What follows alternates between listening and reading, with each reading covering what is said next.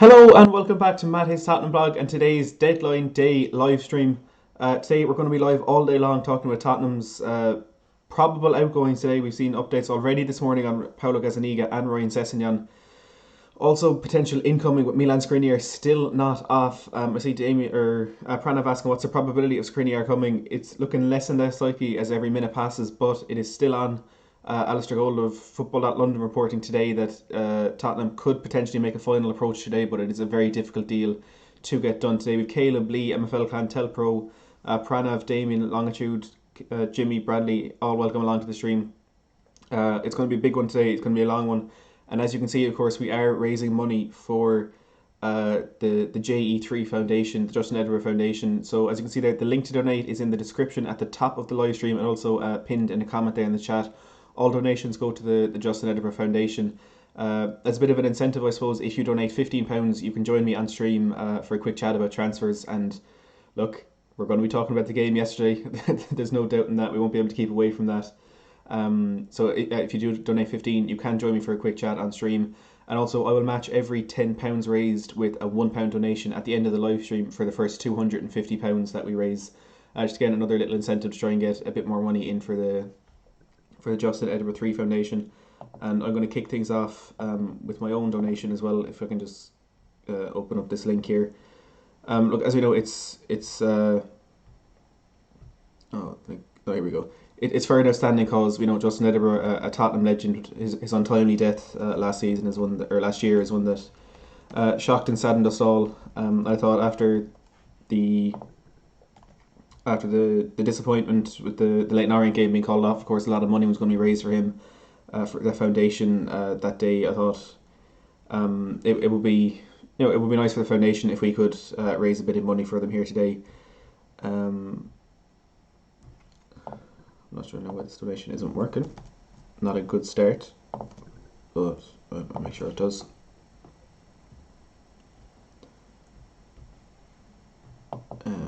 Now that should come through in a second.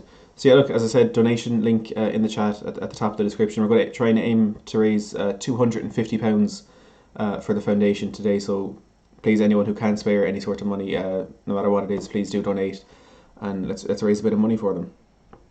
So the Milan Skriniar is, of course, the one that we'll be keeping a closer eye on today. We, of course, have, as I said, potential departures for Paulo Gazzaniga and Ryan Sessegnon. We already saw Juan Foyth leave in the last couple of days.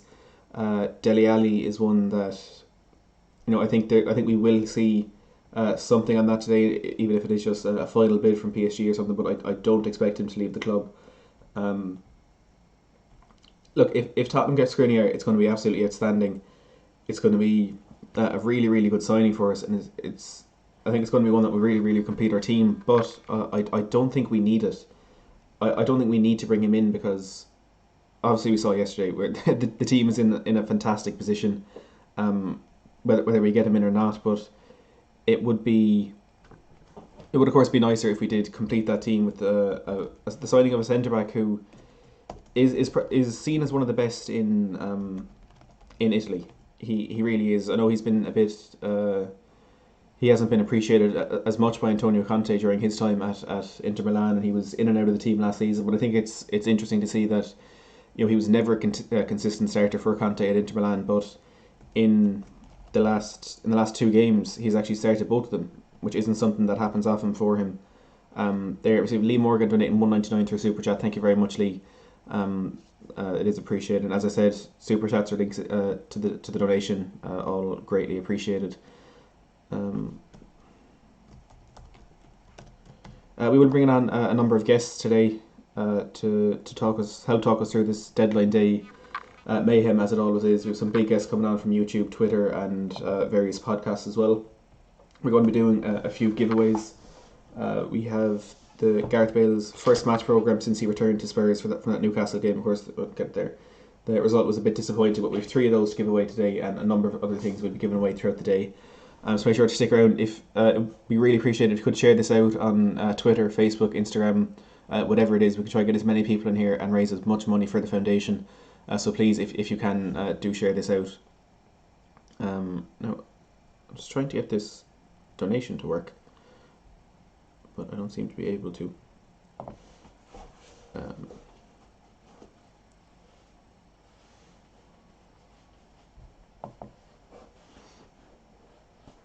no, this doesn't seem to be working. Let me just check this really quickly. Of course, it's not great if the donation link isn't working. Yeah, I'll be back in 2 seconds. I was going to try and make sure this donation link is working. It would be an issue if it wasn't.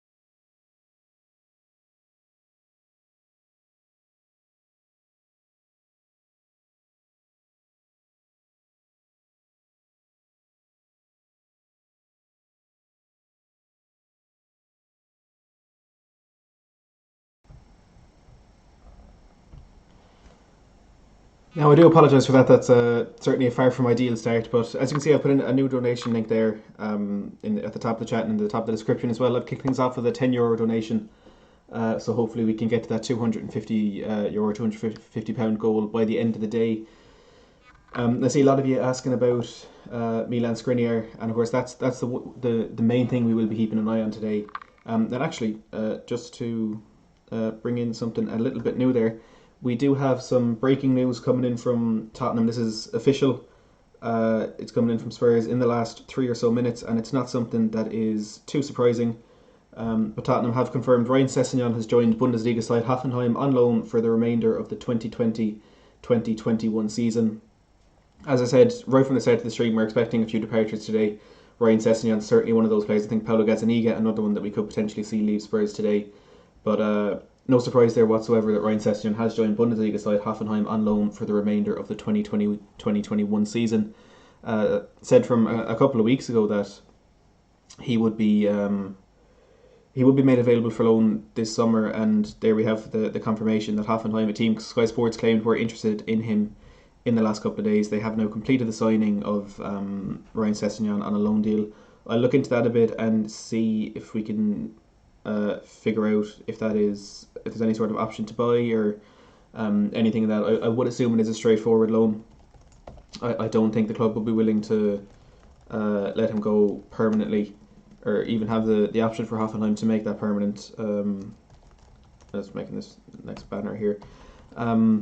Yeah, but look, it's good for Sessegnon. He needs that first team football, and unfortunately that just wasn't coming for him at Tottenham just yet. So that move was needed. There's no doubt about that, and it has been completed now. We'll check what Sky Sports have to say about this. I'm sure they will let us know if it is just a straightforward loan or if there is some sort of an option to buy. But as I said, I don't expect there to be any sort of option to buy on that one. But no surprise that Sessegnon has left. And just catch up with the chat.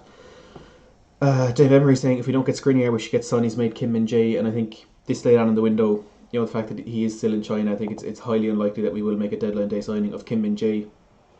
Of course, there is still a chance of Milan Skriniar coming in today. Alistair Gold reporting this morning that Tottenham are expected to go back in with a final bid today, but there's not much optimism around the place that a deal can be done because, look, it's the last day. Inter Milan said from day one that they wouldn't sell him late in the window because they do need a replacement. They were talking about Nikola Milinkovic from Fiorentina, but I'm not too sure where that one stands at the moment. I haven't heard anything about it since the initial reports that they were interested in him. So I'm not too sure there would be an option, or I'm not sure that would be realistic for Kim Min-jae. And just to go back to Sessegnon, Dan Kilpatrick of the Evening Standard, is that who he works with? Yeah, the Evening Standard. He says Sessegnon joins the cohort of young English stars in Germany. It's frustrating it hasn't worked out for him at Spurs yet, but there's no option to buy. So he'll be back next summer with top flight and Europa experience. So very, very important there. There is no option to buy in that deal for Ryan Sessegnon. It's a straight loan, as Steve says there in the chat. So he will be back for us next season. Jimmy saying the same. Sess will be back. He's just going to get experience. Steve saying good luck, Sess. Caleb saying he needs game time, and when he comes back, he will be ready. And yeah, I agree. It's all about getting that first team football. And as Dan Kilpatrick says, he's going to be playing in the Europa League as well this season, which is very important. Now, Fabrizio Romano gave us a bit of an update on Milan Skriniar this morning. He said Inter won't sell Milan Skriniar on the last hours of deadline day, and are not expecting another bid from Tottenham. It's up to THFC, but very quiet right now. Inter are ready to keep him. So Romano saying Inter not expecting a bid from Spurs, but I think what we need to remember, looking at the reports from Fabrizio Romano and Alistair Gold on this deal, is that everything Alistair Gold gets will be coming from the Inter Milan side of things, and everything Romano gets will be coming from the Inter Milan side of things, and everything Gold gets will be coming from the Spurs side of things. And I think the fact that he has said this morning that Tottenham are expected to go back in with one final approach today is definitely something we need to pay attention to.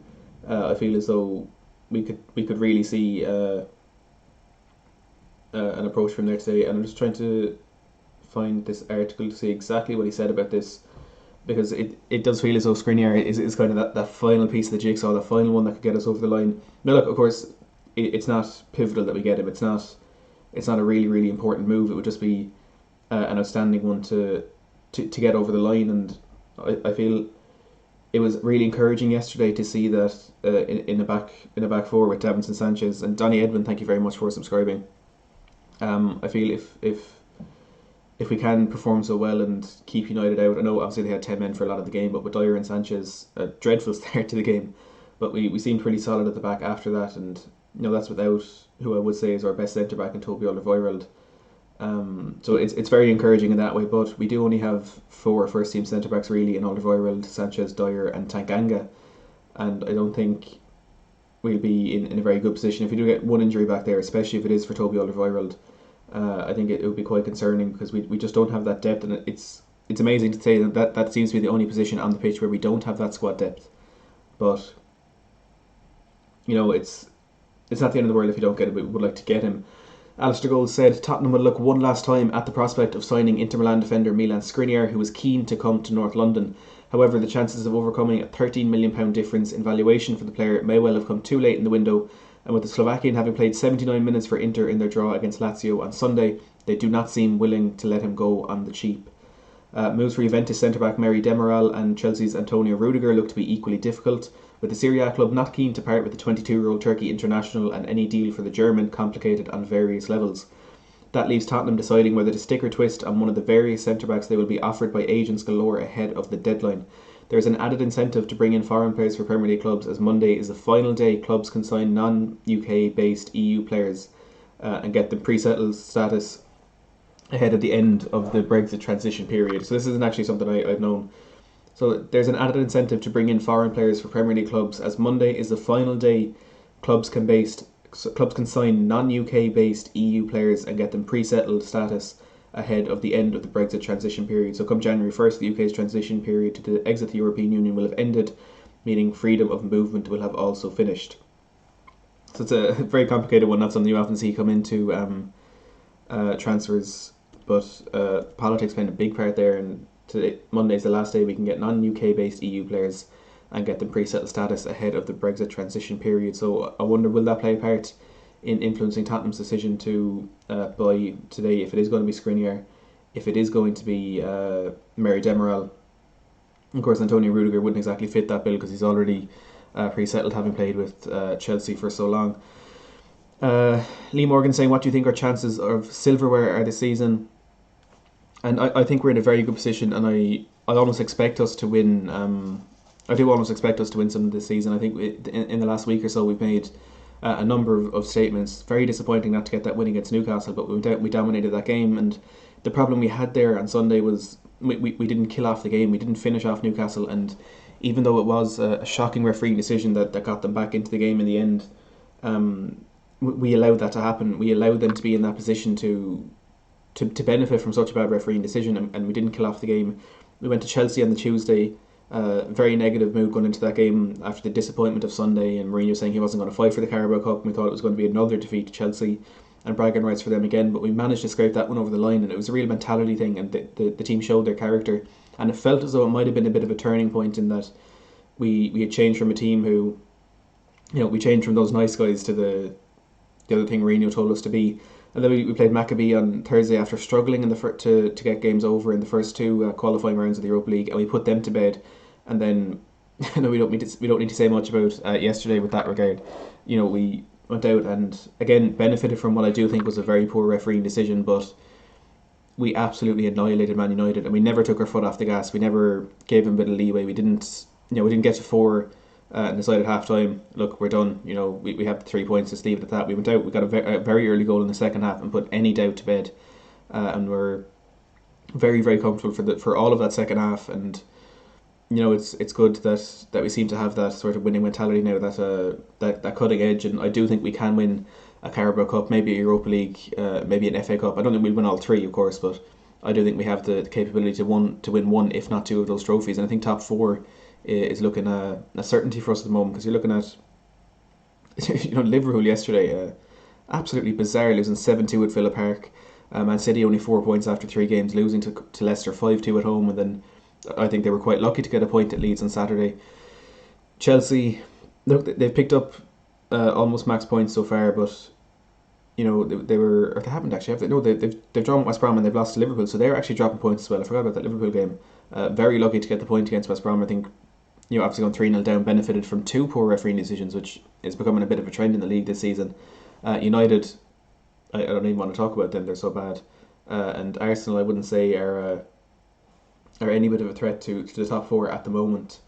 But yeah, I think this could be a very good season for us, and it might be the best season we've had even pre-Pochettino, because if we get top four and then win silverware, straight away that outdoes anything that ever happened while Mr. Pochettino's at the club. And I know obviously the run to the Champions League final was great, but we didn't end up with anything, so perhaps that would be the ideal thing for us this season. Just look at Twitter here, it's everyone talking about this Ryan Sessegnon deal.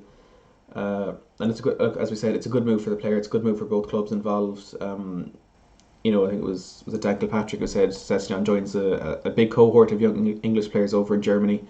Of course, saw Jude Bellingham make the move over there earlier in the season, with Jadon Sancho doing it exceptionally well over there. Oliver Burke, I think, played with RB Leipzig recently as well, before making his move back to the Premier League. So it does seem to be a common thing at the moment, these young English players going to Germany. But yeah, as I said, a good move for Ryan Sessegnon. And Paul Gilmore from Sky Sports giving us an update in the last 15 minutes on what we know at THFC. He says Spurs are adamant Dele Alli will stay at the club this summer, which I think is something that we did know. We've already seen two deals turned down, two bids rejected by Spurs, with PSG trying to sign Dele Alli on loan. He says centre-back unlikely as things stand, but as we do know, Tottenham are going to make one more approach for Milan Skriniar today, and hopefully they can get that over the line.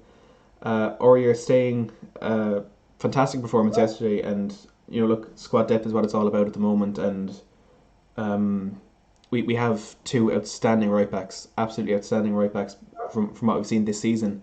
It's amazing the performance that Aurier put in yesterday. You don't usually see that from him, and of course Matt Doherty not had the best start to life at Spurs, but he's a top class right back, as we've seen in Premier League in the past. Rose and Gazzaniga could leave. Paul Gilmer says finally. Rose, I think personally, I am surprised that he is still at the club. But as for Paulo Gazzaniga, we heard from the Independent this morning that Liverpool are actually interested in signing him. And we know Liverpool's backup goalkeeper Adrian had an absolute nightmare yesterday. Not only did he concede 7 goals, but he was at fault for 1, if not 2 of those. So I think it wouldn't be surprising if Liverpool did bring in a backup goalkeeper today. And Paulo Gazzaniga, probably one of the best backup goalies in the Premier League from last season. I think probably Sergio Romero at United, a bit better than him in terms of backups. But I think, as he says, I think we will see departures for Rose and Gazzaniga today. Foyth, of course, already left. Sessegnon has now left as well.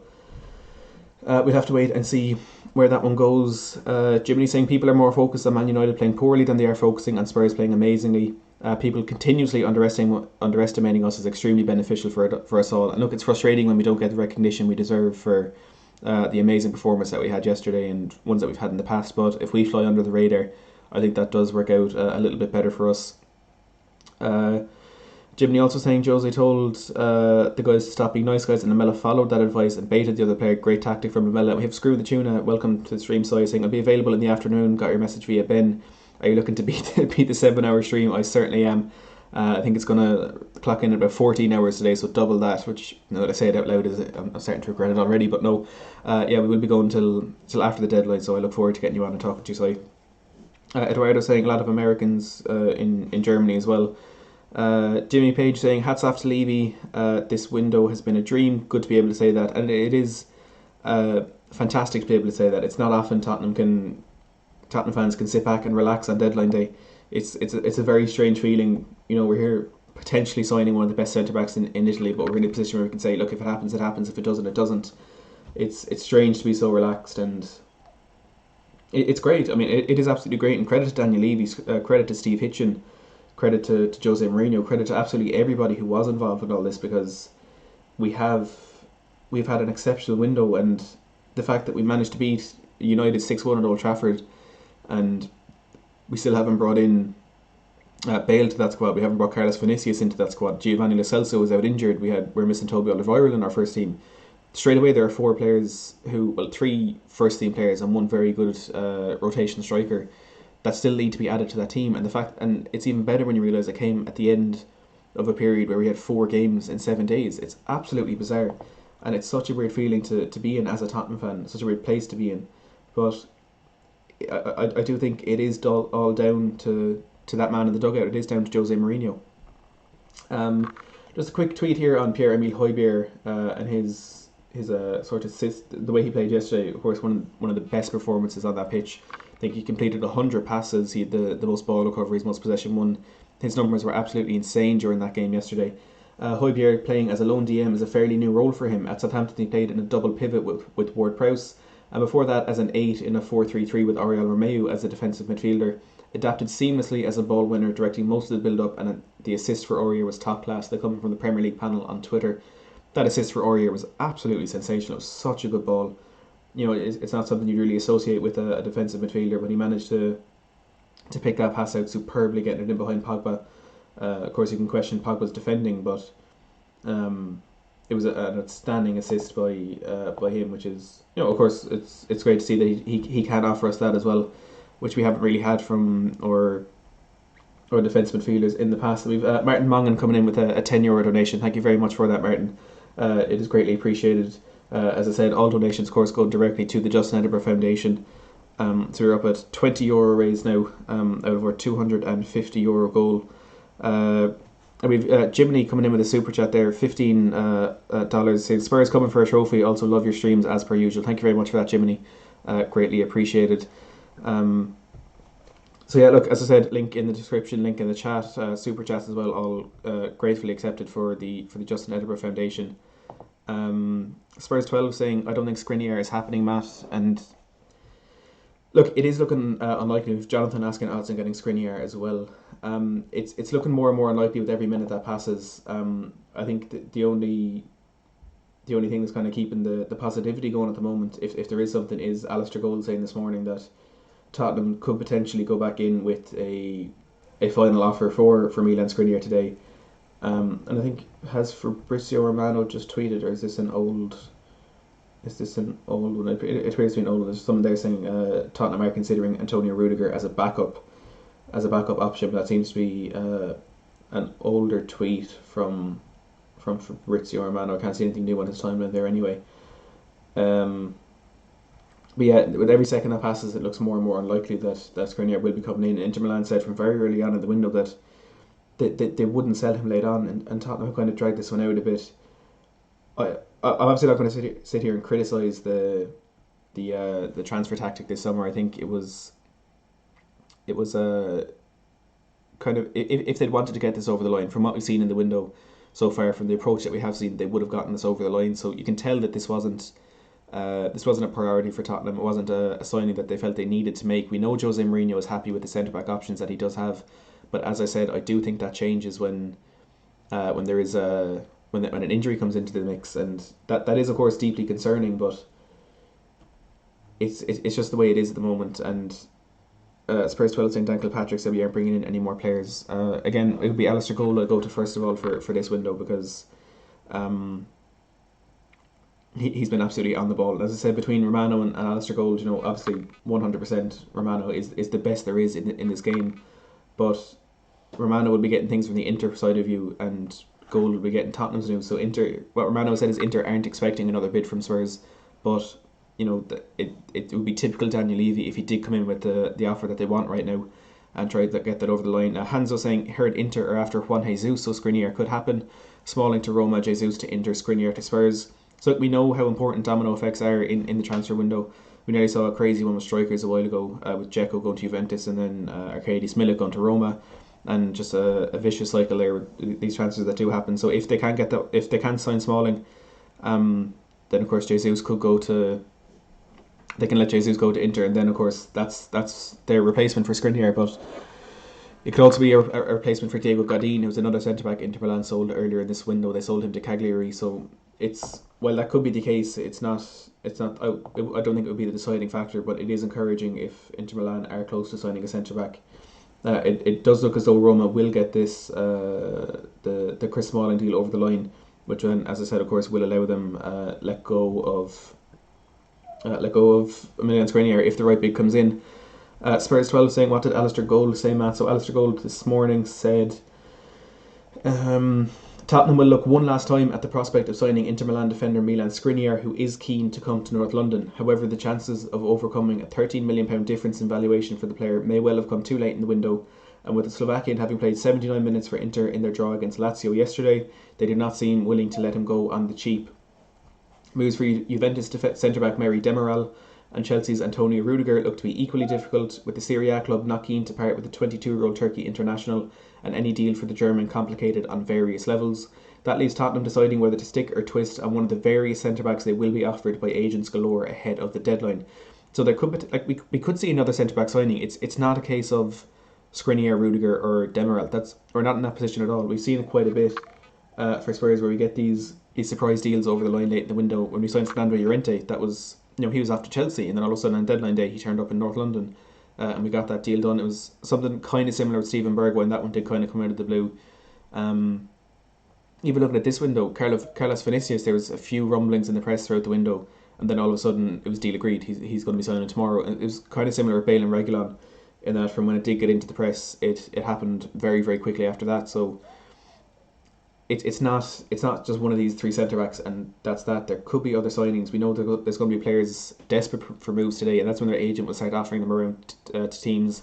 It's when asking prices will drop. It's when these really clever deals could be done.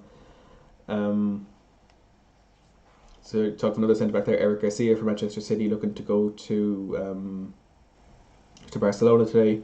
And just Twitter all about this Ryan Sessegnon news this morning. If you did miss it, Ryan Sessegnon has joined Hoffenheim on a season-long loan with no option to buy, but it's a very good move for him to go out and get some first-team football, as Dan Kilpatrick pointed out, to get into a Europa League team as well, which is of course great. So yeah, don't forget to keep the comments coming in, keep your opinions on Tottenham's transfer news as we look into the last 14 hours of this window. Last 13 hours of this window, actually. We have had an exceptional window. Put in who you think is the signing of the window for us. Give your rating on the window in the live stream chat as well. We'll go through a few of those now and get your opinions on what has been, I think, a fantastic window for Spurs.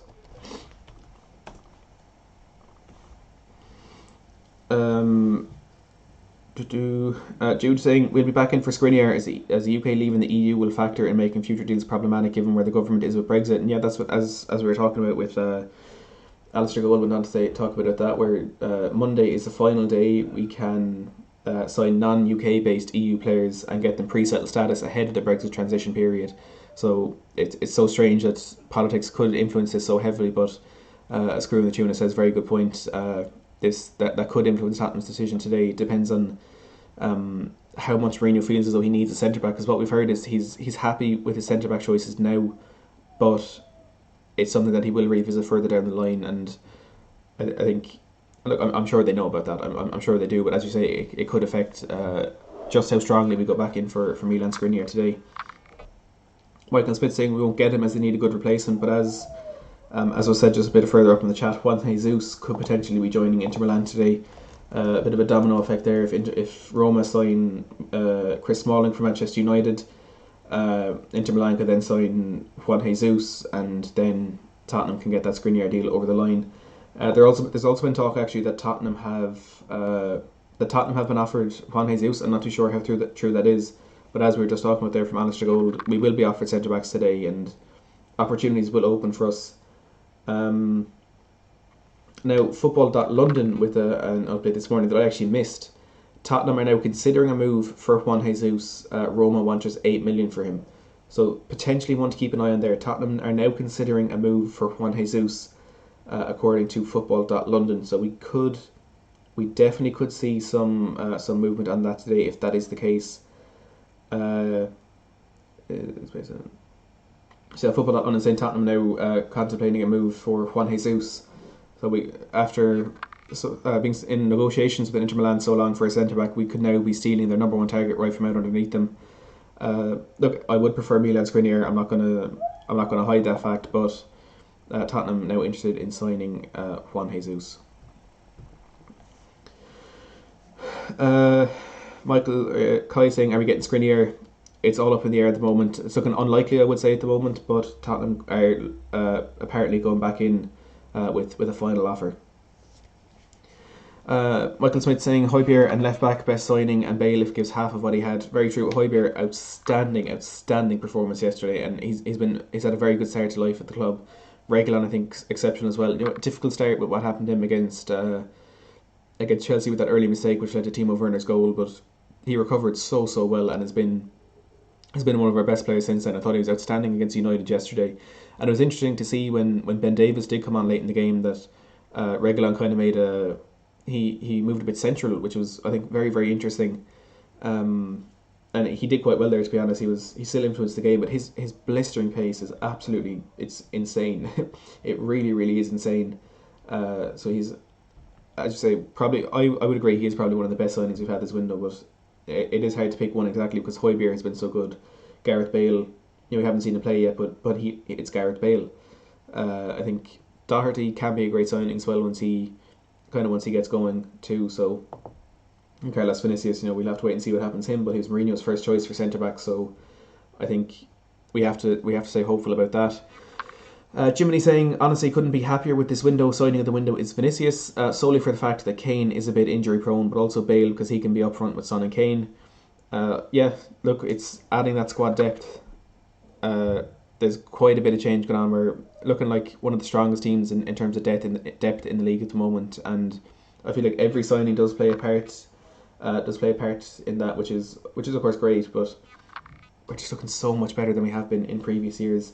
And we just got an anonymous donation in there, €10 again. Thank you very much to whoever that is. I'll update that donation goal in a second. With that initial link I had set up, they would like all the donations would have come up on stream, and that donation goal would have ticked over as we went through. But of course that wasn't working, so I have set up a different one, linked in the chat there at the top. This is how to donate. So basically, the link is in the top of the description and in that live chat. We're up at €30 raised now. That doesn't take into consideration super chats, which I will add up in a bit as well. If you donate £15, you can join me on stream for a quick chat. We were talking about transfers, and of course we will be talking about that victory against United yesterday. And I will match every £10 raised with a £1 donation at the end of the stream for the first £250 raised. So look, an added incentive there. If you can spare anything, please do for the Justin Edinburgh Foundation, and we'll be doing a few giveaways as well. We've got this 3 of these Gareth Bale match programs from our game against Newcastle. The first one with Bale back at the club, so we'll be giving away 3 of those and a few other things throughout the day as well. We have just go back up in the chat here. Spurs 12 saying I still feel Sanchez and Dyer isn't good enough, which I think is. You're not the only one who feels that, I'm not going to lie, but it was encouraging to see them perform so well yesterday. Even though they weren't under too much pressure, I think they did hold their own well for the first 20-25 minutes of that game. When there was a 5-10 minute period there where United were peppering our goal, I think they did well. But if Mourinho's happy with them, I'm happy with them. Caleb saying can't wait for Carlos Vinicius' debut. Spurs 12 saying is Juan Jesus good? He's a decent centre back. He's a Brazilian, plays at Roma at the moment. I think he actually did play with Inter Milan in the past. He's played with Sevilla as well. If I'm thinking of the right player, he's 29 years old. He's just Inter Milan. He played there 2012 to 2016, and he's been at Roma ever since. He's a decent centre back, but I wouldn't want him to be our priority signing today. I think Skriniar should be the priority, and if that doesn't happen, if we can't get Demiral, which it doesn't look like we will, I think then we will could potentially see a move in for Juan Jesus, and it's better than no signing, I think, if we do get it over the line. People they're saying he doesn't play on Sunday due to religious reasons. I'm not too sure about that one, but we've got another super chat there coming in from Jiminy, $23, saying always happy to donate. Thank you so much for that, Jiminy. It is greatly appreciated. And again, I'll top this all up and put it into the donation goal when we take a little break very soon. So thank you so much, Jiminy, for that. It is really appreciated. Spurs 12 asking how long will I be live, and look, I might regret this, but I'm hoping to be live. I will be live until after the deadline. So we have 13 and a half hours left in this window. I'll be live until about 11:30 tonight, so 14 more hours. We'll get there eventually. Is that ticker right? I think that ticker... Actually, there might only be 12 and a half hours left in the window. I feel that may be wrong. Let me fix that there. I've had to change this ticker so many times. So it's 11. There should be 12 and a half hours left in the window. So let me just change that really quickly. There we go. So 12 and a half hours left in the window. So we'll be live for another 13. Evan Ryan saying, yourself and we are Tottenham TV have been great this window, Matt. Keep it up. Hashtag Irish Edos. Thank you very much, Evan. Appreciate that. MFL Clan say, do you think Bale will have a good season and that he will perform? I think he will. I think it's, he may have a few injury issues. He hasn't played consistent first team football in a while, but he's back in an environment where he's happy, and I think he said it himself. When you're happy, you perform better than you usually do, and I do think he will have a great season. I don't think he's going to be our key player. I don't think he's going to be the number one person in our team this season. I think Kane and Son are ahead of him in that. But yeah, no, I do think he will have a good season for us, and he can play a big part in what we're trying to do, because as we said, squad depth is so important, and he's not going to be the player who's going to go out and play 90 minutes in the Europa League on a Thursday and then play 90 minutes in the league on a Sunday. I don't think he's fit enough to do that anymore, but he's still an insane player to have in our team, and I think he will do well for us this season. I think there's no doubt about that. And Alistair Gold has tweeted another article here. I'm not sure if it is retweeting the same one. I'm just looking for a potential update on Milan Skriniar. Okay, so Tottenham will look for a centre-back of the required standard on the final day, specifically one who can play on the left of the central pairing. So that's coming in from Alistair Gold. Now, Tottenham will look for a centre-back today. We are looking to sign a centre-back. However, there will be no desperation, while a new centre-back will be the cherry on top of an already tasty transfer cake. Mourinho is content to tackle the months in between windows with the defensive options he has if the right deal is not out there. And look, I think it is important to mention as well that usually this window closes, in recent years it's closed in early August, so we've 2 months less between the end of the summer window and the opening of the January transfer window. So maybe that is going to play a part. We're going to have a little under 3 months before we can actually sign a player again. So maybe that will play a part in our decision to not be desperate today. But Gold goes on to say, just reiterating what he said, Tottenham will look one last time at the prospect of signing Inter Milan defender Milan Skriniar, who is keen to come to North London, but the valuation difference could be a difficult one to overcome today. But Alistair Gold confirming Tottenham will look for a centre-back of the required standard on the final day. Alexi saying, don't get mad, but I think we should sell Ali for 60 to 70 million. Imagine what you can get with that amount of money. And yeah, look, it would be, you could do a lot with that money, but I think, as Jiminy says, Jose won't sell Ali. He likes him, and Ali just needs fire under his belly to get going. I do agree. I think Ali can be a very good player for us. He has been in the past. He can be again. It's just getting that best out of him, and there's no point in giving up on him now. He's done so much for us, and he's been such a good footballer. He is such a good footballer. Still only 24 years old. He's so much more developing to do. I do think he should stay, and I'm glad he is staying. I think I said that from day one, that it's just better for us if he stays. It's better for every reason if he stays, and it looks as though he will be. We've turned down 2 loan bids from PSG. First one £1.5 million, second one £3 million. It's the fact that we turned those down, I think, is proof he's going to stay, and I'm happy that is the case. Inter Milan have confirmed the signing of Matteo Darmian from Manchester United on a season-long loan with an obligation to make the transfer permanent. I'm not sure that will influence the Skriniar thing at all, but Inter Milan completing the signing of Matteo Darmian. We have seen a few confirmed signings around Europe today. Everton bringing in Ben Godfrey from Norwich for, I think it was £25 million, which is a very good signing for them. A fantastic centre back, one who I think will be a great addition to an already very strong Everton team. I'll just look see if there's any more confirmed signings. We will be keeping you up to date on all of the confirmed moves around Europe today as well, especially ones in the Premier League. Danilo Pereira has joined Paris Saint-Germain on loan. And potentially a huge transfer story breaking in the last 15 or so minutes with regards to Real Madrid.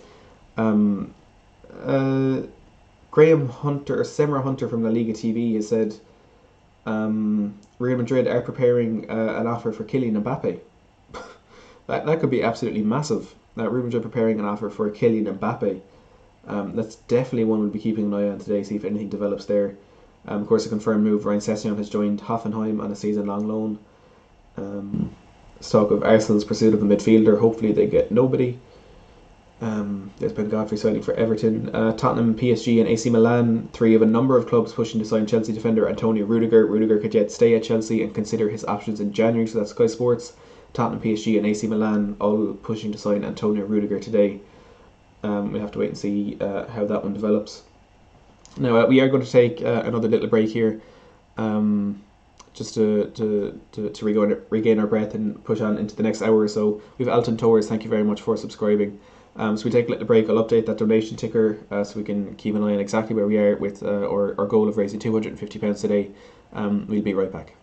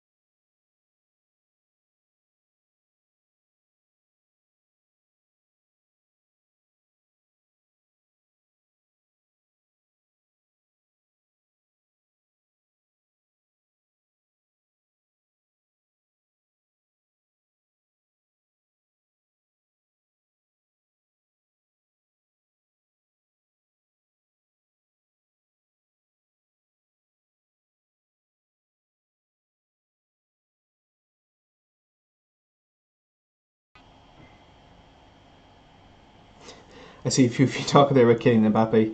Unfortunately, it's not Tottenham that he could be joining today. Um, I think as good as a window we've had, that's highly unlikely to happen.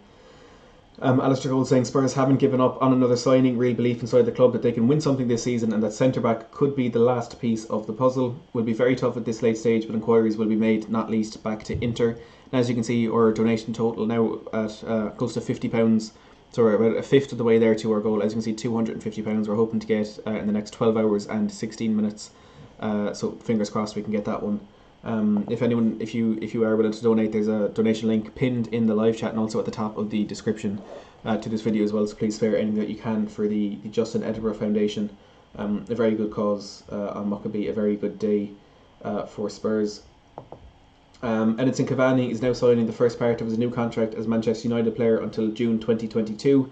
Agents fee agreed, all details sorted, and here we go, confirmed from Fabrizio Romano. So comical signing for United at deadline day as they bring in Edinson Cavani. Football.London, is it Alistair Gold? It's Alistair Gold. Tottenham, Daniel Levy's deadline day to-do list. This is a different article. Gareth Bale, Sergio Reguilon, Pierre-Emile Højbjerg and Matt Doherty were all signed to improve Jose Mourinho's starting 11, and Joe Hart was brought in to add more big game experience and winning mentality as the club's number 2 in goal. This keeps going out to a different article for some reason. Here's what's still to do for Daniel Levy. Move first team players out the door. So this has been the slowest aspect for Tottenham this summer, as up until this week only Kyle Walker-Peters had been sold from the first team squad, following Jan Vertonghen and Michel Vorm leaving at the end of their contracts in July. Teenagers Troy Parrott and Oliver Skip had both headed out on loan to Millwall and Norwich respectively. Juan Foyth then followed on Sunday with a loan move to Villarreal with an option for the Spanish club and the players to make the deal permanent for £13.5 million. Tottenham also tied the Argentine down to a new 3-year contract with Villarreal picking up the wages, which means he will still have 2 years left on his deal, protecting Spurs if he or the La Liga club decide not to take up his option. Ryan Sessegnon is set to follow Foyth out on loan next with a move to Bundesliga side Hoffenheim, as we know that has been confirmed this morning. There will be no option to sign the 20-year-old permanently, as Tottenham have high hopes for his future. Hoffenheim were chosen in order to get the required minutes for Sessegnon as a left back or wing back, the position Mourinho sees the England under-21 international playing in for the long term. The German side utilise wing-backs in their system, need someone on the left, and were seen as a perfect choice. Levy must also find someone to take Danny Rose, who is now in the last 8 months of his contract at the club. Since talk of a move to Genoa, there has been little serious interest in Rose, and he certainly would have been asking anything from Milan of the chairman recently. Dele Alli and Sergio Aurier are both expected to remain at the club despite speculation over their future this summer. Tottenham would likely consider a bid for Paulo Gazzaniga should one come in, and the Argentine, now third choice keeper, wants to move on for game time. There is interest in Cameron Carter-Vickers from various championship clubs, and Tottenham will have to make a decision on whether to sell him or accept a loan and extend his contract as they did with fellow centre-back Foyth. Loaning out young players, there's less rush for this with the EFL window set to open for 11 days after the main window closes on Monday, but Levy might look to move a few on before then in order to raise some nominal loan fees and free up some wage budget space. Jack Clark needs to be found a loan move, and Birmingham are believed to be leading the way for his signature. If Gazzaniga stays, then one or both of the England under-21 international Brandon Austin and Alfie Whiteman could do with a loan, the former having spent the second half of last season at Viborg in Denmark. Kazea Sterling, George Marsh and Anthony Georgiou need to continue their Football League development, while there could be some interest in decisions to make on the batch of younger players who are around the fringes of the first team in Harvey White, Dennis Serkin and Malachy Fagan Walcott. Others in the development squad could also look to make their first forays into first team football in the Football League. And the big one, attempt to sign a centre-back. It's no secret that the final piece of Mourinho's puzzle is another centre-back, preferably one who can play on the left of the defensive duo if required. However, with 6 signings already in the bag, Tottenham are playing in slightly cooler with this position. Mourinho and the club will also make the move for the right signing and at the right price, otherwise the Portuguese is happy to make do with his current central defensive options until the January window. Tottenham will continue to keep a dialogue open with Inter Milan over Milan Skriniar, but the two clubs currently remain too far apart on their valuation of the Slovakian, who is keen on the move to the Premier League. Spurs have also shown an interest in Juventus centre-back Mary Demiral, but the Turin side have also shown a reluctance to part with the 22-year-old Turkish defender. And despite interest, any deal for Chelsea's 27-year-old German Antonio Rudiger is believed to be complicated on a number of levels. Spurs will look at any late opportunities that arise and are too good to miss out on in the final day, but it would have to be the right move. So that's coming from Alistair Gold of Football.London, and that it's not feedback, unfortunately. There's someone just jumped in the shower, which is unfortunately too loud. Steve saying lol that Cavani that will help their leaky defence. Jiminy saying agreeing with Jimmy Page, who said, to be honest, Son, Kane, Bale is scary enough. It certainly is. Poor of asking any news on Skriniar. It's not looking likely at the moment, but there is still a possibility. We need to remember that in. Dara O'Halloran making a good point. PSG will come in for Ali again if Mbappe goes, but I imagine if they will come in for him again, if it is due to a departure by Kylian Mbappe, it will be for a permanent move, and I feel as though they will have quite a bit of money to offer for that one. With Real Madrid apparently preparing a bid for him. I see €300 million quoted. I don't think they'll offer that much, but potentially a big one developing there on deadline day. With Real Madrid apparently, according to La Liga TV, preparing a bid for Kylian Mbappe. Steve saying, to be honest, I thought Aurier was really good yesterday. I certainly agree with you. Spurs 12 saying, Fabrizio said earlier that Inter Milan don't expect a bid on deadline day for Skriniar. We were talking about that a bit earlier this morning. The way I'm looking at it is Fabrizio Romano is getting the news from the Inter Milan side of things, whereas Alistair Gold will be getting it from the Tottenham side of things. So Inter Milan may not be expecting a bid for Milan Skriniar today, but that doesn't mean Tottenham aren't going to make a bid, because, as we say, Alistair Gold saying Tottenham are going to go back in once more for Milan Skriniar. So it's different to. It's two very different stories coming out of each of them. But just because Romano was saying Inter Milan aren't expecting a bid, certainly does not mean we are going to see one. If there's one word you can use to describe Daniel Levy in the transfer window, it certainly is unpredictable. Son has gotten the man of the match for yesterday's win at Old Trafford, which, look, we do need to talk about for a bit. Absolutely ridiculous stuff that we saw at Old Trafford yesterday, and there's no hiding from that fact. We saw all this people on Twitter doing the Bruno Fernandes penalty bingo, which, look, I even joined in it. I think it was inevitable that United were going to get a penalty yesterday. You've got United being a team that always get penalties, Tottenham being a team that always concede penalties, and it was inevitable. But the fact that it happened after 30 seconds was absolutely comical, and it was a dreadful start for us, a fantastic start for Manchester United. But I think it shows where the two teams are at the moment. That United just capitulated after that. They, of course, within 5 minutes they were actually 2-1 down. It was a very weird development to that game, but fantastic from Tottenham to. It was fantastic from Tottenham that we managed to turn it around, and we managed to so quickly kind of transition from a dreadful start to the game to being 2-1 up.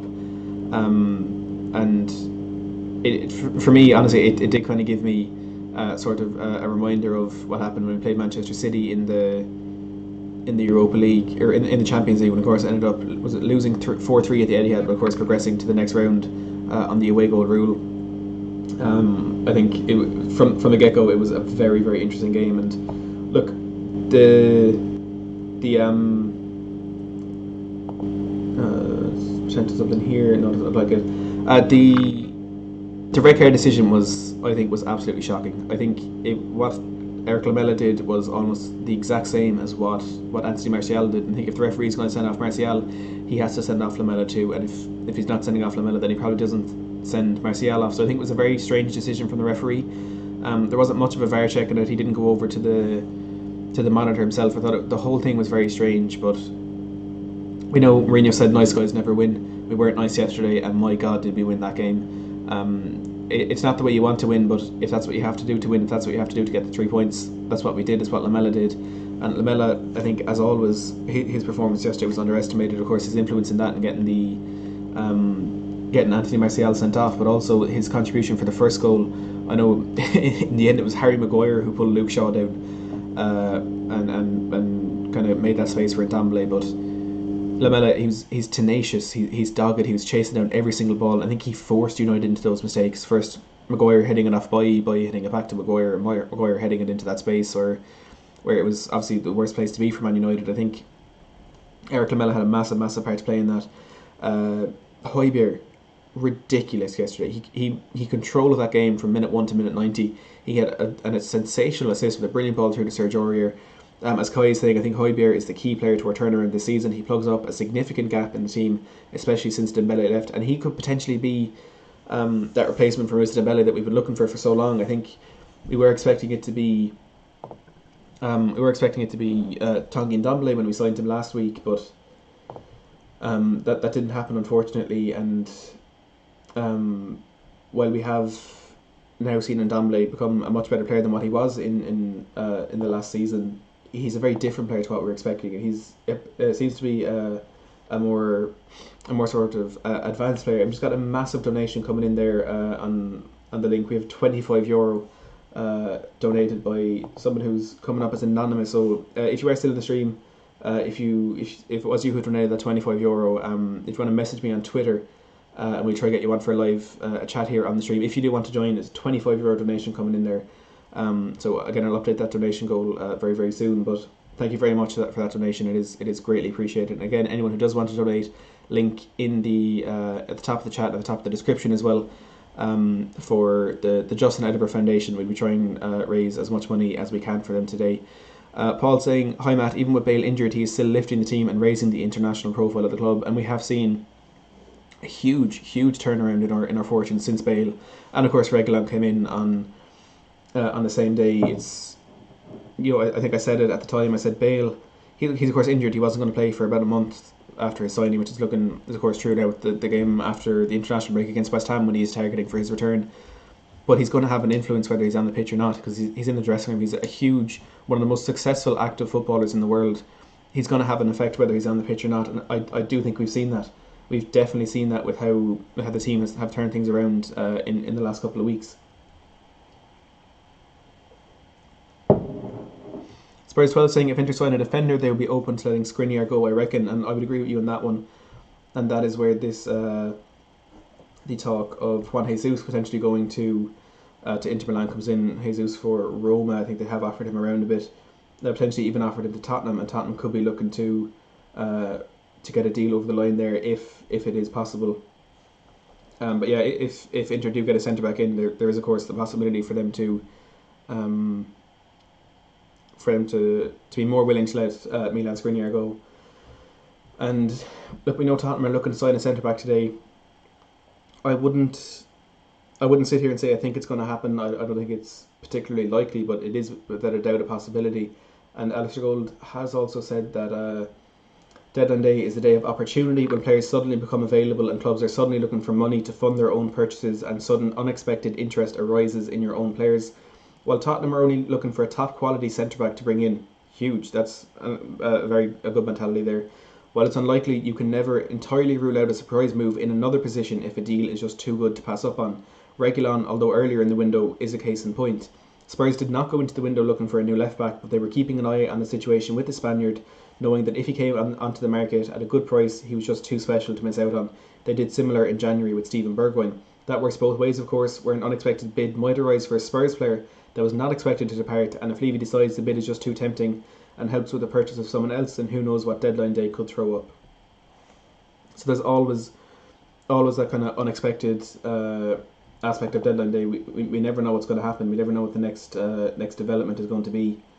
And look, great if it's going to be an incoming. If it's a departure that we're not expecting, that could be a bit worrying, of course, depending on who it is. But you can never sit back and relax too much on deadline day. I know I said earlier, we as Tottenham fans, it's weird that we are some bit relaxed today, and we are expecting. We don't feel as though we need to bring in any players today. Of course, it would be great to get one in, and we've news on another centre back here coming from David Ornstein of the Athletic UK.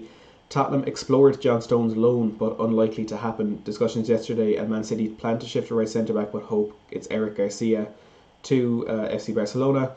Salary was also steep for Tottenham Hotspur, pursuing other options including Rudiger. Spurs 12, he's saying we will only sign a top centre back. There's none in particular that we're looking at that we haven't already heard of, but if we're going to sign a centre back, it'll only be a top one. But yeah, so Tottenham have in the last day or so held talks with Manchester City over a potential transfer for John Stones. Discussions yesterday between Tottenham and Man City for a loan for John Stones. The salary was too steep for Spurs. We're pursuing other options, including Antonio Rudiger. So looking at a few Premier League centre backs, which is, I suppose, an interesting one.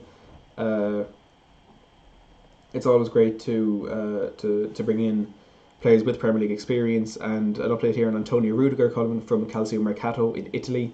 Tottenham Hotspur target Antonio Rudiger looks very likely now to sign for AC Milan on this transfer deadline day. Spurs are looking to sign an additional centre-back before today's transfer window slams firmly shut. So Calcio Mercato saying Antonio Rudiger is looking very likely to sign with AC Milan today. So it's unlikely that he will be joining Spurs, which I think is going to be good news to a lot of you in the chat.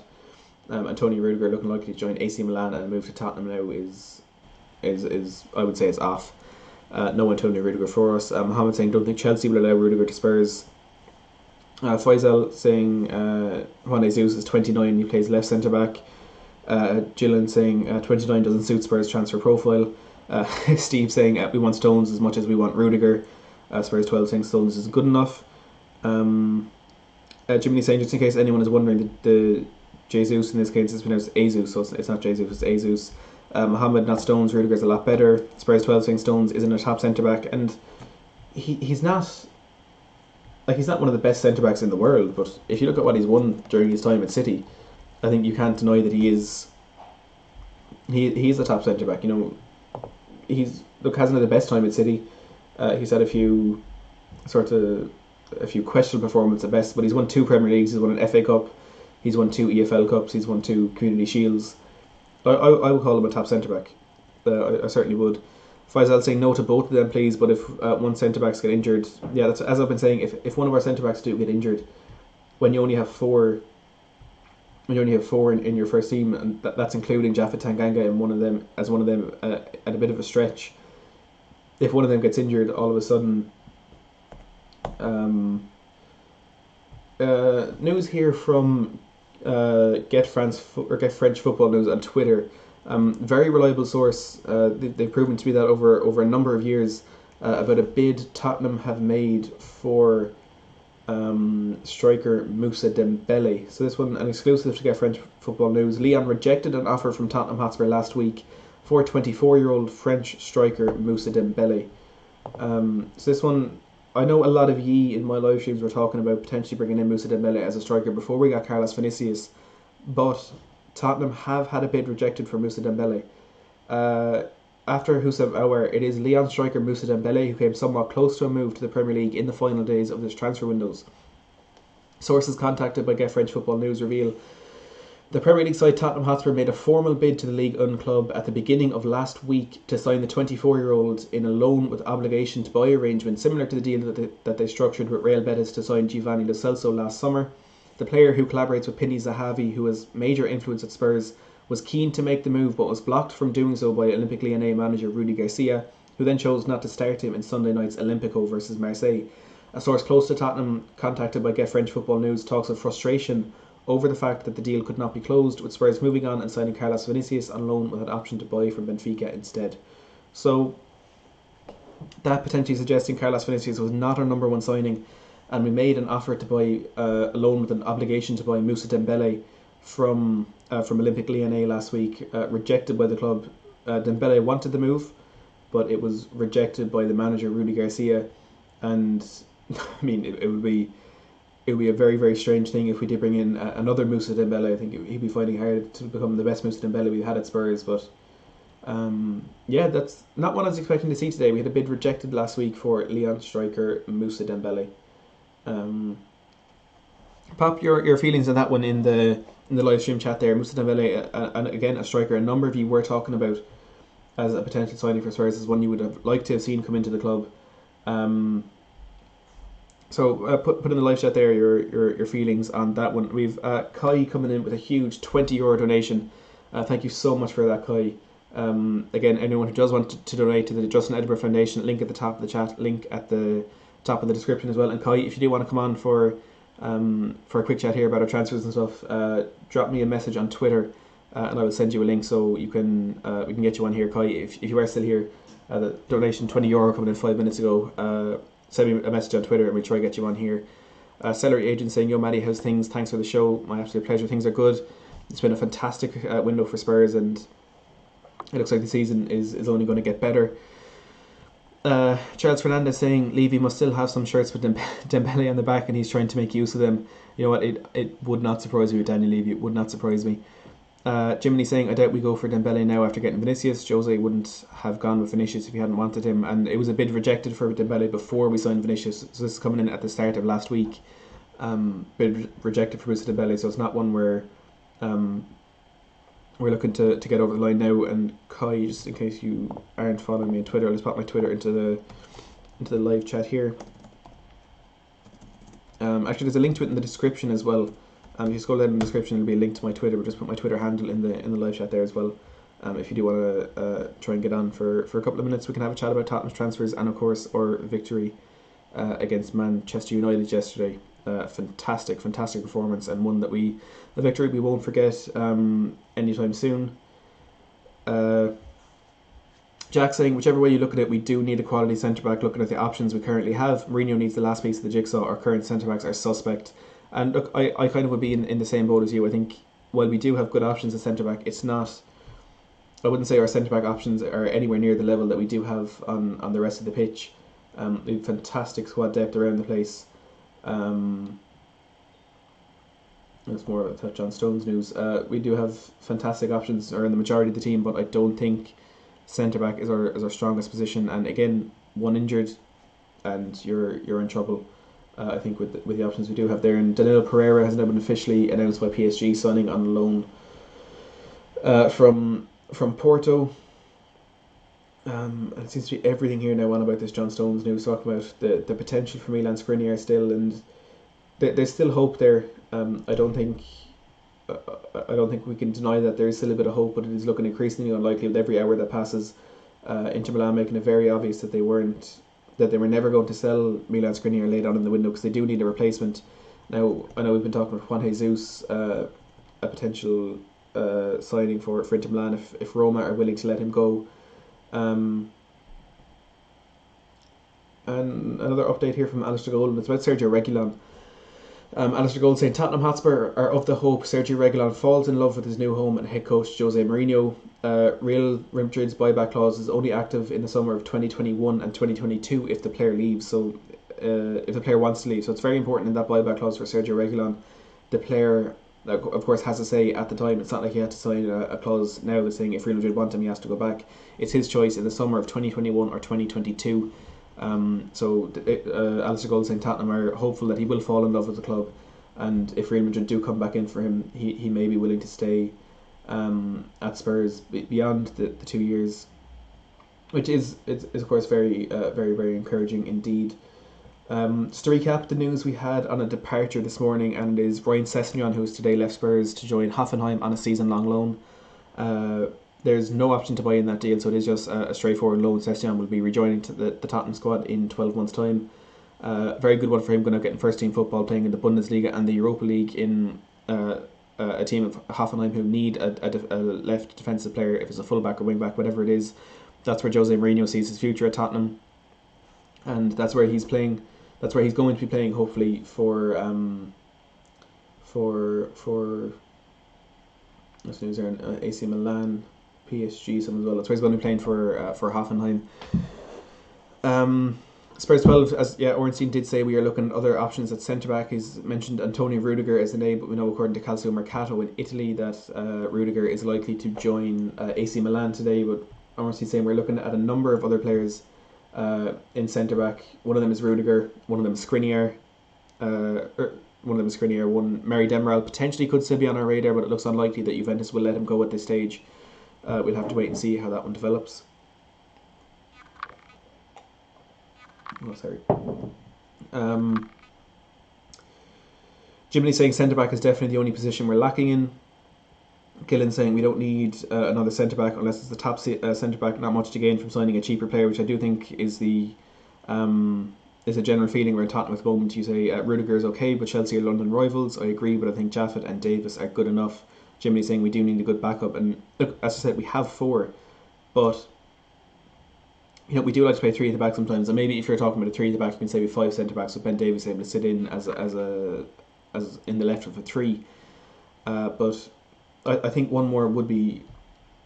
We don't need it, but we wouldn't turn it down either. I think one more could be important for us, but we'd have to wait and see how this one develops today. And it looks as though United are on the verge of making two signings. We have two players having medicals at Carrington, according to Sky Sports News. There's no name on that just yet, but I would assume it's Edinson Cavani and Porto left back Alex Telles.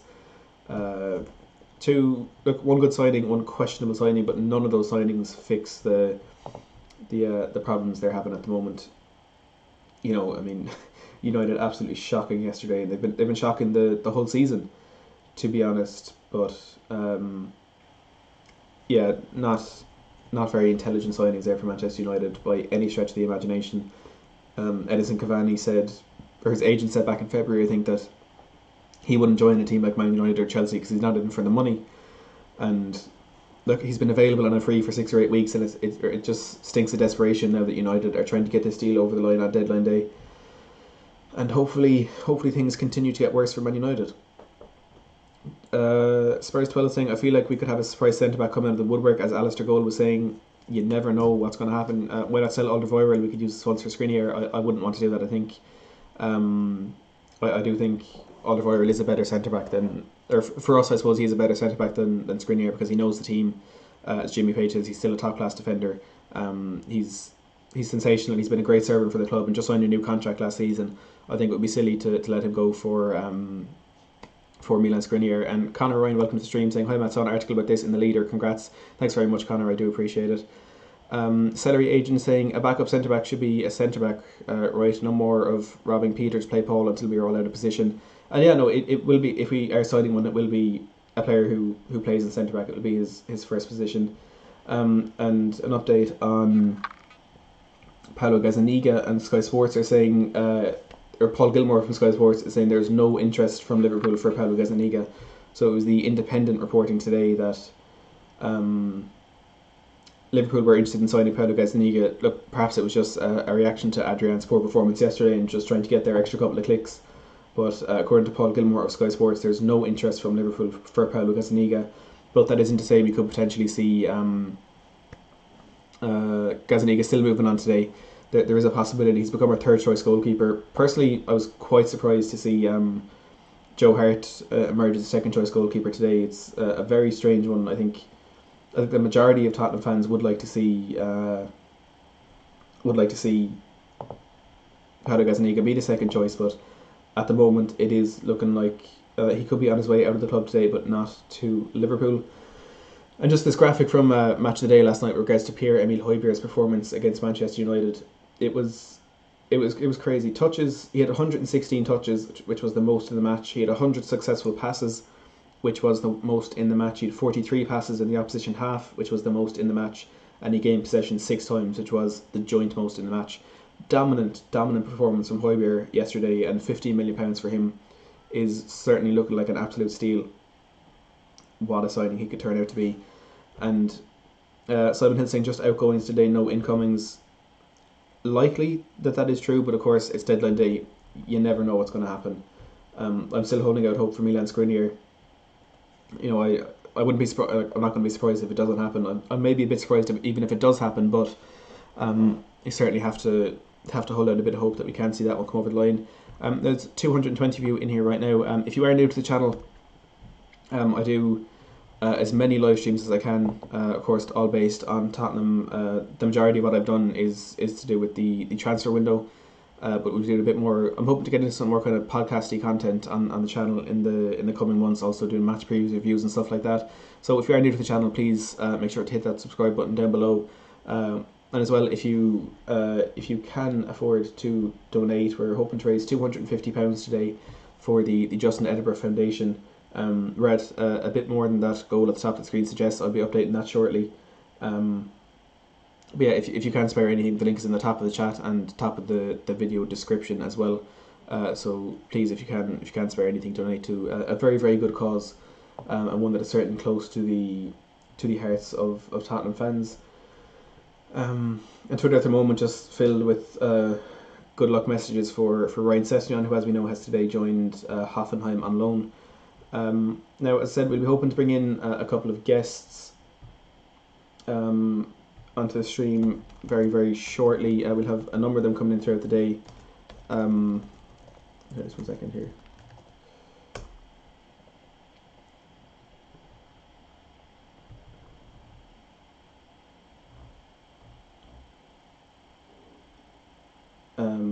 So yeah, we're hoping to get a number of guests on today. We have some coming from YouTube, coming from podcasts, coming from Twitter. We have a load of people coming on today, so make sure to stick around for that. We can get some real chats going here. And as well, if as you can see on the screen there, just on the right, if you donate £15, you can join me on stream for a quick chat. So an added incentive there. We'll be talking, if you do want to come on, £15 donation, we can talk transfers, we can talk the victory against Manchester United yesterday as well, which is, I think, will be the most fun one to talk about. And Halfon, I'm really enjoying this announcement for Ryan Sessegnon. I'm posting a few things there on their Twitter. Luke is saying, is Skriniar completely off now? It's not completely off. There's still hope. Well, it's not likely at this stage. There is still hope. Alistair Gold is saying Tottenham are expected to go in for one last move for Milan Skriniar today. We're also looking at a number of other centre backs, according to David Ornstein of The Athletic, and Dan Kilpatrick, I think, as well, saying we're looking at some centre backs. But Skriniar is, I'd say, if we're looking for one player in particular that's the most likely we will sign, I think Skriniar is the most likely individual that we will bring in. But there's certainly potential for different centre backs to come in. As Alistair Gold said, we could see a name crop up at 4 or 5 o'clock today that we haven't seen in the window before, and he could end up coming in. It happened with Bergwijn in January. We weren't expecting to bring him in, then we did. It happened with Reguilon this window, and even going a bit further back, Fernando Llorente on deadline day a few years ago. He looked all set to join Chelsea, and we managed to hijack that deal and get him into Spurs. Faisal saying, get Skriniar and Demiral, send Sanchez and Alderweireld ASAP. And I don't think that the funds will be there for that. I don't think that's particularly likely either. But look, if it did happen, swapping Sanchez for Demiral would probably be a good move, but I wouldn't swap Alderweireld for Skriniar, as we said a while ago. I think Alderweireld is better for Spurs than Skriniar would be. Justin Mitchell saying we were 2 foreign players over the limit, but now Foyth has gone. We're down to 1 too many, so Gazzaniga will almost certainly leave to balance the homegrown players quota. Manish saying Skriniar seems like Dybala 2.0, and thanks very much for joining me, Jiminy. Have a good day. I think we were told anyway we were closer to that Dybala deal than we've ever been with this Skriniar one. There's been no talk of that deal being agreed or anything like that. Sorry, just a sec here. We'll have a guest coming on very, very shortly at about 11:30, so we'll get talking transfers very, very soon with him. I think we were told that the Dybala deal was, we had deal agreed, we'd medical completed, we'd personal terms agreed. We were basically told the Dybala deal was done, and we were just waiting an official announcement. Whereas with Milan Skriniar, that was never the case. It was always interest. We weren't even told there was a deal agreed. I know Fabrizio Romano said at one point we were close to agreeing a deal, but it seems as though there was no real movement on Tottenham's offer. After we did get close to agreeing it, they said, look, this is what we're offering, and that's all we're willing to offer. So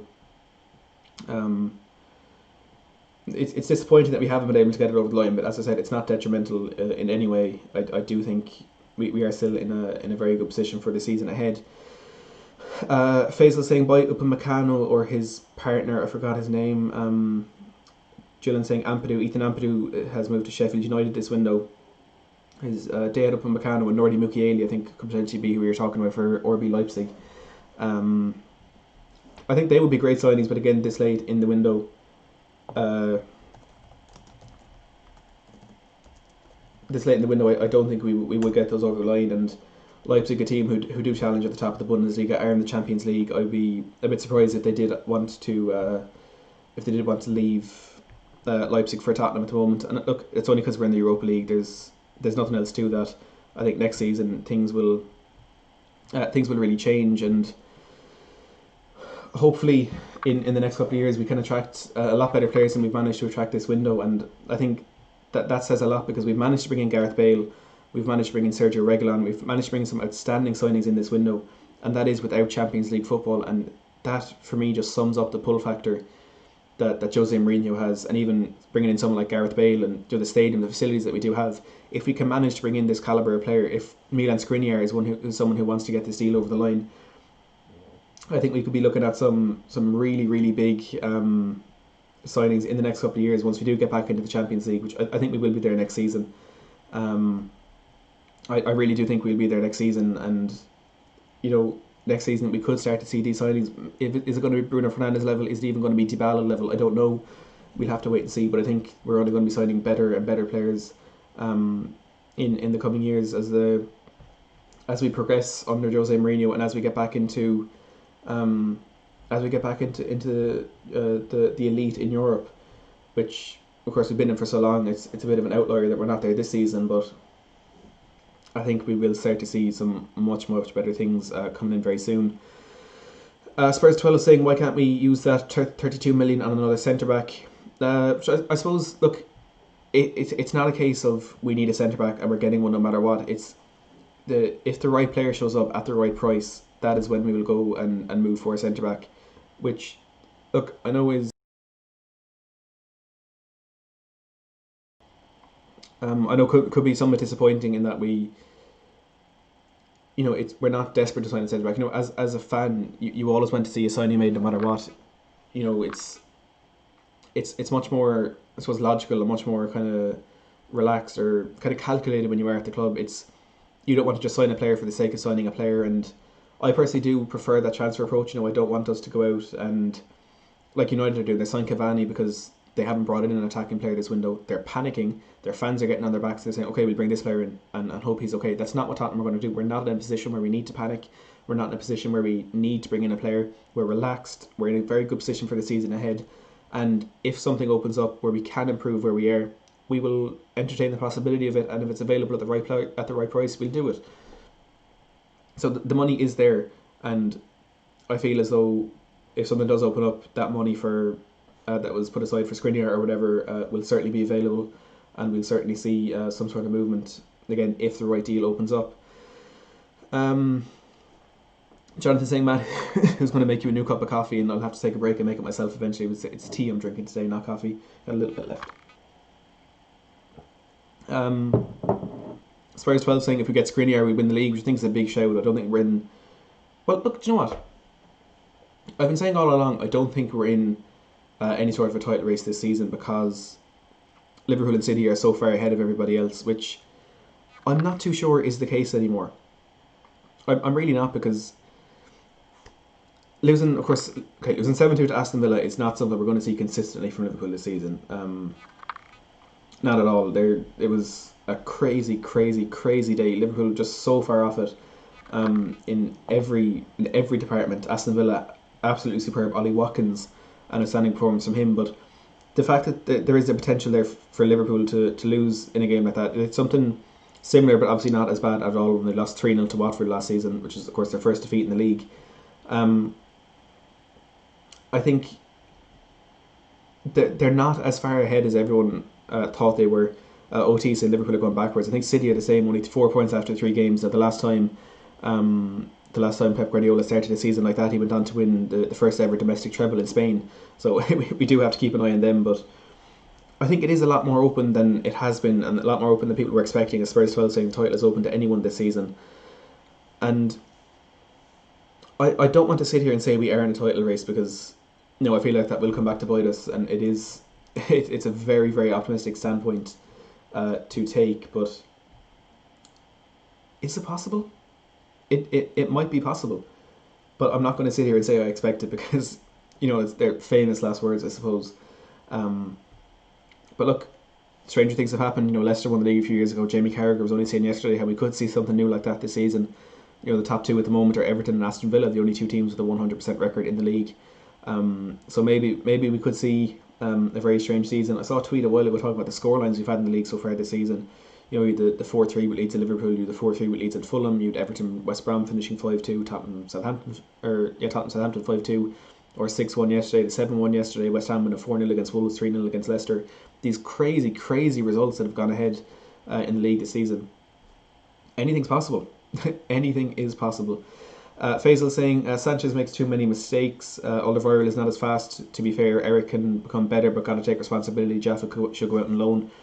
And I think, no, I think maybe Tanganga, there could have been a potential loan move from there this season if we had brought in a centre back earlier in the window. But right now, I don't think it's likely. I think he will be staying at the club for the season ahead anyway, because we cannot afford to go down to 3 centre backs. I think 4 is slightly worrying. Again, if injuries come into it, it would be a lot worse. But the Football Insider 247 coming in with a surprising bit of news here today. Footy Insider 247, they're, according to the Spurs Express on Twitter, their Tier 3 source, Tottenham have been offered a chance to re-sign Christian Eriksen on loan from Inter Milan. So this is coming from Football Insider 247. In the past, I've seen a few things from them that have proved to be true, but I've also seen a lot that hasn't been true. With a Tier 3 source, according to the Spurs Express, saying that Tottenham had been offered a chance to re-sign Christian Eriksen on loan. Now look, this is something we did speak about earlier in the window when Fabrizio Romano said Tottenham did actually make an inquiry for Christian Eriksen, which Inter Milan immediately turned down. But look, this wouldn't be the most surprising thing in the world. Eriksen hasn't had a very good start at Inter Milan. He hasn't been the first name in the team sheet. But what I'm thinking now is Tottenham are in contact with Inter Milan. There is a channel, a communication channel open there. So if Tottenham had been offered the chance to re-sign Christian Eriksen on loan from Inter Milan, I would...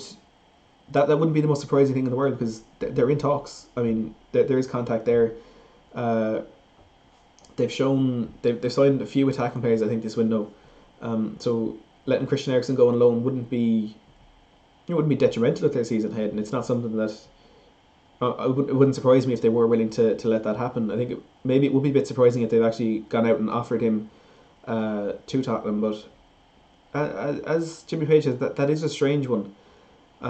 But look, if he can come back and if he can play on form, if he can add him into the team that we have right now, I know obviously towards the end, as Ben Hooker says, his heart isn't at Spurs. His heart wasn't at Spurs towards the end of that. I think there would be mixed feelings about it, but I think that could be one to keep an eye on today. As Alistair Gold said, we're going to see a lot of surprising things today. Whether or not Tottenham will be involved in any of those, we'll have to wait and see. But that's an interesting one coming from Football Insider 247. The Tottenham have been offered the chance to sign Christian Eriksen on loan today. A Tier 3 source, according to the Spurs Express on Twitter.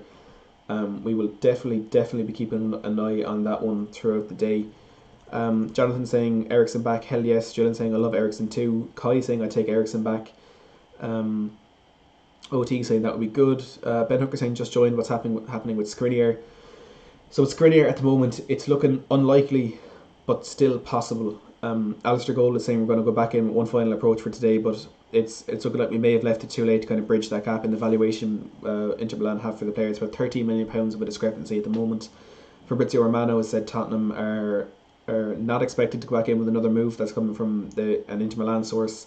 In terms of other centre backs, it was David Ornstein saying Tottenham held discussions yesterday with Manchester City over a potential loan move for John Stones, but the wages are a bit too steep for Spurs, and City already looking to let Eric Garcia go to Barcelona. They're not willing to let Stones go as well. David Cole saying cool stream, man, thanks for doing this. I appreciate that, David.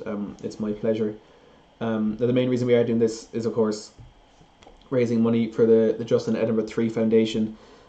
If you can spare any money at all, the link to donate is in the description of the live stream below the video, and also pinned at the top of the chat. All donations go directly to the JE3 Foundation. If you donate £15, you can join me on stream for a quick chat about transfers, and it'll be hard not to mention that game yesterday as well. And I'll match every £10 raised with a £1 donation at the end of the stream for the first £250 raised, which is of course our first goal. So please go ahead and donate if you can. Hopefully we can reach that goal and do some good for the foundation today. Steve saying I think Skriniar will happen in January. 6 Million saying I heard that we won't be doing any business today from Alistair Gold. It's not that we won't be doing any business today. It's just we're not desperate to do anything. We are still open to the possibility of making signings. Anything can happen on deadline day, but there is potential for move there. But it's not desperate, and we're not going to be desperate. We're not going to sign players for the sake of it. if the right deal opens up, we will. It looks like we will do it. Which is, I do agree with that transfer approach. As I was saying, looking at the other side of things with Manchester United now, with what they're doing and signing in Cavani just for the sake of it, which, if that was Spurs, I'd be bitterly disappointed. United wanted to get Sancho, they couldn't do it. They wanted a centre back, they couldn't do it. And now on deadline day, they're getting a 33-year-old Edinson Cavani for free with £10 million going to his agent. And okay, I think Alex Telles from Porto, I think is a good signing, and I think he will add something to their team. I think they're very weak in left back, as we saw yesterday with Serge Aurier dominating that game. I think Telles is a good signing for them, but Edinson Cavani is a very, very strange one. It's a very strange one indeed, and it just stinks of desperation. And it's good that Tottenham are in a completely different position right now when we're just relaxed on deadline day. If a move opens up, we look at it. If not, there's no problem there. We have our business done. We have our main business done, what we wanted to do. So it's a strange feeling. It's a new feeling for for Tottenham fans that we are in this position on deadline day, but it's great. It's a great difference to what we are used to. Now, as I said as well, if you are new to the channel and you do want more of this content, please go ahead, smash that subscribe button down below. Hit that notification bell as well. We're going to be doing a lot of these live streams throughout the season. We're hoping to go into some more kind of podcasty sort of videos as the season progresses as well. And don't forget, there is still 10 days left in the transfer window in a weird way. Today is the deadline for English teams to sign from European clubs, but there's another 10 days where Premier League clubs can trade with EFL clubs. So we may still have some transfer news over the next 10 days or so. So if you want to keep up with that as well, make sure to hit that subscribe button down below. So if you are enjoying the stream as well, sorry, just 1 second there.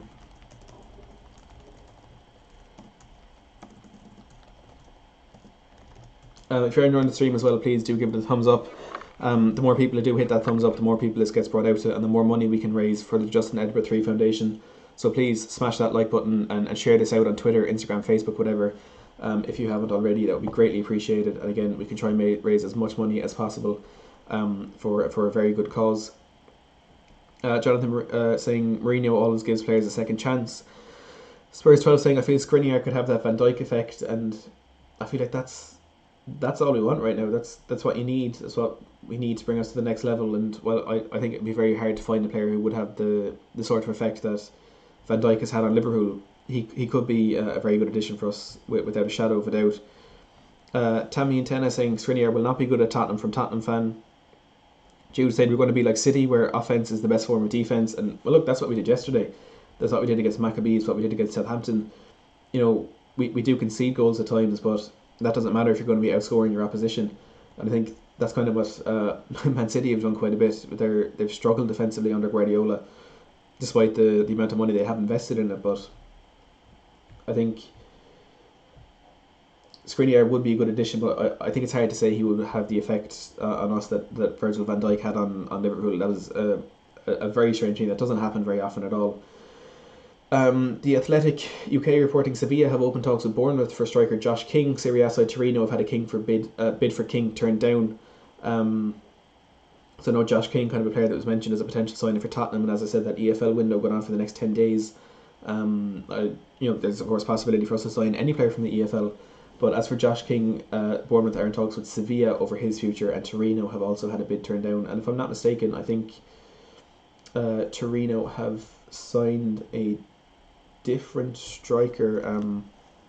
I think their talks initially fell through with Bournemouth, and I do believe they signed a striker, which I know made a lot of people think Andrea Bellotti could come to Spurs, but or maybe they haven't. I thought they had signed a striker, but they're looking to get Josh King. Of course, Andrea Bellotti still at the club. He was a target Tottenham identified very very early on in the window, but Josh King potentially on his way to Sevilla or Bournemouth. Again, look, we'll keep up to date on all the transfer activity in the Premier League today, focusing of course on Spurs, but we'll talk about all of the Premier League activity today. And we're ready to bring on our first guest here. We have Jamie Brown from someone who is very well known in the Spurs world for his page Daily Hotspur on Twitter.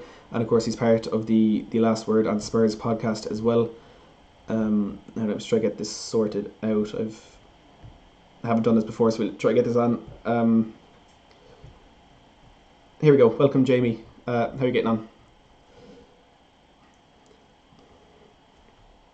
Weeks as a Spurs fan, yeah, pretty good.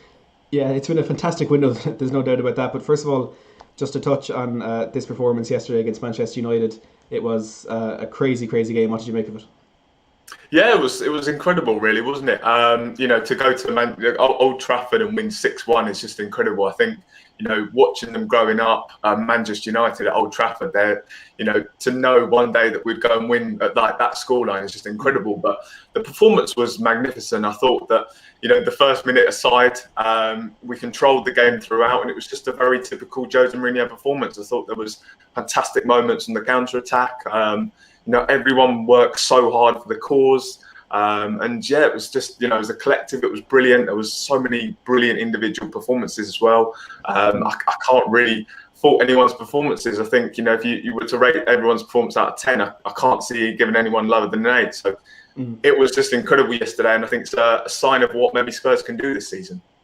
Yeah, no, I fully agree with you. I think the Pierre-Emile Højbjerg, first of all, yesterday was absolutely sensational. And it's, I think, encouraging for us that we have seen such a quick turnaround, I suppose, from the disappointment at the start of the season against Everton.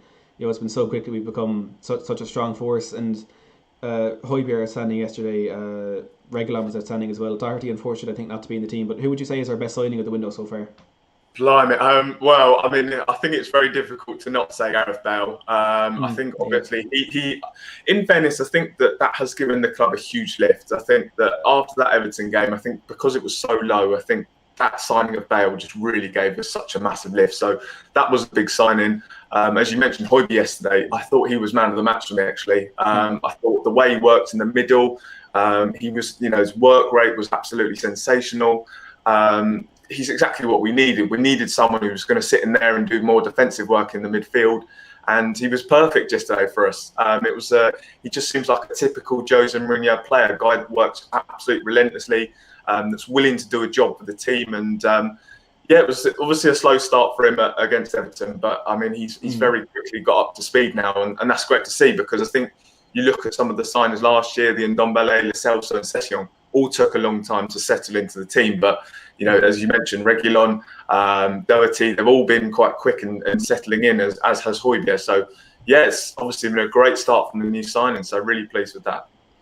Yeah, look, I've been saying kind of the change so far. It's a strange feeling as a Tottenham fan to be in a position on deadline day where you're relaxed and you feel as though the business is done, and that it wouldn't be the end of the world if you don't get someone in today. But of course, the one name we all want to see is Milan Skriniar.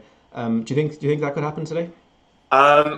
So it sounds like they are looking for a centre back. I think if you see Alistair Goldlake, he's made it very clear that Spurs are looking and they're going to try. But I think at this stage it's very difficult.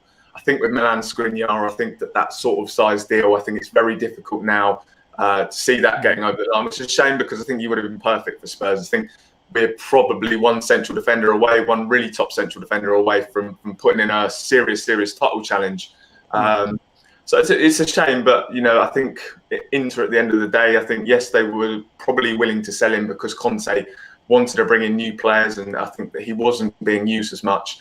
But I think ultimately, he's a guy I think they see as a long-term part of their plans. Conte might not be there next year, so they're always going to ask for a lot of money. So unfortunately, I don't think we'll see Skriniar this window, but maybe it's one we might go and revisit in January. But it's a shame. It would have been the perfect way to end the window, because, as you said, we've gone and sorted so many of our big problems this summer. I think that's amazing. That you imagine that we, at the start of the window, would have gone and dressed both fullbacks. Wasn't expecting that. We've gone and got the holding midfielder. We've got the backup striker, and then of course we've got Gareth Bale on top of all that. So look, I'm not going to complain with what we've done. Yeah, no, I agree with you. It's been a ridiculous window, a strange one that I think did kind of start slowly with a few small signings, but of course took off very quickly, and we were in a fantastic position now. But I'm not sure if you saw the news on Christian Eriksen, Footy Insider 247, saying that we've actually been offered the chance to sign Christian Eriksen on loan at the moment. What do you make of that? I think that's another position that Spurs maybe we could have looked at. I think a lot of people suggested that we were missing a kind of a creative midfielder. for me, I wouldn't want to see Christian Eriksen back at the club. I think that, for the last 18 months or so, he's not really been the same player. I think it's been confidence for him. It just hasn't quite been there. I think that towards the end of his time at Spurs, he knew that he was getting a move away. I think he was playing very cautious. I think he was very trying to play within himself, didn't want to get an injury. But he's not really been the same player. And I don't think it's a good idea to kind of go back for that sort of player. I would maybe think that Spurs could have done with maybe another creative midfielder. You see Lo Celso out yesterday again, which is so frustrating because he's such a good player. And I think that, it's crazy to think we did that yesterday, even without someone like Lo Celso, who has been so important for us. But, maybe we could have done with another creative midfielder. But again, when you brought someone in like Gareth Bale, I think that when you've got that sort of quality to add and that creativity, then I'm not going to complain. Yeah, no, I think the craziest thing about yesterday was we did it without Bale. We didn't have Lo Celso, we didn't have Doherty, we didn't have Alderweireld. It was of course a very strong team, but it was far from full strength. And coming at the end of such a hectic time with like 4 games coming in the space of a week, I think it kind of shows what Jose Mourinho is adding to us, and maybe the one thing we were missing in the Pochettino era, and that is that winning mentality and that kind of determination just to be able to grind out these victories. We saw it against Chelsea, especially on Tuesday. Do you think we're kind of starting to see the benefit of having Jose Mourinho at the club more than just the tactics? Yeah, 100%. I mean, I think the Lamela situation was a perfect example of what Jose Mourinho is all about. I mean, yes, it's not something that we want to see as Spurs fans. Yes, as football fans, it's not great when you see a player go down like that. But that's why Jose Mourinho's side have got 20 trophies collectively, because, as he said in the documentary, nice guys never win. And I think that's exactly what he wants to see from his team. Maybe if Lamela hadn't gone down and reacted the way he had, Martial wouldn't have got sent off. But yeah. And then ultimately, what shows is that Spurs won 6-1. They came away with the 3 points. The red card won't get a lot of focus, and yeah, this is I think that was a big turning point in the game. I still think we would have gone on to win regardless had the red card gone in our favour or not. But I think that was a big sign. But there is seriously a mentality now that there is that belief that we can get through these games. That was a ridiculous start to the season. What was it? 7 games in 18 days. And I think that's sort of something Jose Mourinho lives for, where his teams are kind of their backs against the wall. Everyone's against them, but Jose Mourinho seems to always live up to that. And I think it was we are definitely now seeing the benefits of having a Jose Mourinho type manager in charge. Yeah, no, it's. I think there was a lot of negativity, I suppose, or a bit of worries when he did come in. That given the way things went for him at Manchester United, he said he'd reinvented himself as a manager. He said he took his time off and he evaluated himself both as a person and as a manager. We saw him bring in a completely new sort of management team, bringing a lot of people in from Lille. I suppose managers, coaches who are known for their attacking football, and he does seem to be a very different manager. Do you agree? Yeah, he does, doesn't he? I mean, there's still signs of that he's still totally up for it now, and I still think he's still very much motivated. But yeah, I think it's definitely been a good change for him. I think that he's definitely more settled living in London. I think at Manchester United, it wasn't something where he was particularly happy at. But as I said, he's back in London now. He's kind of, able to live with his family. He's got new coaching staff in, and João Sacramento, I think, is a guy that's done a fantastic job behind the scenes. I think that he's obviously a guy that's always dreamed of working with Jose Mourinho, and I think that that's definitely pushing Jose Mourinho to be a better manager. But you can't criticise the football we're playing at the moment. To score 6 yesterday, 7 on Thursday. And then, of course, that second half against Chelsea, the Newcastle game, the Southampton game, the performances are so much better now. And the players seem to be buying into Jose Mourinho's philosophy. Just everything that they're doing is fantastic. And you can't fault the football at the moment. And as I said, Jose Mourinho just looks so settled. Yeah, no, it's great. And it's great that the manager is settled, but it seems as though a few players at the club may not be. We've seen Sessegnon go out on loan today. We saw Foyth leave yesterday. There's still some rumours about the future of Dele Alli, although it looks as though he will be staying. What departures do you think we may see at Tottenham today? Blimey. I'd like to see Danny Rose go. I think that's something that needs to happen. It's strange, though, because he's not had anyone linked with him. I think I said yesterday on the documentary, I don't think the documentary would have done him any favours in terms of building his profile up. I think that definitely did portray him in a very good light. So, I mean, in that regard, maybe it's not too much of a surprise. He didn't have a good time at Newcastle either. So it's strange. We haven't seen any sort of news of him being linked with other clubs. So, maybe that's one that will get addressed after the close of the window. maybe we might have to terminate his contract or something. I think that it's just best that we part ways with Danny Rose. I think we need players there that are all pulling in the same direction. And unfortunately, Danny Rose isn't. I don't think he's definitely not in the manager's plans, and he's certainly not a guy that's going to be of any use to us this year. So hopefully we'll see his future resolved. I think Gazzaniga is another one that will go. Again, it's not really been linked with too many clubs. I saw there was a little mention of Liverpool, which is obviously no surprise after their scoreline yesterday. Maybe Cameron Carter-Vickers as well might leave, but again, it's there's not really been much talk of where they might go, and that's been an issue at Spurs, moving on these sort of fringe players.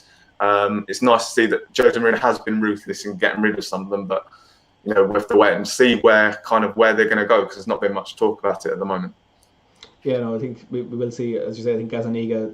I'm surprised personally to see that kind of Joe Hart has been identified as the second choice, but maybe Gazzaniga has wanted to leave for a bit longer than we do realise.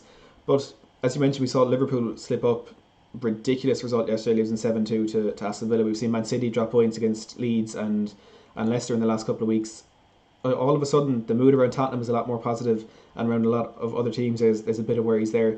Do you think we could be in for a title challenge this season?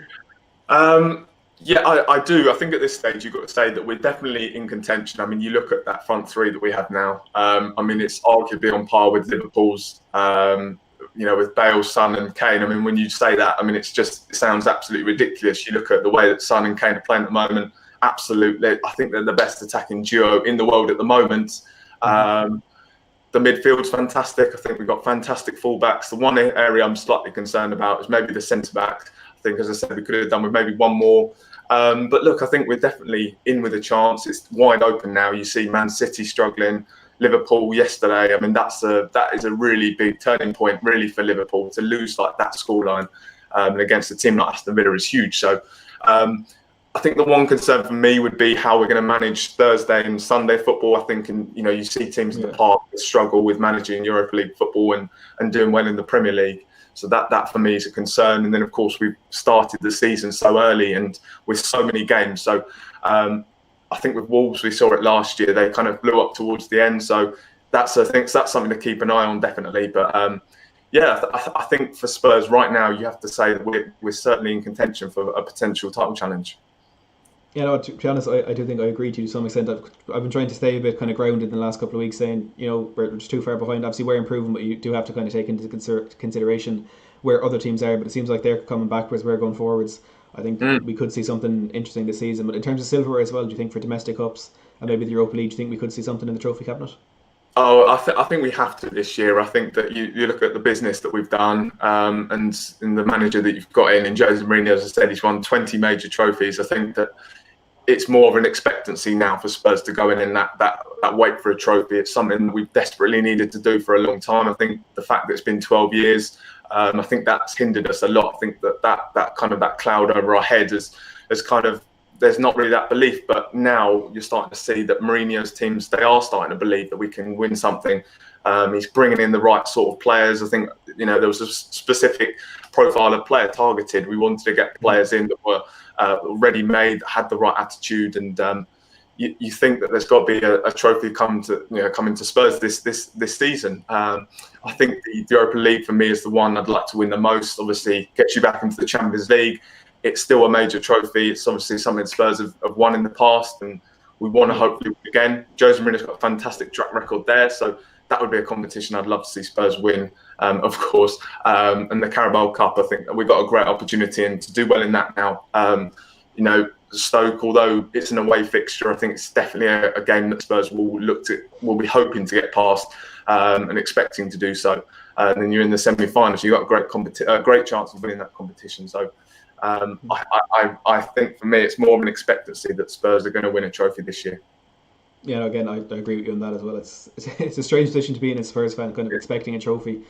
Just quickly before I let you go, there's kind of some developments on John Stones. I don't know if you saw David Ornstein saying we discussed a loan deal with Man City for Stones yesterday. Now a few more sources coming out and saying Tottenham are looking to sign him on loan with a view to a permanent deal. I suppose not the one of the best centre backs that we could target, but do you think Stones could be a good signing?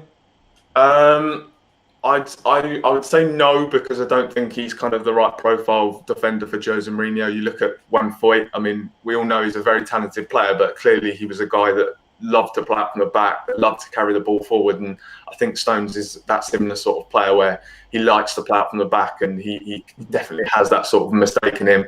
So for me, and you look at his form recently anyway, it's not been particularly ideal. I'd rather Spurs. I don't think necessarily Spurs need numbers. I don't think that we need to go and sign centre back to make up numbers in the squad. I think we just needed someone of real quality. Skriniar for me would have been perfect. I think he fitted the Jose Mourinho profile perfectly, but John Stones doesn't do that for me. So I probably would say no to John Stones. Yeah, no, I think judging from the chat for this live stream when you first heard the news from Ornstein, I think that is the general feeling. There are a few more better targets we can go out and get. Anyway, thank you very much, Jamie, for joining me in the stream today. It's been an absolute pleasure to talk to you. And anyone go follow Daily Hotspur on Twitter if you're not already, but I'm sure you are. Thanks a million, Jamie. Thank you very much. Cheers. See ya. Bye. So one guest down, and hopefully a number of others to come. Just to reiterate that news from it's coming from Sami Mokbel, not a source I've heard before. Spurs Express identifying him as a tier 2.5 coming from the Daily Mail. Look, I suppose Daily Mail ones you have to really take with a pinch of salt. They've been on the ball with a few Tottenham stories this season. I think they were the first to the Carlos Vinicius news as well, and was it the first bid we turned down from PSG for Dele Alli on loan. They also reported that. So they're saying Tottenham have inquired about signing John Stones on loan from Manchester City with a view to a permanent deal for £20 million. I think, again, as Jamie was saying there, and as a few of you in the chat have been saying, not the best argument. There's of course better ones that we could have, but I suppose if we do have some centre back coming in, I think it would be better to have one than none at all. So we'll have to wait and see how that one goes with John Stones. And as we're coming in now towards the last 11 hours left in the window, we're just going to take another short little break here. I'm just going to update the donation total as well, so we can keep well up to date. And we have a huge, oh my god, we have a massive donation coming in from Rob Grant, donating €100 to the cause. Rob, if you're in the chat, I've been keeping an eye on it, talking to Jamie. Thank you so much for that massive donation. €100 coming in from Rob Grant. If you are still here and you do want to come on for a chat, please message me on Twitter and I can send you the link so you can come in and have a quick chat there. Rob Grant with a €100 donation. Thank you so much for that. It's going to help us a massive way towards reaching our goal for this one today. Colby asking how long is Tanganga out. I'm not too sure. We just heard today he was withdrawn from the England under-21 squad. He has a knock, which is a bit of a setback, having just gotten back in the first team squad after being out with an injury before that. Caleb saying, Matt, there are rumours that Spurs have identified John Stones as an alternative for Skriniar and Rudiger, as we were just talking about there. One that I think some fans would certainly be opposed to. Rob Grant here in the chat saying, absolutely loving this live stream. It's like Sky Sports, but relevant. Rob, honestly, thank you so much for that massive donation. I think we might have to up our goal with your massive contribution coming in there. Thank you so much. Look, yeah, we're just going to take another. Steve saying that's off for a pint. I'm off for a cup of tea, I'll be honest with you, Steve. And yeah, OT, Jimmy Page, Ben Hooker saying nice one, Rob.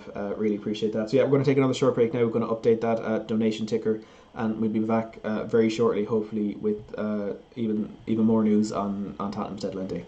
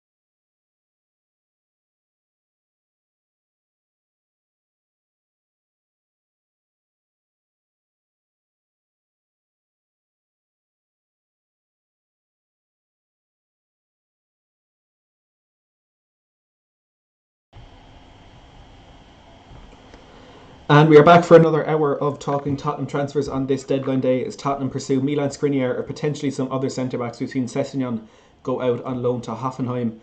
And I see you talking there about Danny Rose. An update from The Athletic UK.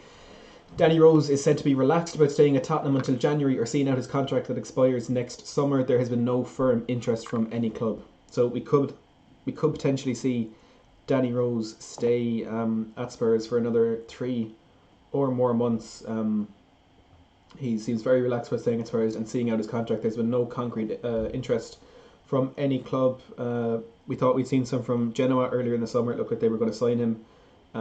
But now it doesn't look like that is the case. Danny Rose looks set to stay at Spurs beyond this evening's transfer deadline. Sky Sports also coming in with an update on another fullback that is set to stay at the club, and that is Serge Aurier. Not much of a surprise there. I think we've accepted in the last week or so that Serge Aurier will not be moving on from Spurs this summer, which I think is a fantastic thing. He was absolutely sensational yesterday against Manchester United. The Athletic also saying Spurs are happy to sell Carter Vickers, who has attracted interest from the Championship. So that is one that we could see develop. It could develop today, or we may have to wait until the EFL deadline on the 16th of October. Serge Aurier, Dele Alli and Jack Clarke are expected to stay. Jack Clarke's situation could change though ahead of the EFL window closing on October 16th. So for now, Carter Vickers potentially on the way out. Spurs happy to sell. Clarke, Ali, Aurier and Danny Rose set to stay, but Jack Clarke could potentially head out on loan before the end of the EFL window on the 16th of October. And the one we're all waiting for, the one we're all looking to develop today is, of course, our pursuit of Milan Skriniar. At the moment he looks unlikely, but there is still potential there. Alistair Gold of Football.London said today saying that he expects Tottenham to go back in with one final approach for Milan Skriniar, which could take Inter Milan by surprise. Fabrizio Romano saying Milan are not expecting any approach from Spurs today. So two very different stories coming out of two very different sources there. Tottenham could potentially take Milan by surprise, but if we cannot complete that deal, there are some other alternatives there. We have entered negotiations yesterday with Manchester City over a potential loan move for John Stones. That one may already be off given the players' wages and the fact that Man City do look set to sell Eric Garcia to Barcelona. Antonio Rudiger, also another player Tottenham are interested in, again on a loan deal, but he does look set to join AC Milan. Mary Demiral probably will not be leaving Juventus, but Juan Jesus of Roma has apparently also been offered to Spurs. You'll have to wait and see how that one goes. He could potentially be joining Inter Milan as well. So Kim and Jay, another one here that Alistair Gold is talking about as a potential replacement for, or potential backup option for Milan Skriniar today. Issa Diop, another name mentioned. I think I wouldn't expect that at all. West Ham are looking for huge money for him. James Tarkowski again from Burnley. I think they're looking for £50 million for him as well. So those are the alternatives Alistair Gold is suggesting. I can't see too much developing there for any of those. As you can see, we are up at £190 of our 70, more than 3/4 of the way there to our donation goal today. As we said just before I left, Rob Grant coming in with a huge €100 donation, and another €10 donation while I was gone. Thank you, Catherine, for that one. So yeah, look, if you do want to donate to the Justin Edinburgh Foundation, I think we may have to up our goal very shortly. Our initial goal of £250. The link to donate is at the top of the description and also pinned in the live chat. All donations go to the Justin Edinburgh 3 Foundation, a fantastic cause that is, of course, very close to the hearts of all Tottenham fans. If you donate £15 or more and you do want to join me live on stream for a quick chat about transfers and or recent performances on the pitch, just drop me a message on Twitter after you donate the £15. And also I'll match every £10 raised with a £1 donation at the end of the live stream for the first £250 raised. So very close to that already. So it looks like I will be I will be donating another £25. I kicked off the donations this morning with the £10 donation, so it looks like I will be adding to that. Just 1 second there.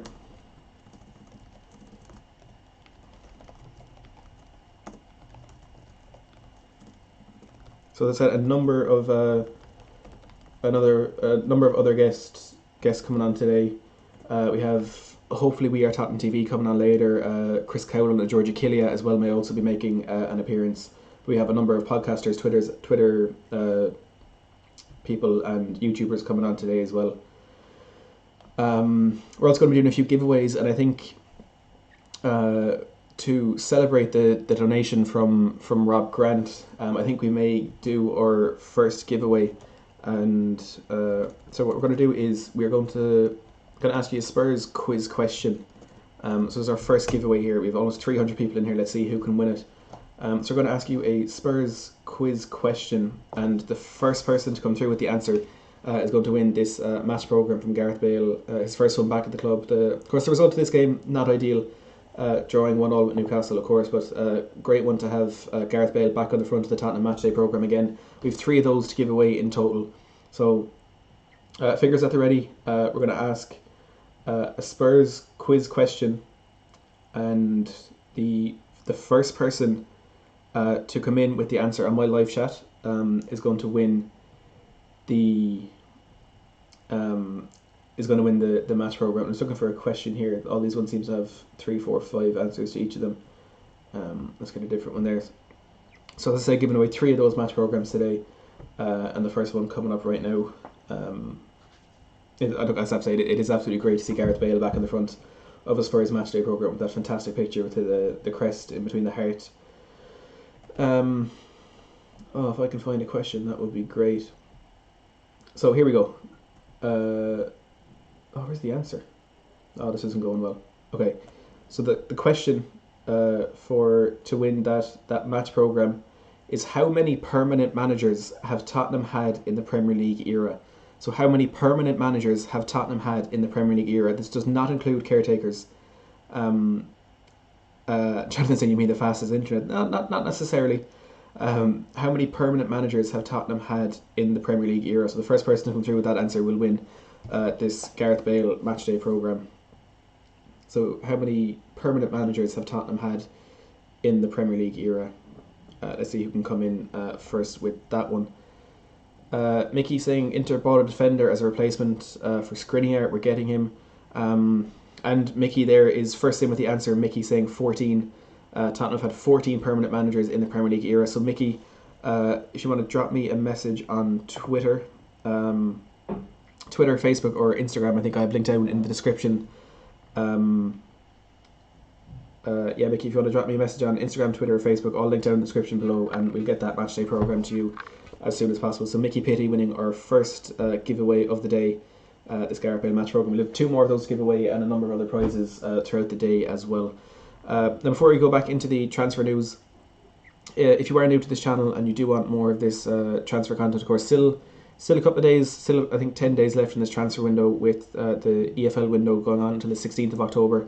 Also some match previews, reviews, all that coming through the course of the season. We'll have some podcast type of content during this season as well. Make sure to smash that subscribe button down below, and if you want to share this stream out on Twitter, Facebook, Instagram, all that, so we can get as many people in here as possible and raise as much money as we can for the Justin Edinburgh Foundation. It would be greatly appreciated. Up at, of course, £190 and 55p of our. As if you're saying you said it first. So what happens is your own comments come through first on your own live chat. So the person that comes through first here in my live chat is going to be a bit different to what you see. But I have first here. The first answer that came through was 16. Then we have Mickey Pitty with 14. Tom Dock was second with the right answer. George Gilly were third. Thomas James Smith fourth with the right answer. But on my live chat here, it's Mickey Pitty who came in first with the right answer. I've just taken a picture of that as well. Mickey, it's the link to my Twitter is in the description down below, but it's at MattHayesTHFC. If you want to just drop me a message there, and it'll probably be tomorrow before we can sort this out, because of course I'm streaming right through to the end of the day. But we'll certainly get that match program to you.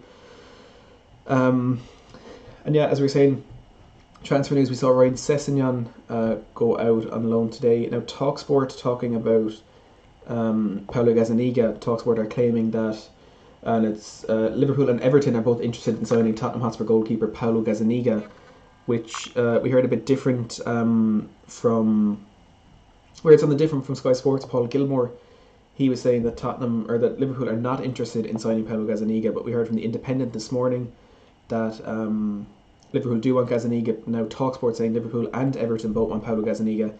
Adrian with a shocking performance yesterday, deputising for the injured Alisson, conceding 7 against Aston Villa. Not a great day for him. Mickey saying I'll do it on Insta. I don't. Yeah, that's fine. Mickey, if you want to just message me on Instagram again, that link should be in the description down below.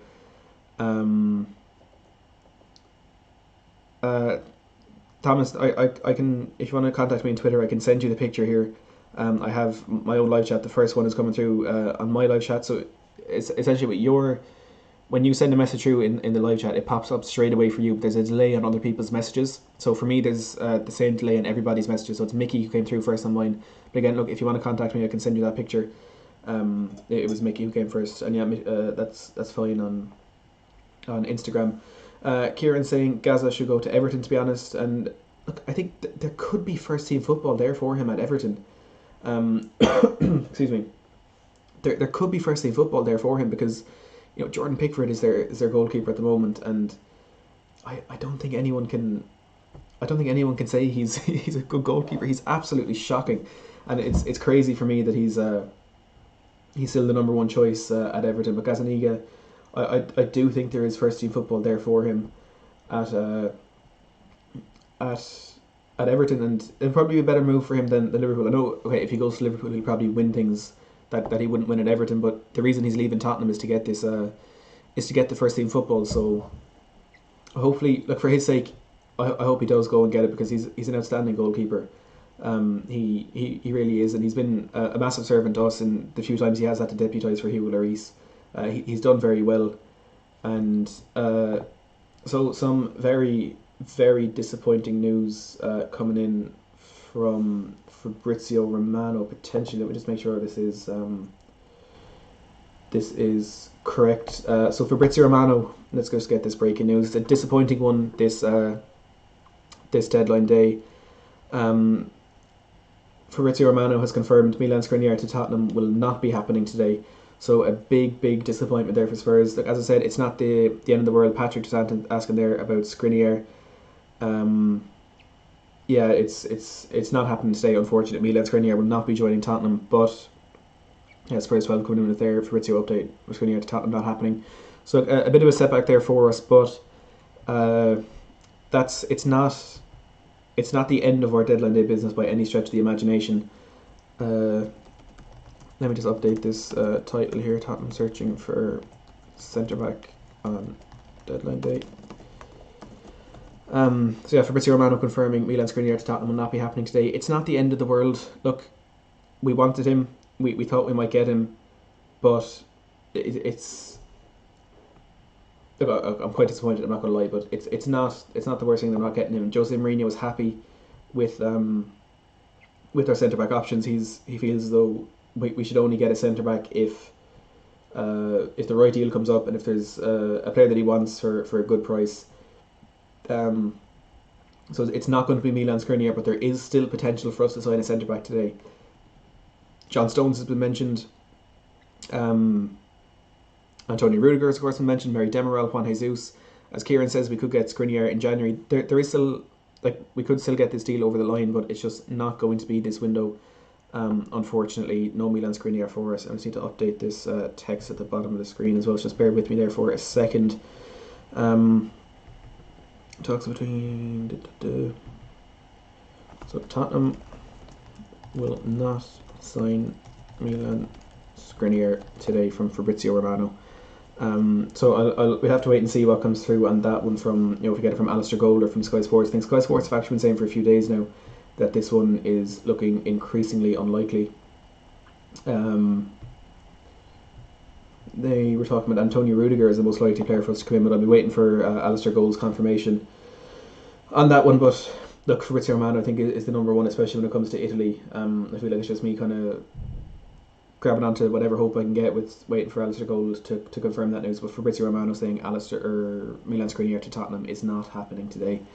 Inter Milan, I suppose maybe two of their moves for replacements has fallen through, and they're just not willing to sell Milan Skriniar without getting a replacement because they've already let go of Diego Godin this summer.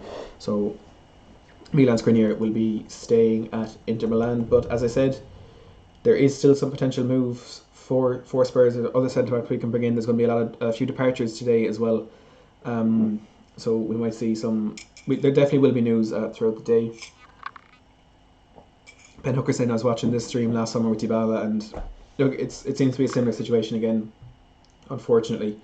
But I think the difference this summer is we have gotten our business done. The business that we needed to get done has been done, and I feel like last summer we needed to get someone like Paulo Dybala in, and we've got another huge donation coming in from Greg Engleberg 4 minutes ago, donating €65 to the Justin Edinburgh Foundation. An anonymous donation of €10 as well. Rob Grant, I see you here as well, came in with a massive €100 donation. So Rob or Greg, if you do want to come on to the stream and chat transfers with me, just drop me a message on Twitter. That's linked down in the description below. So yeah, if you do want to join me, Greg and Rob, make sure to drop me a message. But thank you so much for those huge donations. I think we might actually have crossed our goal already. I'll top that up in a second, just trying to convert it from euros to pounds. Thank you very much to those. Mickey saying Inter bought a defender from Parma. Look at Sky Sports, and that was Matteo Darmian, who is he's a wide defender, so he wouldn't be any sort of a replacement for Skriniar, unfortunately. Martin, welcome to the stream, saying have the stream on in the background, although it's tough to listen to the United digs. I'm enjoying the stream. Look, it has to be done. It was a 6-1 win yesterday, Martin. We have to do it to you. It doesn't happen. We don't beat big six teams often. And Martin actually wrote an article for my local paper here in Limerick about this live stream today, so thank you very much to Martin for that. It is greatly appreciated. But I'm still going to slag you about United. Better Tomorrow saying swap Gazzaniga for Van Dijk, and I'm sure if that was a possibility we would, but I can't imagine that would be happening today. An update on United here for Martin, I suppose, if you're still in the stream. Says Fabrizio Romano saying Man United are now in advanced talks to sign Amad Traore from Atalanta on a permanent deal. Deal collapsed with Parma and Man United in talks. Work permit still pending. Deal to be completed now or next January. So another, I wouldn't call it a panic signing for Manchester United, but another signing regardless for them, looking to bring in Telles, Cavani, and potentially now Amad Traore and some other young player this window. And Romano with another update on Tottenham, saying we are still entertaining the possibility of bringing in Antonio Rudiger as a backup centre back today after the Milan Skriniar deal has fallen through. John was saying next giveaway question. We'll bring that in very shortly, but we'll just kind of spread them out a bit throughout the day. We don't want to waste them all at once. Duck saying Inter already needed a centre back, which they did. As we know, they let Diego Godin go to Cagliari earlier in this window. Christian saying Fab just tweeted that Skriniar is not happening, which is true. Ben saying I don't know why Inter want to sell Skriniar anyway. He's a top class player. And look, I was surprised when, like, I obviously don't follow Italian football too much, but I was surprised to hear that over the last year or so, Skriniar kind of struggled to make it into Antonio Conte's first team, and I think it's just very convenient that now, when these negotiations started, Skriniar has been right in that first team. He's been starting, I think, all but one game today. Thank you very much, Corey, for subscribing.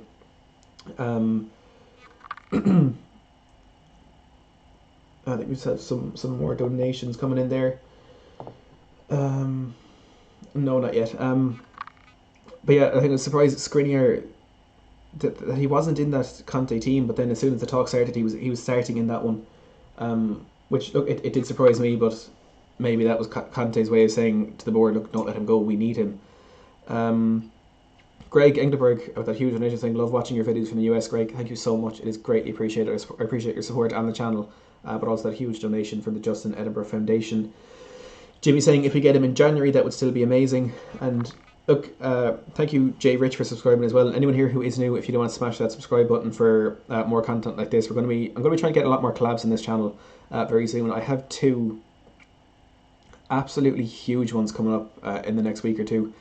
If all goes to plan, I'm really tempted to tell you who it is, but at the moment I just can't, because I want to get them definitely over the line before I announce them. But I have two, like, honestly, I'm sitting here in shock about these two people that I'm going to be able to bring onto the channel in the next week or two. One of them has an incredible insight into the world of football, and I'll give you a bit of a hint. He is a transfer source we've spoken about quite a bit over this window, but I don't want to say that just yet. But it's looking like that one will be happening, and we've a massive YouTuber coming on soon as well.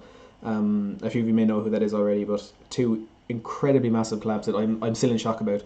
So make sure to smash that subscribe button if you do want to catch the two of those as well. Derek Carroll saying, any word on Roma making Smalling a permanent transfer since he's falling out of favour at Man United? And I saw something on that this morning, but I do forget I forget exactly what it was. No. Now, if I see it again, I'll say it. But I actually can't remember even if it was good or bad news for Roma. But there was an update in Smalling. If I see it again, I will bring it to you. Greg saying, does the end of the European window include North America? Barry Ryan, thank you very much for subscribing. The end of the European window, I'm actually not sure about the MLS window or the Canadian window. I'm not too sure about that at all. I know today it's so basically what happens is it's each individual football association. So it's not Alistair Gold, unfortunately. Each sort of football association makes the end of their own window, but it's the done thing where they make it on the same day. So it's France, Italy, Germany, Spain, England, usually the main ones, all closing today. We have the Premier League and EFL window going on until the 16th of October. I don't know about the North American transfer window, but I can give it a quick look and see if I can find something. And of course the season is very different over there. I think it's the season is very different, so I would assume maybe their transfer window is different. But I'll give it a quick look here and see. MLS revised 2020 transfer windows due to impact of COVID-19. So there was a 2-day transfer window from on the 6th and 7th of July, which is just before the MLS's back tournament started. And the secondary transfer window, so it's the 12th of August through to the 29th of October. So there's still 24 days left in the MLS secondary transfer window. So today's deadline does not affect that at all. It is just the English clubs. Now I'm just going to update this donation goal very, very quickly. We may have passed our goal already. I said I just need to convert this from euro to pounds, and we'll update it there. But if we haven't crossed it already, we are certainly very, very close. Thank you. We've had some huge donations coming in today. And I can tell you, we've already passed our donation goal. We're up at £258. So what we're going to need to do is we're going to up this goal. So we're not even 3 hours in. We still have 11 hours left on the stream, and we've already smashed our donation goal. So what I'm going to do is we're going to show that up there. We're at £258, the 10th of the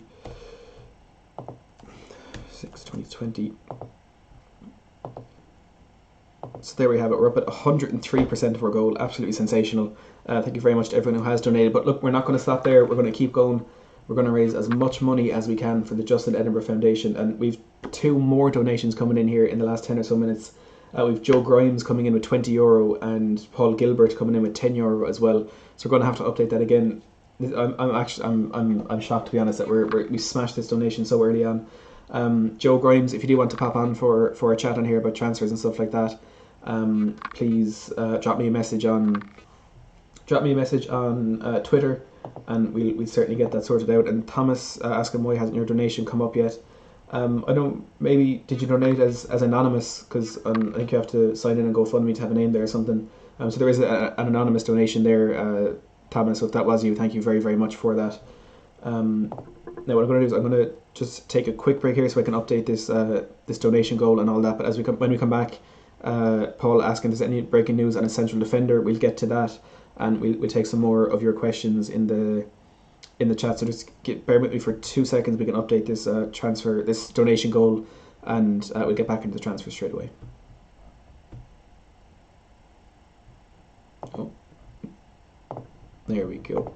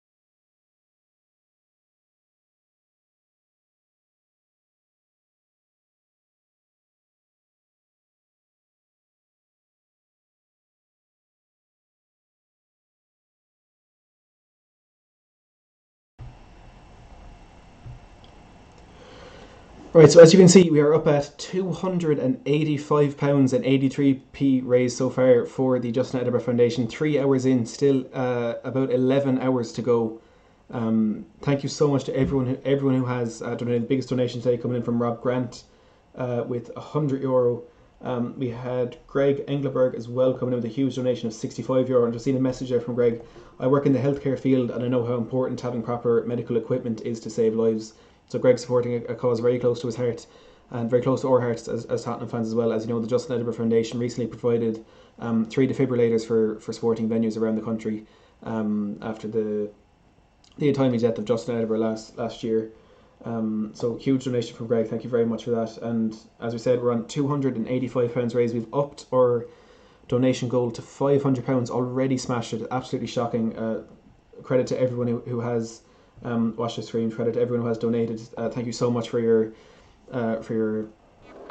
generosity. Let's try and smash £500 as well.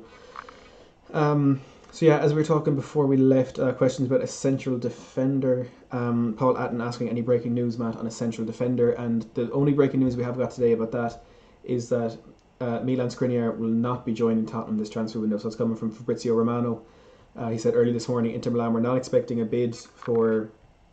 We're expecting a bid today for Milan Skriniar from Spurs. Alistair Gold suggested rather differently that Tottenham may actually be going in for a final approach for him this deadline day, but unfortunately it doesn't look as though that is going to happen. I'm still waiting for some sort of comment from Alistair Gold on this deal being off. We're waiting that just yet, so maybe he hasn't heard. Maybe he is still hearing that Tottenham could potentially go in with the final offer, but from the Inter Milan point of view, it looks like they will not be willing to sell. Look, it's not surprising really. We've left it go down a bit too late. There's not much time for them to sign a replacement, but look, as we keep on saying, it's not the end of the world. It definitely is not the end of the world. Jose Mourinho is happy with his centre-back choices. He's happy with what he does have at his disposal. Centre-back was never a crucial thing for us. We were looking to sign one. We were always open to the possibility of signing one. And look, we can still sign one. Alistair Gold saying that it's deadline day, anything can happen. If the right moves open up, if we will go for them. Antonio Rudiger still a possibility, although Calcio Mercato suggesting he will be off to AC Milan. In talks with John Stones yesterday, those talks may be continuing today, but City could be reluctant to sell or even to loan him out given the links with Eric Garcia and Barcelona. Mary Demiral looks like he will not be leaving Juventus. Alistair Gold also talking about Kim Min-jae, James Tarkowski and Issa Diop as potential signings today. We'll have to wait and see. We'll have to wait and see how this goes, but for now, I would say it's not likely that we get a centre back, but it is certainly possible. There is no doubt about that. Bailey Jones, as you say, looks like Skriniar won't happen. AH saying, I'd say we don't need to sign a star centre back, just someone solid that's going to help with the competition to bring out the best of what we already have. And look, I agree with you to some extent. I'd rather get in.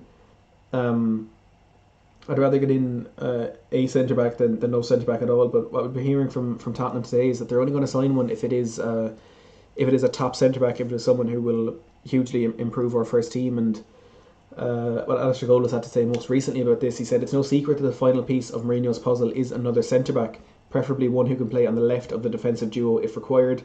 However, with 6 signings already in the bag, Tottenham are playing in slightly cooler with this position.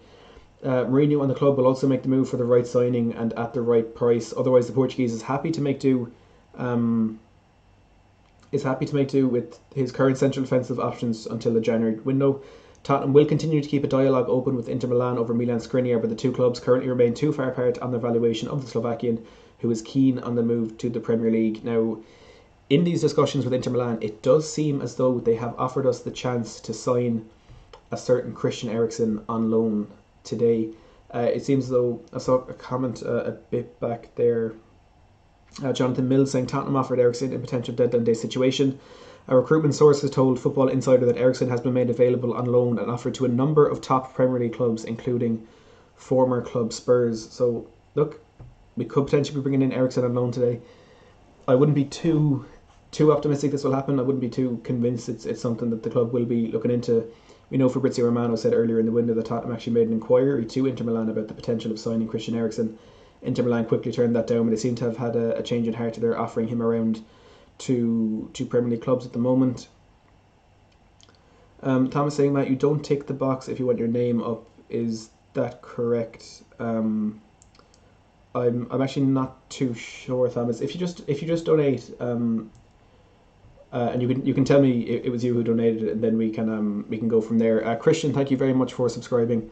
I do appreciate that. AH saying, with the winning mentality we adopted from Jose, I don't think we should be signing from rivals or players who left. So Rudiger and Ericsson, not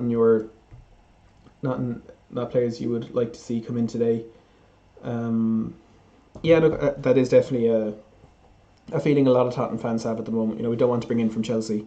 We don't want to bring in Rudiger, I suppose, personally, after the accusations he made against Tottenham fans last season, accusing them of racism. Now, of course, I can't sit here and say he was lying or say that he wasn't lying.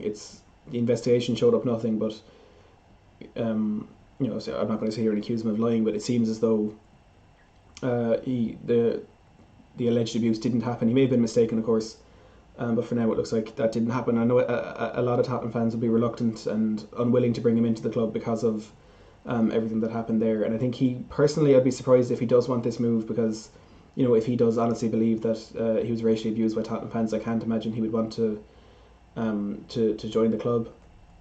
Ralph Rangnick, the former RB Leipzig head coach, talking about Sessegnon's move to Hoffenheim, has said, this transfer makes a lot of sense for Hoffenheim because they could do with a left back or left wing back, and Ryan Sessegnon can play in both positions. We've been watching him for the last year when he was at Fulham, and since he is not playing regularly at Tottenham, this move makes sense for both clubs, but also for the player. Vin Raj, thank you very much for subscribing. So yeah, it's certainly a move that makes sense for Ryan Sessegnon, but to get first team football. If you missed it this morning, Ryan Sessegnon has joined Hoffenheim on loan for the season. There's no option to buy in that one. It is a straight loan, and he will be coming back to Spurs next summer. Great move for all involved. He's now getting first team football. It just wouldn't be there for him at Tottenham this season. And yeah, I think it's just best for him that he does go out and get the first team football. Hoffenheim, of course, in the Europa League as well, so he'll be getting game time at a high level. Of course, the Bundesliga is a very good league, a very high quality league, but I think it's important for him to get that European game time as well, which, fingers crossed, will do him good, and he will come back to us a better player next season. Some more updates on Manchester United. Amad Traore will join Manchester United next January. Here we go, from Fabrizio Romano.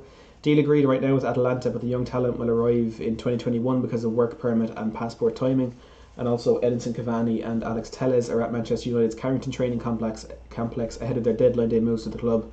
That coming from Sky Sports. So lots of news coming in with regards to Man United today. There is a feeling of panic buying about it, a feeling of desperation, given, of course, what happened at Old Trafford yesterday. A very enjoyable afternoon for us, but a very concerning one for all involved at Manchester United. Ed Woodward certainly appeared to be panicking. Thank you, Greg Engelberg, for subscribing. Huge support from you today. It's greatly appreciated. Emil saying no Skriniar. They won't sell on deadline day, which we've been talking about. Yeah, Fabrizio Romano confirming that Skriniar will be staying in Inter Milan today. I think Skriniar is worth it because he's a young guy. He's only 25. I honestly thought Skriniar was a lot older than that before I started looking into him properly after all these links. But yeah, he's only 25. He would have been a fantastic signing. But look, there is still, of course, the opportunity to sign him in January or next summer or whatever. This isn't I don't think this is the end of this. Mourinho seems really keen to get him in, and while he's not desperate to get one now, I think that may change. If he gets some injuries or there are things that could happen that could lead to the Skriniar move happening further down the line.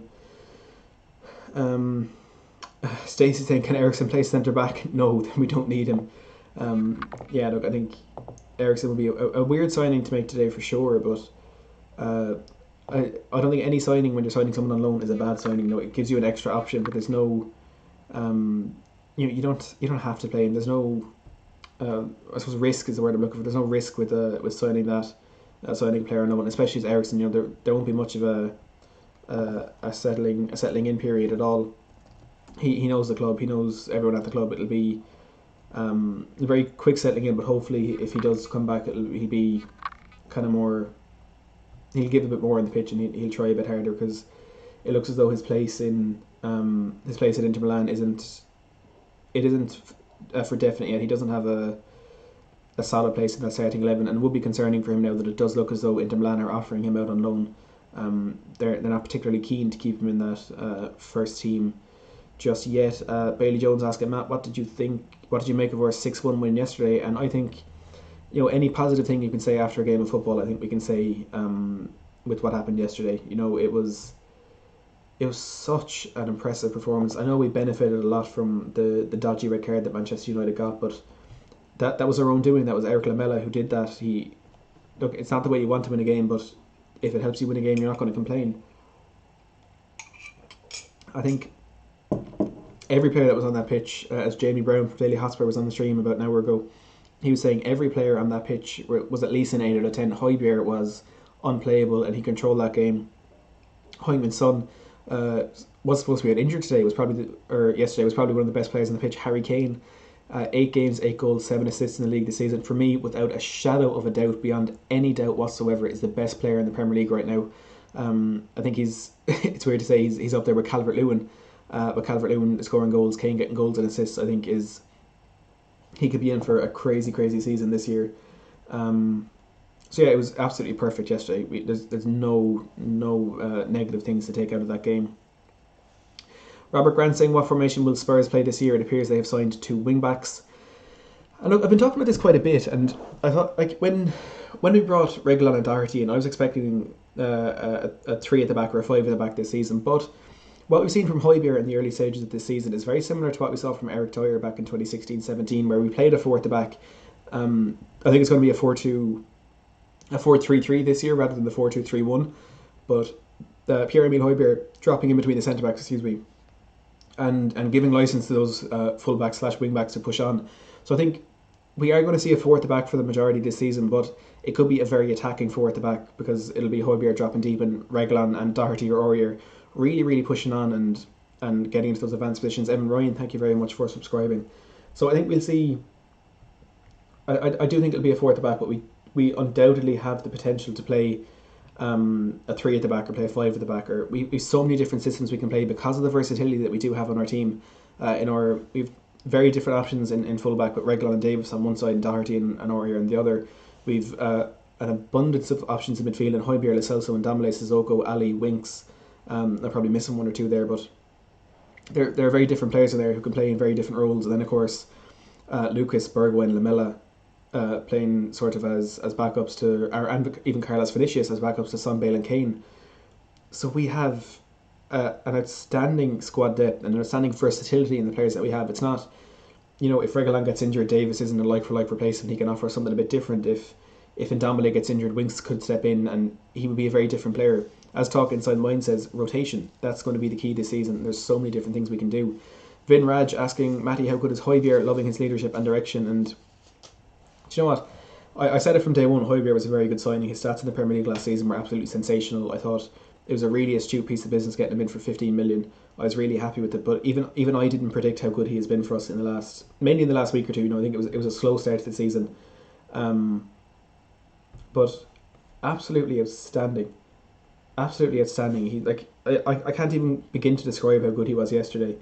He controlled that game from the midfield, and I know he was really helped by the passive approach by the United midfield, Bruno Fernandes, Paul Pogba, and I only found out last night that match of the day last night that Nemanja Matic played, and I'm not even joking. I did not know Nemanja Matic was on that pitch.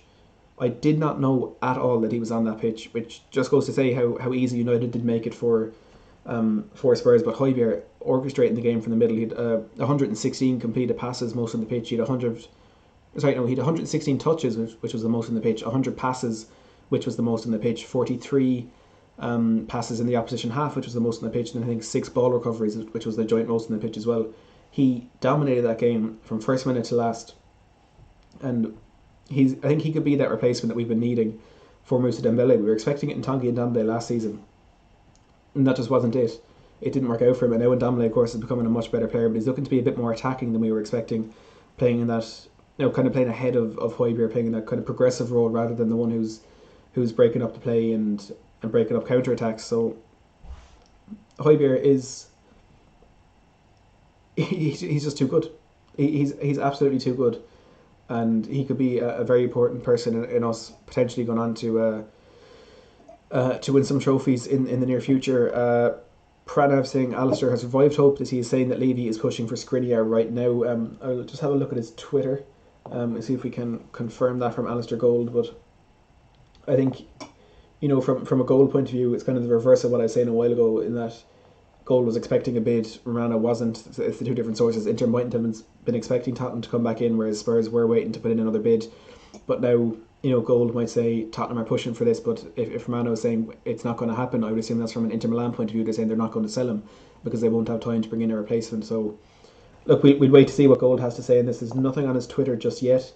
Nothing yet, so we wait and see what he says on this one, but I do feel as though all hopes of signing Milan Skriniar are over today. But again, we'll have to wait and see, and hopefully we will see a bit of a surprise later today, and we may see Milan Skriniar holding up that Spurs jersey, but I wouldn't expect so.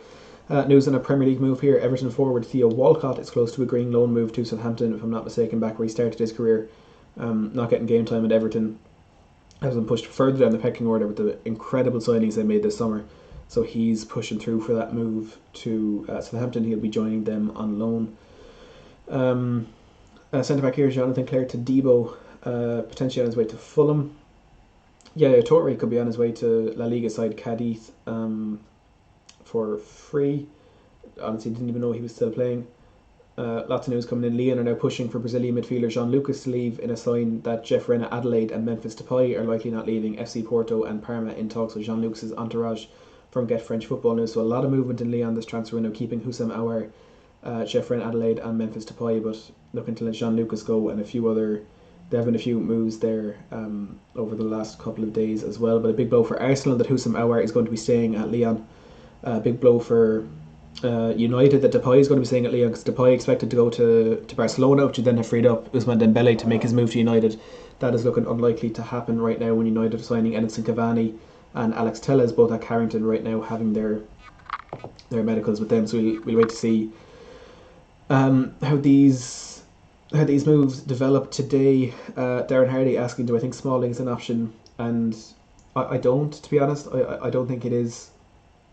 I don't think it is an option, because if he's going to be moving, I think it will be to Roma, and I don't think he will be someone that Tottenham will be interested in this window. And just a quick look here at something Sky Sports have just put up, a tweet from Borussia Dortmund. Is this a message from someone at the club shop to Manchester United there? The Jadon Sancho jersey in the background, and the two mugs there spelling out no. I think a sign of whether or not they want Jadon Sancho to leave. It looks like he will be staying. There's another update just below that, actually, on Demarai Gray. There was talk of Tottenham potentially being interested in him a couple of weeks ago. Leicester boss Brendan Rodgers expects Demarai Gray to remain at the club. The 24-year-old is in the final year of his contract at the King Power Stadium and is yet to be included in a matchday squad for a Premier League game. Speaking after Sunday's 3-0 home defeat to West Ham, Rodgers said, he's just outside of the squad. He's training and we haven't had any interest in Demarai. He's working hard to get back into the squad again. The squad has started the season well, so that's been difficult for him. So he's very much in the squad, and unless something changes on Monday, he'll continue his work here at Leicester. So any small hopes we had of maybe bringing Demarai Gray in this deadline day kind of quashed there by Brendan Rodgers. Kevin O'Connell asking about John Stones. So there's David Ornstein first came out with this morning. He said Tottenham were in negotiations yesterday with Manchester City over a potential loan move for John Stones. However, the imminent move for Eric Garcia to Barcelona is making City reluctant to let Stones go, and also the steep wages for Stones is a real stumbling block for Spurs. So that is looking unlikely. There's some more people saying there are still negotiations going on today with was it the Daily Mail, I think, saying Tottenham are looking for a loan move with a £20 million option to buy. And usually wouldn't mention that, but the Daily Mail have been good with the stories on Carlos Vinicius and Dele Alli this summer, so it's definitely worth mentioning, but I wouldn't read too much into that.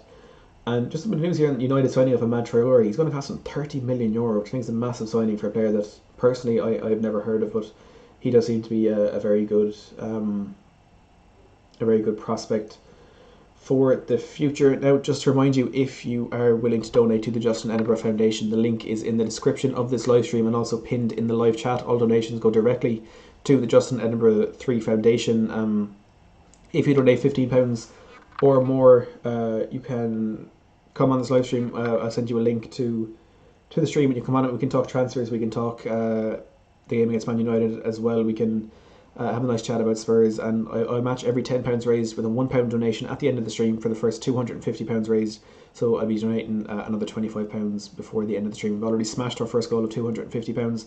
Looking to bring it up now to £500 with a little over 10 hours left in this live stream. We're going to take a small break now, but we'll be back after 1 o'clock with the next hour of updates on Tottenham's transfer window.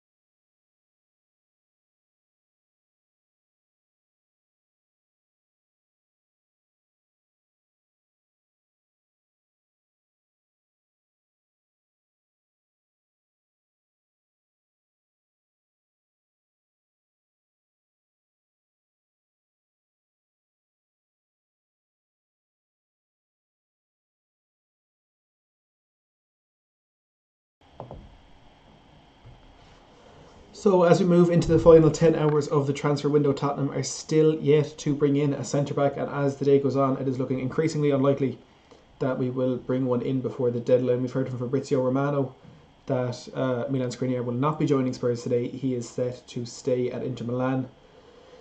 I think, look, to some extent, I think we were all expecting it today that the fact that we let it go on so long that we wouldn't see a move for him today, but it's not the end of the world. We're still in a very, very good position. Had a fantastic victory yesterday. We've had a great start to the season without Milan Skriniar, so it's not the end of the world that we won't get him in. Welcome Luke to the stream.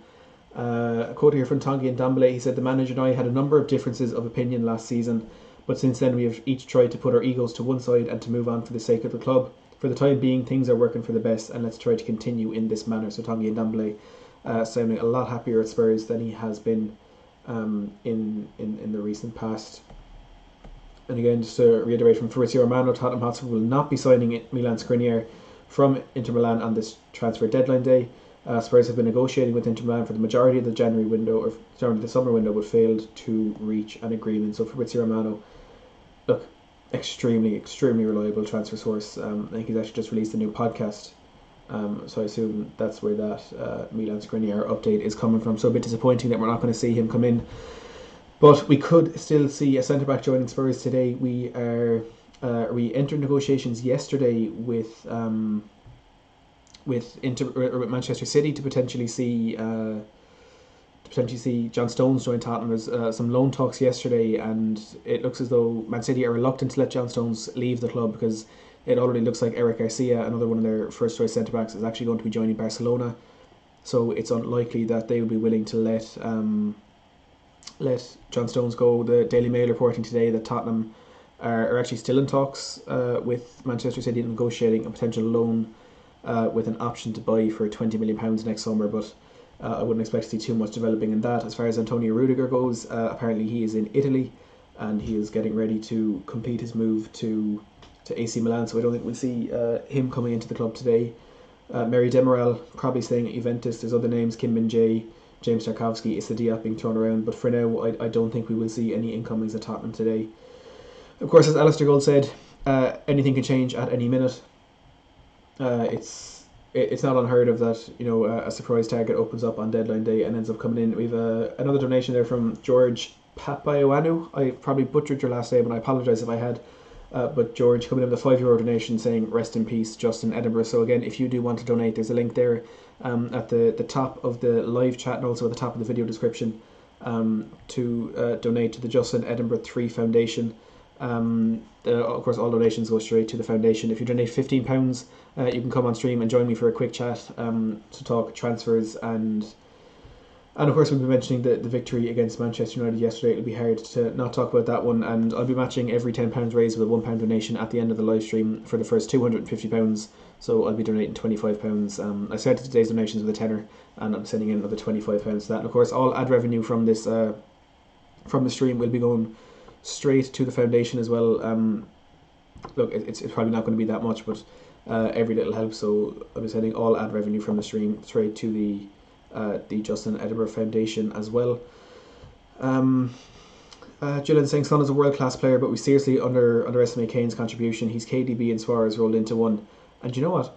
I absolutely agree with you. Harry Kane this season has been absolutely immense. He's played 8 games, has scored 8 goals and registered 7 assists. That's 15 goal contributions in just 8 games. And I know a lot of people are going to say it's, we played Maccabi Haifa, we played Lokomotiv Plovdiv, we played Shkandia and Macedonia as well, but at the end of the day it's still an outstanding return. And you're looking as well at 4 assists and a goal against Southampton, 2 goals and an assist against United yesterday I think, and the goal against Newcastle, which is of course an assist against Newcastle as well. So he has provided in the big games for us this season. For me, he's the best player in the Premier League at the moment. He is, I think, someone on the True Geordies kickoff yesterday, I think it was Hugh Wizzy, who's an Arsenal fan, saying Harry Kane right now is turning into Kevin De Bruyne, but he also, as you said, has that knack in front of goal. It's what he's known for, but people are now kind of starting to realise what else he brings to the team. And Paul Merson saying so often that he's just not going to work in a Jose Mourinho lineup and Jose Mourinho team. I think now he's been proven very, very wrong on that one, which is of course always great to see. So we have 200 people watching live here. If you do want to just pop into the live chat where you're watching from today, we can see what kind of an audience we have. Of course, I'm streaming live from Limerick in Ireland. I'm sure we have a lot of people from London and from England. But just pop into the live chat where you're actually watching from today. And if you are new to the channel, as I always say, if you want more content like this, there's going to be some more transfer news potentially over the next 10 or 11 days with the EFL and Premier League window going on until the 16th of October. We're also going to be doing match previews, reviews, the general Tottenham content, and hopefully some more podcast style content over the next couple of days, over the next couple of months. We're going to have, as I said, 2 absolutely huge collaborations, ones that I'm even struggling to comprehend that I'm getting people on the channel of this level. I don't want to bring out names just yet in case things fall through, but it's looking like we're going to have 2 massive collaborations coming up very, very soon. So subscribe if you do want to stick around for that as well. We've Jude and Lee watching from London. Kung646 asking about our next centre back, and look, we'll have to wait and see. I wouldn't be surprised if we don't get one in today, but we'll have to wait and see how things develop, because you never really know what's going to happen. We've Sam watching from Perth in Australia. Iwevu watching from Nigeria. So we've got all around the world today, people tuning in. So hopefully we can raise quite a bit of money for the Justin Edinburgh Foundation. As you can see, we're up at £290. We initially set our goal at £250, but we've absolutely smashed that already. So hopefully we can go and set our new goal of £500. Kung, thank you very much for subscribing. Lee watching from London, BT13 from Melbourne, Dara watching from Limerick, saw the article on the leader. Welcome to the stream, Dara. Clive watching from Huddersfield, Luke saying collab with expressions, and I've been trying. I'll be honest, I'm trying to get the majority of Tottenham creators on the channel. Haven't been able to get him just yet, but hopefully we will see that in the future. Christy watching from Castlebar in Ireland, and Mitch League watching from North Wales. And as Lee says, hello world, come on you Spurs. PJW watching from Papua New Guinea, welcome along to the stream. Regan saying, good man, it's your boy Regan, trust you're well. I am well. Fantastic transfer window for us so far. Fantastic start to the season. Not the ideal end to the window we were hoping for. Jennifer, thank you very much for subscribing. But it's been a great window for Spurs. It's been a great start to the season, and there's certainly a lot of optimism around the club. At the moment, Justin Mitchell saying Spurs need a left-footed centre-back to replace Jan Vertonghen, like Evan Ndicka of Frankfurt, but only if we do not get Skriniar. That does seem to be what we're looking for, a left-sided centre-back. I suppose to replace Jan Vertonghen, Milan Skriniar I think was that player, but not a left-footed centre-back, but rather a left-sided centre-back. And Evan Ndicka of Frankfurt, not a name I've heard mentioned, but a player I do know a bit about. He is quite decent, but the names we're looking at the moment seem to be closer to home in Antonio Rudiger and John Stones. Regan watching from South Africa. Thank you, Sam, for subscribing. Tiago saying, just got back from school, what has happened? Oh, PJW is only joking, he's in Glasgow. Very, very different places there, no doubt. Tiago, so we've seen, as you can see there at the bottom of the screen, it doesn't look like we'll be signing Milan Skriniar. It's Fabrizio Romano saying that will not be happening today. We've already seen Ryan Sessegnon go out on loan to Hoffenheim. There's no option to buy in that one, so he'll be back at the club next season. And aside from that, there's been nothing big, nothing major, no confirmed incomings or departures. It's looking like it could be a quiet day at Hotspur Way, but Alistair Gold is saying there is potential for signings today if the right deal does open up. Tottenham will not hesitate to pounce on it, so we could see some movement yet, but at the moment it's not looking likely. Sky Sport in Italy coming in saying Milan Skriniar will not be sold by Inter prior to the transfer deadline. So just further confirmation of kind of what we already knew. Milan Skriniar will not be leaving Inter Milan today. He will not be joining Tottenham, and if Tottenham do want to bring in a centre back, we will have to look at some of our other targets. OT watching from Gloucester, Mikel Ezi from Poland, thank you very much for tuning in. Regan saying, saw the old champagne football from Spurs against United yesterday, we back, and look, it was an incredible performance against a team who are in disarray, who are an absolute shambles of a football club. I think we do need to take that into consideration when we're talking about, I suppose, how good we were and where we're going in the season. But regardless of that, winning 6-1 at Old Trafford is an amazing statement. And even just the quality of football that we did play was absolutely sensational. And it's very, very encouraging for the season ahead. And look, top four in a trophy isn't looking unlikely at the moment. I do think we can do it. I do think we can have a fantastic season ahead of us. And centre back signing would have kind of been the icing on top of the cake, but at the moment it's not looking likely. But that's fine. We don't need to worry about that. Jose Mourinho's happy with our centre back options, and we should be in a very, very comfortable position for the season ahead. And again, these reports circling through on Twitter that Tottenham have been offered the chance to sign Christian Eriksen on loan, and the more this comes through, the more I'm thinking this could actually be something we'll see develop throughout the day. So I'm just going to add this to the banner at the bottom. So Christian Eriksen has been offered to Tottenham on loan. So Tottenham have been offered the chance to sign Christian Eriksen on loan, and that's coming from Footy Insider. Insider 247. So it'll be interesting to see how that one develops. I don't think it was one we were expecting to see today. We heard earlier in the window from Fabrizio Romano, I think it was he was on the Last Word on Spurs podcast, that Tottenham had actually inquired about Christian Eriksen earlier in this window, but Inter Milan very quickly turned them down. But it seems to be a big change of heart there from Inter Milan. They've offered him to a number of Premier League clubs, according to Footy Insider. Tottenham just one on a list of many, and I think if he was going to make a move to the Premier League this summer, I'd be surprised if it was to someone that wasn't Tottenham. But to some extent, I would also be surprised if it was to Tottenham, to be perfectly honest. Christie saying, how good was Pierre-Emile Højbjerg yesterday in Ndombele? He's like, a new signing midfield, looks great. Our midfield was utterly ridiculous yesterday. Højbjerg controlled that game from first minute to last, and Ndombele was looking like a prime attacking midfielder. He was absolutely sensational. He's only going to get better. And of course we still have Giovanni Lo Celso to add to that midfield. GT saying, when is the next transfer window? Is it still January? And as far as I'm aware, it is still January. It's strange that it's going to be only about 3 months between the end of this window and the start of the next one, but I would assume it's still January. The winter transfer window will run pretty much as normal. It will open on the 4th of January and close on the 1st of February, so a bit of a delay, 3 days of a delay for the opening of that, and it will close on the 1st of February 2021, so just a day under 3 months before the next window opens, and maybe then we would see some movement on that Milan Skriniar deal. Diego saying, have we really moved from Skriniar to Rudiger and Stones? And look, it looks like we have, but it's not. I know obviously it's disappointing when you see this big target that we had kind of falling through and not looking likely at the moment.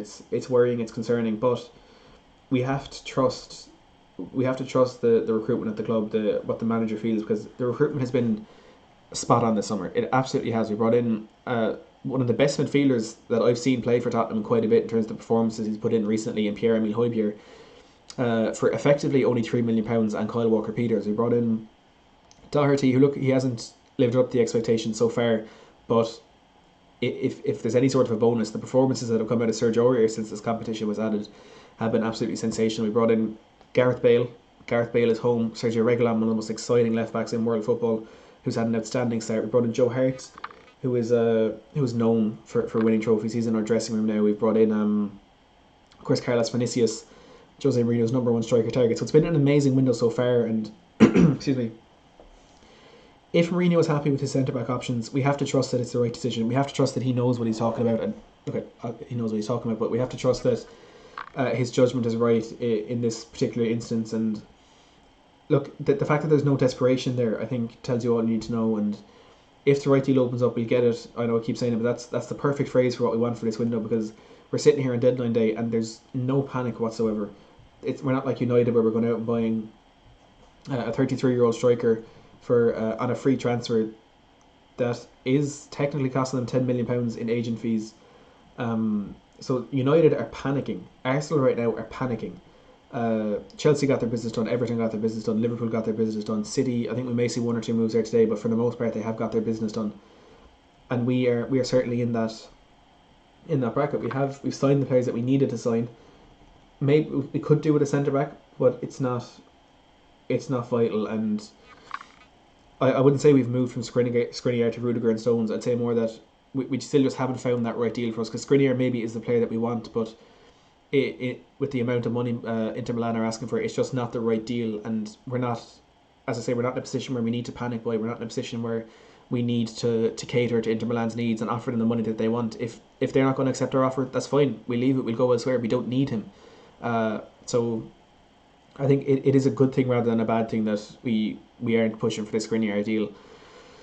I wave you asking Matt, what do you think about Ndombele's performance yesterday? And look, Ndombele was absolutely sensational, as was every player on the pitch yesterday. And I was fairly critical of Ndombele last season, as I know a lot of people were. And kind of earlier on in this transfer window, I was thinking, look, maybe let him go, let him move on, and maybe go back to league where he would shine. But as we heard those comments from him today, he and Mourinho are getting on a lot better now. They're putting the needs of the club ahead of anything else, and it's perfect now that he is starting to hit this form. And just grab these quotes again.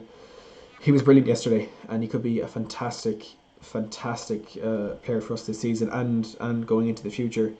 Jonathan Atkinson saying, Matt, I'm leave this Milan Skriniar stuff until January, which I feel could be what we will be looking at now with the club as well. This goes from Ndombele talking to RMC Sport. He said, we had a few differences last season, the coach and I. Aside from that, we are trying to each put our egos to one side to allow the club to advance. For the moment, things are working for the better. Let's continue like that. So Ndombele really looking towards a bright future at Spurs and putting the differences between him and Mourinho to the side for what is best for the club. And from what we've seen on the pitch from so far this season, it looks as though that is certainly working so far.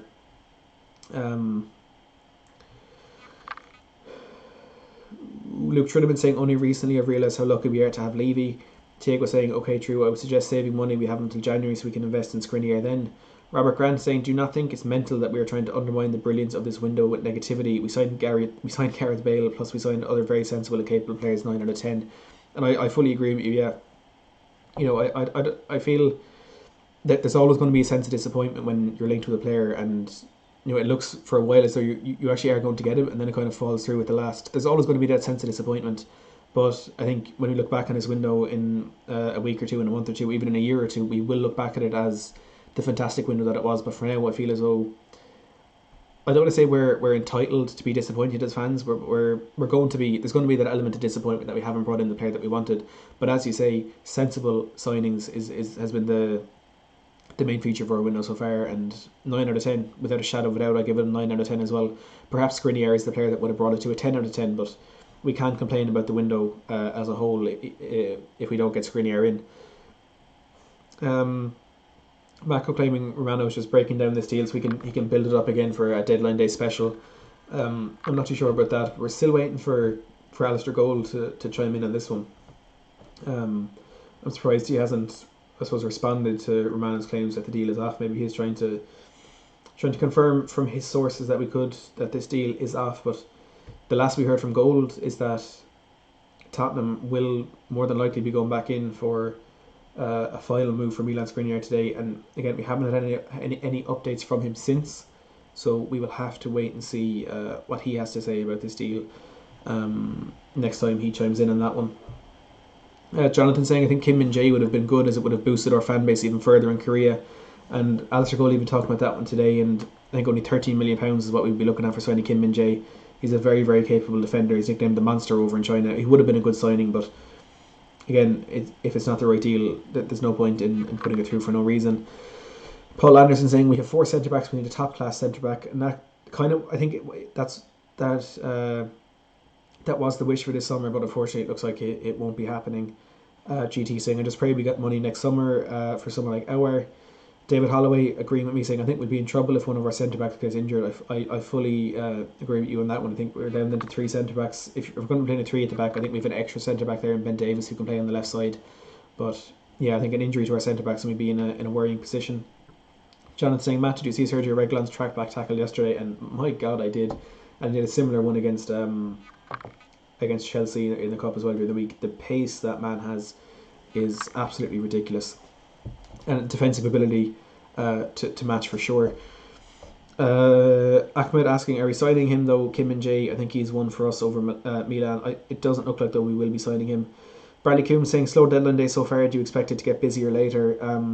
I, from a Tottenham point of things, I do think we will see some departures for sure, uh, and incoming we can't write it off just yet.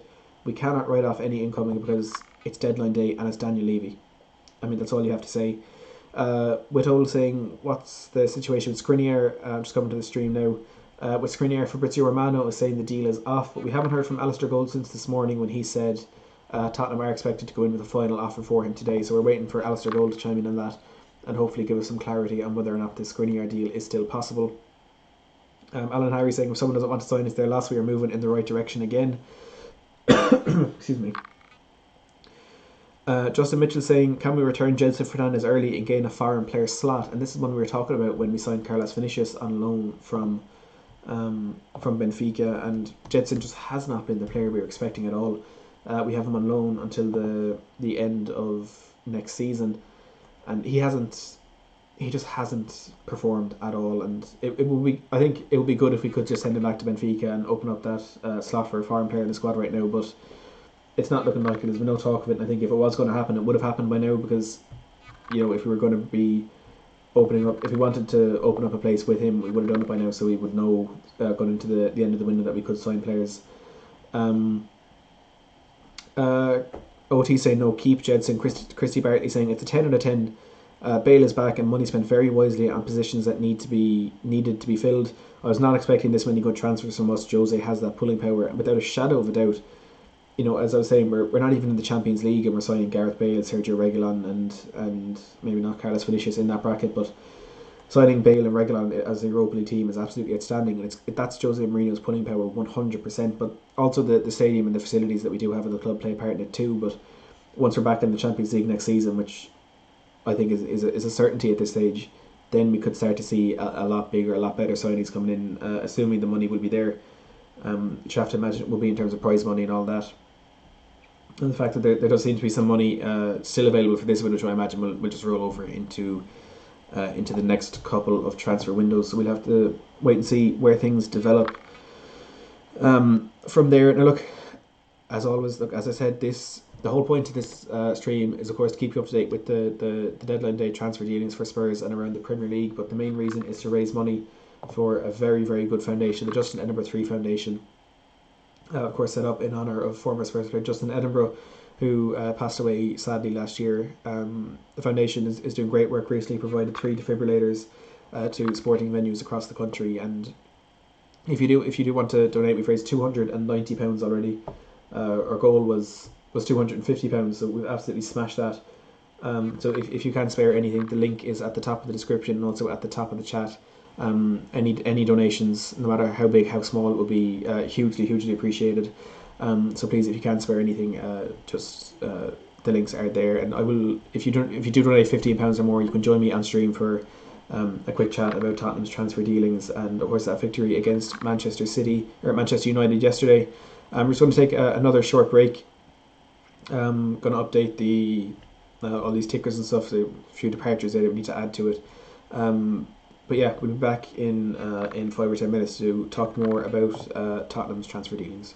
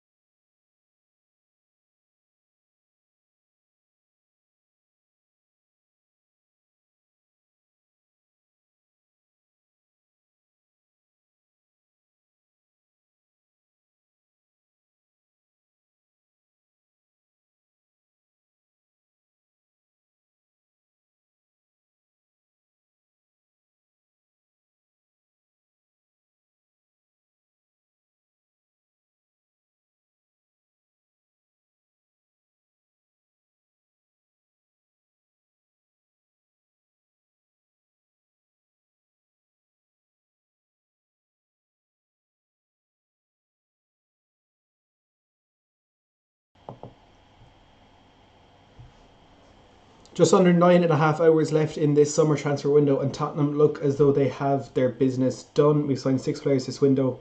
There was hope that we would add a 7th in the shape of a centre-back, but that is looking increasingly unlikely as every hour passes this window. Sky Sports in Italy and Fabrizio Romano claiming that Milan Skriniar will be staying at Inter Milan this summer, and Tottenham target Antonio Rudiger potentially on his way to AC Milan. Mary Demiral staying at Juventus. Man City unlikely to let John Stones go. It looks as though a centre-back signing will not be happening for Spurs today.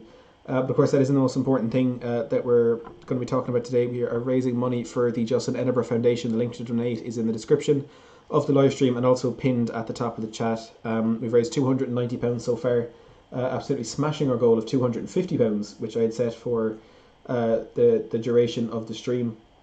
So we've upped that goal to £500, so hopefully we can smash that as well. If you donate £15, you can join me on stream for a quick chat about our transfers and our match yesterday. And I will be donating £25, matching the first, matching every £10 donated with a £1 donation for the first £250 raised. So I'm donating £25 again before the end of the live stream. Steve, I'll be back in a bit. Need to get home. No problem with that. Thanks for joining us, Steve.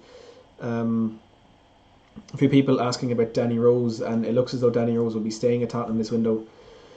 I think it was the Athletic UK reporting that he's comfortable, he's very relaxed about the whole situation, and he will be happy to see out the duration of his contract with 8 months left in that.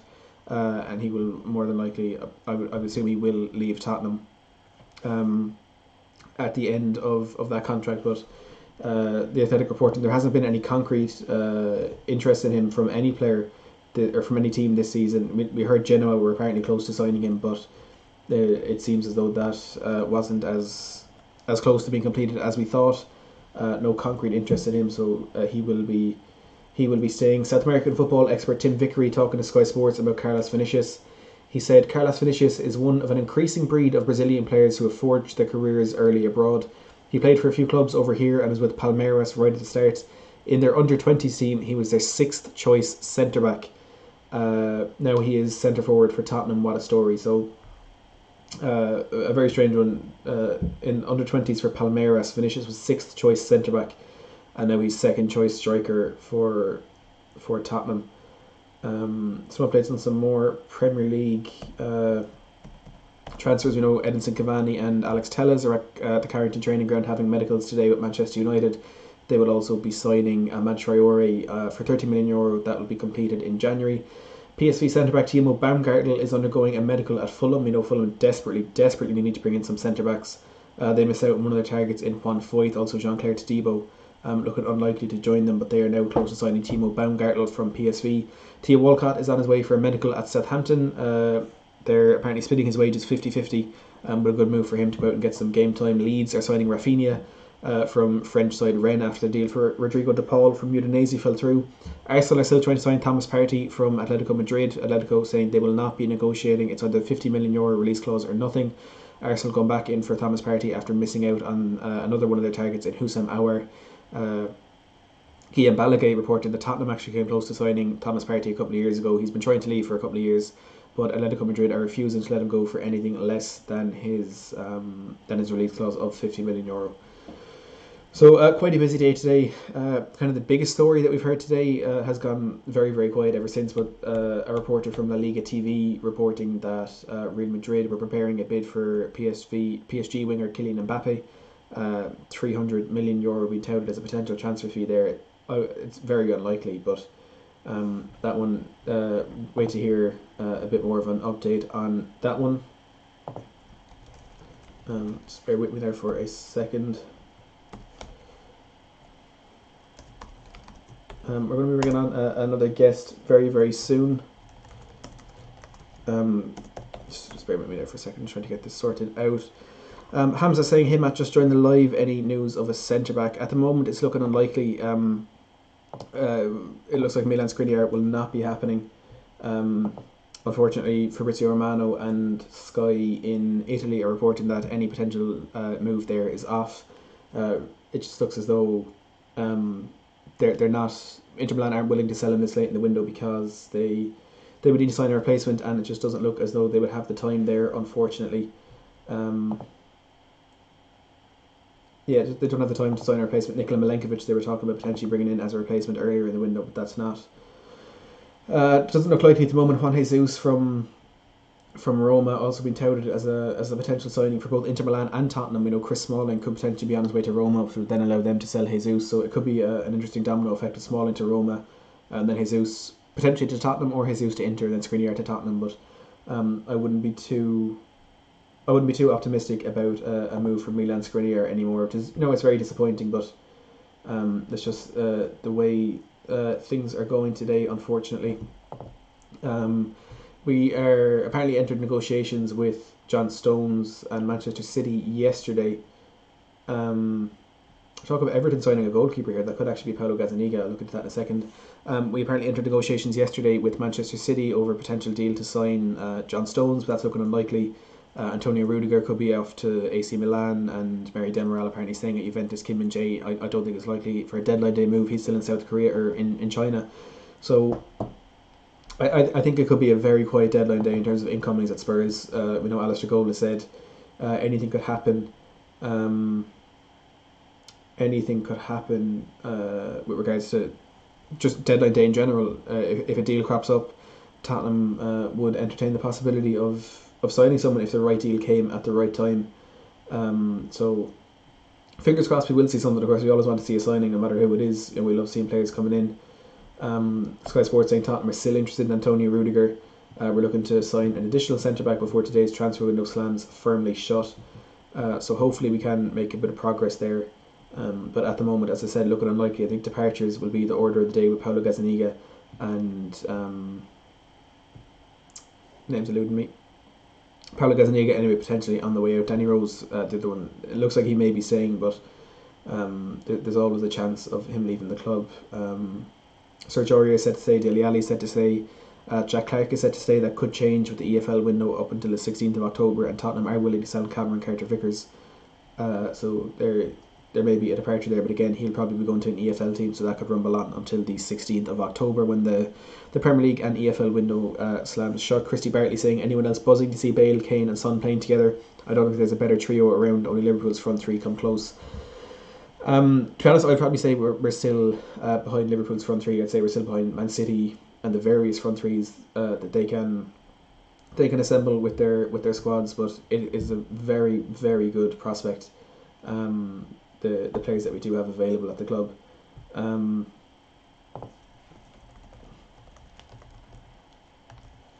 City can have the Mahrez, Sterling, Aguero, Jesus, Bernardo Silva, Phil Foden. The list certainly does go on. And Liam Delap getting into that first team now. He's put in some impressive performances there.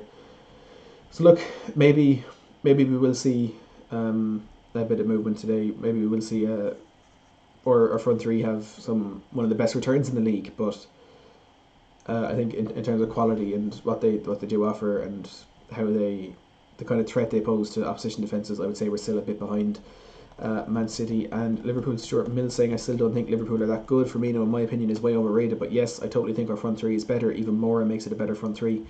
Firmino, he splits opinion, there's no doubt about that.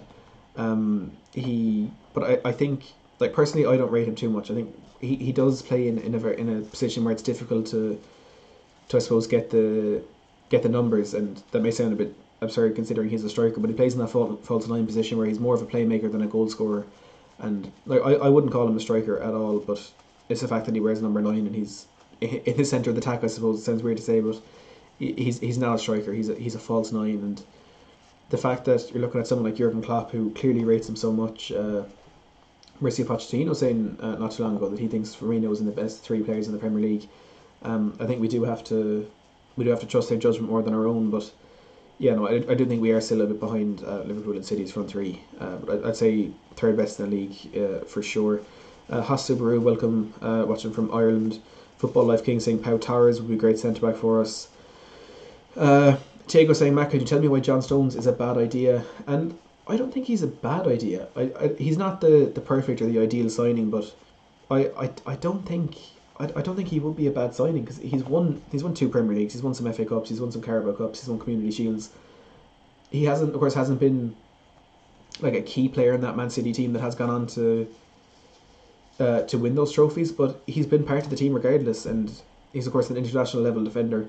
I think he would be better to bring in than nobody at all. But look, we'll have to wait and see how this goes. South American football expert Tim Vickery talking about the desperation in Manchester United's move for Edinson Cavani. Wolves are hoping to make Adama Traore, the latest senior player, to agree a new contract at the club. So a lot of business going on today, but unfortunately not a lot of it with Spurs. We'll have to wait and see how the day develops for us. Of course, we are raising money today for the Justin Edinburgh Foundation. If you do want to donate, the link is in the description below the video and also at the top of the chat. We've raised £290 so far, and we have another donation coming in from Anthony Davis, donating €10. Thank you very much, Anthony, for that donation. It is greatly appreciated, as is every donation that has come through today. So that brings us up to, let me just update this one. I was trying to convert it from euros to pounds. That would bring us up to £299.44. I'll just update that one, that ticker at the top of the screen. So just short of £300. I have to assume we will get there, but thank you to everyone who has donated. We set the goal initially at £250, but we smashed that very, very early on. So we put it up now to £500. Hopefully we can reach that one as well. It would be an amazing day, an amazing bit of work for the Justin Edinburgh Foundation if we can make that donation. Of course, a bit of a setback from then, those jerseys from the Leyton Orient game that were supposed to be donated to the foundation. Of course, the game never went ahead, so Spurs couldn't do that, but hopefully we can help him out a bit. With this live stream today, Matteo Guendouzi has joined Hertha Berlin on loan. I'm just waiting for official confirmation from that on Hertha. They put out a teaser on their Twitter page. So a departure from that Arsenal midfield without too much indication that there will be a replacement coming in there. Pierre-Emile Højbjerg has said, "We are heading in the right direction, but we are by far not where we want to be. However, we are on the right way and we are working hard, and most importantly, we are working in the same direction, and that is very powerful." So Højbjerg saying we're not at the level we want to be at yet, which I think is an outstanding statement for him to make. Despite this brilliant start we've had to the season, he said we are not, but by far we are not where we want to be. 13th Monkey, welcome to the stream, saying Shane Levy won't go the extra way and get Jose the centre back he wants, and it doesn't look as though it's Levy's decision. I think Jose has said, look, if the deal can be done, if the right deal is there, let's sign him, but it's not the end of the world if we don't get him. I don't think we can afford to criticise Daniel Levy for this window in any way whatsoever. Brighton still talking with Rennes about striker Boulaye Dia, but a deal is unlikely. Premier League side only want to do a loan, which doesn't interest Stade de Rennes at all. Looks like Gerard Deulofeu from Watford is going to be leaving and joining Fiorentina in the Serie A, or is it Udinese? He looks like he's actually joining Udinese in the Serie A, according to Gianluca Di Marzio. So potential EFL player that we could have had a look at after this main window shuts. Unlikely now with Gerard Deulofeu moving to Udinese in Italy. GT saying, I really like Ozan Kabak, but he looks like a right-sided centre-back, and he's one that has attracted a lot of interest from a number of clubs. I think Liverpool mentioned, but is it Bayern Munich? One of the big teams anyway has been apparently in talks to sign Ozan Kabak from Schalke in the last couple of days. AC Milan, by the looks of it. He's still at Schalke, but perhaps a move to AC Milan is imminent there for him. As you say, right-sided centre-back, and it looks as though we're going to be bringing in hopefully a left-sided centre-back, or at least that's what we are targeting. Gillian saying, I hope we don't end up a centre-back away from a league title, which would be disappointing if it was a leaky defence, which cost us any of our goals towards the end of the season. But as we keep on saying, Jose Mourinho is happy with the options he has, and we have to trust that he is right with that. And look, one injury could change things quite a bit, which of course wouldn't be ideal, but for now Mourinho is happy with what he has, and we have to trust him, and I suppose we have to agree with him on that one. Luke is saying, has something happened in the last few hours? And something has happened, but not good news. It's looking unlikely that Milan Skriniar will be joining Tottenham today. Just to get I think Fabrizio Romano said it on his podcast rather than in a tweet, which of course we can't listen to for copyright reasons. But he did tweet out a reply to someone's tweet, and he said, if I can just get it up here very quickly. He tweeted, and someone asked about Milan Skriniar, and he simply said, if I can find this a bit further back than I realised, he just said, "This is not happening." So very, very straightforward, very very blunt from him. It won't be happening for Milan Skriniar today. Still waiting for some input on this from Alistair Gold, which is coming as a bit of a surprise to me. I thought Alistair Gold would be right on top of this, either agreeing with or denying what Fabrizio Romano had said. There's a few sources seem to think there is still a bit of hope for this one to go through, but we'll have to wait and see where that one goes.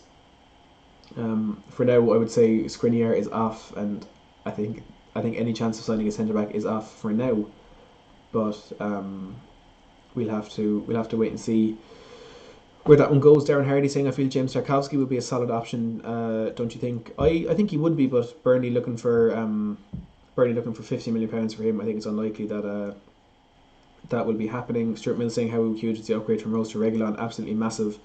Jonathan saying, "Matt, you look depressed." What's wrong? I'm not depressed at all. I'm just a bit disappointed we haven't got Milan Skriniar in, but it's been a great window for Spurs, and it's going to be a great season for Spurs. So I'm far from depressed. Gillian saying, "Could we be getting a centre back from the EFL window?"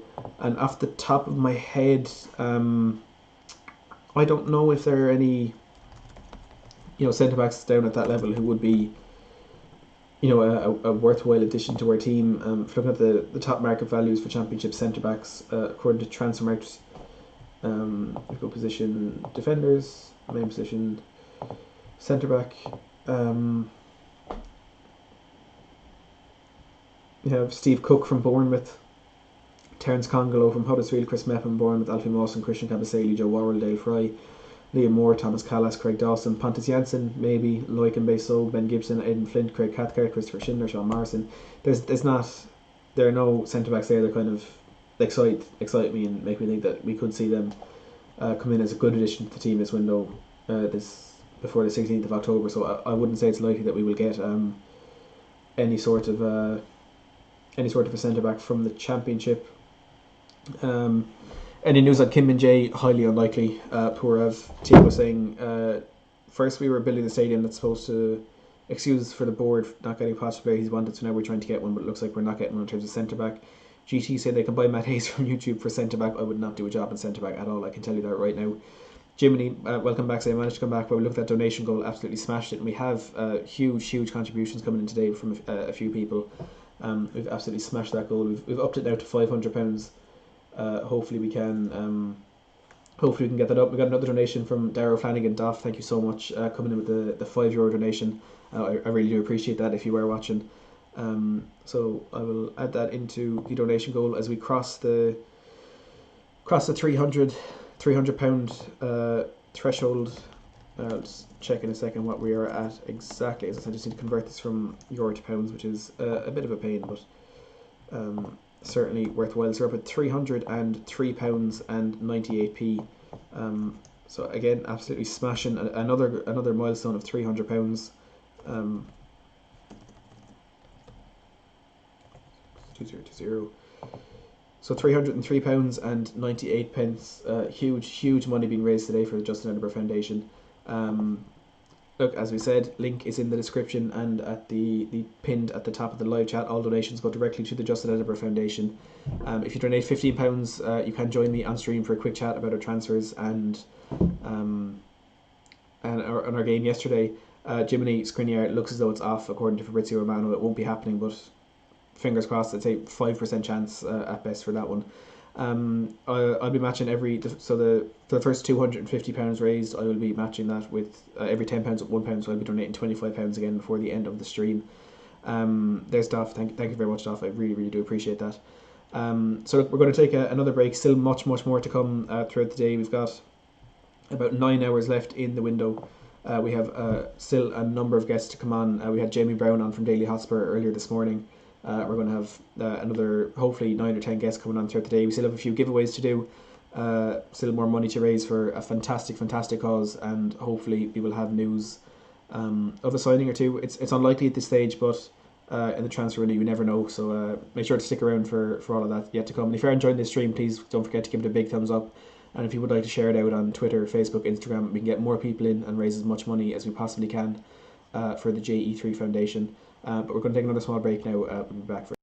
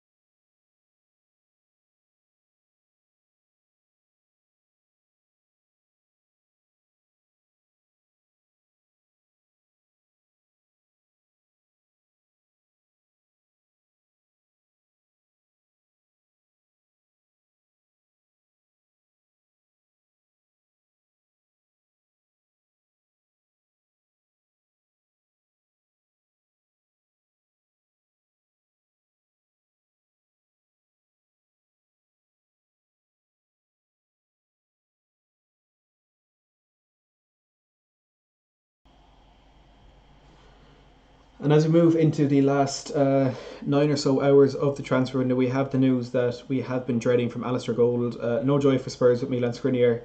If that's going to happen, it'll be in another transfer window. Shame, as the player wanted to come, but I understand talks to try to sign the Inter defender have ended. So that's confirmation from Alistair Gold today that excuse me, Tottenham will not be signing. Tottenham will not be signing Milan Skriniar in this window. So just need to update this. Bar at the bottom of the screen. Look, it's quite disappointing.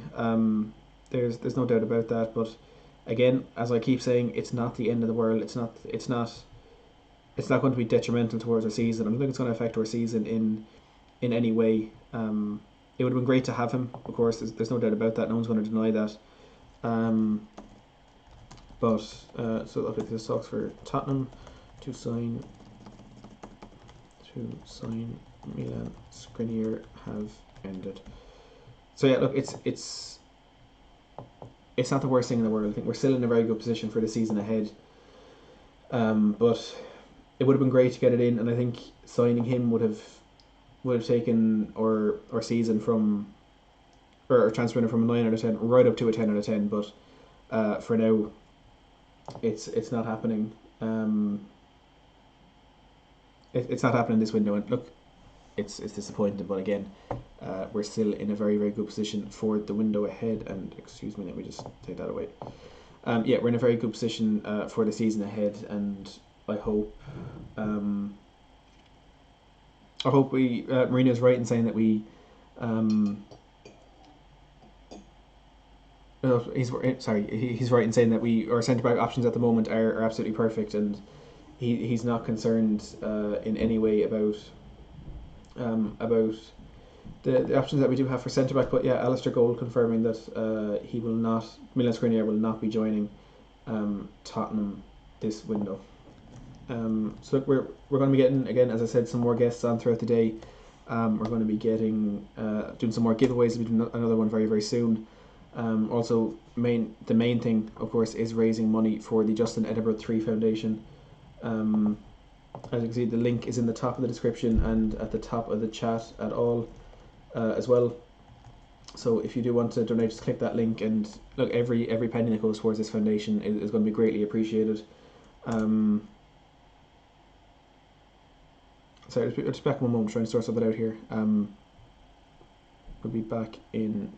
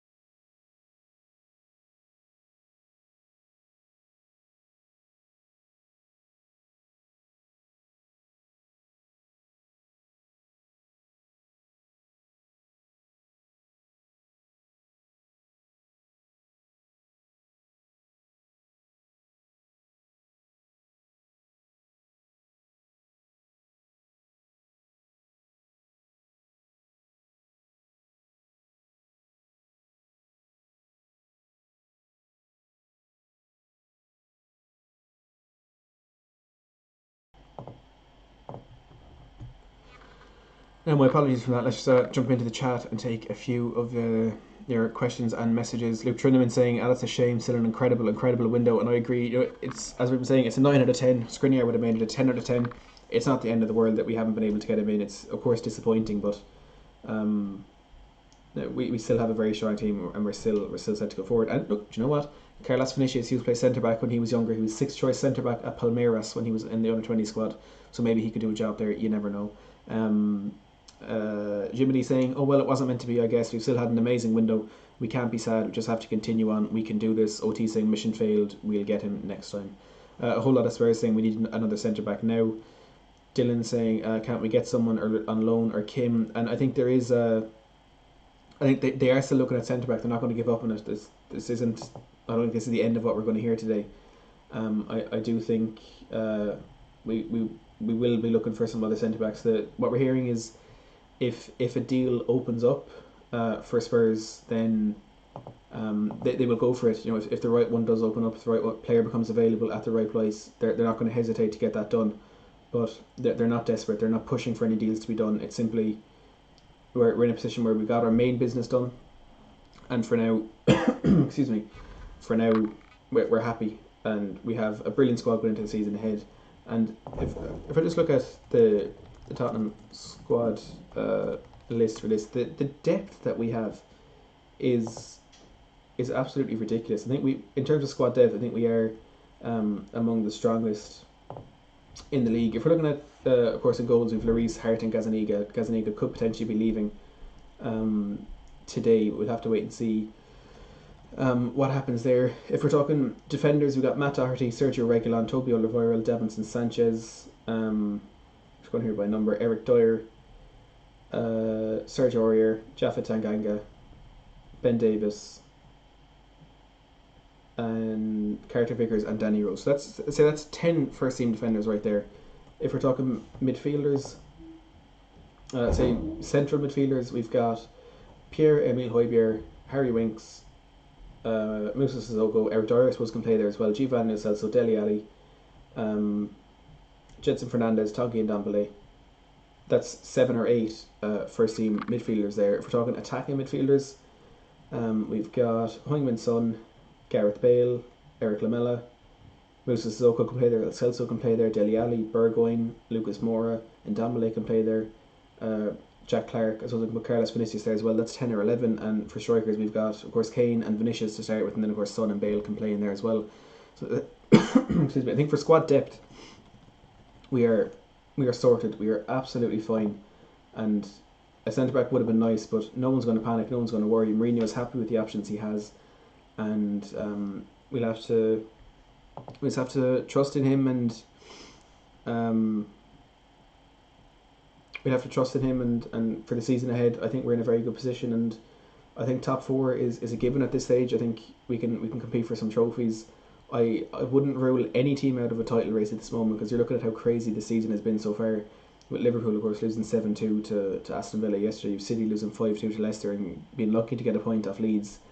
I really do think the title is wide open this season. I'm not saying Tottenham are going to win it, but I think we're in with a chance, in the same way that Liverpool and City and Chelsea and even Everton are in with a chance of winning it this season, because it's anybody's game at this stage. It's been an absolutely bizarre season.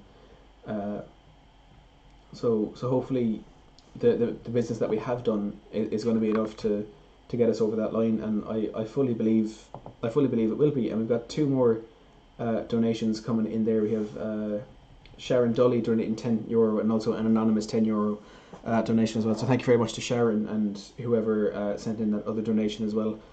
It is hugely appreciated. We're going to update that donation total now. We're up at €355, so £322 and 13p. So massive money coming in today for the Justin Edinburgh Foundation. As always, the link is at the top of the description and pinned at the top of the chat as well. If you can spare any amount of money, any money is greatly appreciated, of course. So with £222 and 13p, we absolutely smashed our first goal of £250, and we're right on course to reach our second goal of £500 as well. So thank you to Sharon and everyone else who has donated today. Of course, the one thing we were wanting to happen is Milan Skriniar. As we know, it's not going to happen. Fabrizio Romano and Alistair Gold confirming that Sky in Italy as well say the same thing. As Jimmy says, awesome donation, people. Well done. 13th Monkey saying Vertonghen is gone. Who's replaced him? Look, no one has replaced Vertonghen, but we don't need to replace every single player that leaves the club. And like I find it hard to understand how you can look at the window we've had so far and still be negative about what's going on. We have 4, if not 5, centre back options. we have, of course, Sanchez, Dyer, and Alderweireld, I'd say, will be our first three. We then have Tanganga as a fourth, and if we're playing a three at the back, we've Ben Davis, who could fit in that left centre back role, who I suppose in that regard will be a replacement for Jan Vertonghen, now that we have got an extra left back and Sergio Reguilon in. And look, I think it's very. I think it's a very cynical way to be negative about what we have done in this window so far. We've been absolutely exceptional. We've got all of our deals over the line. The deals that we needed to get done, we have gotten done. The deals that we wanted to get done, we weren't going to get done unless we got the right deals at the right price. And if Levy fails again to support his manager fully, then it's our responsibility as supporters to make sure Levy understands. And Levy has supported him. It's a massive, massive, massive financial risk bringing in Gareth Bale. It's bringing in Sergio Reguilon as well. It's a huge deal for that. I think I'm look. Obviously, you're entitled to your own opinion. I'm not giving out about that at all. I'm just having this discussion with you that I do think it's a rather cynical viewpoint to take, to be negative and to be kind of upset and critical of how we've been in this window. I think it's gone very, very well for us, and I think we would see that in the season ahead with regards to how well we do. Outstanding against United. We've had a brilliant start to the season, and I do think it's only going to get better. And I think we'll be right back up to that level that we want to be at. And I think we will be back in the Champions League next season. I think we will win trophies. But of course, only time will tell on that one. Now it's time for our second giveaway of the day. It's going to be another one of these Gareth Bale match programs. We've given one away already today to I think it was Mickey who won the first one. So we're going to be giving away a second one now. We're going to ask a Tottenham quiz question, and whoever gets the right answer in the chat is going to win the program. Now we had a bit of a problem with this in the first one, but it's the first answer that comes through on my live chat. So your answer might be the first through on your own, but there's going to be different ones for everyone depending on internet delays from wherever. So it's the first answer that comes through on my live chat will be the will win the match program. So the question is: in 1963, Tottenham became the first British team to win a European trophy. Which one? So in 1963, we became the first British team to win a European trophy.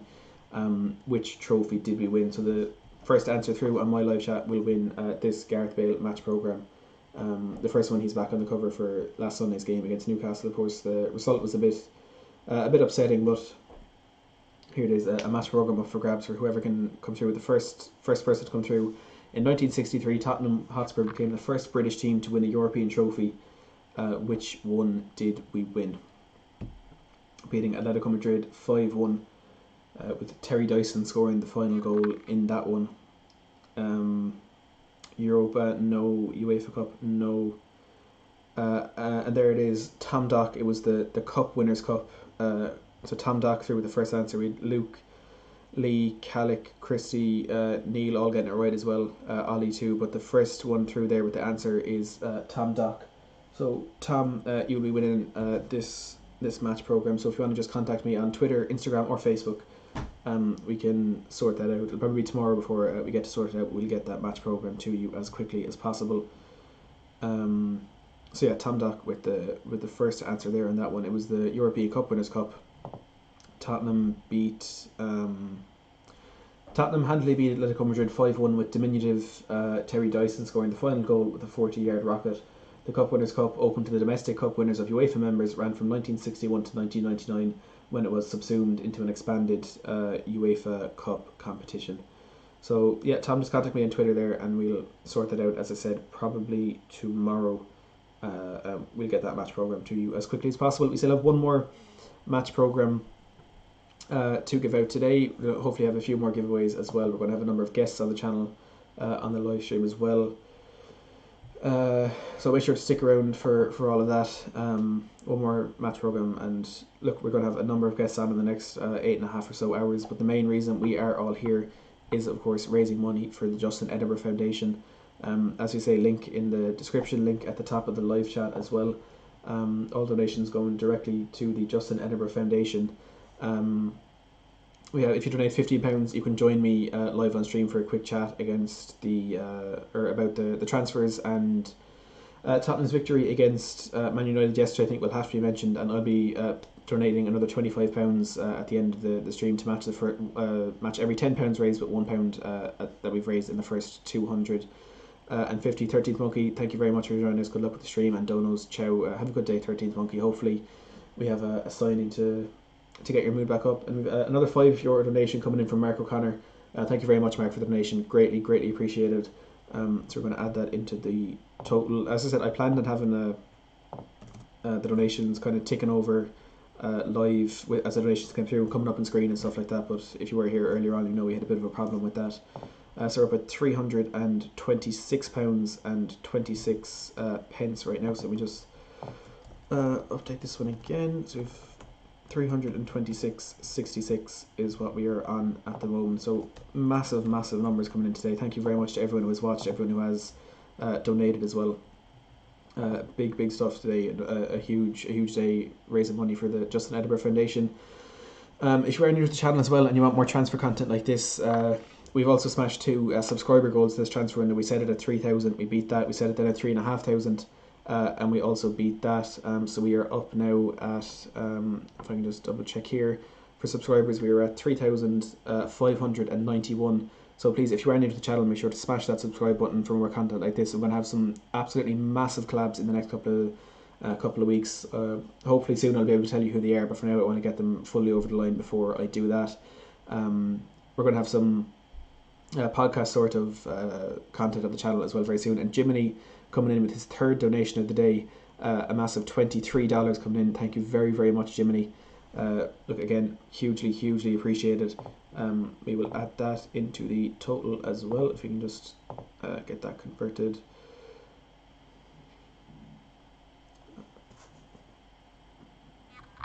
Still keep an eye here on Twitter for any potential bits of breaking news about Tottenham's transfer dealings, but for now it is just still a bit of disappointment with regards to that Milan Skriniar deal. It doesn't look as though he is going to be joining Tottenham today. It was kind of the main one that we wanted today, but still potential to sign a centre back. Of course, that will rumble on right until the end of the window. And thank you very much, Louis, for subscribing. Welcome to the channel. I'm trying to update this donation goal. We are up at £339. So slowly crawling towards that second goal of £500, which again would be absolutely huge, absolutely huge, and I mean that, if we can get that one over the line. So £500 goal amount 300 and what was that I said? £339 and 22p. So we're getting there. We are getting there. And hopefully towards the end of the deadline we'll have a lot more people in here to see us through the day, and hopefully we'll get that £500 goal. I'm not sure, has that updated there? Still at 326. Do you know what? I should have expected technical difficulties today. 339.22. Of course, if you're here very early on, the donation link actually wasn't working at the start, so we had to change that around, and it still doesn't seem to be updating there. I'll have a look at that in the next break, but we are at £339 at the moment. Jiminy saying, let's get to the 500 goal. Thank you so much for your contributions today, Jiminy. Greatly appreciated. News of Hyman's son, he's staying at Hotspur Way over the international break, and he will be training. I think for COVID reasons, I think South Korea aren't taking any players outside of South Korea for their international duty. So a nice, well-deserved break for Son, which is great for us with the injury he did have over the last week or so. We can get a very good break. And I see Pourav asking about rumours of Gazzaniga joining Liverpool. It was TalkSport and The Independent who said they were interested, but Sky Sports said they weren't interested. So I'm not too sure we'll see anything there. On that one, Everton also in talks for Gazzaniga, apparently according to TalkSport, but for now there's nothing concrete to suggest that Paulo Gazzaniga will be on his way out of Tottenham today, but of course that can change very quickly. Fulham potentially making another signing, Joachim Andersen, the Lyon defender. They have Timo Baumgartel in for a medical. Malang Sarr potentially on loan from Chelsea to Porto. Delafeu, as we said, set to join Udinese, and Arsenal at the moment looks set to trigger Thomas Partey's release clause, so they could potentially be signing a big midfielder today in Thomas Partey from Atletico Madrid, and Eric Garcia maybe on his way out of Man City with Tosin Adarabioyo and Patrick Roberts as well, maybe leaving the club on loan today. So we're going to take another small break. We actually another huge donation coming in. David Holloway donating €20 to the cause. So David, if you do want to pop on the stream before we take a break, if you want to drop me a message on Twitter, I can send you a link and we can get you on stream to talk about the transfers and Tottenham's victory against Manchester United as well yesterday. So just give me a quick message on Twitter if you do want to join me on stream. And I'm going to try and update this donation goal as well, because it's always nice to keep it ticking over so we can see exactly where we're at. We're at £357 now. Honestly, I did not expect this at all. Thank you very much to everyone who has, for everyone watching, everyone liking, everyone sharing. It all plays a part, and we're going to be raising quite a bit of money for the foundation today. So £357.56 raised now. Hopefully this updates. There we go. So 357.56. Stormy saying Tottenham signing any more today doesn't look likely at the moment. Jimmy saying Super Son healing, very glad he was okay to play and he made a big massive difference. Poor saying Carlos Vinicius can't play centre back as we know. Jack Legros saying Sanchez another error yesterday. Tanganga still learning. Dyer and Alderweireld a yard slower. I'm delighted with transfer now. However, there is a missing piece that really needs fixing. Jimmy saying David is here. David, yeah, as well. If you want to let me know here, if you do want to join me on stream to have a quick chat about Tottenham's fantastic window and fantastic start to the season so far. Justin Mitchell saying, what do you think of Dan Axel Zagadou, the left-footed centre-back from Borussia Dortmund? I don't know too much about him, but I know if he's in that starting team, as he usually is, he must be a very good player, and he is a left-sided centre-back. He can play left-back as well. 21 years old, of course, for Borussia Dortmund at the moment, a French centre-back. I'm not sure he's actually played for the national team yet, but transfer market valuing him at about £28.5 million. It would be a good signing, I think, but not particularly likely in any way today, unfortunately. I think as every hour ticks by, I think we're less and less likely to get anyone in for that. Once I suppose we haven't already entered negotiations for. And another bit of news we got this morning from Footy Insider 247. It's gone a bit quiet since then about this, but Tottenham have apparently been offered the chance to sign Christian Eriksen on loan from Inter Milan. I would assume that was brought up in the negotiations with Milan Skriniar. So, look, we'll have to wait and see how we go. Eriksen, I think, would be one who would, as he did in his first spell at the club, would really split opinion. We'll have to wait and see what happens. We'll have to wait and see if this is actually something Tottenham even want to get over the line. But centre-back, as we know, could happen today, but only if the right deal opens up for Spurs. They're not desperate. They're not going to try and force any move through. They're not going to try and convince any player to join. If someone wants to do it, we'll get them, but otherwise we won't. So we're going to take another short break here. We'll be back in about 5 or 10 minutes to continue discussing Tottenham's transfer news and hopefully get more and more guests on throughout the day. A couple more giveaways to go, and of course more donations to be made. Hopefully we can smash that €500 or £500 goal for the stream today. So we'll be back very shortly. Thank you to everyone who's tuning in. Again, smash that like button, hit subscribe if you are new. Share this out if you can to get more people in here to donate money to Fantastic Foundation. We'll be back very shortly.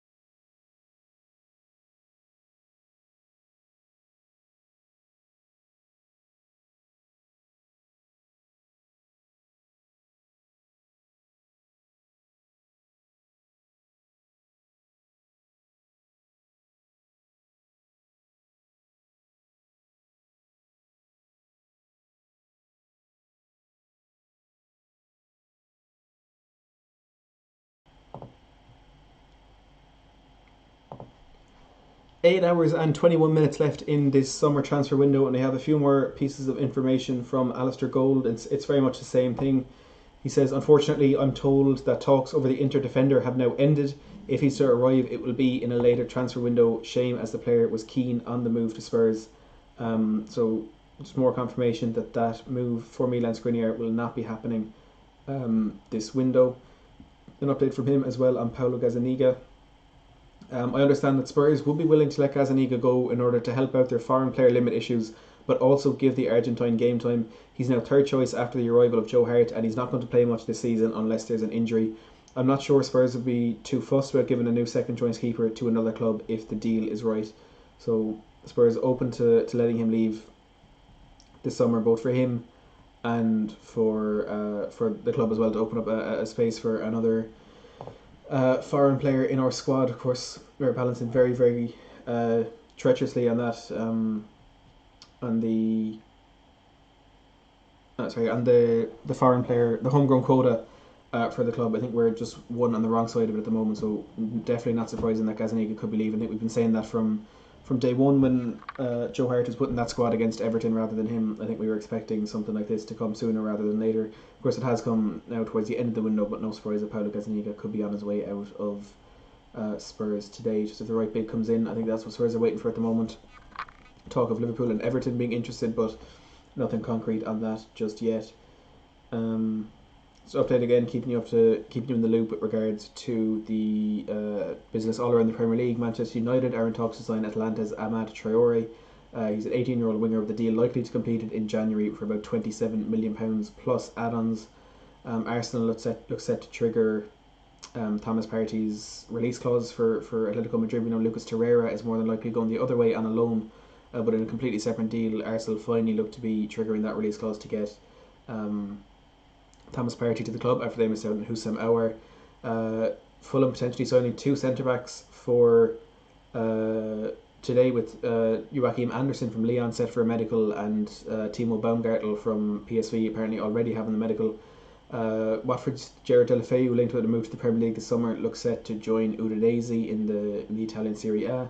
Eric Garcia looks set to leave Manchester City, with Tosin Adarabioyo and Patrick Roberts also attracting interest from a number of other clubs. United having Edinson Cavani and Alex Telles at Carrington training ground today for a medical there. Callum Hudson-Odoi would be staying at Chelsea. Theo Walcott looks set to join Southampton on loan from Everton. Wolves looking to get Adama Traore tied down to a new contract. And Aboyemi Ayodele, thank you very much for subscribing. People talking about United just surely desperate at this stage getting in Edinson Cavani. Leeds look set to sign Rafinha from Rennes.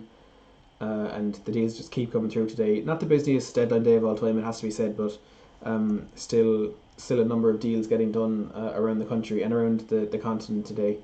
So we'll keep an eye on those ones. But the main one for Spurs, of course, Milan Skriniar.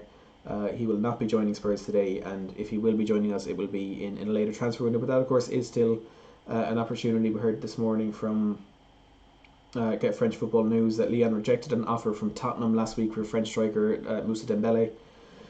And that's when Tottenham turned their attentions to Carlos Vinicius. Sky Sports in the last couple of minutes reporting that Tottenham are still interested in Antonio Rudiger. So, look, it will be departures rather than incomings for the rest of the day for Spurs. There's talks of a few centre-backs, but I really can't see anyone getting over the line at this stage. As the day rolls on, it's looking less and less likely we will get anyone. But as we know from Alistair Gold, Tottenham will entertain the possibility of a move if and when one becomes available. We have another donation of €10 from an anonymous donor. Just update that on the live ticker as well. So slowly pushing towards that £500 goal. We're at £366 and 43 pence now. So £366 and 43. Get that updated now. If you do want to donate, the link to do so is in the video description and also pinned at the top of the live chat. Any and all donations will be greatly appreciated. Of course, all going to the Justin Edinburgh Foundation. And if you do donate £15 or more, you can join me on stream for a quick chat about Tottenham's transfer business, transfer dealings, and of course that fantastic victory against Manchester United yesterday. will be discussed. Christian Eriksen has apparently been offered to Tottenham on loan this morning from Inter Milan. I assume that came up in the negotiations with Milan Skriniar, which, of course, as we said, will not be happening. He'll be staying at Inter Milan this window. Jiminy saying, at this stage, are we likely to sign someone before the deadline, or will we wait until we can sign Skriniar when we can next time? I think it'll be next time. I'd be very, very surprised if we do get anyone in by the end of this window. I thought with the Skriniar deal dead for a couple of hours now, I thought we would have seen some sort of development on another centre-back if it was going to happen. But the fact that we haven't would suggest that I think that's it for us this window. Again, outstanding window, getting 6 signings in. As you can see there, Højbjerg, Hart, Doherty, Reguilon, Bale and Vinicius. An outstanding window, it has to be said. Just a bit of a shame that we couldn't put the icing on the cake there last day with that. With that Skriniar signing. Christy Bartley saying the squad is perfect as it is right now. We have competition in every position. Scott Cranford asking about Kim Min-jae. I don't think there's going to be any development on that. He's still in China playing for Beijing Guan. I think it'll be very, very difficult to get a deal over the line today. As Jiminy says, very unlikely. Spurs 12 saying Rudiger is still on. Justin Mitchell saying if Inter Milan were looking at Nikola Milenkovic as a Skriniar replacement, then Milenkovic will be unsettled and maybe back up to grab today. He's a 6'4" monster. That's a good point. I hadn't thought of that. I think I did see from Gianluca Di Marzio that Nikola Milenkovic had actually been offered to West Ham.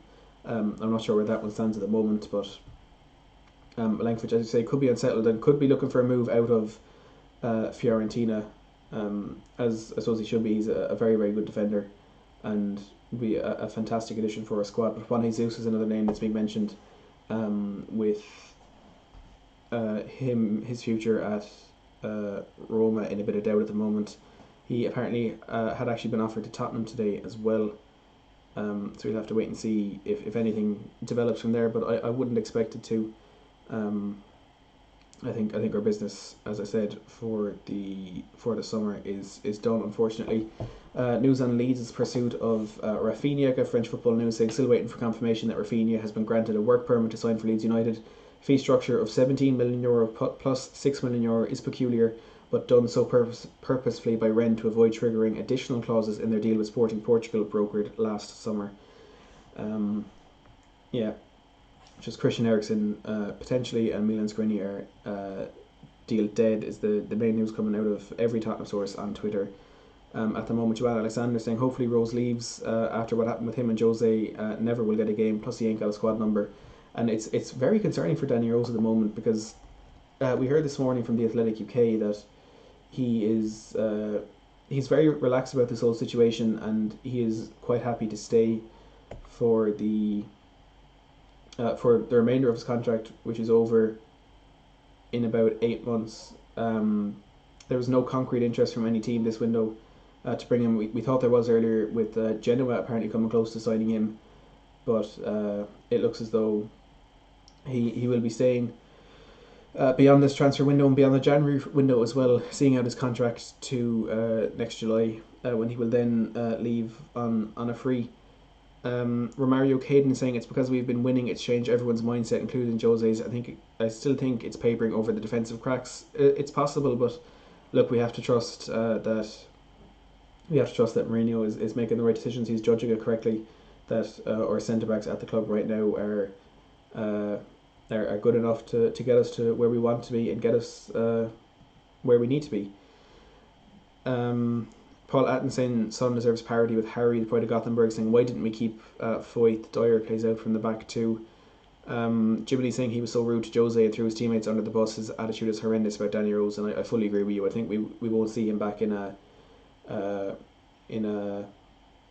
Spurs jersey ever again. Some reports here suggesting he thinks he's too good for the Championship, which would be very concerning if that was the case, because I'm not too sure I would agree with that from what I've seen from him in the last couple of years.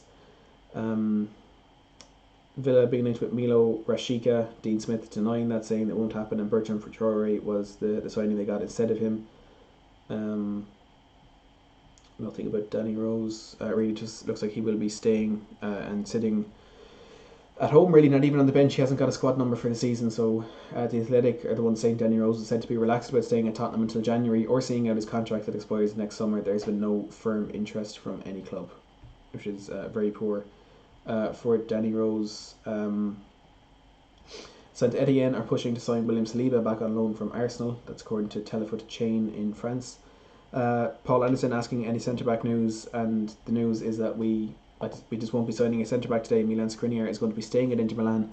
It looks as though we left it too late on that one. They're not willing to let him go late in this transfer window because they don't want to go without a replacement. Having already let Diego Godin join Cagliari this window, they would need to sign a replacement, and they don't have the time to do that. So no Milan Skriniar for us. We were in talks with John Stones yesterday, perhaps continuing today, but that one is also looking unlikely, with Man City letting Eric Garcia go to Barcelona, but also the wages are a bit too steep for Tottenham. Mary Demiral staying at Juventus. It looks like Antonio Rudiger.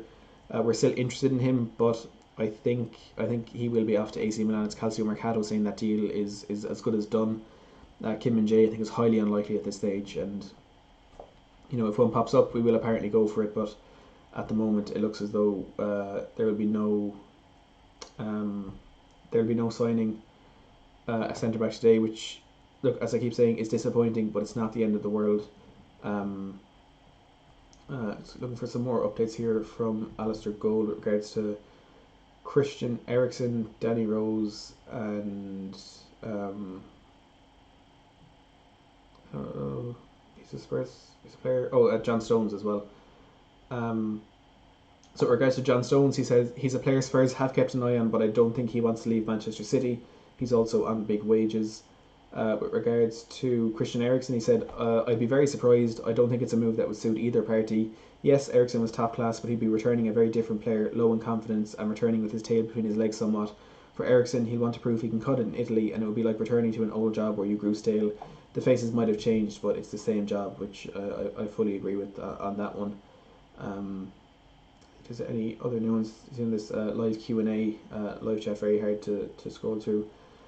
Spurs are looking at a couple of options across Europe and at home, but time is now against them. I do wonder whether, with their foreign player issues, they might also take a look at some promising defenders in the Championship in the EFL window, as someone suggested earlier in the stream.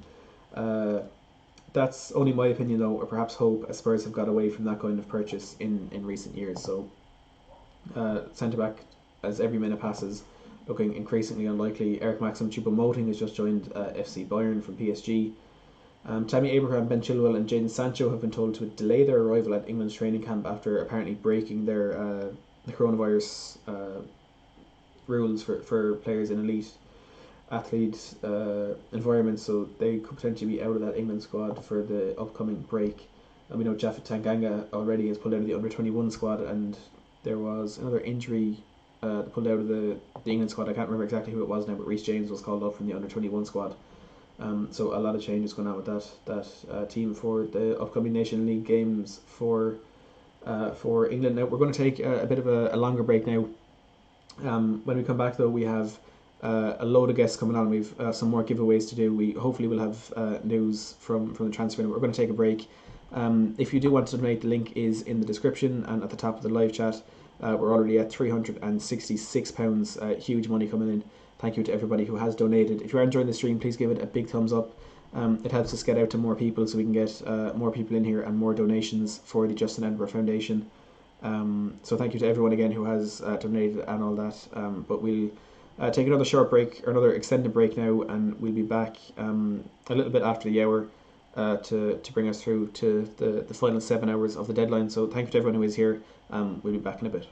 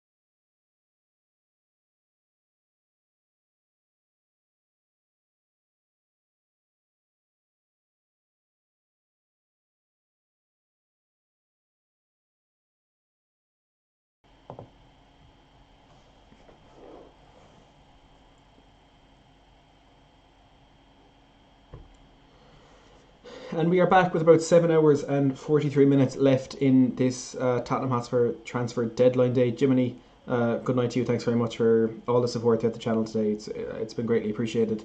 So it's 7 hours and 43 minutes left in this summer transfer window. Tottenham have gotten an update on two more of their centre backs, and it's not good news as we expect with Milan Skriniar. Fabrizio Romano saying in the last 10 or so minutes, Inter won't sell Milan Skriniar to Tottenham on the last hours of deadline day. No agreement, no fresh bid after last one, which was €35 million, was turned down. Also, Spurs sources considered the deal off.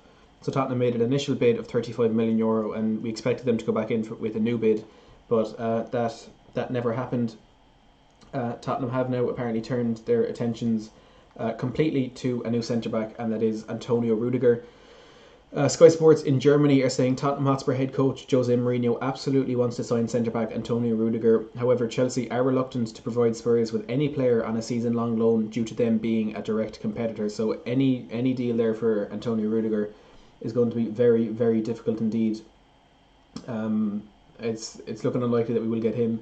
We will not be getting Milan Skriniar, and then all of a sudden it's looking like it's going to be a very, very quiet end to Tottenham's deadline day. Alistair Gold again on about John Stones, saying Tottenham Hotspur have been monitoring Manchester City centre-back John Stones during the summer transfer window. However, the English central defender does not want to leave Man City, and he's also on big wages, so very difficult for Tottenham to orchestrate any sort of a move there. Other target, Mary Demiral, more than likely will be staying at Juventus beyond this window as well, so we're just waiting for news on departures of Paulo Gazzaniga, kind of the centre of that at the moment. It's going to be a very quiet 7 and a bit hours for Spurs, but look, it's been a fantastic window regardless.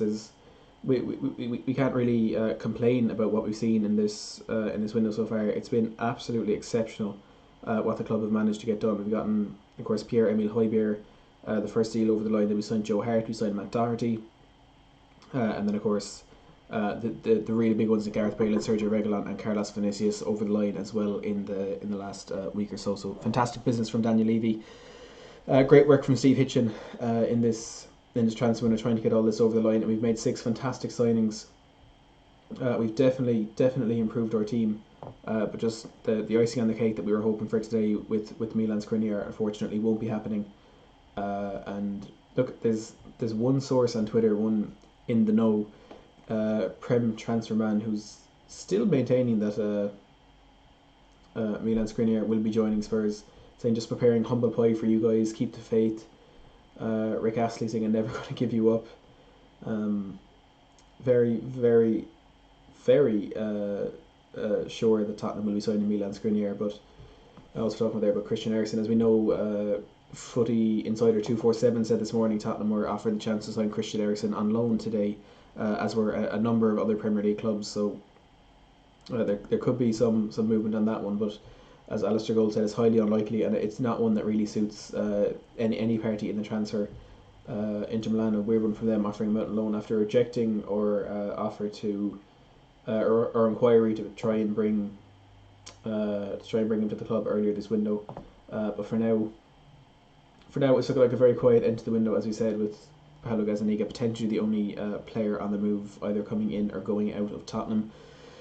A big bit of news coming out of Europe, and Douglas Costa has joined Bayern Munich on loan until 2021.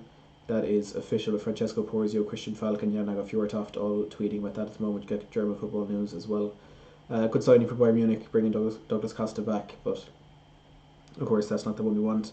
Michael Smith, Milan deal is off. Romano says people outside of Spurs saying no deal is happening, and as we just said, Romano confirming what we've known for the majority of the day now, I suppose. Milan Skriniar will not be joining Tottenham this transfer window, but there is potential for him to join in the forthcoming windows. You know, he wanted this move, he wanted to come to the Premier League. Tottenham is a team that he wanted to join, so this could be one that we see further down the line. You see Ray asking about Kim Min-jae, saying he's the Korean Van Dijk, he's the only centre back we need.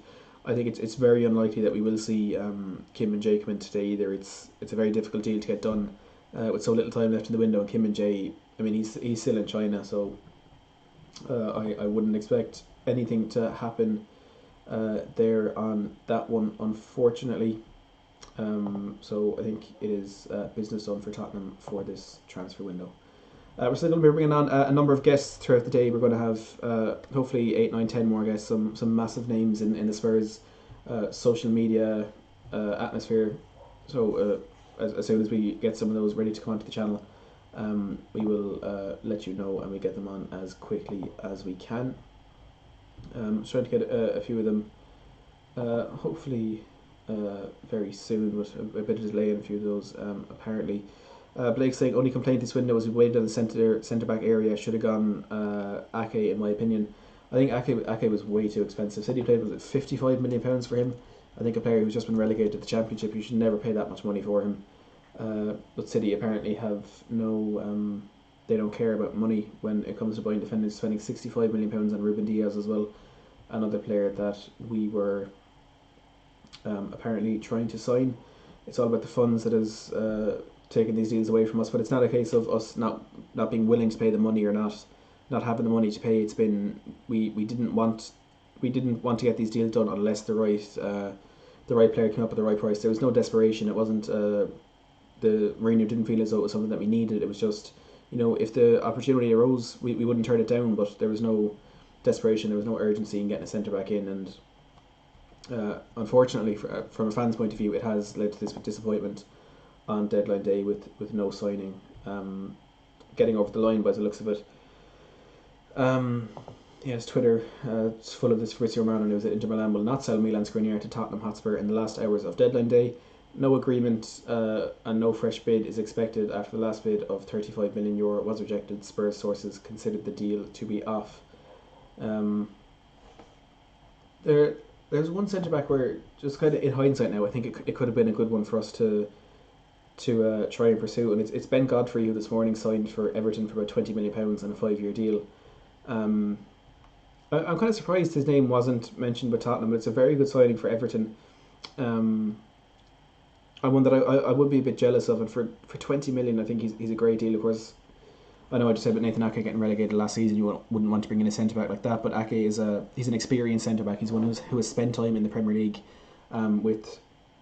Of course, he was at Chelsea beforehand, and I think he played for, there's some other Premier League team now he was there with, and we didn't get that one over, or he just never really made it in that. And he's at City now, a massive move for him. Of course, got his first goal of the weekend, or last weekend.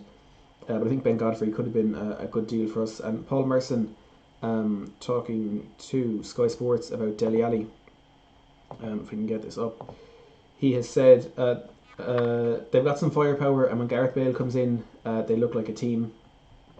Most ridiculous comment. They look like a team. Probably the most intelligent thing Paul Merson has ever said in Sky Sports. Fair play to Jose Mourinho. I didn't think that could happen. I thought he was going to be in his old ways. Of being defensive and going from there. But he's probably looked at it and thought, I'm going to have to change, and I have the players to change it. I've just lost my way there. I have the players to change it. It worries me to say, and I know it's early doors, but they look back to being where they were 2 or 3 years ago when they were a very good team, and this looks like a very good team. Dele Alli is at a top team. This man at times honestly sounds clueless. Dele Alli is at a top team with top players and a top manager, and he's got to fight his way back into the team. That's what happens when you're at top clubs and you're in top teams. You only get 2 or 3 chances, then you're out of the team. If you play at a club at the bottom, you can have 4, 5, 6 bad games, and you're going to play next week. That's the way it is. But when you're at a top club, you have to perform. He has to get back to being one of the best in the business at arriving late in the box, and he's a great finisher. He'll get into the team if he doesn't leave. Tottenham play too many games, and there'll be too many injuries before the end of the season. You don't become a bad player overnight. It's just a little bit of a lack of confidence, and if I was him, I would stay at Tottenham. There could be good things there this season. So Paul Merson, I'm not entirely sure what he was trying to say there, but basically saying Dele Alli should stay at Tottenham, I think. So he will be saying, we know Tottenham turned down 2 bids from PSG, 2 loan bids. First one worth £1.5 million, the second one for £3 million. Not willing to let him go at all. Apparently Jose Mourinho perhaps wanted to loan him out, but Daniel Levy was very, very keen to keep him at the club. He didn't want to loan him and certainly didn't want to sell him. Blake saying, Mate Merson doesn't know what he's on about. How is he paid to do what you do for so much less, yet much better? Thanks for that, Blake. Yeah, Paul Merson is ridiculous. I don't know The three, Phil Thompson, Charlie Nicholas, and Matt Letizia, were sacked from Sky Sports, but somehow Paul Merson has kept his job. I remember watching before he was doing Europa League predictions back when it was one of the years Arsenal was in it, and it was two Eastern European teams, and it came up, and he's like, "Yeah, I predicted a 2-1 here," and the reporter said, "Why?" And he said, "I don't know anything about these teams. I'm just guessing," and that is him being paid to be on Sky Sports to do that, which is it's absolutely insane. I don't know how he's still in a job there. He really does not know what he's talking about. So we're on £366. We just got another donation in the last couple of minutes from Jason Fox, who has donated another £5 to the cause. Thank you very much, Jason, for that donation. We're going to add that in to this now. We're up at £370 and 96p. Slowly crawling towards that goal of £500. Of course, our initial goal of £250 was absolutely smashed in the first 3 hours of the stream. So we've upped that now to £500, and hopefully we can hit that before the deadline at 11 o'clock this evening. So there we go, £370 and 96p is where we are at the moment. Looking for some more updates from transfers. It's been a very quiet deadline day, it has to be said. I'm kind of surprised. The only confirmed deal to do with Tottenham was Ryan Sessegnon getting his loan move to Hoffenheim. There's no option to buy in that, so he will be back at the club next summer, which is a great move for Spurs. Hoffenheim, we heard from Ralf Rangnick, who's the former head coach of RB Leipzig, and he said basically it's the perfect move for every party, because Hoffenheim need a left back or a left wing back. That's where Sessegnon plays. He needs game time, and Tottenham need him to go out and get some first team experience. And them playing in the Europa League as well is a good place for Ryan Sessegnon to get first team experience in a hopefully not a place Tottenham will be playing in the future, but where Tottenham are now, it's good for him to be at a similar level. Louis asking thoughts on John Stones and Rudiger. I would prefer John Stones. Rudiger looks more likely, but I don't think either will happen. Abdul Karim saying, I really want Mary Demiral from Juventus. He's an absolute machine, the Turkish Vidic.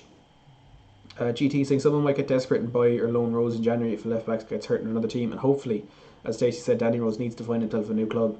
We heard today that Danny Rose is very relaxed about this entire situation and is happy to stay at Tottenham beyond this transfer window. There's been no firm interest from any club according to the Athletic UK, so it looks like Rose will be staying. Michael Smith says it seems like Rose has done us out of a transfer, wants to keep the wages he's on. Another Adebayor. Nick Achilles saying, what would you do with this £500? It is all being donated to the Justin Edinburgh 3 Foundation. Every last penny of it will be, and I'll be donating another £25 before the stream ends to match. Every £10 raised with a £1 donation in the first £250 that were raised. I'll be going to the Justin Edinburgh Foundation, a fantastic cause, doing great work. They recently provided 3 defibrillators for sporting venues in England. After Justin Edinburgh, of course, unfortunately passed away after a cardiac arrest last year. So every last penny will be going to the foundation, and also the ad revenue from this stream will be going to the foundation as well. So we're raising as much money as we possibly can for a very good cause. So we've had throughout the stream, we've had almost 16,000 of you tune in, 260 of you here right now. If we can please smash that like button, get this up as high as we possibly can so we can send this stream out to as many people as possible. The more you like it, the more YouTube will push it out to more Tottenham fans, and we can raise as much money as possible for this charity. So even if you can't spare any money to donate, if you hit that like button, we'll be playing a massive part in all of this as well.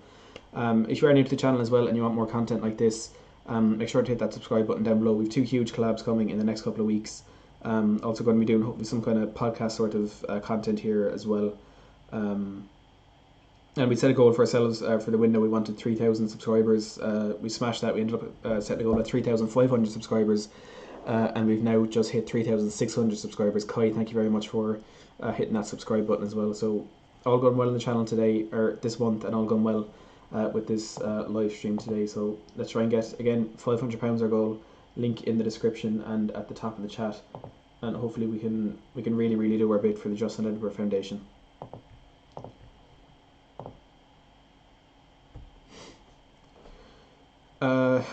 Snow Kid saying Skriniar deal is off, confirmed by Romano. As we know, he said Tottenham didn't go in with a second bid for the player, and unfortunately the deal has fallen through. Adam saying, who do you reckon is playing their last season at Spurs? I'd say Danny Rose for definite. Even though he won't be playing, I think it is his last season at Spurs regardless. Rob Kwan, thank you very much for subscribing. Gazzaniga, if he does stay beyond today, I think will be gone by January or the next summer transfer window. Lamela, I think he's been absolutely outstanding, and I really, really do love him. I feel as though he's a very important part of our team, but there always seems to be kind of feeling around him that he might actually be moving on, which is rather unfortunate. But I think that could be the case sometime soon. For Serge Aurier, again, we're surprised he's still here. I think we may see a departure for him, but again, it's the same with Lamela and Aurier. We're always talking about potential departures, and they're players who definitely split the opinion among the fan base. But they've started the season very well, and they could be just with the performances they've had so far, they could really be put an extra couple of years on their time at Spurs with those couples of performances. Michael saying Rose Silk because Walker moved on for bigger wages. He felt like hearing the same as Walker was getting at City. And look, the difference is after that season, Walker came on and became a better player, and Rose kind of sat back and started sulking, and was second choice to a very poor Kieran Tripp, or second choice to Ben Davies for quite a while. And look, he is no one to blame but himself. He's been way too vocal with his frustrations about the club. And fair enough, if you want to go and talk to the manager. But when you know there's cameras there, don't go in and start screaming at your manager, and certainly don't give an interview to the Daily Mail or the Sun, whatever it was, talking about how you have to Google all the signings. He's really been the orchestrator of his own downfall. And while, look, he was someone who... Paul, thank you very much for subscribing. Well, he was someone who played very well for Spurs. He's, of course, the longest serving player at the moment, and he has had some great times in a Spurs jersey. It's his own fault, and it's hard to have any sympathy for him, I suppose, because he thinks he's better than he is, and it's really, really cost him. David saying Rose should leave ASAP. GT saying, well, the problem is he had 1 to 2 good years, and then thinks he's Roberto Carlos. Abdul saying, if we get a centre back today and another in the January window, then we'll have like 6 or 7 centre backs. Don't you think it'll be too much options, too excessive, in my opinion?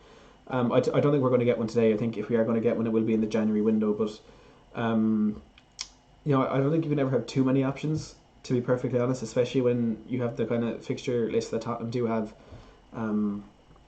We'll have to wait and see how it goes. Stacey saying, good, I might need a heart operation after watching Spurs this season. The pride of Gothenburg, Lamela is a god. Lee Laycock saying, just shared your channel to a Spurs group I participate in. Hopefully someone will pop in. Thank you very much, Lee. I appreciate that. Wayne Bonner, I'm interested to see if Levy has something up his sleeve, e.g. Van der Vaart. And that's the... To be honest, the only reason we're still here. It does look like Alistair Gold said it today that potentially there could be something. If a deal does pop up, it's the right player for the right price. Tottenham would not hesitate to go for it. And look, it hasn't happened yet, but with 7.5 hours left in the window, it is of course possible that something could crop up, and we could end up making a signing today. But it just doesn't look like it's going to be the players who wanted it to be. And Pancake99, welcome to the stream. So the latest is Milan Skriniar, that is off. We won't be signing him today. Fabrizio Romano and Alistair Gold both confirming that one is very, very, very unlikely to happen at this stage. Antonio Rudiger looks like he could be joining AC Milan. Tottenham are still interested, but Chelsea don't want to loan a player to a competitor, so that doesn't look likely. We've been in talks with John Stones and Man City over the last couple of days, but again, Stones wants to stay. City not willing to let him go because they're selling Eric Garcia to Barcelona, and wages are just too much. Mary Demiral probably staying at Juventus, so I think centre back is out of the question today. Ryan Sessegnon has been loaned out to Hoffenheim for a year with no option to buy, so he'll be back next summer. Christian Eriksen has been offered to Tottenham on a loan deal by Inter Milan, I would assume in the negotiations with Inter Milan. That's according to Footy Insider 247.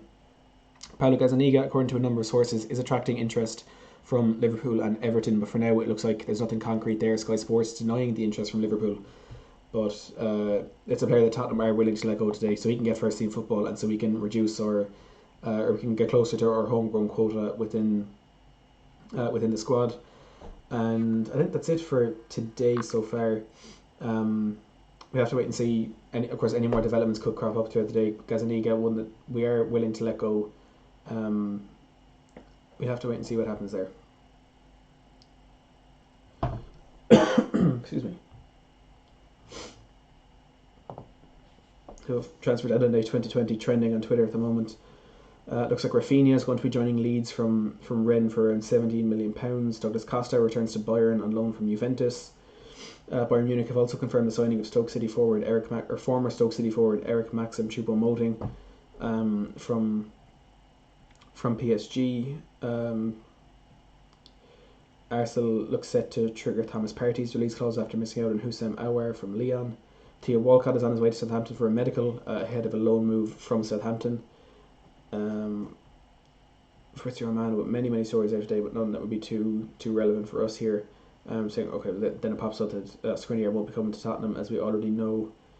Still no agreement between Manchester United and Barcelona for Ousmane Dembele. Loan offered, Barcelona want permanent move or nothing. Man United made an inquiry this morning also for Ismaila Sarr, but Watford don't want to let him go on loan. It's only a permanent deal. It's the same problem there.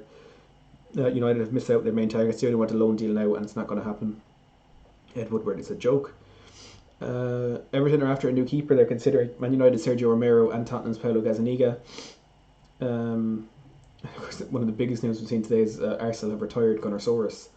It tells you all you need to know about that club. Gareth saying, I really hope we'll be able to get Skriniar in the winter transfer window. Pardeep saying, what do you think about James Tarkowski? I think it'd be a good signing because the England international has done quite well for Burnley in recent seasons, but they want £50 million, so I'm not sure that would be even entertained by the Tottenham board. Paul saying, we don't want Stones. XOX saying, we need options to cover for injuries at centre-back, especially so many competitions we're in. Good thing Ben can step in for centre-back, but it's not a deal situation. That's kind of what I've been saying today. I know Mourinho is happy with his centre-back options, but it's not ideal for us that we only have 4 there. Potentially Ben Davies, if you want to include him as a 5th centre-back when we do play, say, a 3 at the back, but for now it's only 4, and one injury and all of a sudden we're in a very different position.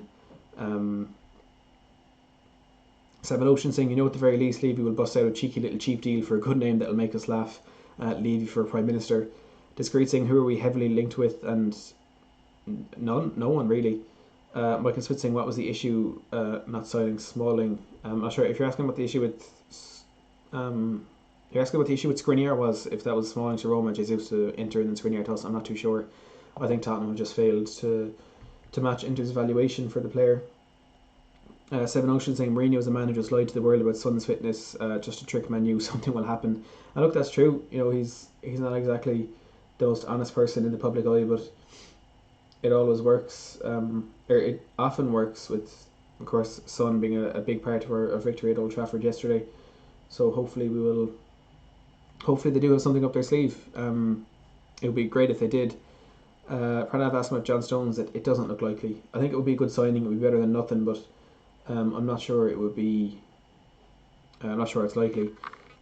Simon saying Ben and Sim in centre backs and Matt, can you play centre back? I cannot, but hopefully Ben and Sim will be on here in a while, so we can ask them then if you're still around, Simon. Paul saying this window has been amazing. Only centre back missing from shopping list. At least we're waiting for the right player, which I fully agree with you. Look, there's a sense of disappointment always when we don't get a player in that we were expecting or perhaps thinking we would get in, and now it's not come through. But at least the club are waiting around for the right offer, and they're not just going out and buying a player. They're not panic buying like Manchester United are doing now. They're sitting there, and if the right deal crops up, we will go for it. Otherwise, we're happy to not sign a centre back. We're happy with the options that we have, which I think is a very good mentality to have. Although it would obviously come back to bite us if things go wrong this season due to, I don't know if it's centre back injuries or defensive woes. We'll have to wait and see. Bruno saying Tanganga will be the new Skriniar, no worries. Bradley asking, have we not got a backup for Skriniar? And there was a few players who were identified, but none that were willing to go out and really force moves through for. Which is, look, I'm okay with it. Again, disappointed, but it's not the end of the world. Breaking, Ousmane Dembele did not train at Barcelona today, so perhaps his move to Man United could be heating up quite soon. Steve, welcome along to the stream. How are you getting on? Seven Oceans, think of the phone numbers in Mourinho's phone. Scott saying, did Poch get the call from Man U since or Spurs embarrassed him yesterday? I would doubt it. I think they're gonna stick with Ollie for a bit more, but no, I don't think they'll be going for Poch anytime soon. Seven Oceans saying Zlatan, I think he just signed a new contract with AC Milan, so I don't know if there will be anything there. Pranav saying Skriniar will come in January for sure. Tom Dock, welcome back. Michael, seems like it's the first time Spurs bought carefully and very sensibly, which look it's true. It's been a very calculated window this summer, without a shadow of a doubt. It started slowly, I would say, in bringing in Højbjerg and Doherty for £15 million each, and then Joe Hart for free. But two fantastic signings with Gareth Bale and Sergio Reguilon, and of course the big deal as well, getting in our backup striker in Carlos Vinicius. So it's been a very good window. It's been more than just going out and buying players. We've identified targets. From what we've heard, the majority of our signings were Mourinho's first choices. In fact, with the left back, the only left back we would have considered signing was Sergio Reguilon, and he's the one that we did sign. It was the same with Gareth Bale. We weren't looking for a winger, but if Bale became available, we would go for it, and we did that, and now he's back. Højbjerg, fantastic signing. Doherty, I think, would prove to be better than what we're seeing from him so far. And look what Højbjerg did yesterday. He's an absolutely sensational footballer. Stacey saying Stones transfer back on. Swoop deal with Danny Rose maybe. I don't think it is back on. I think it is still in the very same position. Just it's unlikely really. Rose swap deal, I don't know if that is something Manchester City would go for. They've some good left back choices there with Benjamin Mendy, Alexander Zinchenko, and I think Aymeric Laporte can play that in that position as well. Sue saying shame about Skriniar, hoping we'll go back for him in January. Me too. Leplu, thank you very much for subscribing. Blake saying though Eric Dyer has got better since the Skriniar rumour, look at the Chelsea game, he will keep improving him, and Mourinho looked to have a great relationship while disappointing. Not bad. We don't have a centre back, which I agree. Steve saying Højbjerg has been our best signing in years, and look, the impact he's had on us already. That performance against Man United yesterday the numbers were absolutely ridiculous. They were insane. The most passes in the opposition half, most touches, most ball recoveries, almost everything, and a fantastic assist as well for Serge Aurier. So he has been a really, really good signing. Some more updates here from Alistair Gold. I'm trying to figure out who he's talking about here. He's doing a live Q&A. Talk about the Tottenham squad. Alistair Gold says, I think it's a terrific squad now with really good options in every position. The attacking options are potentially the best in the Premier League now. Midfield combinations galore and four top fullbacks. The centre of defence we know is the one area that could do with an addition, but Alderweireld, Sanchez, Dyer, Tanganga and Davis are not exactly the worst options in the world, which I think is the general feeling around the club at the moment. Talking about Danny Rose, he says Spurs will certainly try to get him out the door, but they were struggling for serious interest. He's not training with the first team. The issue is likely that he's free in 9 months' time, but I'd be surprised if Tottenham wanted much in terms of a fee at this stage. They just want his wages off the books. It's a sad way for his Tottenham time to end, but a clean break is best for all parties. And with regards to Vinicius, he says the £2.73 million loan fee means there's little pressure on Vinicius. He can just come in, settle and be the focal point when Kane needs a rest. He's a late bloomer as a striker and he'll learn plenty working with Kane and Mourinho. Bale is Bale. If he's fit, he'll be fantastic. It's like having a sports car covered over in a garage for a year. It just needs warming up a bit, but it's still top class.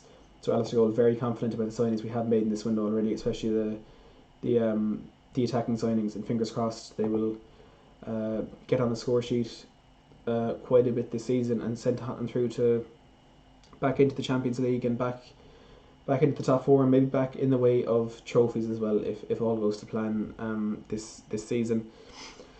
Mr. Bawaji saying let's go for Kim. I think he has the potential to be better than Skriniar. Seven Ocean saying we have to remember that Mourinho is the star signing. Without Mourinho none of this would have happened. Gary Shaw saying rumours of Ericsson coming on loan. We have moved on, we don't need him.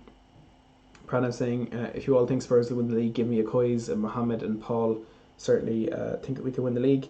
Sharia Rahman saying what do you think, can we sign any player before the window closes? And I don't think we will. I think our business is done for this window, which is a bit unfortunate, but again the business we have done has been absolutely sensational. Blake saying what is important for Højbjerg is he keeps it up, which I do agree. Elliot Joey Games asking do I have a season ticket? I don't. I live in Ireland, so I get over as much as I can, but that's not very often, unfortunately. Steve saying if we can pass some midfielding games now, that will alleviate the pressure on the defence, which is true. I mean, we don't have the strongest defence in the league, but we have a fantastic midfield in front of it, so perhaps that will really help with coping defensively this season. Keelan saying, what do you think of sending Sess and Foyth on loan? I think it's best for the team. They're going to go out and get first team experience. If all goes well for Foyth, he can make that move permanent next summer. Sessegnon, he won't have that option. He'll be coming back to Tottenham next summer unless, of course, a permanent move materialises then. But I think it's great moves for everyone involved. Paul saying no one wants poor old Danny. Maybe he should have kept his mouth shut. And Michael saying nobody likes a loud mouth. Bradley saying, Matt, you think we'll finish in the top four even if we don't get a centre back? And I absolutely 100% do. I think there's a lot of teams around us that you'd expect to be around us in the league looking quite weak at the moment. So I really do feel that we can get top four this season. I don't think it's any bit of a stretch at all. Pranav saying Danny Rose is a Spurs legend, but he exceeded his limits and should have left by this window. He was dreadful last season. Mitch League saying, do you think our team with the winning mentality Mourinho brings that we can go the whole way and win the league? If not, where do we finish and can we bring home a trophy? I think trophy will happen this season. I think we will win a trophy. And as far as the league goes, I'm more confident now that we can mount a title challenge than I was a couple of weeks ago because of the setbacks that Liverpool and Man City have had, some dreadful results for them. So I think we can be in a title challenge this season. I think we will finish top four no matter what. It's not. I wouldn't say it's likely that we're going to get into the top, or that we're going to mount a title challenge, but I think it is possible. Tom Dock with a £5 donation. Thank you very much, Tom. He says, would you rather play Arsenal or Man City in the League Cup final? And you know what? I'd like to play Arsenal. I would love to come up against Arsenal in the cup final because I just feel like we'll get the better of them quite easily, and it would be a very great thing for all involved. I'm just going to add that donation from Tom to the total. So about £375.96 p. So we're coming up to within 100 of our goal. 395.96. So very, very close now, within £100 of, or nearly within £100 of our second goal of the day, which is of course £500. Look, for anyone who does want to donate, there's a link in the description below and also at the top of the live chat. As you say, we're closing in on £400 now, and I don't know why the donation goal isn't showing there. Anyway, we're up at 300 and the goal's gone, is it? Just a second, let me fill this out again. Donation goal 500, amount 395.96.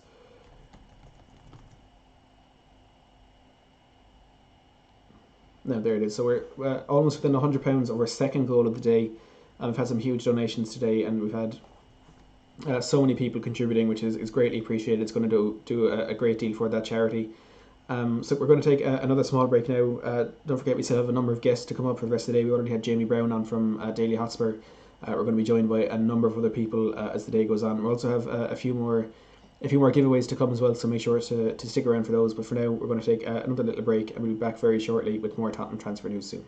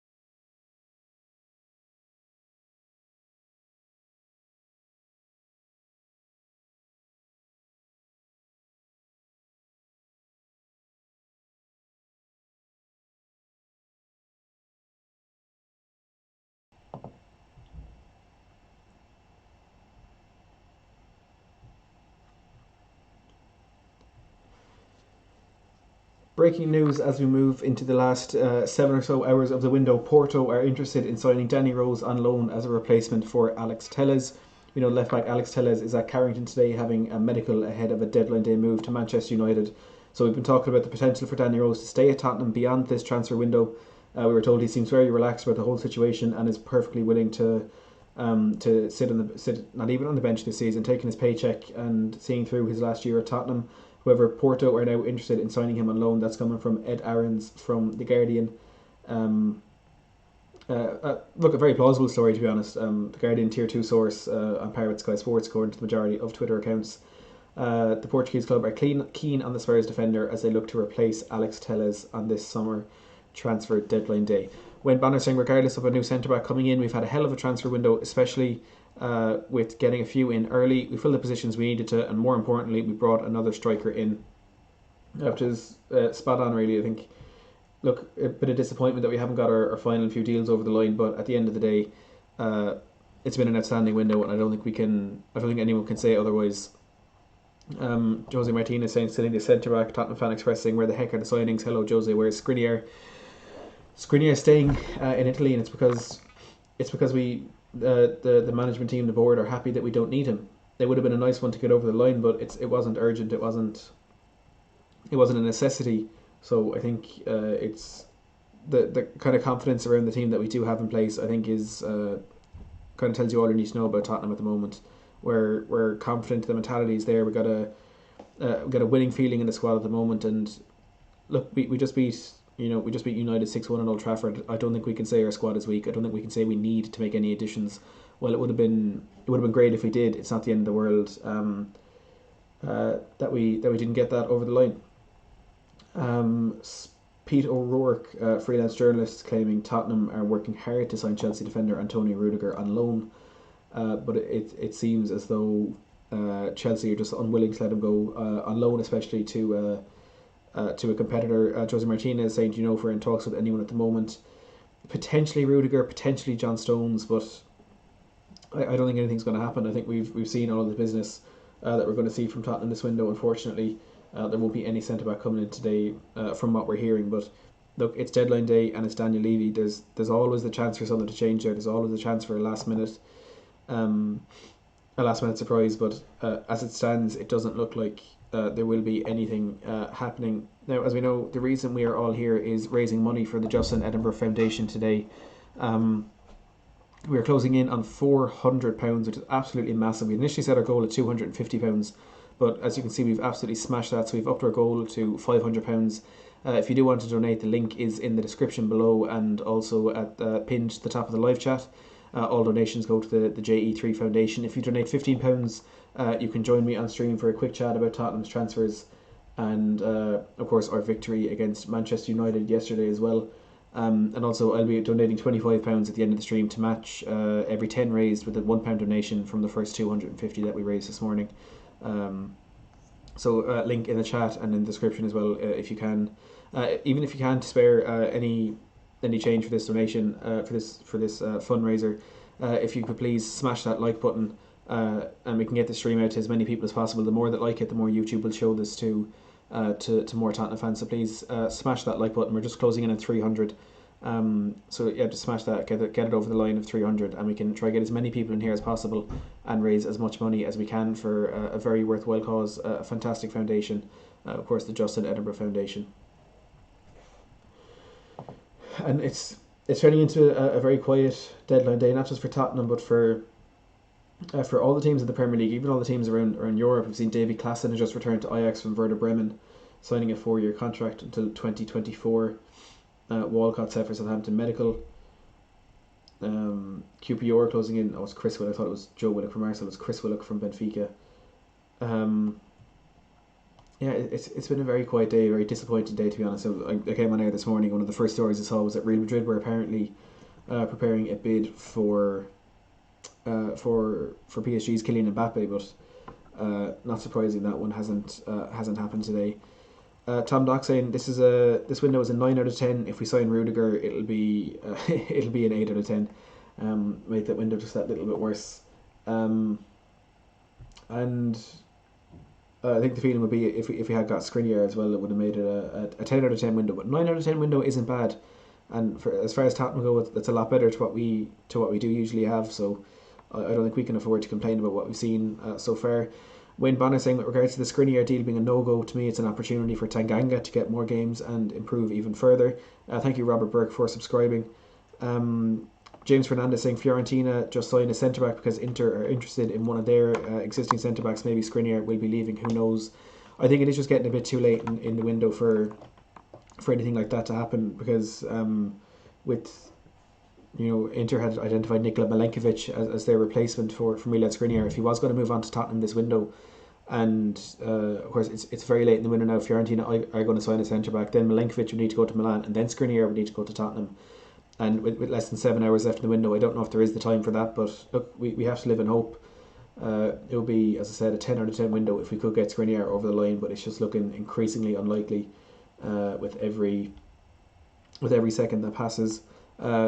Jack said, did we bid for Mbappe? No, there was a story this morning that Real Madrid were preparing a bid for him, but I'm not too sure that is true. Paul Van Ben saying, when did we last do business with Chelsea? And the last business with Chelsea we did, I think, was signing Carlo Cudicini in, I want to say 2012, was it 2012 or 2010? He's definitely the last player we did get off Chelsea. Let's have a quick look here. Yes, when we signed Cudicini from Chelsea in 2009 even.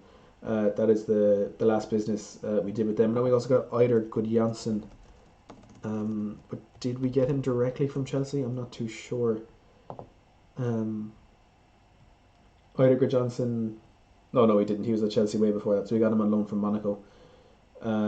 So yeah, the last business we did with Chelsea was Carlo Cudicini signing in 2009. He of course stayed for 3 years, making 19 appearances for the club before moving on to LA Galaxy.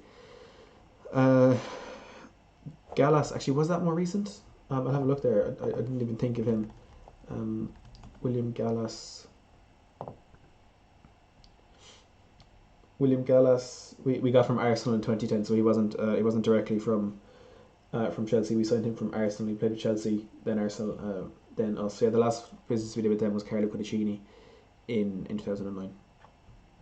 Jack said, imagine if we signed Mbappe. Well, that would certainly be a turn up one for the books if we did manage to get him in. Real Madrid talking about €300 million valuation on him, so I can't imagine anybody would be signing William Gallas this transfer window. But if it was going to be someone, look, it would be someone the likes of Real Madrid. Football Insider exclusive: Tottenham closing in on blockbuster late deal for Chelsea defender Antonio Rudiger. We revealed earlier how Spurs' move for Milan Skriniar has collapsed. So Footy Insider 247 already came in today with the news that Tottenham had been offered Christian Eriksen on loan, but now they're saying Tottenham are closing in on a blockbuster late deal for Chelsea defender Antonio Rudiger. Now, again, from what I've seen on Twitter today, they're a tier 3 source, so I'm not too sure how much we can trust this, but they're claiming we are closing in on a blockbuster deadline day deal for Antonio Rudiger, and that's one that, look, it's already split the fan base quite a bit, and I'm sure it'll do so even more if we do get that one over the line. But perhaps a development there, and that Antonio Rudiger could potentially be signing for Tottenham this transfer window. That's Footy Insider 247 with an exclusive saying we're closing in on a blockbuster deadline day deal for Chelsea defender Antonio Rudiger. And Valentina Fass from Sky Italy is saying, at the moment Antonio Rudiger to AC Milan looks off because the salary is too high, but if Smalling doesn't go to Roma, Rudiger could go to Roma. So excuse me, we thought Rudiger was going to AC Milan. Now that looks off. He could end up going to Roma, but Footy Insider 247 claiming Tottenham are closing in on a deal to sign Antonio Rudiger. And as far as Chris Smalling goes, there's a difference in pricing. Roma want to pay €15 million. United want €20 million. Roma might pay 15 plus add-ons. We wait to see whether United accept this. So potential there for a bit of movement with Antonio Rudiger and his future, whether it lies at Roma or Manchester United, and how that could affect Tottenham's move for Antonio Rudiger. Welcome Alexander to the stream. Tom say they're using the term blockbuster very loosely. Paul, can you imagine Eriksen back in the group? Awkward. Jack Dorney saying what a joke. Skriniar downgraded to Rudiger. Ace saying I do not want Rudiger, or definitely not John Stones. Ray saying I cannot see Rudiger being good. Edward seems very disappointed with that news. Ross saying, what deals do you think will happen in the January transfer window? And I think that depends on how the season goes from here until January. Of course, not much time now between the two windows. Less than 3 months. Is the 4th of January when the winter window will open. So I think a centre back could be revisited in the window if we don't get Rudiger over the line today. I think that's one to keep an eye out on as well. As far as other positions go, if we do let Gazzaniga go, I think perhaps we might see a keeper coming in the next year or so. I don't think Joe Hart is a long-term solution at all. So I think we may see that revisited sometime soon as well.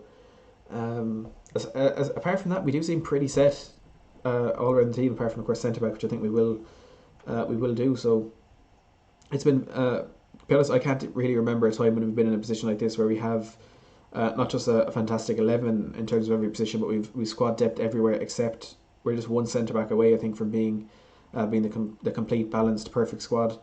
And that could be, if it's not sorted out today, I imagine, considering it's the only deal we should really need to get done in January, perhaps it is one that Daniel Levy and Steve Hitchen could put everything into, and trying to get that one over the line. Foxography saying the whole point of the season would be people fighting for their place, and let's hope that would make the team better. Mako80 saying we're not doing business with Chelsea, and if they act like they are willing, it's on its only, so they can mess it up for us at the last minute. Ross saying, who's your top choice as a backup keeper? I suppose in terms of who's in the squad now, I would rather it was Paulo Gazzaniga, but it's no surprise that he does want to go out and get first team experience. He's a fantastic goalkeeper and did really, really well for us when he deputised last season, so there's no surprise he does want to leave. But if we're looking at keepers we could sign, it's really hard to tell, because we're not going to take a first choice goalkeeper from another Premier League team for him to come and sit on the bench for us. That's highly unlikely. I think we got lucky when, I suppose, it kind of happened with Paulo Gazzaniga. He was kind of getting into that Southampton team as a starting keeper when we brought him in, but we're probably not going to get a first choice keeper to come and sit on our bench. So it'll be really hard to say who we can actually get over the line for that. And I think, of course, time will tell. We'll have to see who we're being linked to and all that stuff. But for now, I think we are. For now, I think Joe Hart is a good option for us, and we just have to hope we can improve this sometime in the near future, because he's not a long term option. I'm surprised, to be honest, that he is our second choice now, as I said, because it felt as though he was brought in just to be an influence in the dressing room and to be kind of a mental sort of motivator and all that. But he's ended up being right in the thick of things now, playing our Europa League games, and I think he will be needed for rotation as the season goes on, with the FA Cup, of course, starting in January as well. I think we will see him feature in the early rounds of that. And we've got another donation coming in from Michael coming in with a €10 donation. Thank you very much for that. We'll add this to our total here, and we'll see what we are up at. We've crossed the £400 barrier. We're up at £405. Absolutely crazy money today. Again, as I said, we set our goal at £250, and we've just crossed the £400 barrier. We're looking to get to our second goal of £500. Hopefully we can reach that before the end of the transfer window. If you do want to donate, links are in the description below and also pinned in the live chat. Within £100 now of our second goal, we're getting very, very close to that one. Fingers crossed we can reach it for the foundation. We're going to be bringing on another couple of guests in the next hour or so. I'm just waiting on a few people to join me here in the chat room so we can bring them on. Just take a look at some of your questions in the chat. Paul saying it's a good move for Sessegnon, getting his loan out to Hoffenheim. Edward saying, has Foyth left yet? Keep him until January. Foyth confirmed his move to Villarreal yesterday, so he's joined Villarreal on a season-long loan deal with an option to buy for £15 million at the end of that loan move.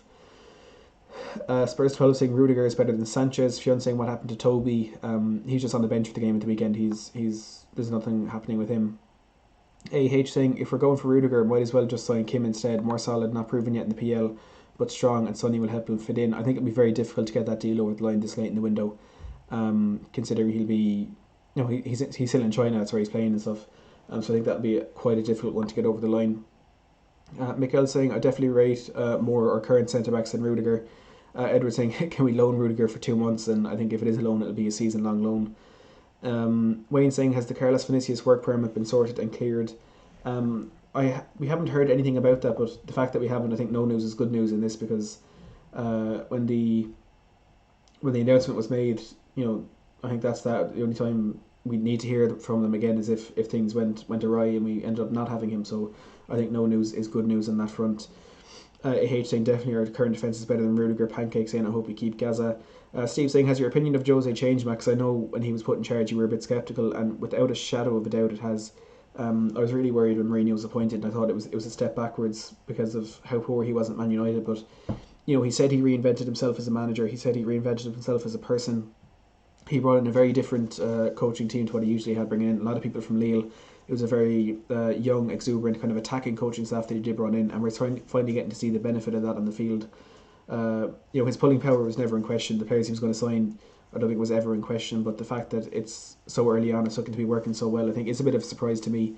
So my opinion has definitely changed. I really do think he can bring us on to success in the near future. Simon saying, where Ben and Sim, hopefully they'll be joining us a little bit later.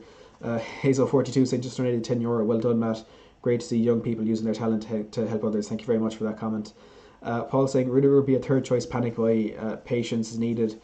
Sofia saying, so is the Skriniar deal not happening? It's not. We've heard from Fabrizio Romano and Alistair Gold, among many others, that won't be happening today. It could be revisited in the coming transfer windows, but for today, we will not be seeing Milan Skriniar join Tottenham, unfortunately. Blake saying, so is Rudiger a loan to buy? If not, we are literally getting him for a year. If he plays well, we have to pay tons. If not, it's a waste. I don't know, to be honest. The only talk is of a loan. We haven't seen any proper sort of, I suppose, concrete news on this. It's always been rumours. Footy Insider 247, from what I've seen, don't seem to have any sort of inside information on how the deal might actually be structured. But for now, it's looking like potentially just a loan deal. I don't think Chelsea would be willing to let him go permanently, especially to a rival, a top four rival for them. Alexander saying, my top four at the moment is first Spurs, second Everton, third Leicester, fourth Arsenal, which would be a crazy result if the season did end like that. Noi Dior saying, so far the last day is very slow. I agree, and that's not just for Tottenham, it's for the Premier League as a whole.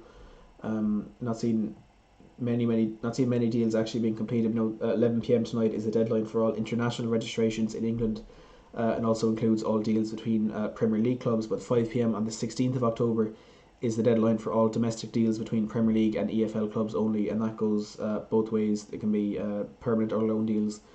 We're seeing quite a quiet deadline day.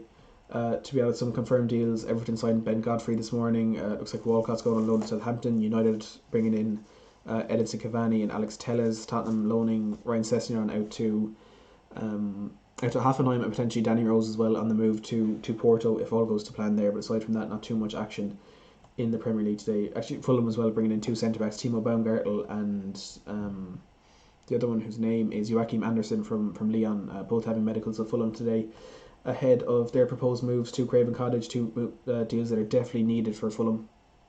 Been so sloppy at the back this season, and I think need more than two centre back signings. But for now, that's what they're managing. Hopefully, for their sake, that can help improve their season. On the continent, Barcelona have signed Douglas Costa and Eric Maxim Choupo-Moting. Davy Klaassen has completed a move back to Ajax. Chris Smalling to Roma looks possible. Rudiger to AC Milan looks unlikely. And it's just kind of more various small deals around the continent, around Europe at the moment. Dele Alli won't be leaving. Thomas Partey potentially going to Arsenal. Actually, looks like they have triggered his release clause, so they could be making a good signing after missing out on Houssem Aouar. Alexi saying, any news from Jack Clarke? Is he going on loan? The latest with him is that Tottenham are looking to hold on to him, but that could change if a team does come in with a loan offer before the end of the Premier League and EFL window. So for now he's staying, but that could change at any moment. Pardeep saying, as our current squad stands, what's your strongest starting 11? And I think I'll go with Tom Dock there and saying, will we see a Højbjerg, Lo Celso and Dominic trio in midfield? I think it'll be Lloris in goal, Doherty in right back. I'd say probably Dyer and Alderweireld in centre back, Sergio Reguilon left back, midfield of Højbjerg sitting deep with Svensson and Dembele in front of him, and then Bale, Son and Kane up front. I think that starting 11 is a no-brainer at this stage, but the fact that we do have so much rotation, so many options to kind of switch things up, I think is very good. And we can always make a second 11 if you exclude those players I've just mentioned. You can make a team with Joe Hart in goal, Serge Aurier right back. You can have Tanganga and Dyer in centre back, Davis in left back, midfield of Winks, Sissoko and Dele Alli, and then a front three of Bergwijn and Lucas Silva. I mean, that's two very, very strong teams. That's two starting 11s without a shadow of a doubt would compete in the Premier League. Of course, mixing and matching a bit as well would of course help, but it's crazy the strength that we have, the strength and depth that we have this season, because it's been so long since we've had something like that. Like, as I said, I can't remember a time when we had the sort of depth in the squad. It's always been, well, under Pochettino it's been a fantastic starting 11, but nothing much beyond that. And thankfully it seems as though we're finally getting into a position where we do have more than that. We do have very good options in terms of depth. And David Ginola talking about Dele Alli this morning, talking about whether he should remain at Spurs past the transfer deadline. I'm trying to get this load up here. I think I actually saw, he said as deadline day, he said move to PSG could be the right one for Dele Alli, which I think isn't good to see coming from former Tottenham players. I know Jermaine Gina said similar things a couple of days ago, saying that Ali has been treated poorly by Spurs and perhaps should seek a move to PSG. But David Ginola saying yesterday when Dele came on in the second half, you could see that he was very cautious about not losing the ball and not trying any special things like he's capable of doing on the football pitch. Doing that in Paris will be a new challenge for him. I don't see why not. We haven't had any English players for Paris Saint-Germain in the past, so it would be interesting to see that as well. But for Spurs, you mentioned Son, Kane, Bale, Dele Alli. If he wants to play there with these three or four, he needs to improve his game, being consistent as well, because we saw Son in the last couple of years, he's been tremendous scoring goals and assisting goals. So David Ginola kind of encouraging Dele Alli to leave Tottenham this window, but that won't be happening. Tottenham very keen to keep him at the club, and that looks very sure that will be the case. 2 loan deals turned down for him. Diego Perotti to Fenerbahce deal is done and completed. Stefan El-Shaarawy, who's actually expected to make a return to Roma this window, that deal has collapsed, so he will not be joining Roma. He currently plays with, I think it's Shanghai SIPG in the Chinese Super League. He plays with Shanghai Shenhua in the Chinese Super League. Looks like he will be staying there after this move to Roma has surprisingly fallen through. I'd love to see how that actually did fall through, because come back to his old club. I doubt it was any sort of personal term disagreements or that. And look, I feel like I'm just sitting here saying the same thing over and over again. It's been such a quiet day today, and the Antonio Rudiger seems to be our only hope of a signing, which is, look, it's slightly disappointing. He's not the one we wanted. We wanted Skriniar, and unfortunately we're not going to be getting that. Now we've had talk as well of a potential move for Christian Eriksen, but I'm not too sure that anything will be happening. Merrick saying, really great that you were doing this. Thanks, it's my pleasure, Merrick. Blake saying, do you think 20 million is overpriced for Godfrey? I rate him, but too much in my opinion. Surprised Everton did the deal. I think that's an absolute steal for him. I know he got relegated last season, but he's a very good defender, and as far as I'm aware, he's still only 22 or 23. Ben Godfrey, he's 22 years old. I think that's a very, very clever signing from Everton, and to be honest, in hindsight, I'm a bit surprised Tottenham didn't go and have a look at that. Because someone with, of course, with Premier League experience, I think that could have been a very good potential signing for Spurs. So I'll make this title here.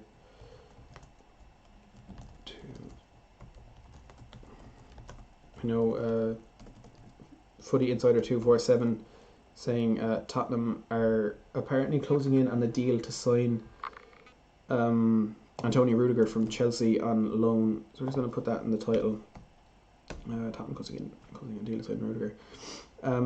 It's a surprise one, to be honest. I didn't think this was going to be the signing that we would make on this deadline day. And I say as well, anyone who hasn't yet, please give a big thumbs up on the stream. We're just past 300.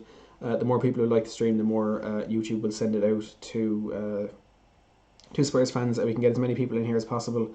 to raise as much money as we can for the Justin Edinburgh Foundation.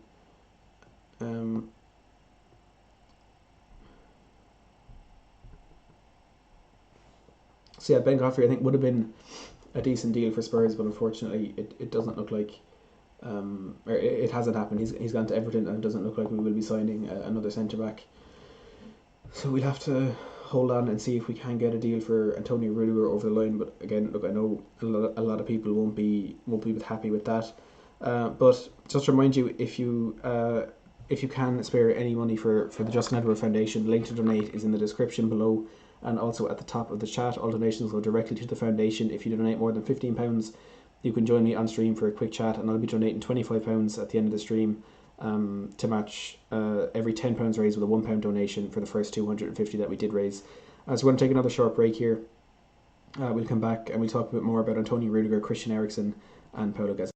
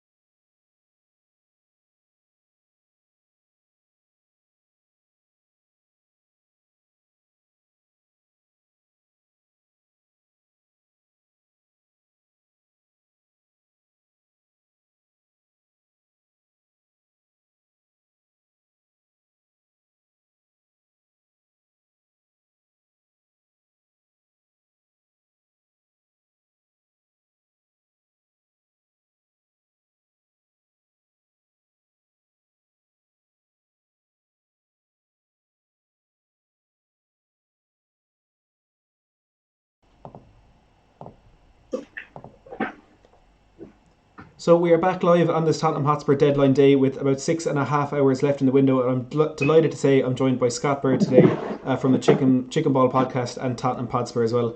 Scott, how are you getting on? Matt, I'm very well. It's an exciting day. Obviously, deadline day is always exciting, but as a Spurs fan, a little bit different of a deadline day than what I'm typically used to. So, yeah, it's a bit of a weird one actually, being able to sit back and relax and enjoy a deadline day without the worry of getting any sort of a player in. Of course, we heard today that Milan Skriniar, the one player we were hoping to sign, has of course fallen through today. So what are your opinions on that falling through? yeah, it's a good question. That we did see Fabrizio Romano tweeted that it was done, and I think that these days what Fabrizio says we can etch in stone. But me personally, I think we're okay. I understand the desire for a world class. World class is maybe a bit of an aggressive title, but somebody who's very highly touted across the footballing world always want to welcome that type of center back to the club. But I think looking at Toby, looking at Davinson, looking at Eric Dyer, looking at Tanganga, and knowing that Davies can fill in too if required, makes me think that we're okay. And maybe call me a dreamer, but I do like the idea of Tanganga having a little bit more room to continue to develop and get opportunities. So. Yeah, I think that's looking at some of the people who were coming through in my live chat today. A lot of the people saying it could be good having us giving Tanganga that chance to get into the first team a bit more. But I feel there's kind of a general feeling that an injury in centre back and we could be in a very weak position. But I suppose Jose Mourinho seems happy with our centre back choices, and we have to trust that he knows best. And we have to stay positive after what was certainly a fantastic window, bringing in five very good first team players, and of course Joe Hart as well. So what do you make of the window we've had?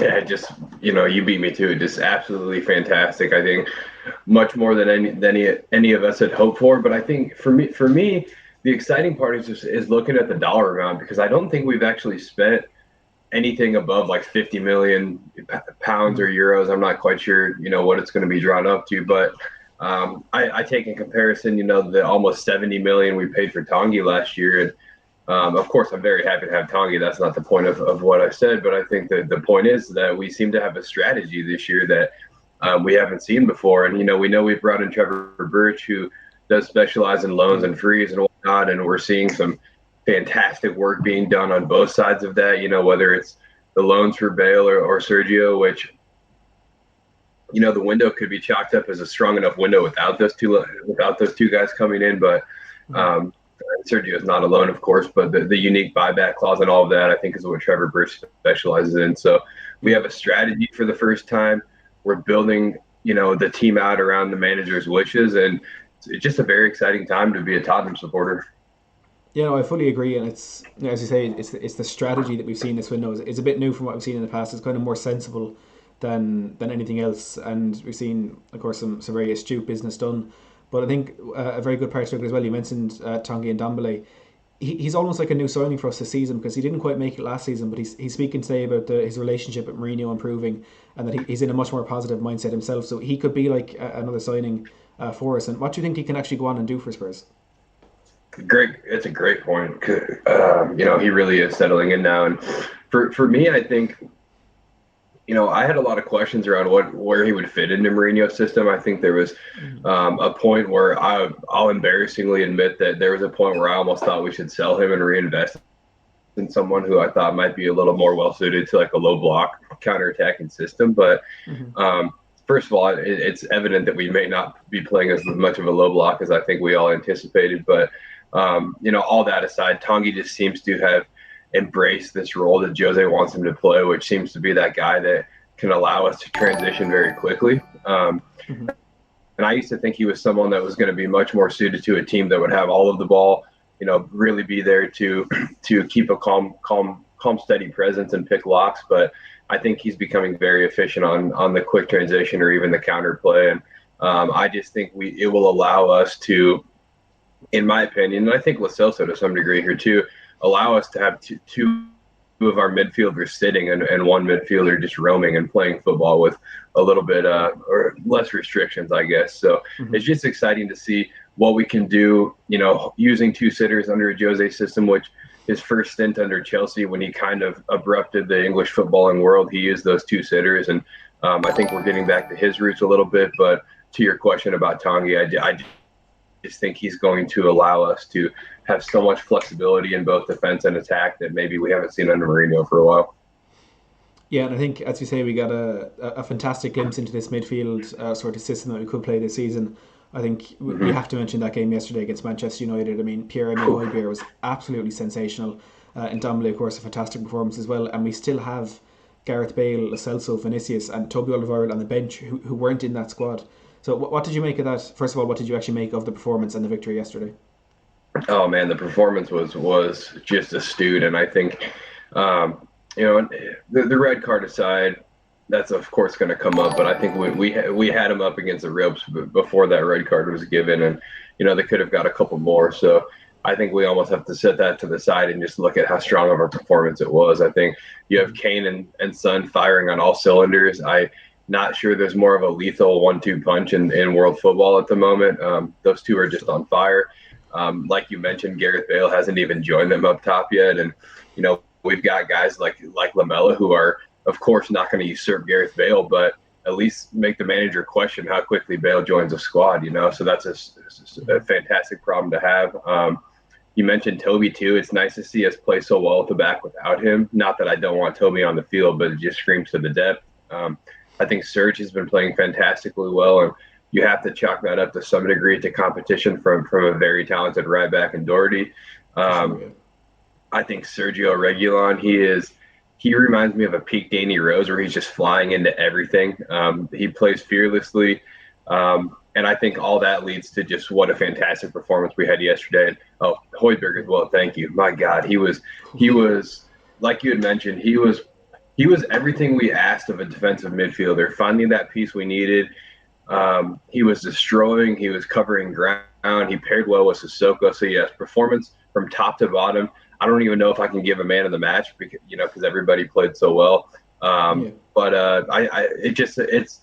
it's the performance on the back of a very challenging week, and all of that considered, I think that performance against United can springboard us to do some pretty significant things this season, and I think we all as fans feel it right now. I fully agree with you. I think that performance on its own, in its own right, was extremely impressive, and it was a fantastic day for the club. But when you take into consideration all these little things with Son, having a little niggly injury for the game, of course, that 4 games in 7 days, the calendar, there's so many different bits that make it that bit more impressive. But I think if you look at, say, the victory we had against Chelsea, when we of course started poorly, we managed to grind out a victory there and going to goal down to United inside a minute and a half. Are we finally starting to see this winning mentality that Jose Mourinho has been known to bring to other clubs? Great question, and I say absolutely we are. It starts with, excuse me, all the way back to the travesty of a penalty given against Dyer against Newcastle. I think knowing that we had Chelsea in a knockout competition directly after that game, I think the Spurs of old may not have been up to that challenge after such a crushing blow against Newcastle. Stepped up, penalty shootout. Big moment for us. On top of that, we go and qualify for a knockout competition that was crucial to our season. We all know we're going for Europa League, and then again the performance against United. But in such a challenging week, a week that I think the entire world of punditry, fans, players, managers, we even heard Jose mention it. We knew we were up against a lot. I don't think anybody would have expected this last 7-8 days to have gone as well as it did. But again, to your question, it tells me that we have found ways to become resilient mentally, to take things one step at a time, to take some pressure off of ourselves. And I'm not exactly sure how that's happening. Confidence a big piece of that. It always is. But yeah, it's just a Tottenham side that I haven't seen in my time supporting in that since maybe 2011, where we just have this killer instinct and killer mentality. And maybe that's why you bring Jose Mourinho into a club, right? Yeah, and I think, would you also say that the addition of Bale to the squad is having this extra sort of impact? So we spoke when he came in about the kind of the mental boost he'll bring in, like the motivation of bringing in a player who, in all honesty, is probably one of the most successful active footballers in the world right now, having won 4 Champions League among many other trophies. So aside from the sort of competition that he brings in for the likes of Son and the other kind of attacking midfielders we have, do you think there's a mental boost to having someone like him in the squad? 100%. I think, the day after we announced him, Son goes out and bags 4 goals, right? And I don't think I don't think that was Son feeling the pressure of Gareth Bale taking his position by any means. Son's undroppable and maybe the best player on our team, but I just think him knowing that he has such a comparable piece of world-class talent opposite him now, somebody who has gone and, like you said, 4 Champions Leagues, a La Liga, handful of domestic cups. I can only imagine a Club World Cup, and he's that guy in his national team that it literally just throws the team on his back and just runs as far as he can. So I think we've added a boost off the field just as much as on the field. I think this is all all fictional, right? But I've said this before. I imagine Kane, Bale, Sonny, Hugo, those national team captains sitting down and just discussing how can we win now, starting today. Like, what can we do to be more efficiently towards winning trophies? And Gareth Bale has all kinds of ideas as to what that looks like. So yeah, like you said, it's not even the competition. Of course, the competition builds performance, but just knowing that the club is going out and investing in one of the most decorated players on the planet right now, guys like Harry Kane, guys like Heung-min Son, they have to be very excited about that, right? Mm-hmm. And I think there was a bit of potential worry when we did bring Jose Mourinho in. I think it was maybe last January window there was talk of Harry Kane leaving, but I think for these players like Dele Alli, there was talk of him as well. These players that are kind of coming around and maybe thinking it is time to move on from Spurs. I think this kind of statement of bringing in Mourinho, bringing in Bale, bringing in Reguilon, who's just won a Europa League, these kind of statement signings, the fact that we're not even in the Champions League and that we can make these signings, I think it's showing to the players that are there, and even to players who maybe could potentially wanting to play for Spurs that we are going somewhere. We're really on the up, and I think trophies are almost an inevitability with Tottenham over the next couple of seasons. What do you think we can actually win? Yeah, great question. I honestly had this gut feeling that we're very invested in winning the League Cup. As much as Jose plays that off in the press, right? I think he came in at both Chelsea and United, I believe, and won the League Cup in his first seasons. I think he just sees that as an opportunity for us to, in the middle of the season, get a trophy, get that monkey off of our back, say it's done, we have our trophy, let's march on and see what else we can achieve this year. I'm just going to come out and say it. I think we have a shot at winning the Premier League this year, and I think people are going to, and I think people are starting to feel that a little bit more. I didn't feel that way 3 or 4 days ago, but after seeing City's result against Leeds, which Leeds is a very talented team, and take nothing away from them, right? But we see Liverpool get blown out by Aston Villa. I think what we're seeing with some of these bigger squads, and it's common, right? We were there, I think, to a different degree in the last 3 or 4 years, but I look at Liverpool, for example.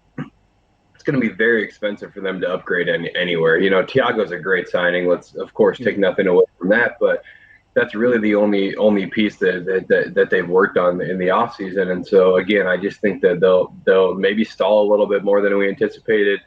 City doesn't seem to be clicking. And again, not to take anything away from us, but my point is I think the door is open for some different opportunities. And as well as we played yesterday, I don't think that was a fluke, and it makes me think we can really go for the league. So League Cup, I think, is something that I'm confident we're actually going to go and win this year. And I feel comfortable saying that because of Jose and his approach to that competition.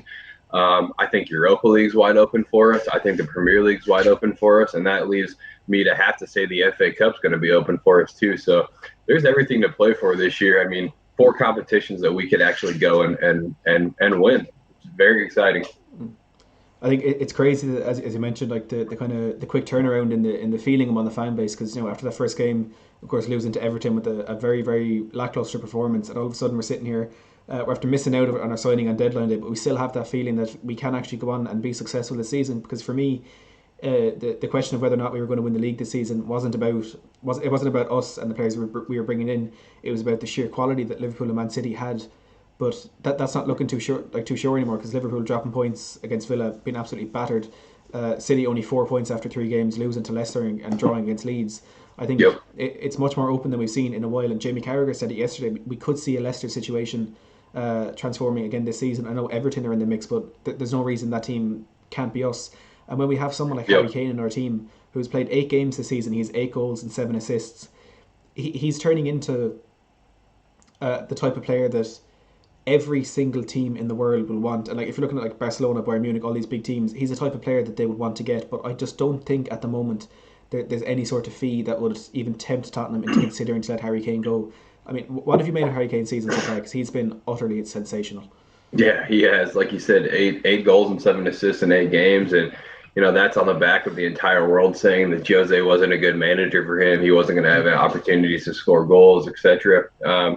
I just think the biggest piece that we've seen with Kane is, and again, I have to be careful when I say this because I have very strong feelings towards Mauricio Pochettino, and he'll always be etched in my heart, But I think he's not the type of manager who's going to sit down with a world-class player like Kane and say, like, start carrying some arrogance, start carrying some swagger, start acting like you're the best player on the planet. That's just not the Pochettino way. He's very humble, very introspective, where Mourinho's, we saw in the documentary, and of course some of that stage to some degree, but I think we saw Mourinho sit down with Harry Kane and say, like, I'm one of the most successful and famous footballing personas in the world. I'd like you to join me there, So immediately we just see Kane given the freedom, or almost the suggestion that he needs to carry some more arrogance in his game. And I think it's time for Harry Kane to start acting like he's the best striker on the planet. Because in my opinion, outside of Lewandowski, he's right there, Yeah, and I think for me, the thing that kind of sways that you have the constant debate of who's a better striker, is it Harry Kane or Pierre-Emerick Aubameyang? And I know Aubameyang is a fantastic footballer. He has some traits that Harry Kane doesn't. His pace being the main one of those. But sure. I think the thing for me that sways the discussion in Harry Kane's direction is Aubameyang is a great striker, but Harry Kane is a great all-round footballer. He's turning into a playmaker. I think Hugh Wizzy he's an Arsenal fan on a show yesterday saying Harry Kane is turning into Kevin De Bruyne this season, and he's the type of player that you need in your squad if you want to go on and win trophies. Of course, you need to have a very good balanced squad, but you need to have those one or two superstars, and we could potentially have 3 in our front line alone, with Son and Bale, of course, in there as well. And it's just shaping up to be such an exciting season for Tottenham. The only question you can put out, as I know we mentioned already, is our centre back position. We were hoping to get one in, and at the moment it's not looking as though it's the most likely thing. We actually have an update here from the Athletic UK in the last couple of minutes. Tottenham are strongly considering making an offer for Swansea City central defender Joe Rodon. I can't say I know anything about him, but the Athletic, a very reliable source there. But the name we have been hearing mainly today is Antonio Rudiger. So if we did manage to get that move over the line, what would you make of that? I'd be okay with it. I think that he is a fairly heavily capped German international. I think he's got 30 plus caps with the German national team. Don't quote me on that, but I think he has good Premier League experience. It seems like he potentially wants out of Chelsea. And I think we've seen players go cross that line before. Maybe not terribly favorable, but for me, I think it's a Jose deal. If he's there, he has Premier League experience. I don't think it's a negative thing at all to bring him into the squad and mix him into the rotation. But yeah, I understand the polarization too. But at this point, I'm okay with the depth, I think. Yeah, no, I know. Like I can understand, I suppose the fans kind of what Antonio Rudiger accused Tottenham fans of last season. Of course, we can't say whether it happened or not, but I know a lot of Tottenham fans have some poor feelings against him because of that, which you can understand. But I think first and foremost, we need to make sure we are the best on the team, best team on the pitch that we can be. And I feel Rudiger coming in is better than not getting anyone at all. And I think it would be a good deal to get over the line. And I know if it's a loan deal, perhaps some people will be saying we're kind of helping Chelsea become a better team in the long run, while we're only helping ourselves in the short term. But maybe that's what we need. That's what we need to get a trophy to over the line this season, and then maybe in the future we can go and look at that Milan Skriniar deal. And look, I think it's been almost the perfect transfer window for us. A bit disappointing not to get that deal over the line. But last question: what would you rate our transfer window out of 10 this summer? Oh, it's already a 10 for me. Yeah. I'm tempted to say like 12, 15, 10,000, out of 10. No, it's just been fantastic. And I think, like we discussed earlier, starting from the evident and obvious strategy that we're seeing to the quality of player we're bringing in. Not only did we bring in, a Gareth Bale who's absolutely top of the game, world class, Sergio Reguilon, who I didn't know much about before we signed him, but it's quickly, becoming evident to me that we've got a real gem on our hands. We bring in guys like Højbjerg and Doherty, who have Premier League experience, not flashy, but they cover some really important gaps, in our 18-man roster, if you will. Joe Hart, I think he is not so much on the field, just that mental piece to what he brings to the game. So from top to bottom, we've plugged gaps. We've brought in world-class talent. We've brought in guys who are going to fix, the mental gaps that I think were plaguing us as a club. And it's all under, again, that common goal. Trevor Birch, Jose Mourinho, Daniel Levy is showing faith in the staff to go and turn assets into trophies. And again, it's just a massive turning point for this club. So 10 out of 10 across the board for me, regardless of what happens with the center back today. It's great to hear that positivity out of any fan, but it's a Spurs fan, it's absolutely sensational. Scott, Thank you very much for joining me today on the stream. Those of you, if you aren't following Scott on Twitter, it's at DSM Spurs. So make sure and check him out on Twitter. Thanks a million again, Scott, for joining us. It's been an absolute pleasure. Yeah, Matt, thank you for having me. It was a great conversation, and up the Spurs as always, right? Yeah, come on, you Spurs. Cheers, Scott. Come on, you Spurs. Cheers. Now we're going to be joined next by Charlie THFC. Charlie, how are you getting on? Oh, I'm all right, thank you, Matt. How are you? I'm good, thank you, and enjoying this stream, this deadline day. Look, just to dive straight into things, we've missed out on Milan Skriniar. What are your thoughts on that? Well, I mean, I said that I'm not as disappointed as I was last year with Dybala, because the thing is, this year we've actually had a very good window compared to we've covered all the most problems that needed to be addressed. I still think we need a centre back, but there was more serious problems in the squad to address. And I think, listen, Skriniar, he would have taken our defence 10 times levels higher. But still, with the signings of Reguilon, quality left back, bringing in that striker at last in Vinicius, that holding midfielder and Højbjerg, we've addressed problems that were big problems last season, and you can see, especially yesterday, what a win that was, by the way. You can see that the problems have been filled. There's been gaps that have been plugged, and I feel like in previous windows we haven't, for example, last summer we spent a lot of money, but we were sort of like square pegs in round holes, just not enough. Gaps plugged. I can't get my words out today. Skriniar, as I said, disappointing really. As I think he's an absolutely quality defender. I really do. But hopefully, as I reading something from the Athletic saying that we'll monitor the situation in January. So you never know. You never know. That's good. Yeah. I'm seeing there from the Athletic, they're talking about us potentially signing a centre back from Swansea and Joe Rodon. I can't say I've ever it's just come up on my thing as well. Yeah, I think, look, if you get a centre back, it's better than not getting any centre back, which I suppose would be my opinion on our pursuit of Antonio Rudiger as well. He's, of course, a centre back with Premier League quality. Playing with Chelsea is one bad thing. The accusations he made against Tottenham fans last season, another bad thing. But I think we, as fans, we purely need to base this on his ability as a player and what he can actually add to the Tottenham team. So, do you think he'd be a good signing for us? See, the thing is with Rudiger, I said this. With me, I was speaking to someone the other day. If we don't sign a centre back, we should wait for Skriniar. We shouldn't go for an alternative. And with Rudiger, not for me, I'll be honest. I don't know if you saw it when Chelsea lost 3-0 to Sheffield United last year. He was just terrible in that game, and I've never been a fan of Rudiger, to be honest. I don't think he's better than what we've got. I'd rather bring youth players up like Fagan Walcott, I think it is. I think that's how you say it. Tanganga, of course, coming through. I'd rather bring those up, because Rudiger, again, because of the stuff accusing our fans of being racist. And for me, I've just never really particularly liked him as a defender, to be honest. So I'll be honest, not for me. I think we should wait for Skriniar. I said that if you look at what Liverpool did when they couldn't get Van Dijk in the summer, they waited and got him. They had identified their targets and got him. So hopefully we can do something similar and just wait for Skriniar, because hopefully, as I said, we could go back for him in January, potentially next summer. So I think just wait for Skriniar, I think, when he comes available. Yeah, no, I think it's Alistair Gold who's been saying, Skriniar almost feels like the last piece of the puzzle for Spurs. And while there was no desperation we weren't overly keen on getting him in this window, it was always going to be if the deal was right, we'd do it.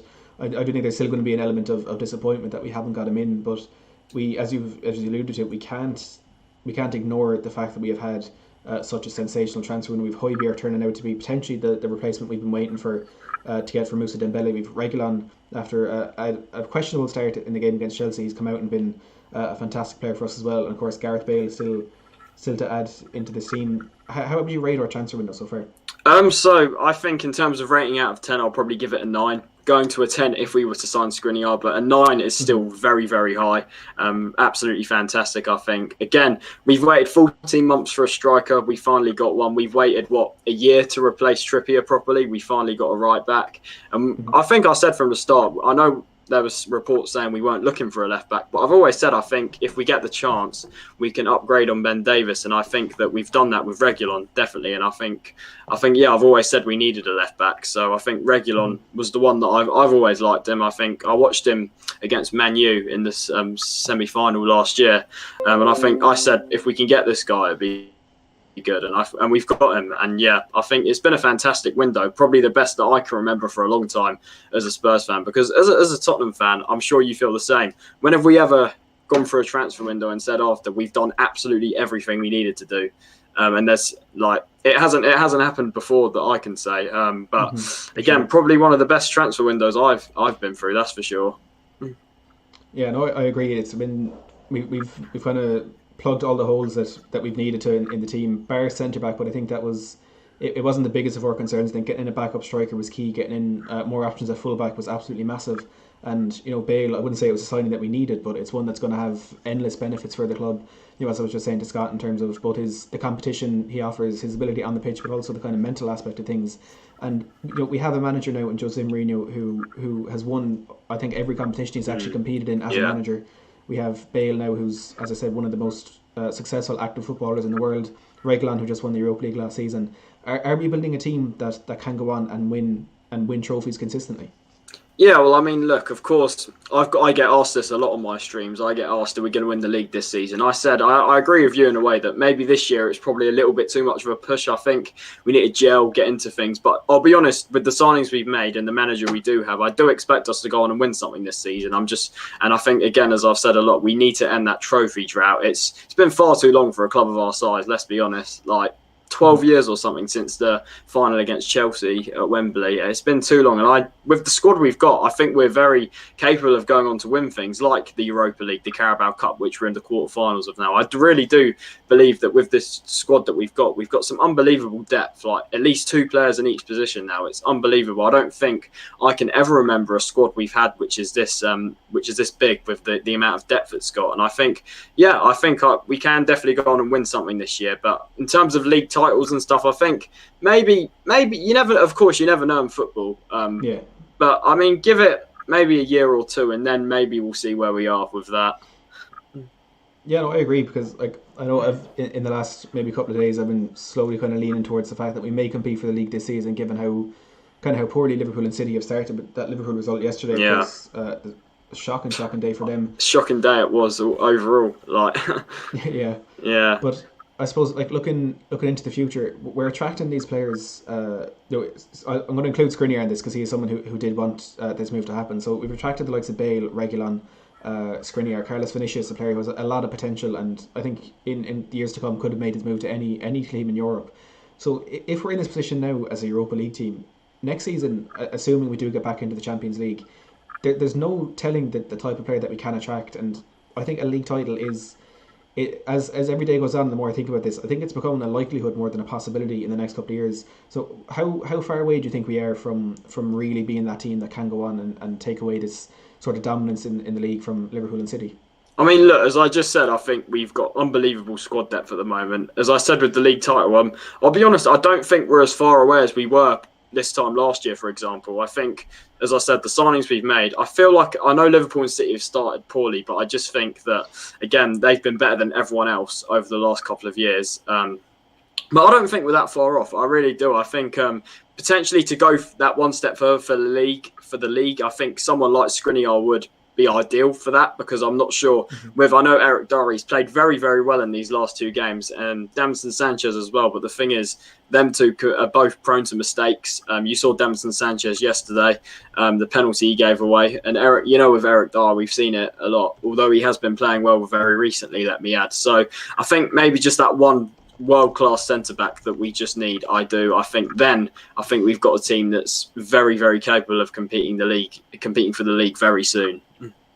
Yeah, and it's a crazy sort of opinion to have as a Tottenham fan, but I think we're all in the same boat now that the league title isn't actually too far off, and that's down in no small part, of course, to Jose Mourinho. Not only the players he's managed to attract to the team, but even just looking at the last couple of days, these mind games that he does play, telling Chelsea they're going to play a weak team, and then telling United the son is injured.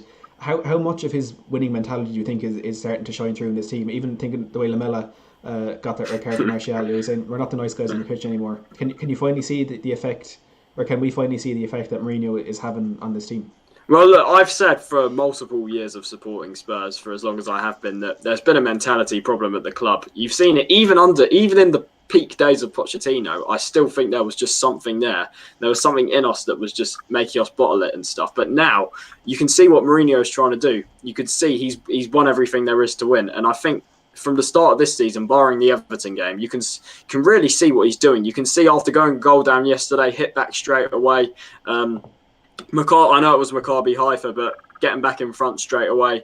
You can see I really do think he is changing the culture and mentality at this football club. And I think if you're going to win stuff, you need to have the right mentality. And I think you can see, as you said about Lamela yesterday, that sort of sums up why Mourinho was saying in the documentary, like, nice guys don't win anything. And I think you can see it with Lamela. I know Lamela is who he is. Like, we've seen it multiple times, but I think you can see, again, going back to last season, the fight between Son and Lloris at half time, you can see there is something definitely there. And I have noticed a massive change, and it's really good to see. And I think Mourinho, as I said, look, with Mourinho, since he was appointed, at the start, I wasn't a massive fan of his appointment. I was never Poch out.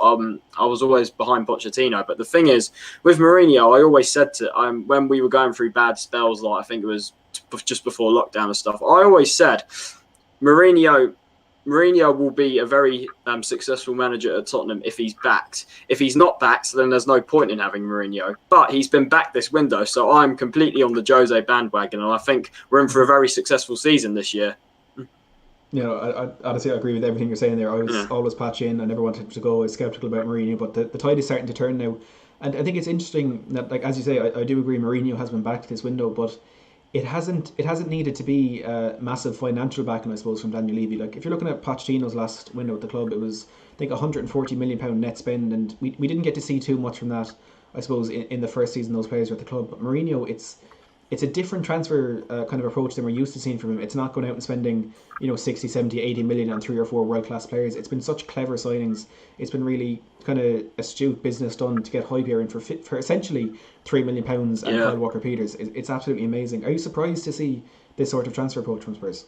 I mean, look, let's just say this. Before the window opened, when we were in, I don't know, like lockdown and stuff, I was very pessimistic going into this window because, as you've said a few times, we were being told that the only way we're going to sign players is if we sell players. And I think what's happened this window has been very smart. On a tight budget, due to all the pandemic going on around the world, which you can understand it's going to hit every club. So I think on a tight budget, we have done phenomenally. I really do. We've been absolutely phenomenal with the clever signings we've made. Of course, Hojbjerg. Not a lot of people across the Premier League really rated him, but I've always said I've watched him a few times for Southampton, and I think he's a destroyer. He's the type of player that we need in our midfield, and I think what we've seen, particularly yesterday, he was outstanding. As I said in my player ratings, he's really, really coming into his own at Tottenham. You can see why Mourinho was wanted to sign him, and I think very, very clever signing. 3 million plus Walker Peters. Let's look at another one, Matt Doherty. I know he's not quite settled in just yet, but I think you could see what he can do at Wolves when he's in a more advanced position. He can score goals, he can get assists, and I think, yes, some very, very smart signings. You can even include Joe Hart in this. I think, look, I know he's not going to be a starter, but I think he's, of course, 3-time Premier League winner, won a load of domestic trophies as well. And I think you can see Alistair Gold saying after the friendlies and stuff, you can see how vocal he is down there. And I think he is a massive part of the mentality. I really do. Changing the mentality at this club. If you look at all the players Mourinho's brought in, I think I might be wrong, but they've all won at least one league title in their domestic countries. I might be wrong, but I read it somewhere. Yeah, most of them. Yeah, most of them, maybe not all of them, but you can see with the signings we made, Reguilon was, again, that deal, it's 30 million, but it's being paid in installments, I'm hearing. So that's a very, very smart signing. Look, I know it's got a buyback clause. It's valid for 2 years. And also there's a hope around the club that he'll be happy. He won't want to go. He won't want to leave the club. And I think, again, even if the worst came to the worst, that they triggered the buyback clause, we'd still make a profit. And I think the signings we've made, Carlos Vinicius on loan with an option to buy of 30 million when they were asking for 60 million at the start. It's been fantastic business. And look, I've been a massive critic of Levy and the board and stuff, but I think you have to give him massive credit this window. That's for sure.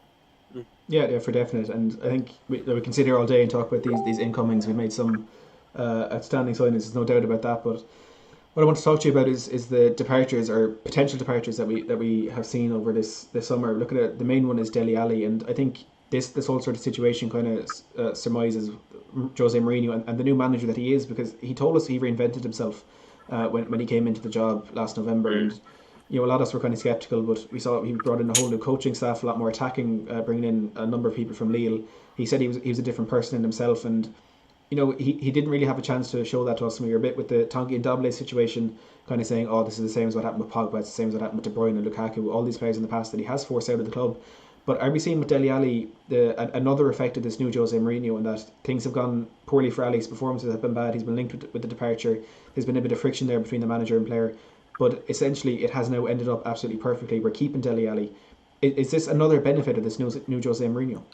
Yeah, I mean, if you look at the way Ndombele's turned it around, I was saying at the end of last season, unfortunately, I thought he might actually end up going. And I've been one that always said we have to keep him because of the potential he's got. And luckily, we have kept him. You can see where he's turned his Tottenham career around. He's looked a lot happier. He is a lot happier. And he again, yesterday was absolutely brilliant. And he's been brilliant for the last few games that he's played. Again, with Dele Alli, I mean, personally, I've been one that actually agreed with the decision to drop him, because if you look at the players ahead of him, for me, Ndombele moved ahead of him in that pecking order. Of course, Lo Celso is always going to be first because he's been outstanding for a while now. But if you're not playing well, you're not going to play. And I think it's from every level of football. You can go to non-league, you can go to grassroots, anything.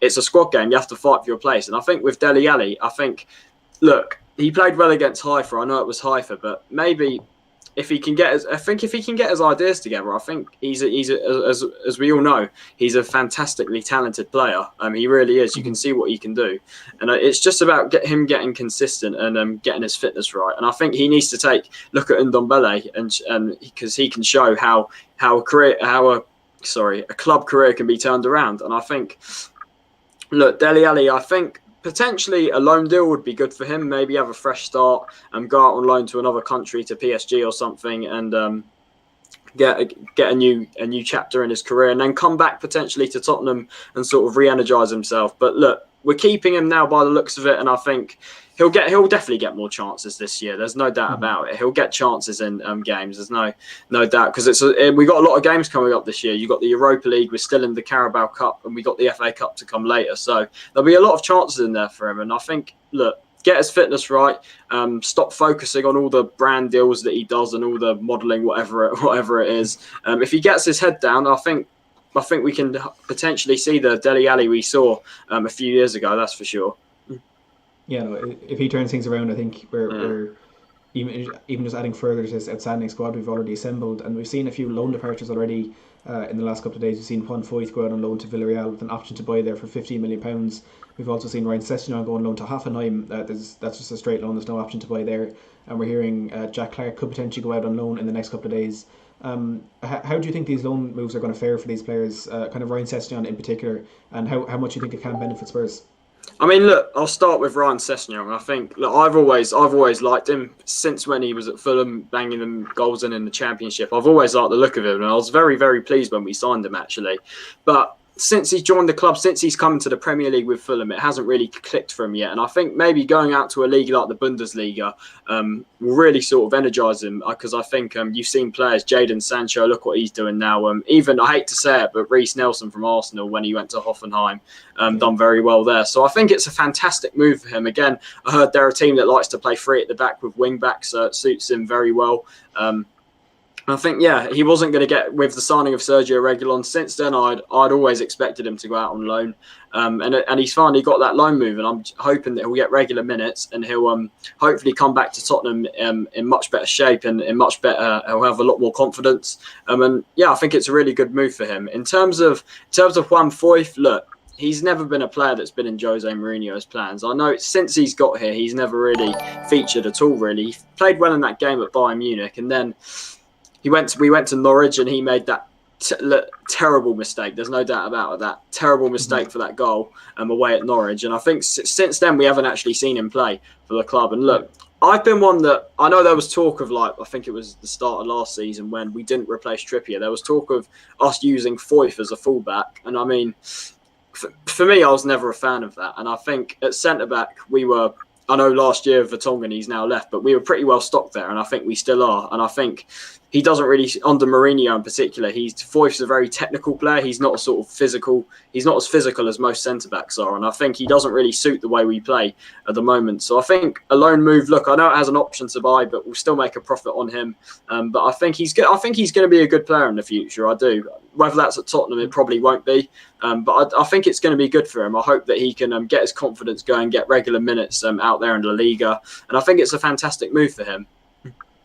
Yeah, no, I agree. I think it's all about first team minutes, and with Foyth, whether he ends up making that move permanent for Villarreal, I think it's a win-win situation for us, because if he comes back, we have that extra choice. But if not, we're getting a bit of deadwood out of our team. And as for Sessegnon, I think he is still a very exciting player. He hasn't had the best start to his time at Tottenham, which is of course disappointing. But I think for him, having seen us bring in Reguilon and Bale and even Vinicius this season, and players that can play in his position, it was a major setback for him. And I think it was important that we did get him out on loan and didn't have him kind of sitting around the fringes of the squad waiting for an appearance here for an injured player there, or an appearance here for a suspended player there, which essentially is what he did last season. And that's never good for any young player, especially one who has been a first team player in a Premier League team before. So I think it's Sessegnon going out on loan. It's a very clever bit of business. And as you said, Hoffenheim, it's the system they play. We heard from Ralf Rangnick, the former RB Leipzig manager, today, when he was saying it's a brilliant deal for all teams involved. And Hoffenheim, even in Europe this season, it's going to be that extra sort of experience for Sessegnon, which I think is going to help him absolutely massively, and he could potentially become an even better player for us in the future, and someone that could be a consistent first team player for us. And aside from that, I think there's not much business left for Tottenham this window.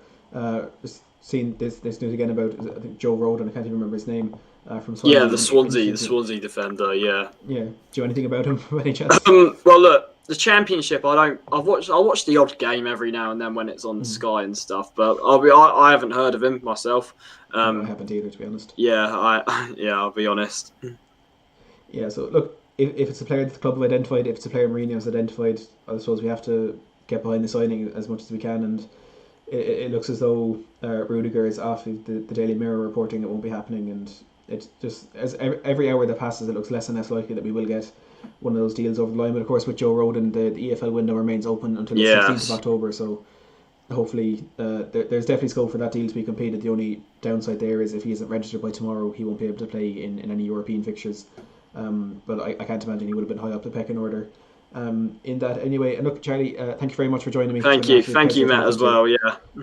It's been a pleasure talking to you. Some great insight there into the Tottenham squad and stuff. So make sure everyone watching, check me out on YouTube. I'm trying to get to 1K as soon as possible. So everyone go over there, Charlie THFC, and make sure to subscribe. Yeah, thank you, Matt. I really do appreciate it. Thank you. Okay. See you, Charlie.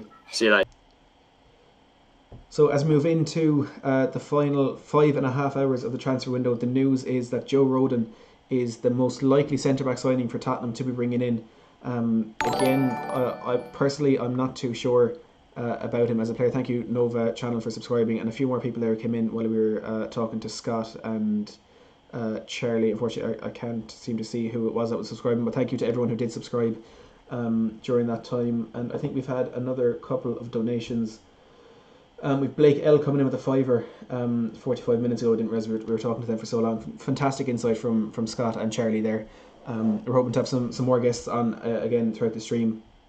I'm just going to update that goal pretty quickly. An extra €5 coming in. So we're up to £409. I think that will be happening. That's £409. Thank you, Chicken Ball Pad. Scott, very much thank you for subscribing.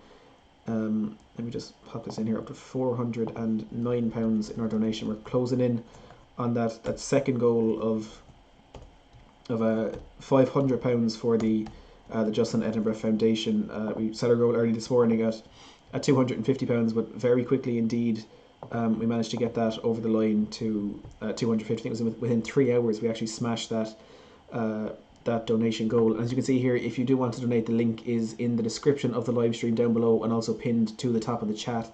All donations going straight to the Justin Edinburgh 3 Foundation. If you do donate £15, you can. I'll send you a link, and just like Scott and Charlie just did, you can come on and you can talk to me about the signings so far, and of course Tottenham's victory against Manchester United yesterday just so happens to be a conversation that keeps on cropping up. So we're going to take another short break.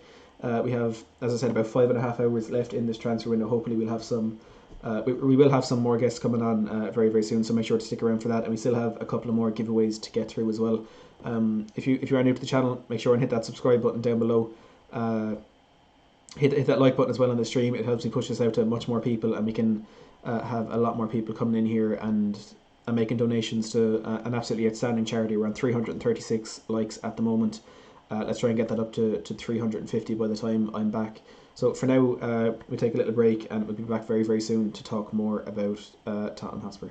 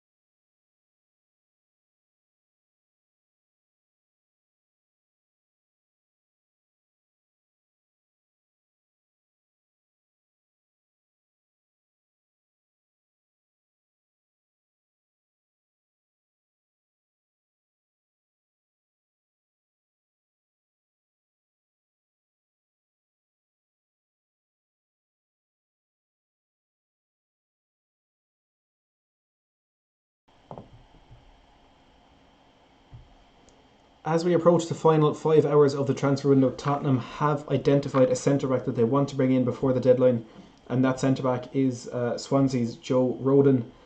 We were told today we could see a name crop up at the last minute that Tottenham could potentially try and bring into the club, and that name, we have got it. It's the Welsh centre-back Rodon from Swansea. Look, I can't say I've heard of him before today, I'll be perfectly honest. So just talking with Charlie, of course, when he was on the channel about 20 minutes ago, he hasn't heard of him either.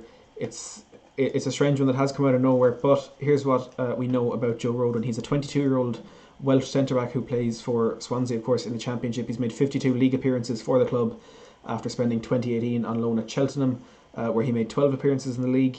The Athletic UK are the ones reporting Tottenham are strongly considering a bid for the defender this deadline day.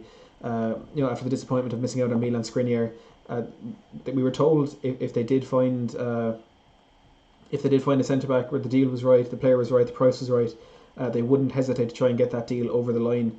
And now it feels as though that player has been found, and it is this player who's strong in and out of possession, likes to play out from the back, and offers a real threat at set pieces. As we've been saying from very early on in our pursuit of a centre back, there's a trend that we're seeing in the players that Jose Mourinho is trying to bring in to add to our defence, and they're all outstanding ball playing centre backs. And Joe Rodon, of course, well, I don't know much about him. It's WhoScored.com who are saying he is known for his ability on the ball. So he certainly falls into that bracket of players that we could be looking for, and the Athletic UK very reliable when it comes to transfers, especially to do with Spurs. So this one that we could see develop in the last 5 and a bit hours of the window. I'm not sure how it would work in terms of getting a deal over the line. Rodon, I assume, in Wales with Swansea. So maybe this could be a difficult one to get done by the deadline, but this is apparently Tottenham's number one target now for the rest of the window. Antonio Rudiger looks like it won't be happening. I'll say unfortunately. I know some of you will say fortunately, but it looks like this is our number one centre-back target for the rest of this window. Caleb saying, so we aren't getting Skriniar. What about John Stones? Any new on that? No, Skriniar has been ruled out for a number of hours now. He won't be joining Tottenham this transfer window. Fabrizio Romano said it earlier this morning, then Alistair Gold and Romano again confirming as the day went on that Milan Skriniar would not be leaving. He wouldn't be leaving Inter Milan today. Tottenham have left it a bit too late to get that deal over the line. And as for John Stones, I think that was just a shot in the dark for Spurs yesterday, and now we can safely say he will not be joining Spurs, and we can safely say another player will not be joining Spurs, as one of the rumours that has rumbled on for about a week now, one that Tottenham fans were very, very split on. Tottenham Hotspur transfer target Antonio Rudiger will now remain at Chelsea on this transfer deadline day. Spurs are still very keen to sign another centre-back before this window slams shut at 11 p.m. this evening. So Sky Sports confirming. I suppose what we already knew, Antonio Rudiger will be staying at Chelsea. He'll be staying at Chelsea this transfer window, and Joe Rodon is our number one target. We're up to £410 donated today. We're still about £90 away from our transfer, or from our donation goal. With how long left in the window? We've 5 hours and 17 minutes left to get this over the line. I've put my €25 in at matching the.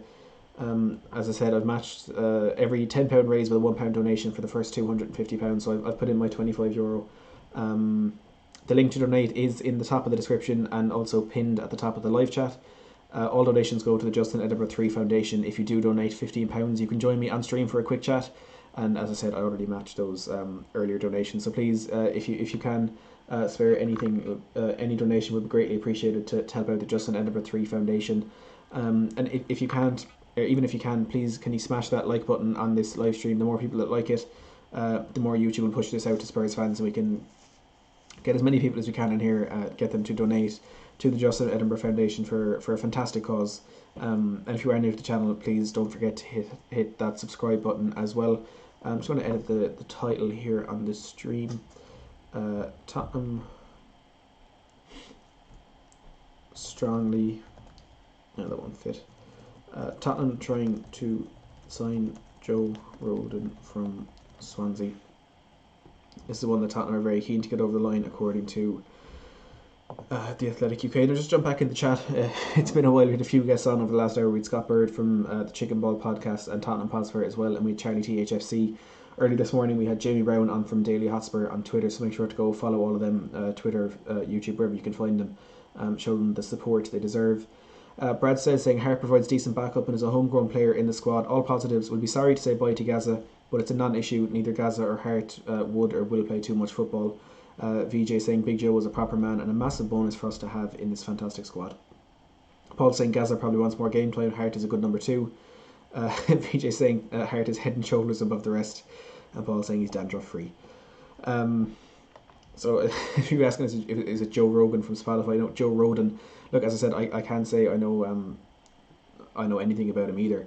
But just having a quick look into him, he seems to fit the bill, fit what we've been looking for from our centre back signings this window. So hopefully he is the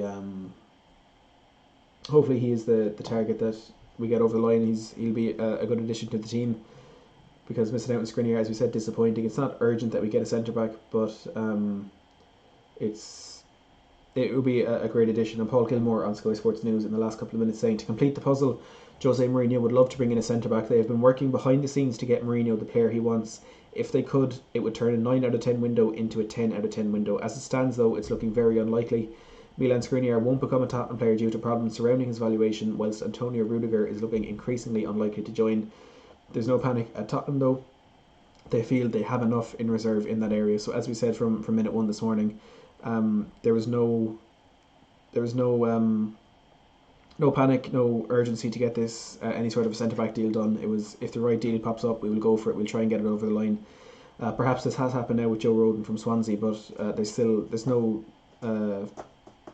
desperation from any party at Tottenham to get any deal over the line, as we can't really say that's the case at Manchester United, as they make panic buys, desperation buys in the last day of the season, last day of the window. Paul Gilmore also saying Tottenham are still very much open to the departures of both left-back Danny Rose and Paulo Gazzaniga on this deadline day. Danny Rose has always been very difficult to move on for the football club, and we've heard today that FC Porto are interested in signing Danny Rose.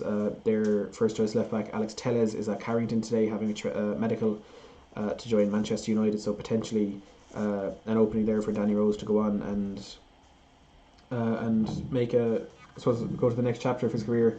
And for him, hopefully go on and have a good time at Porto. But the news is he thinks he's too good for anyone who isn't at Tottenham's level, which is unfortunate for him, because he certainly isn't. But yeah, potentially for him to go there. We heard this morning that from Footy Insider 247 that Tottenham have been offered the chance to sign Christian Eriksen on loan. Not too much in that as the day wore on. And to be honest, I'm just thinking we haven't heard from Fabrizio Romano in quite a while, which is very surprising. Just retweeted Matteo Guendouzi, who's completed his move to Hertha Berlin. Oh, actually, he has. It just hasn't been popping up my feed. Timu Bakayoko joins Napoli on loan from Chelsea, confirmed and official. Bouna Sarr to Bayern Munich and Michael Cuisance to Olympique Marseille. Deal has been completed and signed. Federico Chiesa is now a new Juventus player, official and signed. €50 million to Fiorentina, loan with buy option. Alex Telles is a new Manchester United player, contract signed until June 2024 and option until June 2025, an announcement in the next few hours. Justin Kluivert to RB Leipzig is a done deal, signed an official loan with buy option from Roma, here we go, confirmed. Porto are in advanced talks to sign Felipe Anderson from West Ham, work in progress. That could be a big blow could be a very big blow for West Ham on this deadline day. Diego Perotti to Fenerbahce deal is done and completed. Stefan El Shaarawy deal with Roma has just collapsed, as we've already said. A potential blow there for West Ham, as Felipe Anderson could be on his way to Porto. Would be a very interesting move, that one. Not one that I suppose was expected by any stretch of the imagination on this deadline day. But deadline day, as always, proven to be unpredictable. It's been fairly quiet today, to be honest. Not just with Tottenham, but all around Europe. Hellas Verona signed Fiorentina defender Federico Ceccherini on loan with an obligation to buy, so maybe that rules out any potential move for Nikola Milenkovic to Inter Milan. Yeah, it's been a very quiet deadline day.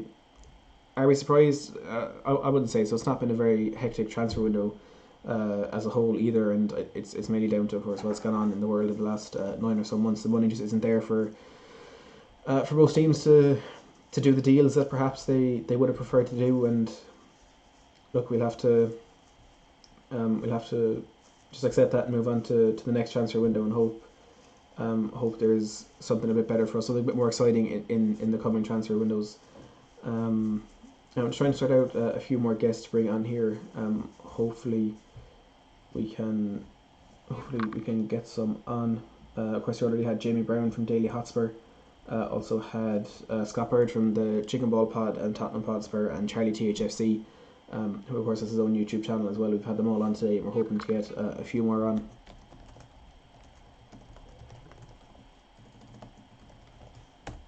I'm going to try and sort out a few of these.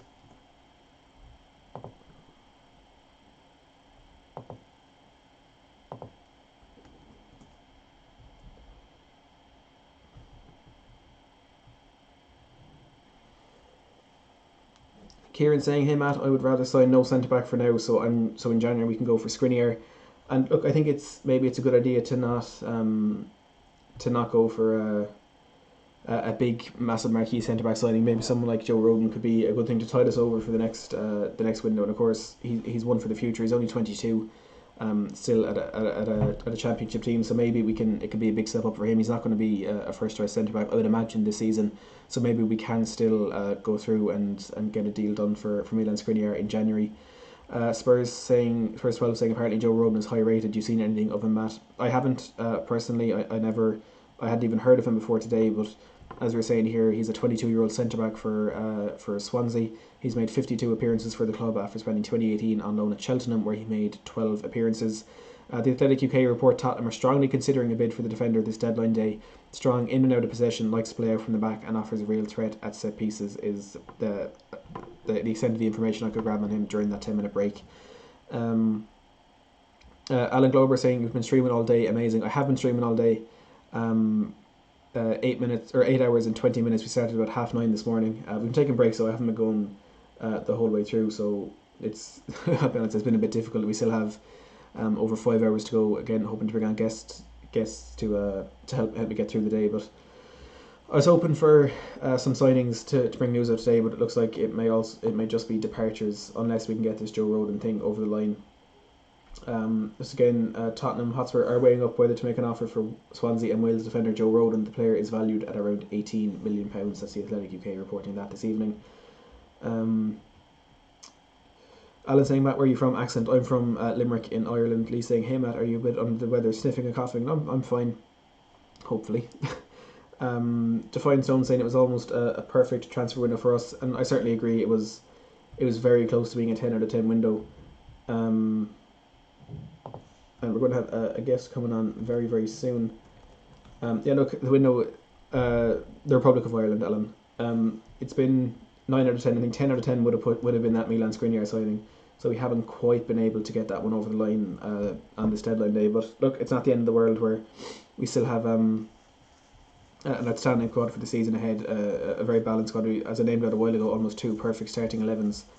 I don't think there's any concern with where we're going at the moment, and Joe Rodon could be something to sort of soften the blow, I suppose. But I think we will see a very successful season ahead for Spurs, which is always what you want to see.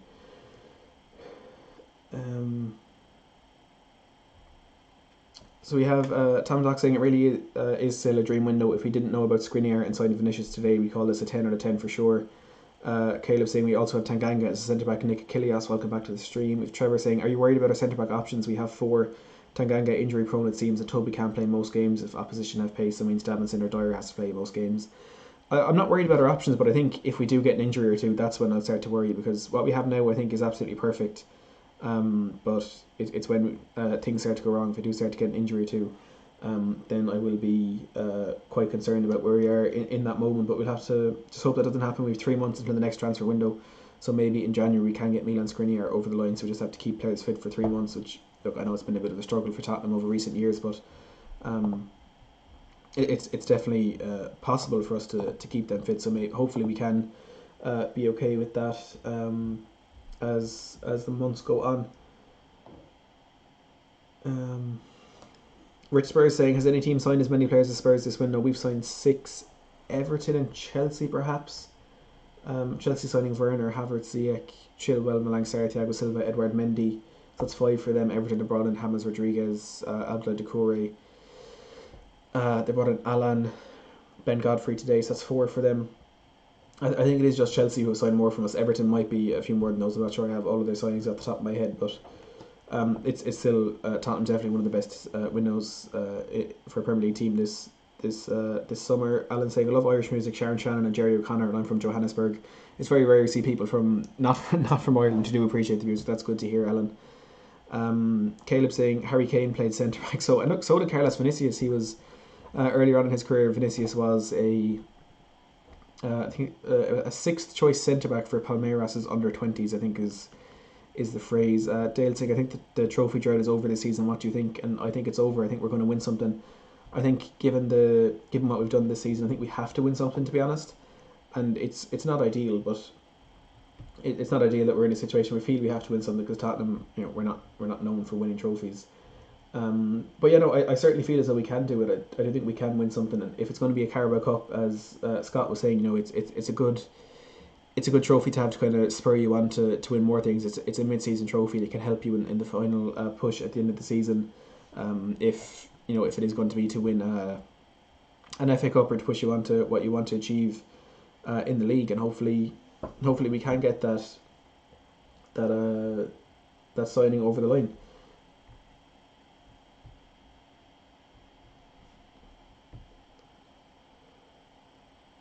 Defiant Stone saying Mourinho's not desperate for a centre back now. That means he has a lot of plans for the players he has now, and yet he seems happy with the centre back choices we have. He's not desperate to get another one in. Paul saying 15 million for Højbjerg alone would be a good window. Levy has outdone himself without a doubt. Very astute business. It's not a massive marquee signing, but I think it was a very, very good one. Trevor saying, look at Chelsea, they have loads of centre backs: Sarr, Silva, Christensen, Tomori, Zuma, Rudiger, Azpilicueta can play there. One more for us would be perfect if we have 2 games a week, 2-on-2 resting, which is ideal for us. And I'm delighted to say we are joined now in a minute by Dakota Booth. If I can just figure out how to... There we go. Dakota, how are you? Thank you very much for joining me. Oh God, no problem at all. I hope all is well with you. So I think it's only one place to start, really. A fantastic performance from Spurs yesterday against Manchester United. I think one that far exceeded any expectations we had going into the game. What did you make of it?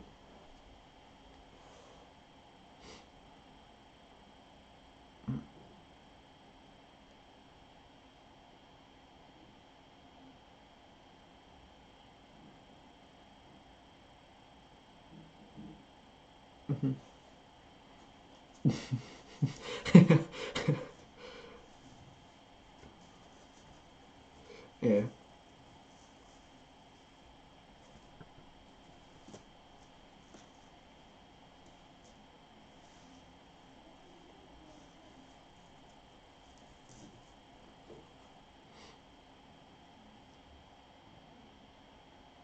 Yeah, I think you said you were hoping for a dodgy penalty decision, but I think it was a dodgy red card decision in the end that kind of swayed the game in our favour. What do you make of that decision to send Martial off and keep Lamela on the pitch?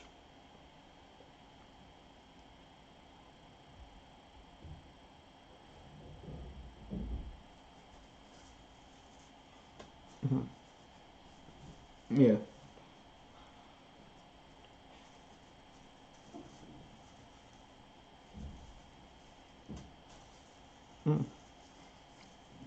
Come on, do something about it.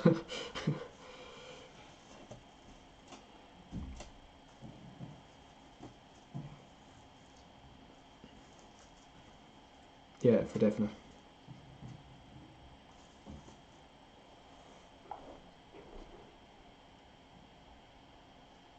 Hmm.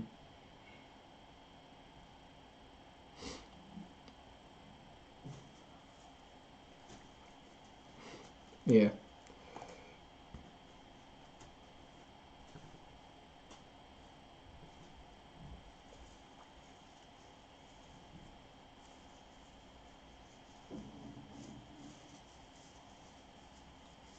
Hmm.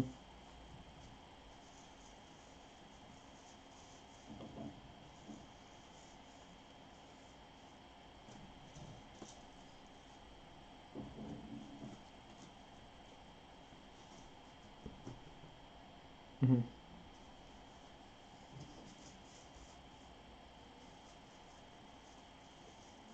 Yeah, and I think that there's no doubt that red card was... I know we were on top of the game before that, but the red card kind of swayed it even more in our favour, and it led to the capitulation of United. But it was the space vacated by Anthony Martial that seemed to be expertly violated by Serge Aurier, who probably one of his best performances in a Spurs jersey, to be honest. How much do you think that the signings we're making this summer is going to spur the players that are already here onto bigger and better things?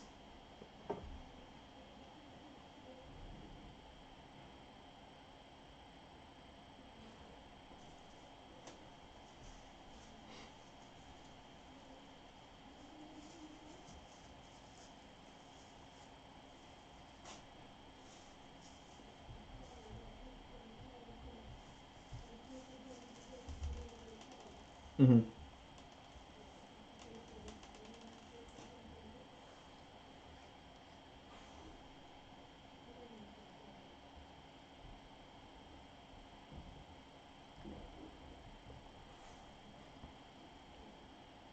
Mm-hmm.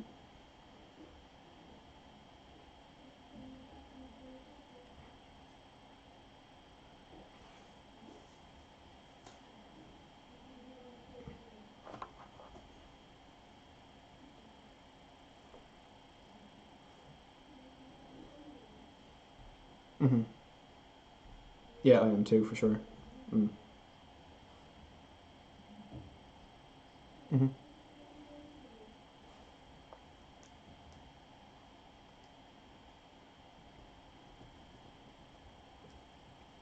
Yeah.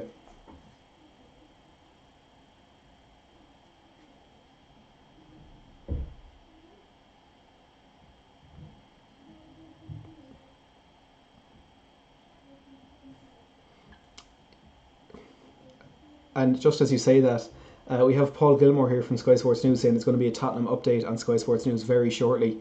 So interesting to see what that one's going to be. It could potentially be Joe Rodon, the centre back we're after, but hopefully it's something a little bit bigger. You never know. It's Daniel Levy's always unpredictable, but you mentioned these players who are playing better than they ever have in a Spurs jersey, and I think we mentioned this season on season, but I think we have to bring Harry Kane into the debate here. 8 games, 8 goals, 7 assists, unstoppable. What do you think?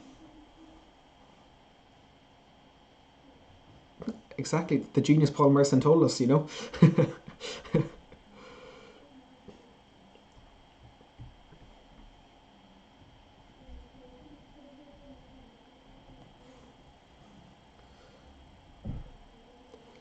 Mm.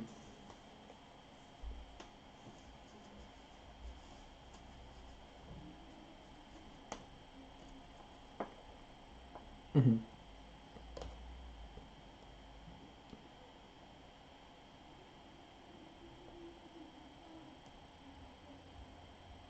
Mm-hmm.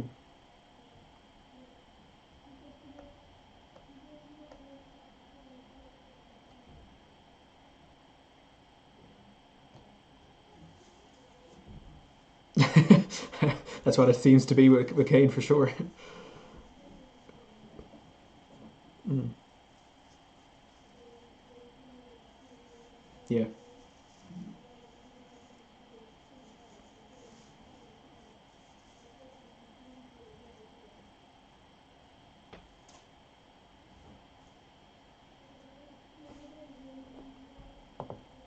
Mm-hmm. Yeah.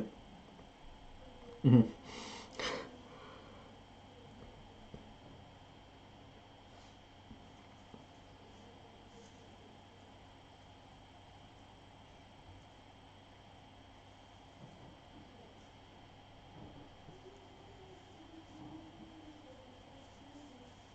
Yeah.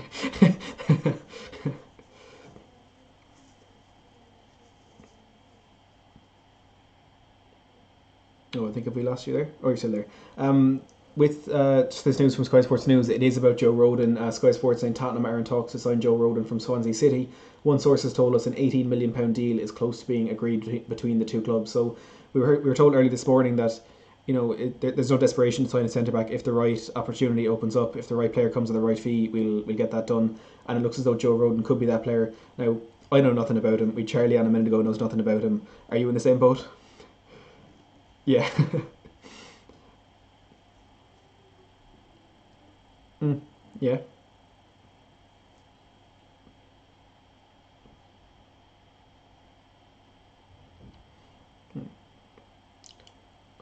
Yeah, hopefully quite a bit. You know, Trevor Birch, we've spoken about him a bit already today, is hopefully playing a big part in this deal. I think it's not the centre back signing we were hoping for, but it is better than no centre back signing at all. Now, and getting back what you were saying about the kind of the Lokomotiv Plovdiv game, and I suppose the Shkendia fall into that quite a bit as well. In that we learned that we can't just show up and play and get the victory. We needed to fight for it. We needed to earn it.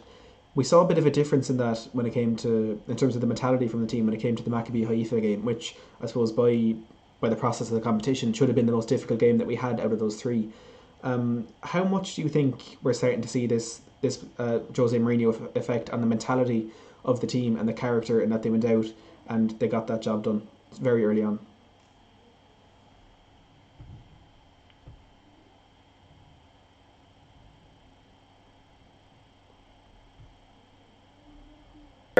Our toes on the ground and really playing hard the whole game because we had to, because they were coming at us. So, but yeah, I think Jose Mourinho is really starting to leave his mark on this squad in terms of mentality. And I mean, you just look at the players who we've brought in so far this window. Every single one of them has won a trophy at some point. All of them are winners. So he's bringing in leadership, and even just the fresh faces is going to add something to the squad. But then throw on top of that the fact that they have won something. They know what it takes. They know the sacrifice that it is to win a Premier League, to win a trophy in Europe, and that is invaluable. You know, we as much as we want to win things, it helps having people who have been there and done it before, to give that experience, to help settle the nerves early on in those matches, to help provide a blueprint of this is how you prepare for a Champions League final from Gareth Bale. This is how you prepare to win a Premier League from Joe Hart. This is how you prepare to win a Europa League trophy from Sergio Reguilon. You know, this is what it takes, and we're going to show you. And we've got all that, obviously, with the gaffer. But there's something to be said, I think, about that experience, being on the pitch, being in the training facility, being in the locker room, eating meals with those people. That's just invaluable, that I think you can't really understand unless you're part of it. And I hope that all starts to click for our guys. And based on results, it's starting to. Yeah, for sure. I think we saw it from the moment Gareth Bale walked in the door. We had Heung-min Son going out with that, and Kane as well, with the incredible performance against Southampton, and putting those 5 past them. But I think who could turn out to be our best signing of the summer is one that I don't think we would have thought would be, and it's Pierre-Emile Højbjerg, who was utterly sensational against Manchester United yesterday. He conducted that game from first minute to last. How important do you think he can be for a team going forward, and do you think he could be that replacement for Moussa Dembele that we were looking for? You know, the thing that I hear most consistently about Moussa Dembele from other players specifically is that he's the best player anyone has ever played with. And I hope that's what Højbjerg can bring to the squad. But I think he, more than anything, is just going to be a consistent face that plays confidently in the middle of the park, which is something that we've been missing. So I think he will be the closest Moussa Dembele replacement we've had. I don't know how many people are going to say he's the best player they've ever played with, but man, is he going to be a leader in this squad? You know, he was not wearing the armband yesterday, but if you watched the game, you wouldn't have been able to tell that. He was barking orders. He was talking to the referees. He was getting everyone situated in, not just in the middle of the park, but even forward. And defensively. So he's that consistent force in the midfield that we've just been crying out for. And I'm excited to see what he's going to bring forward. It would not surprise me at all if he wore the armband for maybe a cup match at some point this year when we're rotating a lot. He's in there as an experienced guy. And I think a lot can be said for him. You know, he had his captaincy stripped from Southampton at the end of last season because he publicly came out and said, I want to play it at a higher level.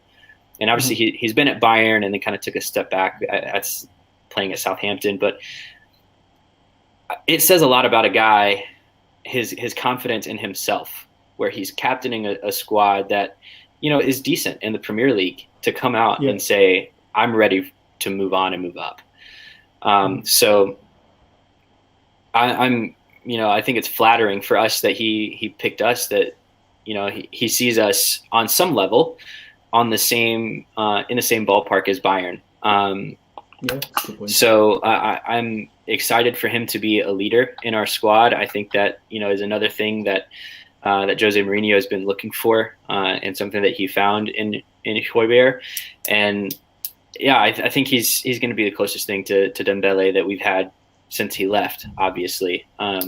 Whether or not he can be that peak Dembele, that peak Wanyama, is yet to be seen, but we've got our fingers crossed, I think.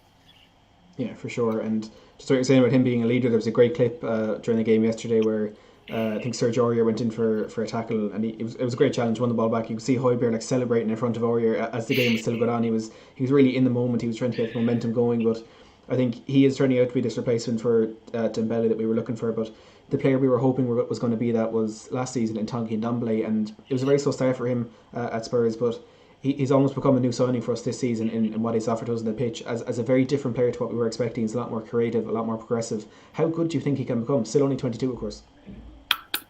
At the risk of being hyperbolic and being reactive to this first few games of the season, if he stays on this trajectory, he can be the best midfielder in the world, best creative midfielder in the world. Watching that game yesterday, and we talked about this a little bit on the Hotspur episode that was released last night, but watching him go head to head with Paul Pogba and get the better of him multiple times just warmed my heart, because it can't be lost on Paul Pogba that they play the same position for France and that they are going to be competing for minutes over these next few years, couple years leading up to the World Cup. And to watch Tanguy Ndombele have no fear in playing with Paul Pogba's emotions on the pitch, of showing him the ball, taking it away from him, going around him, and then coming back and doing it again, is just incredible. So I'm excited. Yeah, like you said, it's basically a new signing. We didn't see Tanguy at all last year, towards the end of the season especially. And to see him come in, and he just looks different. Even the way he runs looks different than last year. He's just bursting with confidence, and that makes me really, really excited about who he can be. He and Jose had their differences last year. It seems they've ironed them out over the off season, and both of them are embracing one another, and that's a beautiful sight to see. And watching the last episode of the All or Nothing documentary was the only time that we saw anything about Tanguy Ndombele. And Moussa Sissoko and Serge Aurier were saying pretty much like he's going to be the guy that wins us a European trophy. He's going to be the guy that takes us to the next level. And if those guys who know him and have known him for longer than anybody else on the squad, and basically in some ways have watched him grow up via the France national team, think that highly of him at 22 years old, the sky is the limit. And I'm glad he's wearing a Spurs shirt, and I hope that he does for the rest of his career. I hope that we are able to reach those heights where the best midfielder in the world wants to play for us and wants to stay and help us stock our trophy cabinet, so no one can ever say ever again that we've never won a trophy. Yeah, I think that's the dream with the team we're building at the moment. Just United have confirmed the signing of Alex Telles there. But United yesterday, like, as much as we can go on and praise our own midfield, their midfield was so passive. They were so lackluster. They offered absolutely nothing. And to be honest, I only found out last night watching Match of the Day that Nemanja Matic actually played yesterday. I did not know he was on that football pitch. It's a crazy thing to think, but I actually didn't know he was there. But from our point of view, we still have Giovanni Lo Celso to add to that team. We still have Gareth Bale to come in, Carlos Vinicius, Toby Alderweireld didn't feature. How good can we be? I said at some point yesterday, when I think maybe we were 5-1 up, that it's such a weird time to support Spurs, having, especially knowing what the last few years have been like, squad depth wise, that if every single person who was on the pitch wasn't playing and we had a complete rotated second team in, we would still be able to win some games, and we would still be able to compete and put in goals and defend well and have a strong midfield. So I think that is just a real testament to Daniel Levy is what it comes down to. He has invested wisely this time, which I think he gets a lot of flack for not being able to do that. So, we've filled the holes that have needed to be filled for a long time. We've done it this window, and keeping that in context, keeping that in mind, this team is absolutely of European quality, and we've got a real opportunity for a European trophy playing in kind of the second tier European competition this year. Obviously, it's going to be difficult. We're going to have to show up. We're going to have to grind out some games because there are good teams in this competition. But man, what an opportunity this year to put a stamp on things and to build confidence going into these next couple of years with a full squad. And we've got guys that aren't even all the way bedded in yet. Reguilon played his first Premier League game yesterday. Matt Doherty is still getting used to the people who are playing around him. Tanguy Ndombele, on some level, still has to get used to playing a full 90 minutes twice a week. Lo Celso is figuring out, his best position. And then we've got probably a 50 or 60% performing to his ability Dele Alli. That it hasn't even been figured out how he's going to factor into the squad yet.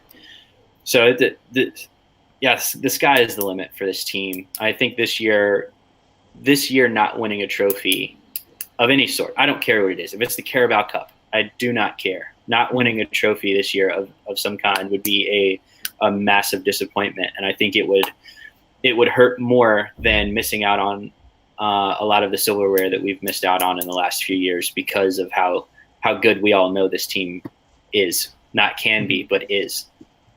Yeah, we can sit here for hours and talk about the potential that our team has now, but I think what we do also need to bring into when we're talking about where we can go in the next couple of years is the signings that we're going to be bringing in, say next season or the summer after, because we're bringing in these players, we're attracting massive names like Gareth Bale, like Reguilon, and even Milan Skriniar was willing to come to Tottenham, and unfortunately that has fallen through.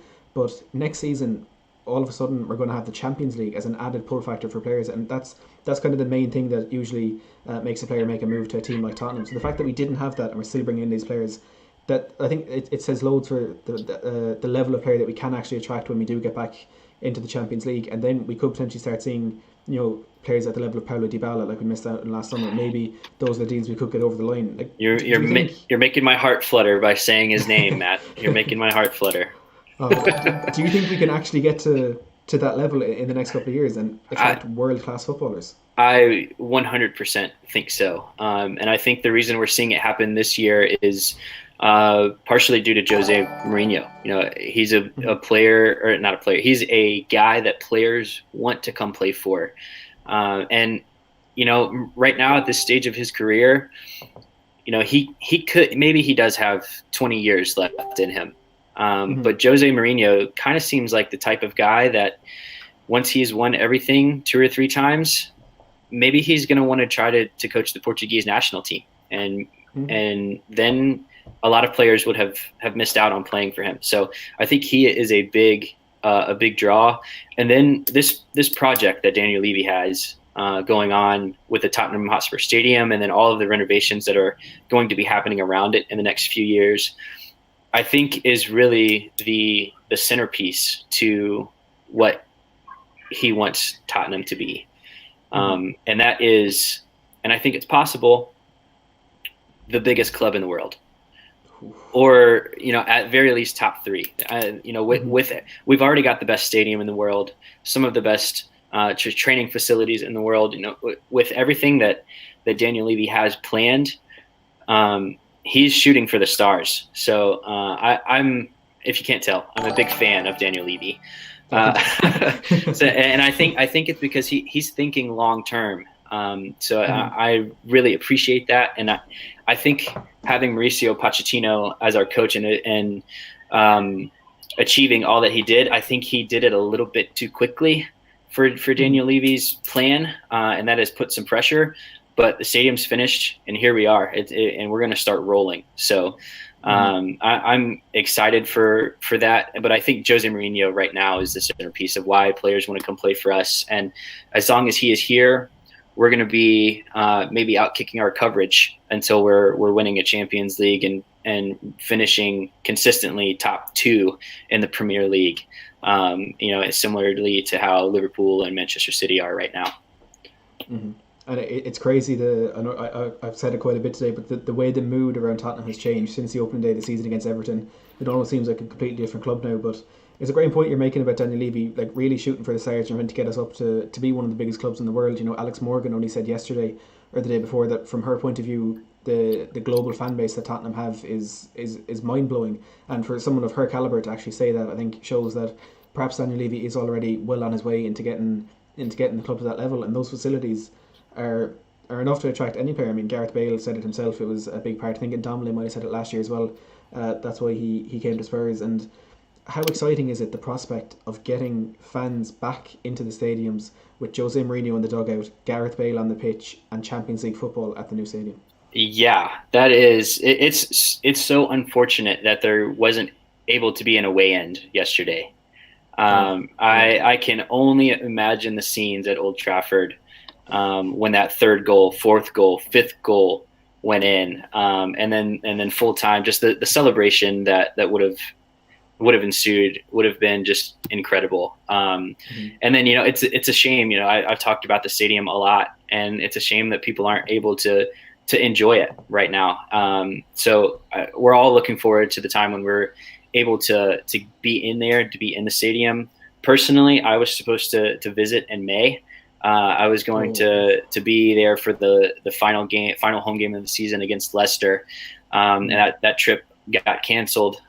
So I'm itching to get back in that stadium, and the second that I'm able to, I will be in there singing my heart out and supporting the Spurs. So this stadium is just incredible, and like you said, for Alex Morgan to be praising all of the facilities.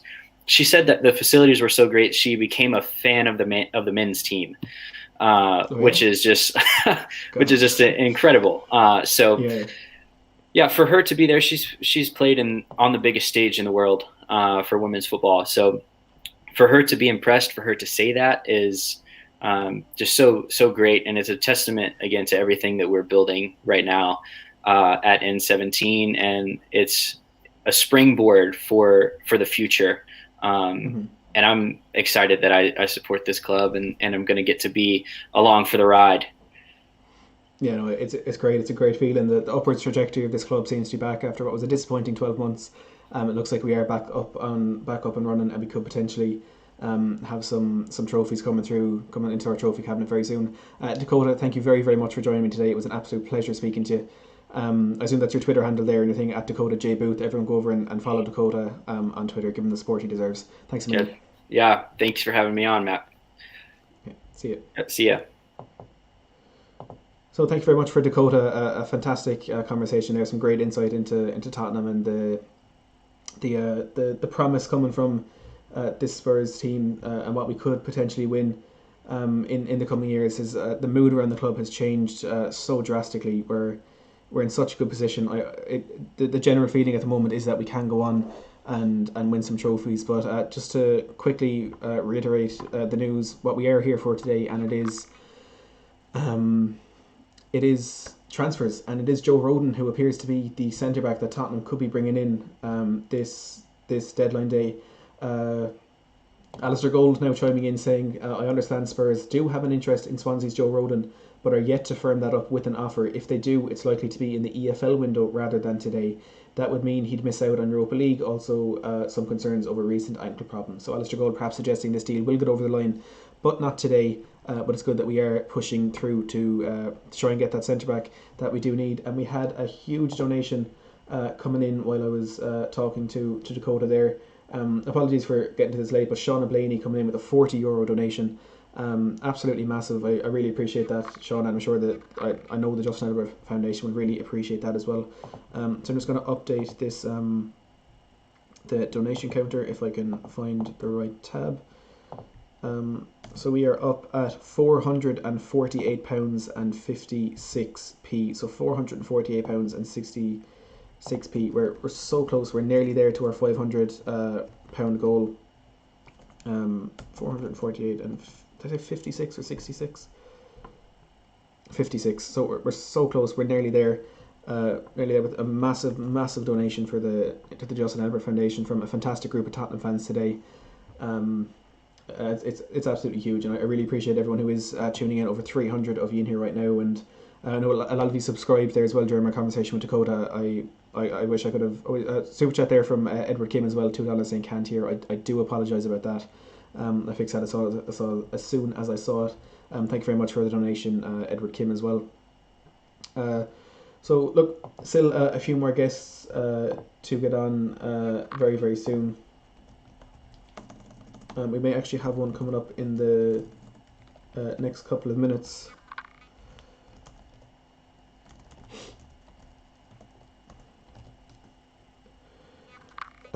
So yeah, Joe Rodon being this the target that Spurs do look likely to bring in this window. If we do take a look at here the donation info, if you do want to donate, the link is at the top of the description and the top of the live chat as well, where, as I said, striving to get £500 for the Justin Edinburgh Foundation today. We started at £250 and it looks like we could be set to smash £500 as well. Link at the top of the description and at the top of the chat. All donations go straight to the Justin Edinburgh Foundation. If you do donate £15, you can join me on stream for a quick chat. So Shauna, if you are still in the live chat and you want to join me, just drop me a message on Twitter and I'll send you the link to join me on air straight away. And I've put in my £25 matching the donation. Every £10 raised for the first £1. Every £10 raised, I matched it with £1 for the first £250. I put my 25 in. So we're so close to that £500. And Martin Mongan, welcome back, saying you don't look like a man that's been streaming for over 8 hours. Nick Martin is a friend of mine, so that's why he's here showing support. Yeah, look, to be honest, I'm absolutely exhausted and I'm struggling, but we're still going, bringing on the guests, certainly breaking up the day, and we're going to have another one very shortly. Jake Roth coming on to talk to us about all things Spurs as well, so he'll be in very shortly. Now, I'm just going to take a 2-second break just so I can fix the lighting issues here. It's getting a bit dark outside, so we will be back in just 2 seconds.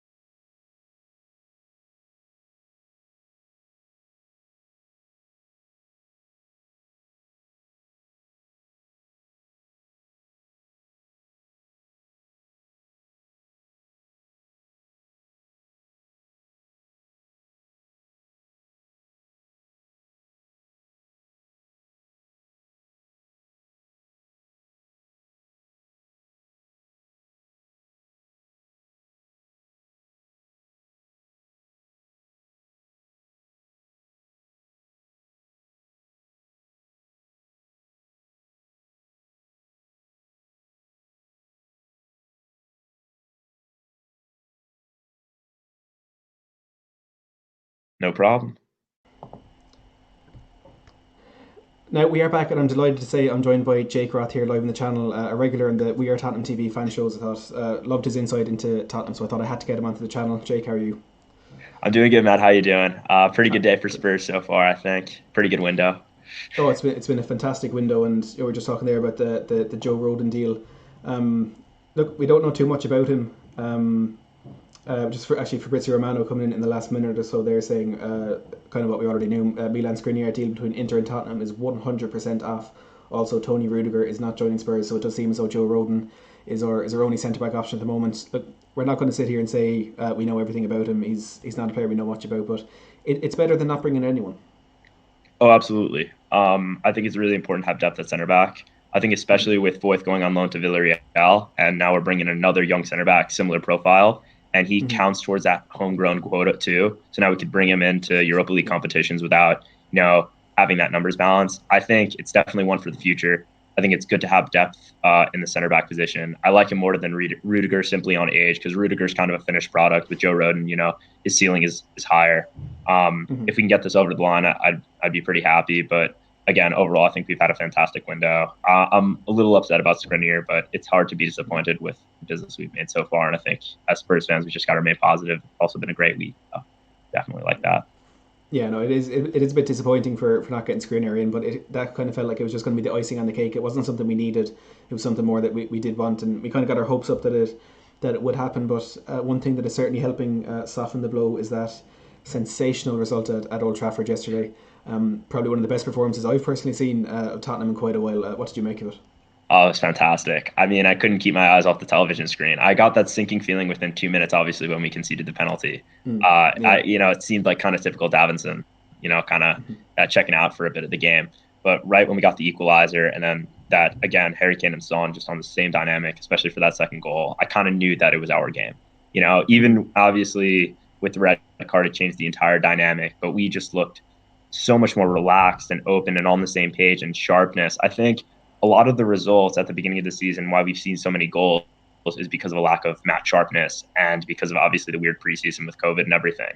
So even though we've had kind of a crazy fixture list, I kind of view it as also an advantage, as we've gotten into match shape a lot faster than a lot of the other Premier League sides because of the amount of matches we've played, because of the crazy schedule. Playing matches does build fitness as well.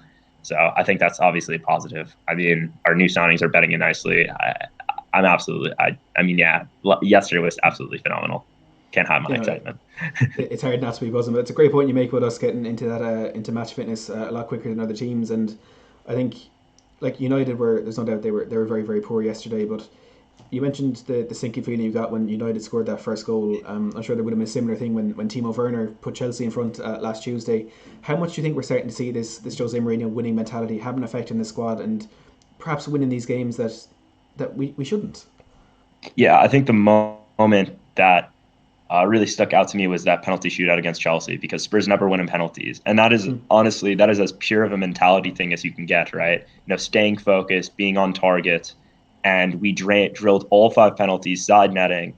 And even Mendy guessed the right way a couple times, right? He guessed the right way on Kane, I believe. And then I think one more penalty, maybe Lucas Moura. Don't fully remember. But from that, I kind of got the sense of, okay, this team really, truly believes that they could win something.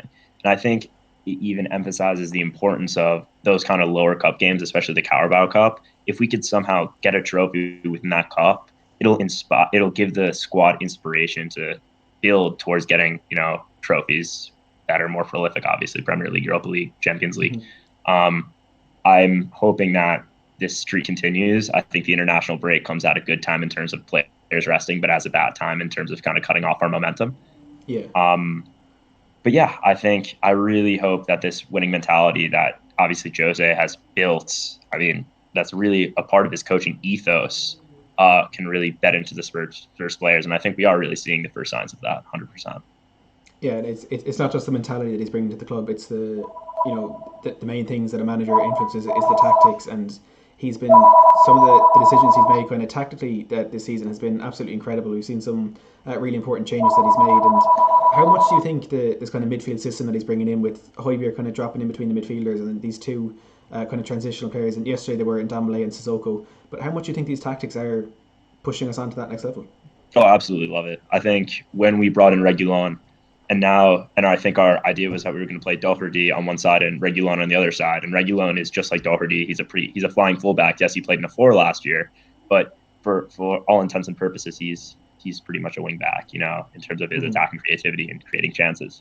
So I think it was important because Jose does like to attack with 3 men with a 3-man defense that Højbjerg or Winks was doing it during the Europa League game, dropping in that space between the 2 center backs. So we always have a 3-man block back there. I think it's absolutely wonderful. I think it's cool how Jose adapted his system a little bit instead of having Reguilon tuck in or Doherty tuck in or Aurier tuck in, right?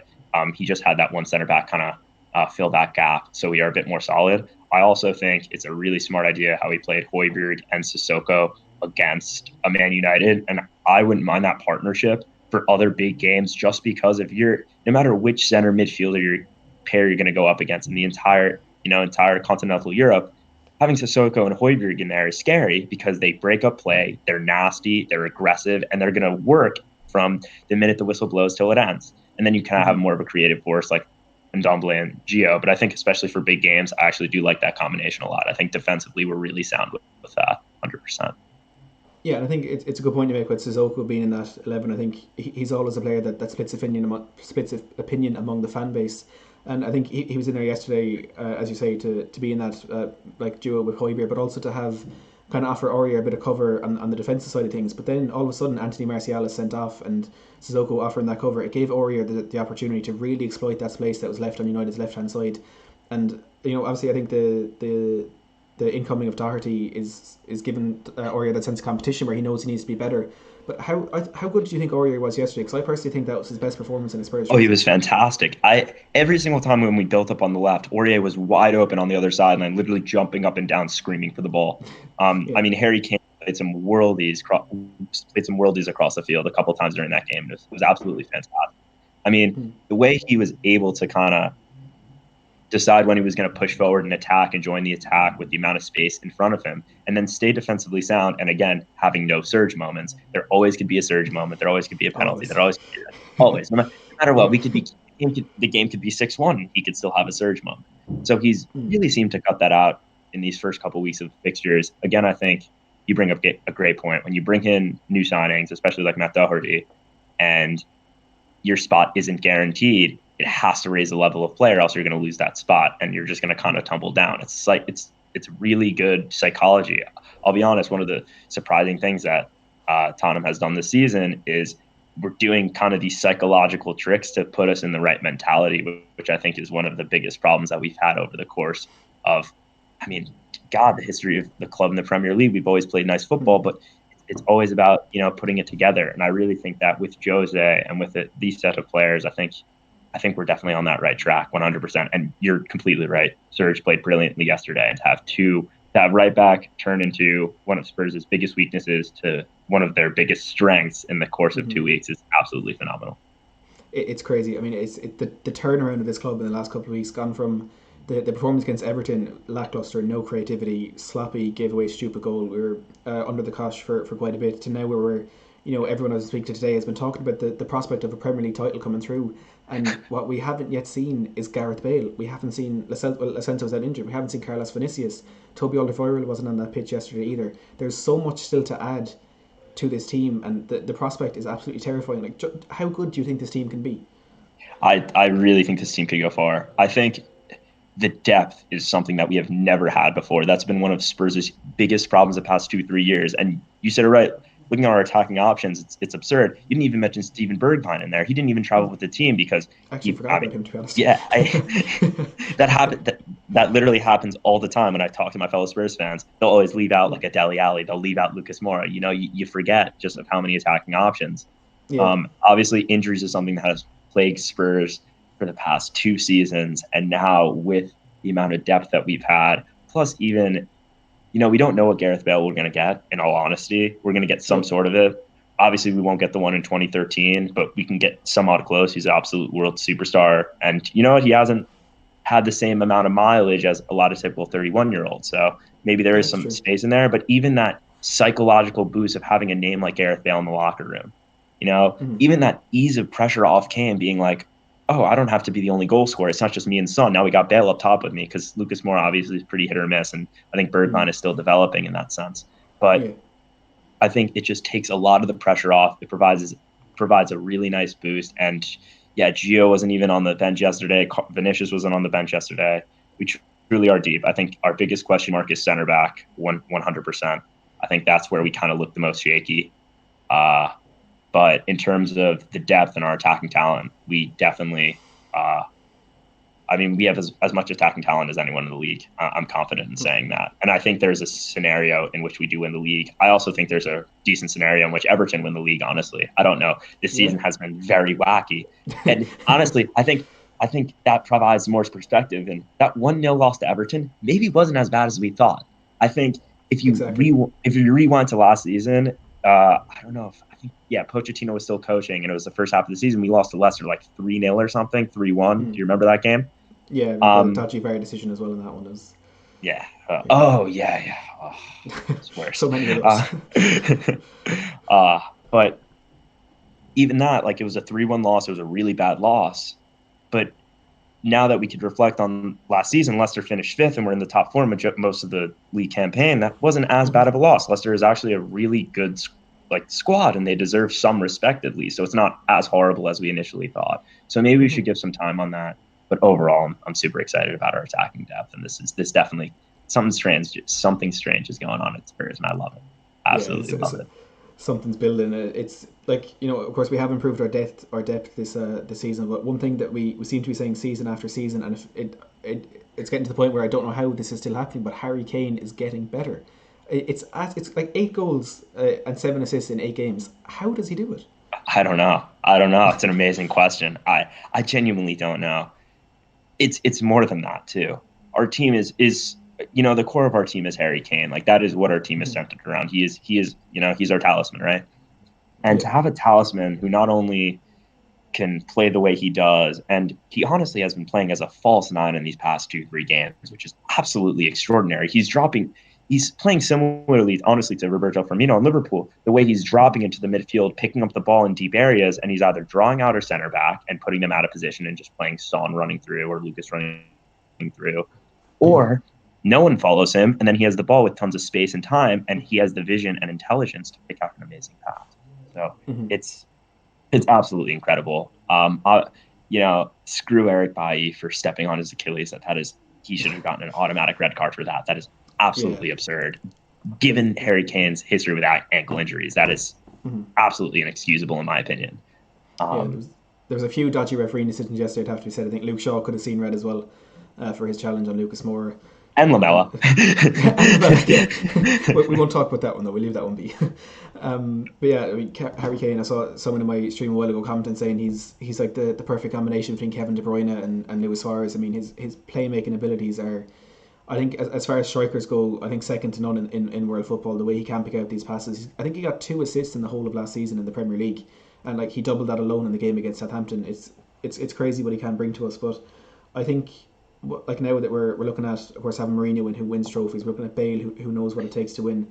There's these little things that are starting to come together, and these rumours that we were hearing in the last 6 months or so that Harry Kane may be looking to move on.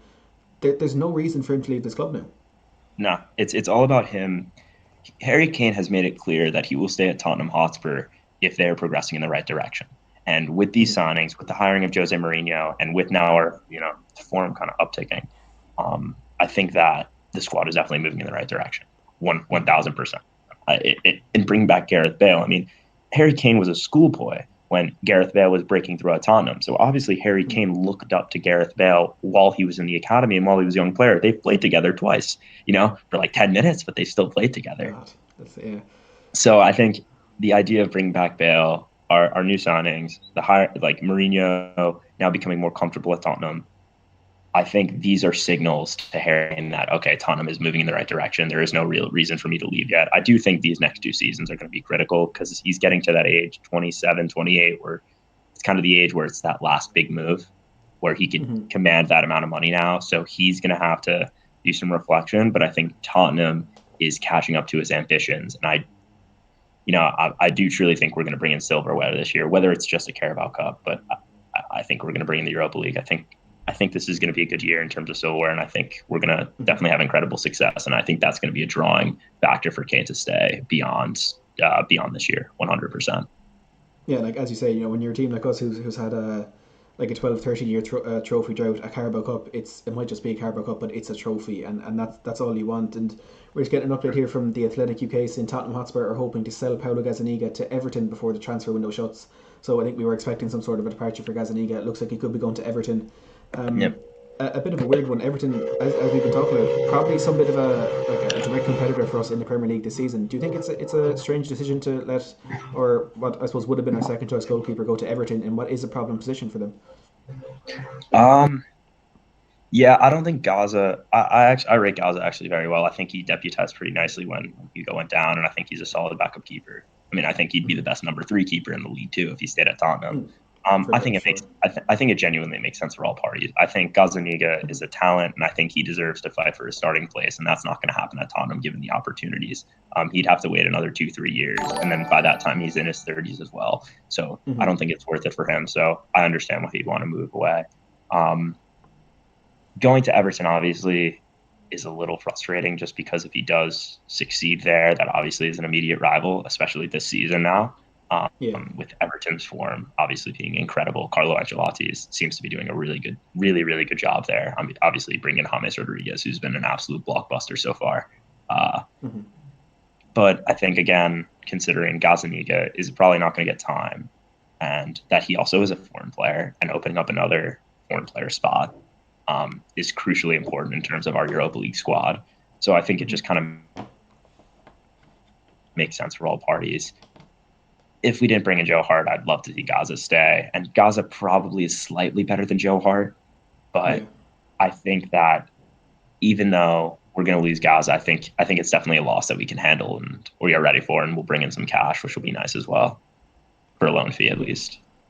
Yeah, and well, I think Gazzaniga, as I agree with you, does kind of offer more on the pitch. I think we have to take into consideration what Joe Hart offers off the pitch. As you've been talking about the mentality that these signings sort of bring in, and there's a lot more to it than just what we see on the pitch.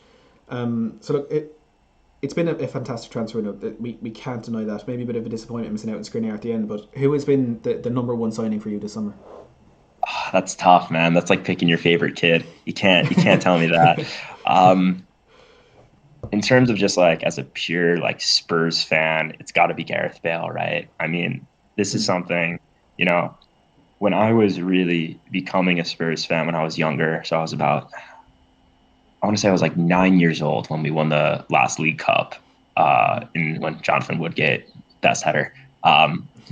Great when, moment. obviously. Well, that's a very special moment for me because that's like kind of the moment where I cemented my Spurs fandom, where I really started like following Spurs and getting into it. I was always, casual Premier League fan, but that was the moment where like, this is the team I'm going to support. And obviously during that time with Bale coming through, it holds a really, really, deep sense in my heart. I absolutely love Gareth Bale, and seeing him in a Tottenham jersey again is absolutely surreal. Seeing him at training, still sometimes it doesn't even feel real. So that's like my emotional fan answer, I guess. In terms of like the smartest signing, who I think will benefit from the most, honestly, it's got to be Højbjerg. I think he is fit in so nicely within the Spurs squad within the first like 2-3 weeks.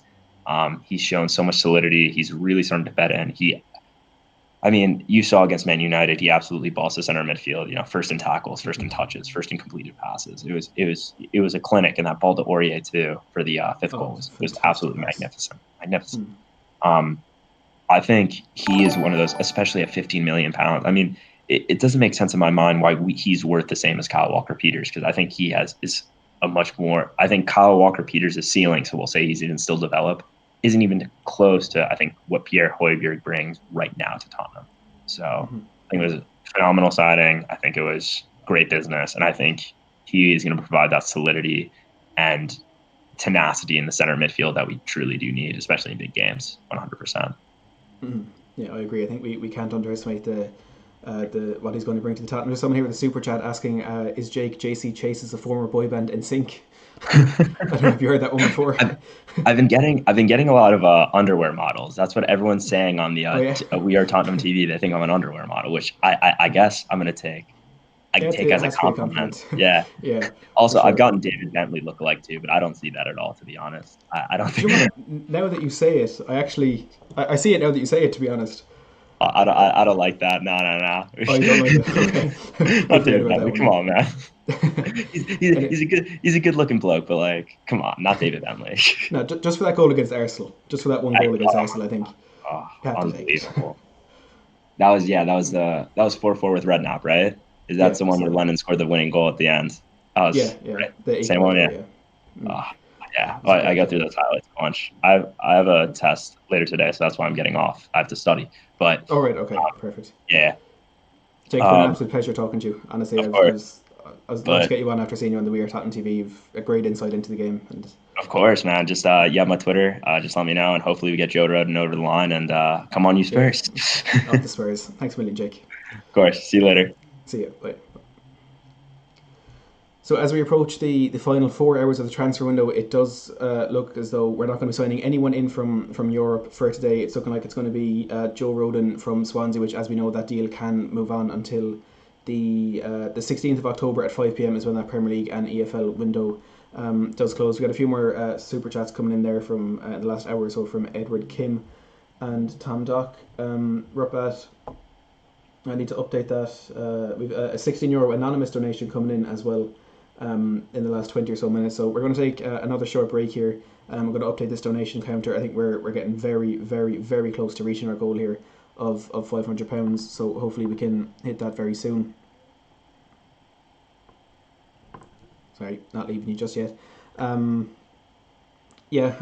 think it's been a very good window. Perhaps a bit of a disappointment today in not getting Milan Skriniar over the line, but Joe Rodon is the man we're going to be bringing in for centre back. Very close to agreeing a deal with him, but as we said, that can rumble on until the 16th of October. There's no rush in that one. If you do want to donate to the Justin Edinburgh Foundation, please go ahead and check out the description below or the message pinned at the top of the live chat so you can donate there. All donations, of course, go to the Justin Edinburgh Foundation. If you do donate £15, you can join me live on stream. So whoever that anonymous donation was, if you do want to contact me on Twitter at Matt Hayes THFC, we can bring you on after the short break if you do want.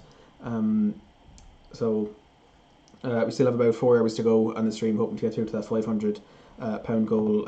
Please smash that thumbs up button if you are enjoying it. It'll help me push us out to a lot more Spurs fans, and we can raise a bit more money for the Justin Edinburgh Foundation. We will be back very, very shortly.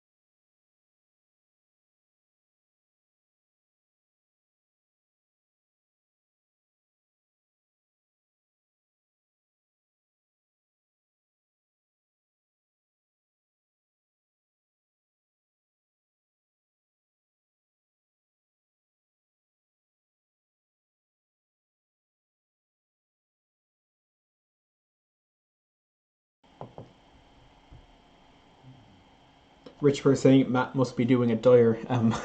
That's certainly not the case. So down finally got my dinner. Toxic saying we need a centre back. Paul Vanman saying he's setting up his next silent guest. I do apologise for that. I haven't brought guests onto the channel before, so I just forgot to activate the audio for the guest call. But I can promise you everything Dakota was saying was absolutely spot on. It was a pleasure to have him on the channel. Look, he got a lot of that insight for most of that call as well. Michael Smith saying Matt need a Guinness or two was I done in for me on here all day. We've got 4 hours left. 4 hours left. We've got 3 hours and 44 minutes till the deadline. Hopefully we're going to have a few more guests on the channel, and we of course have one giveaway left, one more Gareth Bale match programme to give away too. And in the last couple of minutes, BBC News reporting that Swansea City are expecting an imminent offer from Tottenham Hotspur for the centre-back Joe Rodon. Spurs still remain locked in negotiations with the Welsh club for the signing of the central defender on this deadline day. So it's looking like Joe Rodon is the centre-back Tottenham will be signing this summer. Of course, that deal does not need to be completed today. He can sign anytime before the 16th of October at 5 p.m. He does not need to get over the line today. If he doesn't sign by today, he won't be able to feature in European competition, but yeah, he needs to. We can wait until 5 p.m. on the 16th of October to get him into the club. Paul Van Ben saying, no worries, Matt, you're doing a great job. Thank you, Paul. I do appreciate that. Caleb asking, is Joe Rodon done? He's not done.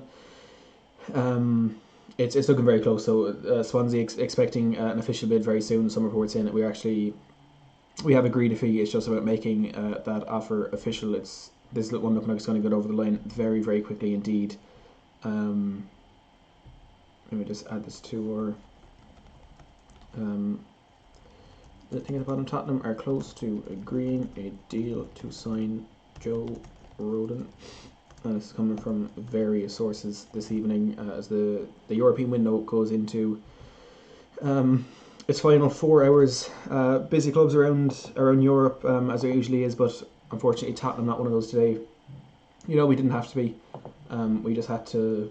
The business we did have to get done, we have gotten done already. So there's not too much of a worry there. Juan Foyt, according to Alistair Gold, has dropped a big hint about his future and the fact that he may not return to Tottenham next summer. It looks like that option to buy at the end of the loan, perhaps maybe an inevitability. Football.London understands that Villarreal have an option to sign Foyt from Tottenham permanently for £13.5 million should the defender and the Spanish club want the move to happen. The Argentine social media post after heading to Spain suggests he thinks that might be the case. Yesterday I started a new chapter from Foyt's post. He said, yesterday I started a new chapter of my career in Spain and I can't wait to play my first game at Villarreal, but before then I would like to thank the club at Spurs Official. Maybe your paths will cross again, but now I would just like to say thank you for these 3 years in London. I really felt at home since the first day I grew up on and off the pitch, and I had the chance to play in one of the most important leagues in the world. Thanks to all of my teammates, the coaches and their staff, all the people who work every day at the club, and the fans for the amazing support. I wish all the best to all of you for this season. #come on you Spurs. So Juan Foyt potentially giving us an insight there into the fact that he may have ended his time at Tottenham today with that option to buy a Villarreal next season looking very, very likely to be activated at this moment in time. Disappointing to see him go, but it just wasn't the place for him, unfortunately, and he's getting a move that he deserves to be a first team player as he does deserve. And we can't begrudge him in any way for that. Just to remind you, if you are new to the stream, we're raising money today for the Justin Edinburgh Foundation. As you can see, we've raised £464 already. We set a very early goal of £250, which was absolutely smashed within the first 3 hours of the stream, and now we're hoping to get to £500. We're at 464 with a little over 3.5 hours left in the window. So please, anyone who can spare a bit of money for the Justin Edinburgh Foundation, the link is in the description and also pinned to the live chat as well. So just click that link and it's very straightforward doing the donation from there. Thank you to everyone who has donated so far. We've also have a few donations and super chats as well. Jiminy, Tom Dock and Edward Kim with a few super chats throughout the day as well. Thank you very much to all of you. All donations of course go straight to the Justin Edinburgh 3 Foundation. If you do donate £15, you can join me on stream for a chat about our transfers and about of course that game against Manchester United yesterday. Is going to be popping up quite consistently, I would imagine, in our talks today. So yeah, news for Arsenal, and it's good news for Arsenal. Unfortunately, Arsenal have just triggered Thomas Partey's release clause confirmed by La Liga. Here we go from Fabrizio Romano. Atletico have been informed by La Liga. Thomas is in London right now to sign his contract until June 2025 and complete medicals. €50 million, about £45 million, will be paid immediately by AFC. Here we go. So a good signing there for Arsenal. It has to be said, after missing out on Houssem Aouar, they're getting Thomas Partey over the line. United completed a move for Alex Telles earlier today. That was confirmed in the last couple of hours. So teams all over England getting deals done. Newcastle made a signing today. Everton have made a signing. Late Sarr deal for United being talked about by Dermot Sheth and Sky Sports. Ismaila Sarr for Watford. Kaveh Salakov saying he'd be surprised if Sancho ever played for United. Trying to see if there's any more deals here. Matteo Guendouzi has left Arsenal to join Hertha Berlin on loan. Tosin Adarabayoyo is having a medical at Fulham, so that's a third centre-back having him Tottenham would have been going after into this window. But as other targets became unavailable, they found out more about the Swansea man and have decided to move. If this deal gets done, this could turn a 9 out of 10 window into a 10 out of 10 window. Serie A champions Juventus have signed Federico Chiesa from Fiorentina on a 2-year loan deal with an obligation to buy for £36.3 million. And as I said, Newcastle have completed the signing of Rodrigo Vilca from Deportivo Municipal. The Peruvian joins on a 4-year deal and will link up with the under-23s. So, look, it hasn't been the busiest transfer deadline day in history. No one's going to pretend that it was, but there were deals done. There were things getting over the line, and just... Am I still live here? Sorry, just 1 second. Yes, I am. So we're at 404 likes. Anyone who is watching, can you please smash that like button so we can try and get as many people as we can into the stream. We've had over 26,000 joining us today for this live stream. There's 229 of you in here right now, so please smash that like button. Let's try and get the number of likes up as high as we possibly can and get more people into the stream and raise more money for the Justin Edinburgh Foundation. As you can see, they're up at £464 already. Hopefully we can build it up and reach that £500 mark. Jonathan Mills saying you do have a problem. That keeps disconnecting, and I had disconnected on my laptop, but I seem to be back as far as what I can see. It's telling me I have an excellent connection. I feel like it's lying to me. So I apologise if the connection is a bit dodgy right now. I'm not too sure what the problem is. Michael Switz saying you need to take some of your headlines off. They're all the biggest ones from the window, the latest on a number of different deals. I'll have a look at it and try and clean it up, but I think they are all relevant at the moment. Tottenham have signed Carlos Vinicius on loan with an option to buy. Tottenham will not sign Skriniar, we're signing Rodon. So this is Antonio Rudiger one. Can go. Martin saying it's all G now, thank you very much for that. Yeah, so the news, look, there's one bit of news which I'm not surprised hasn't developed into much today, and that is our apparent pursuit of Christian Eriksen. We were told by Footy Insider 247 this morning that Tottenham have been offered the chance to sign Christian Eriksen on loan by Inter Milan, and we're one of a number of Premier League teams who were given that opportunity, just as Leicester City winger Rachid Ghazal has completed a season-long loan move to Besiktas. Talking side wine, thank you very much for joining us today. Good night to you. Yeah, Christian Eriksen.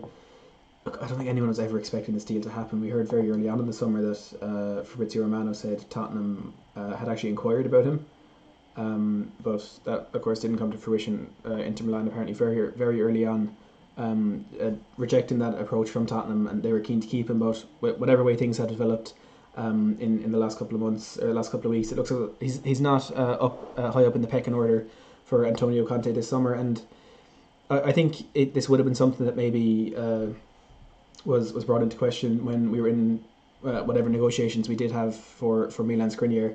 Of course, that one not happening, but I think it's not much of a surprise that Christian Eriksen hasn't joined Footy Insider 247. They have been right in the past at times, but they've also been fairly inconsistent with their stories. They did another story today talking about Antonio Rudiger, saying we were actually very close to completing a deal there. But at the moment, it looks like Joe Rodon is the only player that will be coming into Tottenham for the end of the window. Another player we were looking into at some stage was, of course, Josh King from Bournemouth, but he looks set to be moving to Europe with Sevilla and Torino, both in talks to sign him Just again on Twitter, that news that Arsenal appear to have completed the signing of Thomas Partey, with a great deal for them, it has to be said, but of course very disappointing for us in the same way. Some good deals done today. Everton making a fantastic signing, bringing in Ben Godfrey for £20 million from Norwich, and in hindsight, I'm kind of thinking why Tottenham weren't looking into the possibility of signing him. He's a fantastic defender, a young defender with Premier League experience for very, very cheap, having been relegated with Norwich last season. But look, it's a good deal for us to be getting in Joe Rodon from Swansea. I think it was Jake Roth on the channel there who made the very good point that having Trevor Birch as our director of football, I think, plays a big part in that decision to bring in Joe Rodon. Marco Teixeira saying, Matt, do you know the player in potential and support this Rodon signing if it goes through? Look, to be honest, I'm not going to sit here and tell you I know about him because I really don't. This is the extent of my research just in the break I took from the stream. He's a 22-year-old Welsh centre-back who plays for Swansea. He's made 52 appearances for the club after spending 2018 on loan at Cheltenham, where he made 12 appearances. It's the Athletic UK who early on were reporting Tottenham are strongly considering a bid, but now we're hearing it from almost every source, Sky Sports included in that it looks like a bid is going to be made and a deal for about £18 million could be agreed. He's a player who's strong in and out of possession, likes to play out from the back and offers a real threat at set pieces. That's all I know on him for now. In the next couple of days I'll definitely get a video out, a bit more of an in-depth look on him and just what he can bring to Spurs, because as I said with Trevor Birch, as Jake said as well, with Trevor Birch, our director of football now, I'm sure he would have played a big part in identifying Joe Rodon as a target and getting that deal over the line. I'm sure he's a very good relationship with those left at Swansea, which could definitely help us in our negotiations. Paul Vanman saying Godfrey is a great signing for Everton. Michael Smith saying Arsenal are getting stronger and slowly getting their team back again. Scott Cranford saying, have you seen a highlight reel of Joe Rodon? Could he be a new John Terry-like player? Personally, I haven't seen him. I couldn't tell you what type of player he's going to be. To be perfectly honest with you, I can't put much research into it while I'm streaming. But hopefully he can be that level of player. Brad says, saying, would Rodon be homegrown? He will be homegrown for domestic competitions, but not for European competitions, because it's just whatever way it works with Swansea in the Premier League, but in Wales there is a bit of a confusing sort of system with how that works, and excuse me. I'm not too sure just what he would be, or just the type of player that he would be, but homegrown for domestic competitions for sure. Caleb saying Kim Min-jae, is he a centre back? And he is. He's one that we were looking to bring in from Beijing Guan earlier in the window, but it looks as I doubt. I mean, with 3.5 hours left in the window and Kim Min-jae in China, I think it's safe to say that won't be happening. Racing Caleb, he is, but it's difficult because he is. Oh, but Kim Min-jae, he's in China right now. He's seen as a Korean Van Dijk. Welcome, I'm anonymous to the stream. BL saying Kim Min-jae, John Phil from a Liverpool fan. We need Gazzaniga, and well, unfortunately for you, it does look like Gazzaniga could be moving on to Everton, which I think is a questionable signing because Everton they're a direct competitor for us this season with the players they brought in and having Carlo Ancelotti in the dugout. I do think they're a direct rival for us, and goalkeeper is probably the only position where they do need to strengthen at the moment, with Jordan Pickford being, I suppose, just being Jordan Pickford. But it's questionable that we would give them Paulo Gazzaniga, because he's been a player who deputised very well for us when Hugo Lloris wasn't available, and yeah, I'm not too sure. I'm too happy about us giving him to Everton, but we'll have to wait and see.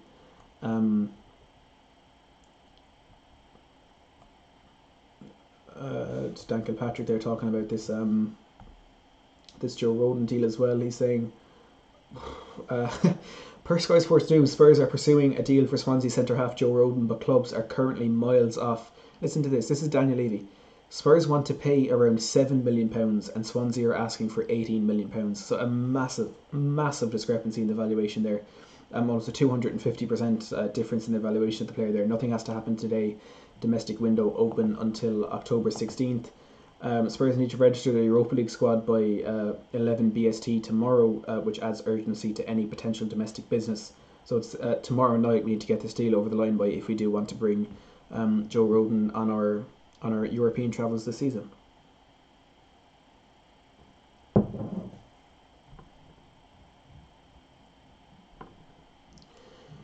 So, yeah, look, 3.5 hours left in this window.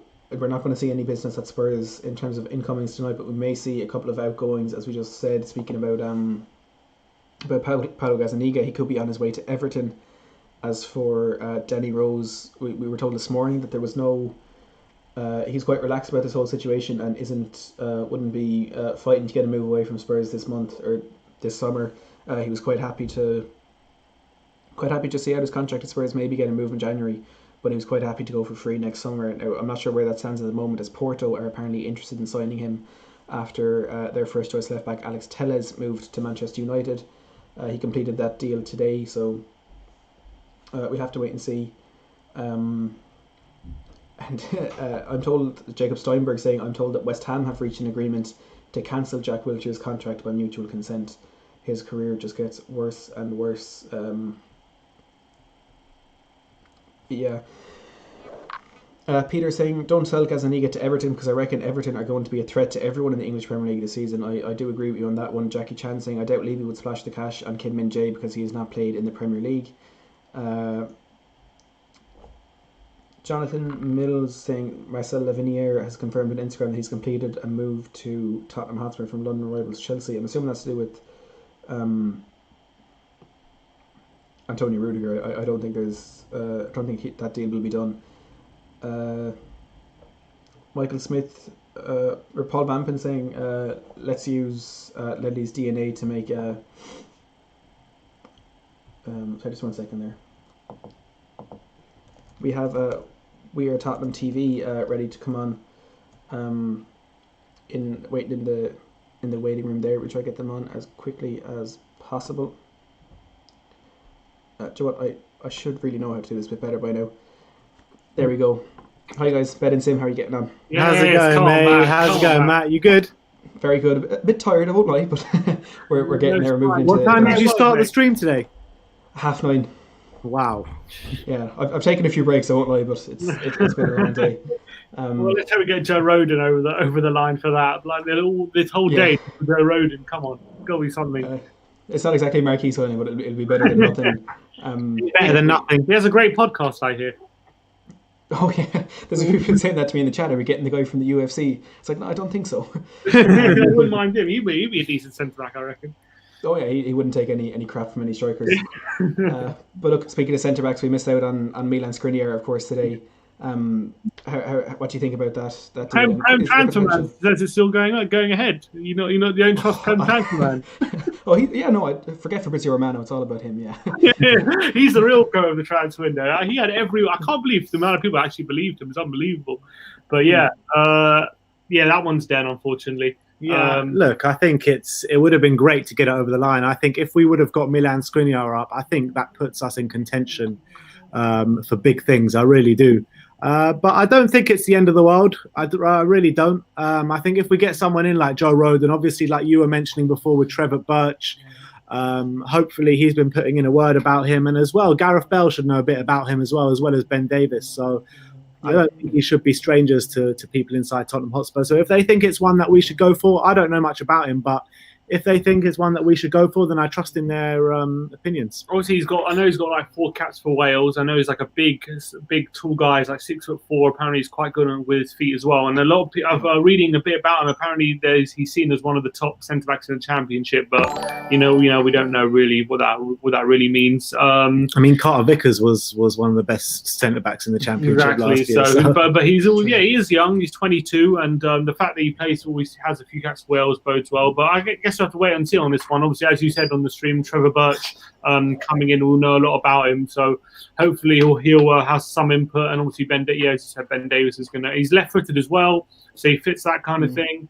As I say, I haven't really seen much of him, but he's no Skriniar obviously, but I don't know. Is he going to come in and play straight away? I mean, Alistair Gold mentions that if we are to sign him, it will be after today, and it might be tomorrow or so. He won't be able to play in the Europa League this year. So, is it any point? I don't know. I'm not too sure. Well, if we sign him for tomorrow, the deadline's tomorrow. That's what I'm saying. If we don't sign him today, then I don't really see much of a point in signing him. I'm saying we can sign him tomorrow. And then he'll be available to play in Europa League. In the squad, 11 p.m. tomorrow, We could sign him It's tomorrow. still a tight one though. But yeah, he's not too expensive. It doesn't seem. I know I know they're asking for 18 million. If we can get the price down, I know clubs at the moment are struggling due to the situation of no fans and stuff, especially lower league clubs. So maybe we could. Maybe I know it's hard to say. It's a bit. It's not great, but we have to kind of use this as an opportunity to drive the price down a bit, maybe, and maybe clubs might be willing to accept a lower fee, but. Obviously, that's how Levy will be looking at it for sure. We all know how he thinks about these things. Give them Carter Vickers and 5 million, and then we got a deal. Yeah, exactly. That's actually a great point. A lot of people saying Carter Vickers is probably going to leave the club this summer. I think with his EFL window going on, it would be likely, I suppose, that he will move out. That could be a great way to kind of subsidise that deal and get Rodon in if that is the number one target we're looking at. But has he been at Swansea before, Carter Vickers? Yeah, I think so. He has, hasn't he? Yeah, now that you mentioned, I think he has. He was there for a season. Yeah. I suppose he already knows there he'll settle in pretty quickly, I'm sure. Hopefully it is a move that he will be open to. But I think we kind of have to talk about that game at Old Trafford yesterday. What a crazy 90 minutes that was. What do you make of it? I mean, it took my breath away completely. I mean, obviously the way the game started, you're thinking, oh, here we go again.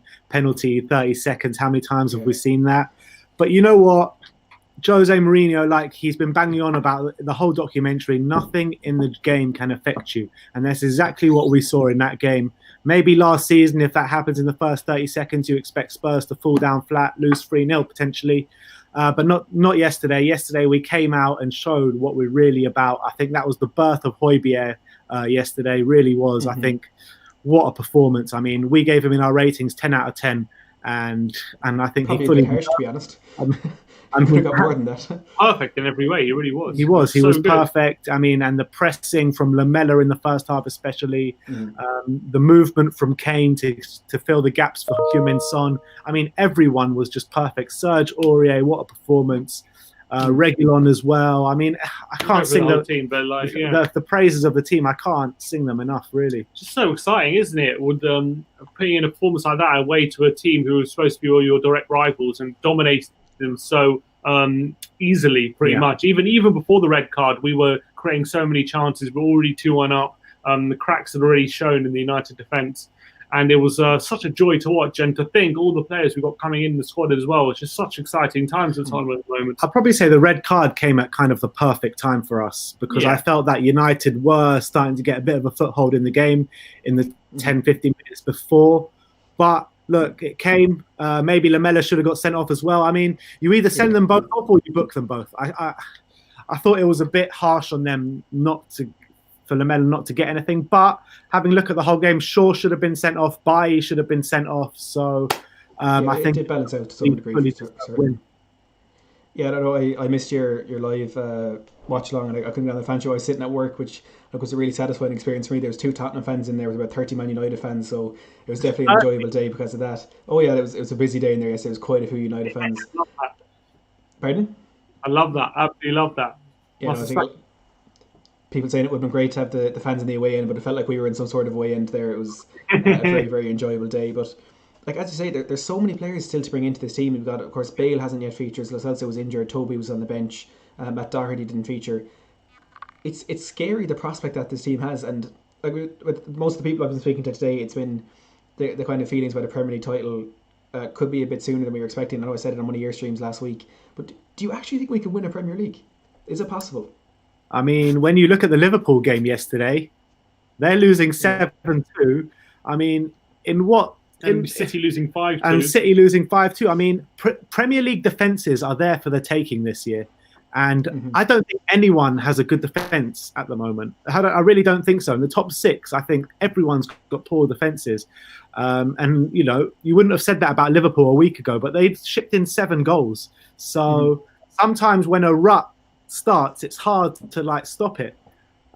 So, look, I'm not going to sit here and say we're going to win the title, but I definitely think we got a good chance, good outside chance. I think our squad's as good as any. It really is. I think you've got to say when you were putting performances like that yesterday, we've got so many players, including if Bale could be the star of the Premier League. He really could. He's got the ability. So if he comes in and starts smashing it out, we really do have one of the best squads out there. It's just a question of going the other way. If Mourinho can coach us defensively, in the right way, and we can stop leaking goals like we are. Because at the moment, how many goals we actually conceded from open play? But that's Not the many. thing. That's the thing. We need to That's stop true. conceding from set pieces. That's the thing. I mean, our Only one defending- goal from open play we conceded. But the thing is, our defending from set pieces isn't that great. We really need to improve in that sense. Yeah, we keep conceding penalties and stuff, but so is everyone. Everyone's conceding penalties at the moment. That's the thing.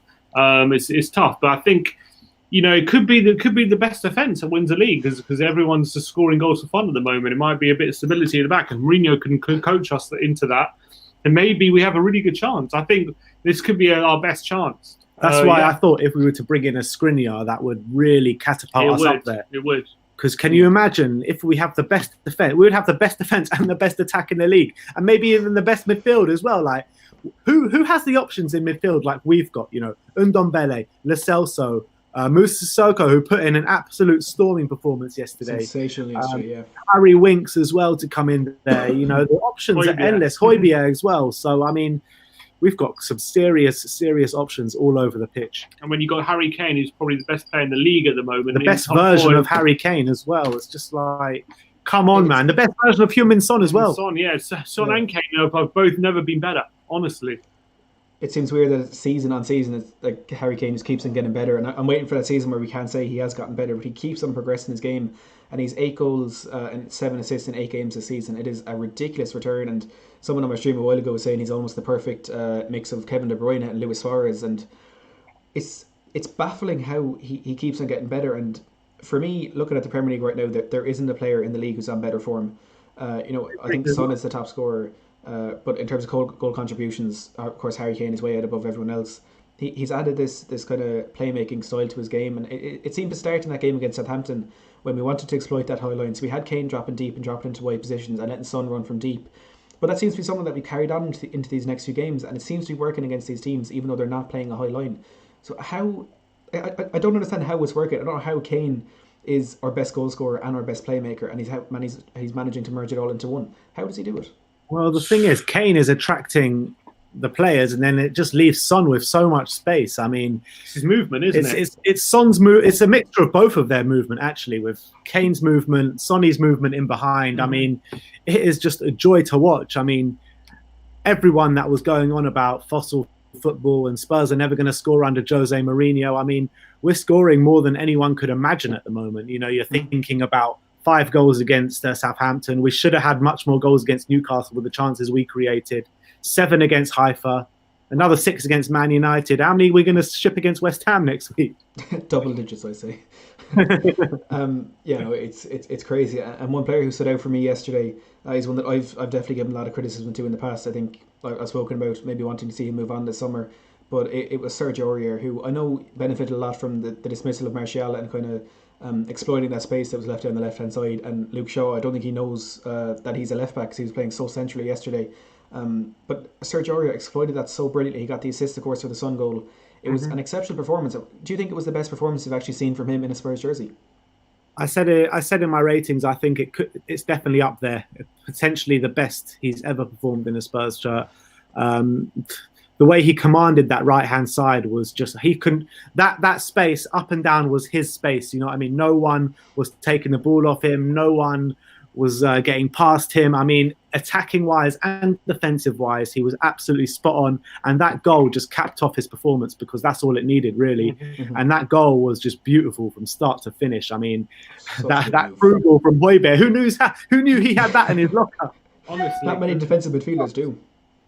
I mean, it was just top class from start to finish. And I think that really capped off Sergio Aurier's performance because he was absolutely sensational. And in our player ratings, we gave him a 9. And I mean, it could have been a 10, to be honest. He played like he had a point to prove. And that's the thing. He really should. And I think he really has all the qualities to be a top class right back. We've always said it about Sergio Aurier. It's just about his application. It's also about his mentality.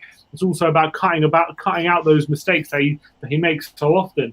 But in terms of ability wise and in terms of the qualities he has all the qualities to be a top class right back. He really does. He just suffered last year from playing every single game. I thought, yes, Sergio Aurier will always come with the mistakes, and we will see that throughout this season for sure. But I think as a right back, there's not many better than him in the Premier League, and we all knew that last year. I mean, it's the brain farts that really get him. And I think playing week in, week out with no break, with no competition, I mean, Doherty will come in, will bring the best out of him. Mm-hmm. And I think it was a gutsy decision from Jose Mourinho to start Serge Aurier and Davinson Sanchez against Penchester United, as we're calling them, two players who notoriously give away some silly fouls, and straight away it looked as though it would come back to bite us with Sanchez giving away that penalty after 30 seconds. But we turned that game around as if we were playing like a League Two under-18 side. They're a team who should be fighting for Champions League this season, and we saw it against Chelsea as well on Tuesday. Had a difficult first half, but we managed to grind it out and get back. How much do you think we're starting to see this winning mentality from Jose Mourinho really have an effect on the team? 100%. Mm-hmm. I mean, I thought to the back end of last season we started seeing it creep in, but it wasn't there. But now this season we're really showing our killer's instinct. I mean, we didn't show it really against Newcastle, but I thought the performance was there and the mentality was there. We just couldn't put the ball in the back of the net. That's what our problem is. But the last 3 or 4 games now for Spurs, I mean, it's a completely different team. I mean, come on, like. You got to say, ever since we lost to Everton, we've been a completely different team. Yeah, completely different team. We played really, really well, and it's not just counter-attacking, as everyone's saying. Like on the counter, you got to think about the Newcastle game. They're pressing high from the front. I mean, Lamella, these last 2 games, someone said it on our fan cams yesterday. I mean, it took for Gareth Bale to come back for Lamella to actually replace him.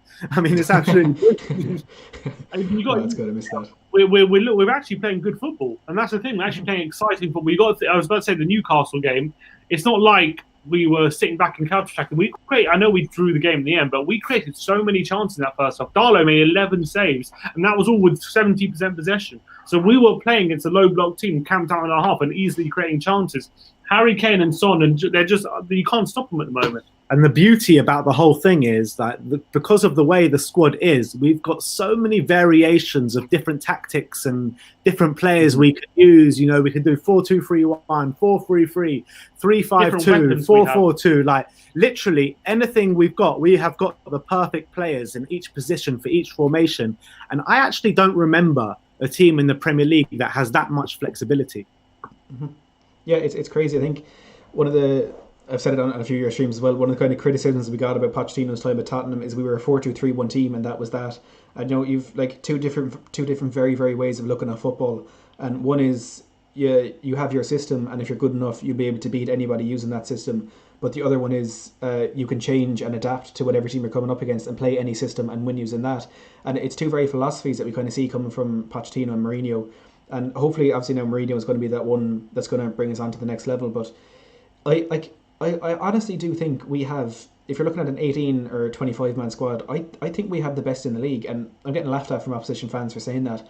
But I'm very, very happy for Tottenham to fly under the radar for another couple of weeks, another couple of months before people actually start taking us seriously as contenders for silverware, because I firmly believe we will win something this season. Do you think this is the year where we will finally see this trophy drive come to an end? Come on, Matt. The year ends in one. That Jose Mourinho. Mourinho's second year, he always wins something. So look, we got to win something this year. I mean, I really believe we will. And I genuinely believe that we can put a title challenge together this year. I genuinely believe that. I mean, I said that to a few friends last night who don't support Spurs, and I got laughed at out the room. But I still genuinely, I don't care if the Arsenal fans, the United fans, Chelsea fans are going to sit here laughing at us for talking about it right now. They're scared. They just don't want to admit it. The fact of the matter is, if our name was Liverpool or Man City, people would be taking us seriously with the squad that we have. Just the fact that our name is Tottenham Hotspur is the only reason people are dismissing us. If Man United had the exact same squad, same manager and everything, let's say just swap everything, just say our name is Man United, we play in red, they would 100% be talking about them for the title. 100%. Yeah, I agree. And like I know, again, I've said it on your streams that like we have to look at ourselves as to kind of judge where we could be this season, but we also have to look at who's around us. And Liverpool and City, I said we were so far behind them, but 7-2 to Villa, 5-2 to Leicester, as we were talking about, they're dropping points. And it was Jamie Carragher who said yesterday that we could see another Leicester situation this season, and to come from him, who's obviously so invested, so devoted to Liverpool, who were seen as the runaway contenders for this season's title. The fact that he's coming out now and saying it's anybody's title. I know Everton probably looking at the surprise contender for that this season, but we really are in a situation where anybody can win this Premier League title. And as you say, the year ending of one Jose Mourinho's second season, all the omens are pointing to us. But it feels like it is something much more than that, and it's something kind of long term being built at Tottenham. With like Tanguy Ndombele he's almost a new signing for us this season. He's only 22. You've Giovanni Lo Celso, Dele Alli, and a number of others, Reguilon as well. They're such young players, and what Mourinho usually does is he builds a team, he wins a title, and he leaves. But what he's building at Tottenham is something long term. He said he reinvented himself, and I really think we're starting to see this. Do you think Mourinho could be a long term manager for us? I mean, I heard you mention it the other day. I think, was it on our fan cams or one of your videos? I can't remember. You said that you really believe that he can be a long-term manager, and I actually believe that too. I mean, I don't see why not. If he builds something special at Spurs, where else has he got to go? Like, seriously, because he's been at Real Madrid, he's been at Chelsea twice, he's been at Man United, he's been at Inter Milan. I mean, the guy's done it all. He's done it all, and he's never done it long term though. That's what I'm saying. So I think he wants to do something long term. I really think he does, and I think if he puts away a title challenge this year, and we have another strong year next year, if nothing goes poisonous like it usually does at some of his clubs, then I don't see why he'll leave. It really does go poisonous though, for some reason. Why does it go poisonous all the time? I don't know. That's another question, isn't it? I mean, if he can keep it free of this poison, then I don't know. But usually he has like big stars and big names in his team. I know, big chairman as well, and big egos in his team. I don't think you have those egos at Tottenham Hotspur. I know you got Harry Kane, you got Heung-min Son, who are world class players, but they don't come across to have those egos. Like your Paul Pogba's, like your Eden Hazards. These kind of players that have kind of big egos. I don't think you have that at Tottenham. And you talk about bringing in the right players with the right mentality. I think that has a lot to do with it as well. And also, you got someone like, say, when he was at Chelsea, under Roman Abramovich, who's obviously, at the time when he first got sacked from Chelsea, he was wanting, you have to win the league every year, otherwise you're getting sacked, win. Like at Spurs, you could probably have a year where you finishes like third or fourth, and Levy will probably like, all right, it's not going to sack you for that. But like, if we're continuing to challenge at the top, I think he would. I think all he needs to do is finish in the top four, and Levy won't sack him, because all Levy wants is that Champions League money coming in. You know what I mean? Mm-hmm. Obviously, a league title would be brilliant, and to win the league title year on year, but that's not realistic at the end of the day. I mean, if Mourinho stays in the top four, there's no chance Levy's getting rid of him. Yeah, and like, speaking of bringing Champions League football back in, look, we're obviously in the Europa League for this season. It's not where we want to be, but we've managed to attract players like Bale and Reguilon. We've managed to get clever signings over the line in Højbjerg, Doherty and Vinicius, and we were so close to getting that Milan Skriniar deal over the line as well, and as far as we know, he was willing to join Tottenham. If we have that pull factor now, as a Europa League team who had one of our worst years in about 5 or 6 years last year, if we have that pull factor now, what level of player do you think we can attract to the club next season when we are back in the Champions League, and if we do bring in a trophy? We're not a Europa League side. We're really not. I mean, they like to consider us as one because we kind of ruin their top 4, top 5 party or whatever it is. I mean, but Tottenham are not a top Europa League side anymore. We are a Champions League side.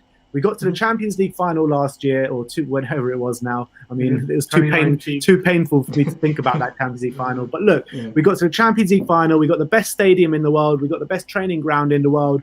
We got the most decorated manager in recent times at the helm. We've got one of the best squads in Europe. I mean, this year in the Europa League, I genuinely believe it's just a one-off, and I think superstar and Bale as well. I know. I mean, you got to say that we got to be one of the favourites to finish in the top 4 this year. I know the odds with the bookies don't reflect that, and I think that's absolutely money on Spurs being in the top 4 because there's good odds. I completely agree. I think our squad's the strongest out. When you look at United and Chelsea at the moment, I know Chelsea invested heavily and are obviously looking pretty decent, but I think we actually have better options than them. Even their signings, I think we have better players than them. I really do. And I think we are probably a more settled team. We're a better manager. People forget, these guys have Oli and Lampard in charge. These guys have never done anything in management. We have Jose Mourinho, who's been there. He knows exactly how it is to win football matches. And that could give us the edge when it comes to these. When everyone has such good squads. And also, when you look at it, all these Chelsea fans and Man United fans being like, "Oh, Jose's finished. He's a dinosaur. Doesn't know how to play football anymore." this just proves if you give Jose the players that he wants, not that the players you want him to have, the players that he wants, he is still one of the best managers in the world, and he's proved that over the last week, definitely last 2 weeks. I mean, the way he's transformed this club is just sensational, and Man United fans have got to be so jealous with the way things are going because, you know, they brought him into the club. Woodward didn't treat him with respect at all, didn't give him the players he wanted. If Woodward would have given Mourinho the players that he wanted, United could have had a Premier League title by now, post-Fergie. For sure. I mean, that squad that Mourinho brought to second in the Premier League, I think we're only really starting to realise now just how poor that is and what an achievement it was for Mourinho.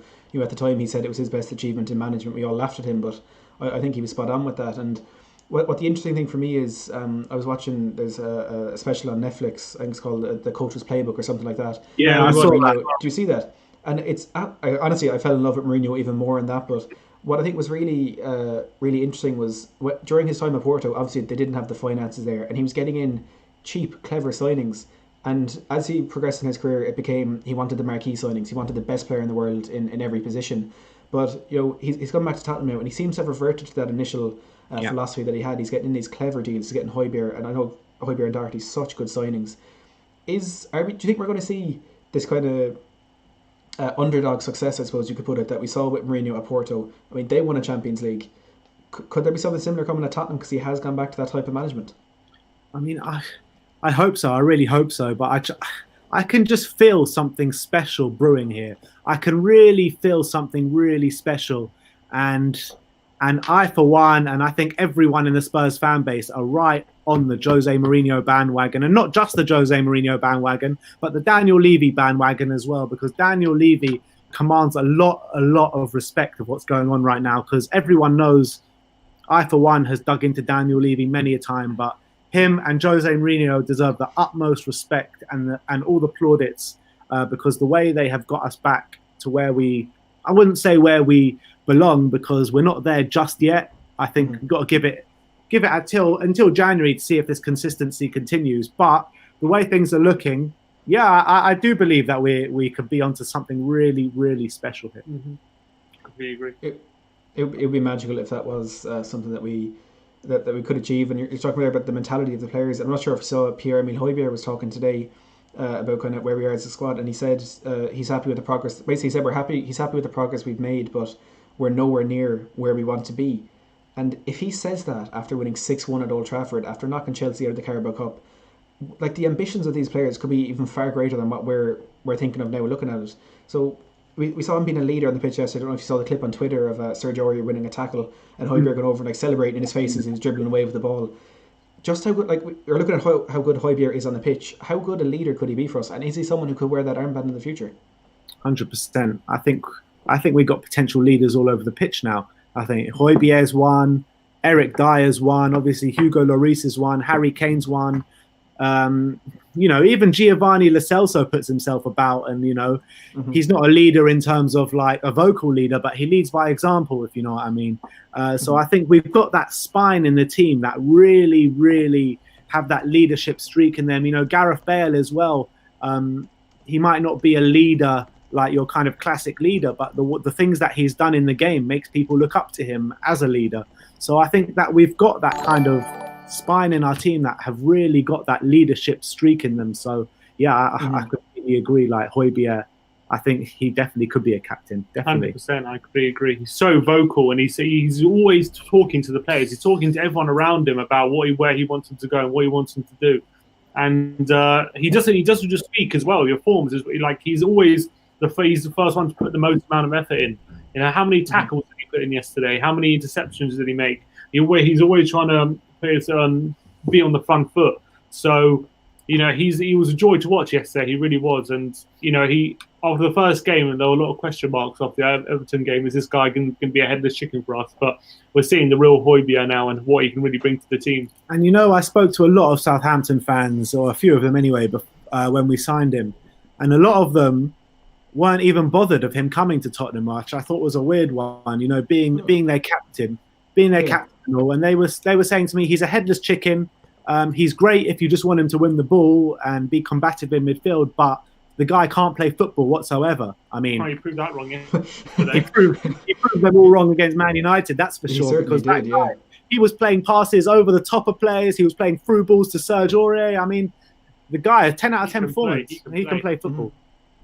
Yeah, and I think, look, it was helped a lot, no doubt, by the Man United midfield. They were just so passive. They were so lackluster. I know if you heard me say, but I know this sounds like some sort of a joke, but I honestly did not know Nemanja Matic played yesterday until I was watching Match of the Day last night. I had not a clue he was on the pitch. It was weird that they brought Bruno Fernandes off at half time as well. I thought Pogba was very poor and probably should have been the one taken off. But it's so encouraging to see a player like, I know Sissoko and Ndombele of course played a part in it as well, but he almost dominated that game on his own. It was almost him against that Man United team, and again helped by the red card. But the way we spread the pitch, I think with Rodon and Aurier, I know a lot in that first half. Aurier had so much space out on the right hand side. The way we spread that pitch made it as wide as possible. We kind of held a deep line where our attackers were on the last line. Hotspur was so important to us in I suppose making use of that wide attack that we did have. He's picking out so many outstanding passes, and I don't think we can underestimate just what he can bring to Spurs in the future. But lastly, before I let you go, for Michi, who was our best signing this window, and what are we going to win this season? Well, we haven't even seen Gareth Bale play yet. Exactly. Yeah. Or Benitez. I'm going to go so far. I'm going to go Hotspur. I think he's made the most impact so far out of everyone. Look, it's only been a couple of games since they've all joined, so hopefully I'll be saying Gareth Bale, because if Gareth Bale can hit the heights that we know he can hit, we're definitely talking about a title challenge this year. I think in terms of importance of a player that we've been missing for so long, I think it's got to be Hotspur. Yeah. I think it's got to be Hotspur. Missing that steel, that leadership in central midfield, that physicality. We've been such a soft touch ever since Wanyama got injured. It's been so easy to bully us. I think we're going to get that back in the game now. I think that he's a player we've been missing for so long, and I think he's going to be even better than Wanyama, to be honest. That's what I feel. Yeah, I completely agree, and it's like that steel in the middle that we've missed for so long, and that kind of in the tactical fouls as well, which we haven't seen in so long since like the prime Poch days. I mean, it's all coming back, and we're playing football better than ever. I mean, that performance yesterday was probably better than any Poch performance. I'm not even joking. If you look at even stats now, like it's numerically as well. We're making more presses, more tackles. We're being higher up the pitch. It's being shown because obviously in the last couple of years of Pochettino was shown how the pressing's been going down. We're not doing as many high intensity presses, but we're doing that a lot more now. We're sprinting more. So it's all coming back into play, and it's really exciting. God, it's quite disappointing that we're almost in a position now where we're saying Daniel Levy was right to sack Pochettino. Things are going so well. He seems to have turned his club around, and I know Jake Roth, who's on your fan cams quite a bit. He was on here a while ago, and he was saying he thinks Daniel Levy is set to make Tottenham the biggest club in the world, and it's almost hard to disagree with that, with the way things are going with all these deals and the stadiums and the facilities and all this. But look, definitely going to be very soon. Yeah. Look, guys, thank you very, very much for joining. It was an absolute pleasure to have you on the channel, as always, and I hope to talk to you soon on your own channel. Thanks a million, guys. Having us on, man. Everyone donate. Come on, everyone. Yes. Thanks very much. Yeah. Nice one, mate. See you guys. Everyone, make sure to go over and check out We Are Tottenham TV on their YouTube channel if you haven't already. I'm sure you all have absolutely huge on the platform. It was an absolute pleasure to have them on. Thanks a million for them for being here. But make sure to go over and check them out and subscribe to them if you haven't already. As we move into the final 3 hours of the transfer window, just 8:05, looking to get this Joe Rodon deal over the line. It will probably be tomorrow. We've Paul Atten making a €15 donation. Thank you very much for that, Paul. If you are still here and you do want to pop on the stream for making your €15 donation, drop me a message on Twitter and I will get you on, and we'll have a quick chat about everything. I'm going to take a little break again for now, but we'll update that donation counter as well. We're so close to reaching that donation goal. Link is in the description and also linked in the live chat there if you do want to support the Justin Edinburgh Foundation. Also, if you could smash like on this stream, it helps it would make YouTube push it out to more and more Tottenham fans, so we can get more and more people live on the thing. And actually, do you know what? We're going to hold off on a break for now. We'll hold off on a break. We'll stay here for a bit, and we'll talk a bit more about this Joe Rodon deal that we're looking at the moment.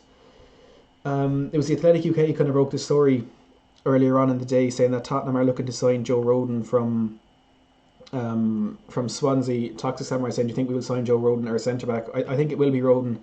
Trevor saying, don't want to be confident, but if we don't get Rodon tonight for the Europa League squad, it's not a worry. We should breeze through the group stage.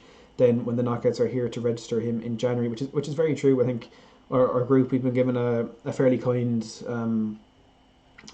draw on that one with, if I can remember, Lask from Austria. We've Royal Antwerp from Belgium as well, and that third team, which is eluding me at the moment.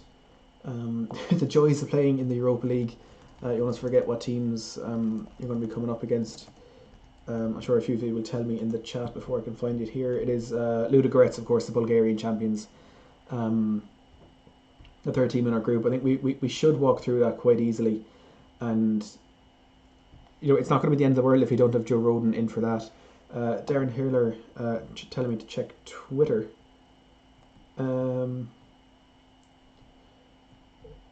Is it Harry Redknapp talking about Daniel Levy loving a last minute deal? Is there something brewing under the surface? Jack Wilshere being released by West Ham, I think, is utterly hilarious. I'm not sure what you're on about down there, but if it is Harry Redknapp talking about the Daniel Levy loving a deadline day deal, you never know, there could be something brewing under the surface. VJ saying, Matt Hayes, thanks for your great work. Be proud of yourself. You're proud of you. Brilliant stuff. Thank you very much for that. A saying, Matt, I won't lie, I've been in the stream too long. David Holloway saying, thanks for the great show, Matt. Luke Trinneman saying, top guys. Thank you very much for all those kind comments. It is greatly appreciated. Darren saying, might be fake. Sorry, not sure. I'm not sure. I haven't. Let me have a look at Fabrizio Romano. There's a fake Fabrizio Romano account. They're calling it a parody account to get away with any sort of copyright issues, but there's a fake one going around. So I'm not sure, maybe that could have caught a few people out. What's the particular story you're talking about there, Darren? I'll try to look into it and we'll have a look. But yeah, Joe Rodon, 22-year-old centre-back playing for Swansea in the Championship. He's made 52 league appearances for them after making 12 appearances on loan at Cheltenham in 2018. The Athletic UK were the ones that reported very early, or a bit earlier today, that Tottenham were looking to sign him from Swansea. That then developed into a number of other sources, Sky Sports as well getting involved, saying Tottenham are looking to sign him. We're quite a bit of way off in our valuation of the player. Tottenham are offering about £7 million, whereas Swansea want £18 million. So there's a massive discrepancy in the valuation of the player there. So we'll have to wait and see if that one is resolved. Of course, we don't need to get that deal over the line tonight. There is a transfer window where EFL teams can trade with Premier League teams for a further 11 days, I think it is, until 5 p.m. on the 16th of October. So still some time to get that deal over the line. If we do want Joe Rodon to be eligible to play in European competition, he needs to be signed by 11 o'clock British Standard Time tomorrow. So there is still a little bit of time to get that deal done. But as we're talking about, it's not the end of the world. If we don't get him in before the end of that, because look, Darren, it's caught me out so many times this window. I'll be perfectly honest, that fake Fabrizio Romano account. There was a fake Alistair Gold one as well going around for a while. For some reason, they get away with it for having for calling it a parody account rather than there's no. They can't stop it for that reason. Let's have a look. See if you're talking about. It's frustrating. It's caught me out a number of times, the Alistair Gold's one as well. I don't need to apologise for that. Yeah, I don't think there is any Spurs news on his official account. Martin saying, no matter who you support, you'd miss the Harry Redknapp talking to a reporter about a transfer deal on deadline day while sitting in his Range Rover. And it's nearly always him signing Nico Kranjčar as well. You would miss Harry Redknapp's great team in the Sky Sports studio. I'd love to be able to listen to what he's saying. Apparently talk about how good a footballer Rafa van der Vaart was. It looks like Eric Garcia could potentially be staying at Manchester City. Barcelona still not able to agree a deal for him. About €3 million off in their valuation, which is a very strange amount of money for Barcelona to be negotiating over. But yeah, for Tottenham, it looks like the centre back is going to be Joe Rodon. Fishwell saying could be a good signing. Also, a great job, man. Thank you for that. Tom Dock saying, thank you, Matt, for getting on top. Quality guests all day. They've all been brilliant. Thank you very much, Tom. I'm absolutely delighted, privileged to be some of the people I was able to speak to today. It was a pleasure to talk to each and every one of them. Steve Ruffhead saying, absolutely great job, Matt, as well. Thank you very much for that. Trevor saying, I'm not sure if Rodon counts as homegrown. Doherty and Davis do in Premier League, but not Europa, so I'm guessing it's the same. I think it is with Rodon coming through at Swansea, because they're a Premier League team, they count domestically as homegrown, but because, of course, Wales and England are different countries, in Europe he doesn't count as a homegrown player, which look is a bit of a bummer, but it's something that we will get over the line. We'll get over, no doubt. And look, Alistair Gold is confirming Tottenham don't need to rush to get this Joe Rodon deal done by 11 o'clock tonight. We have 11 days to get this deal done. There's no rush on that one whatsoever.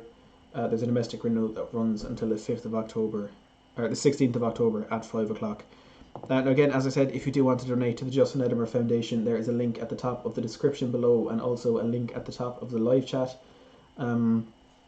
We're going to take a little break now. I am going to update that donation ticker as well. We have a €15 donation coming in from Paul 16 minutes ago, so we're going to update that. If you're enjoying the stream, please give it a big thumbs up, and again, that helps me push us out to more and more Tottenham fans so we can raise more money for the foundation. Haas saying, great job, Matt, you're doing a great job keeping us Spurs fans all around the globe updated. Thank you very much for the support on the channel. Donation links down below, and please hit the big thumbs up so we can get this out to more Tottenham fans. We'll be back very, very shortly to talk about a bit more about Joe Rodon and also some more potential departures out of Tottenham this window.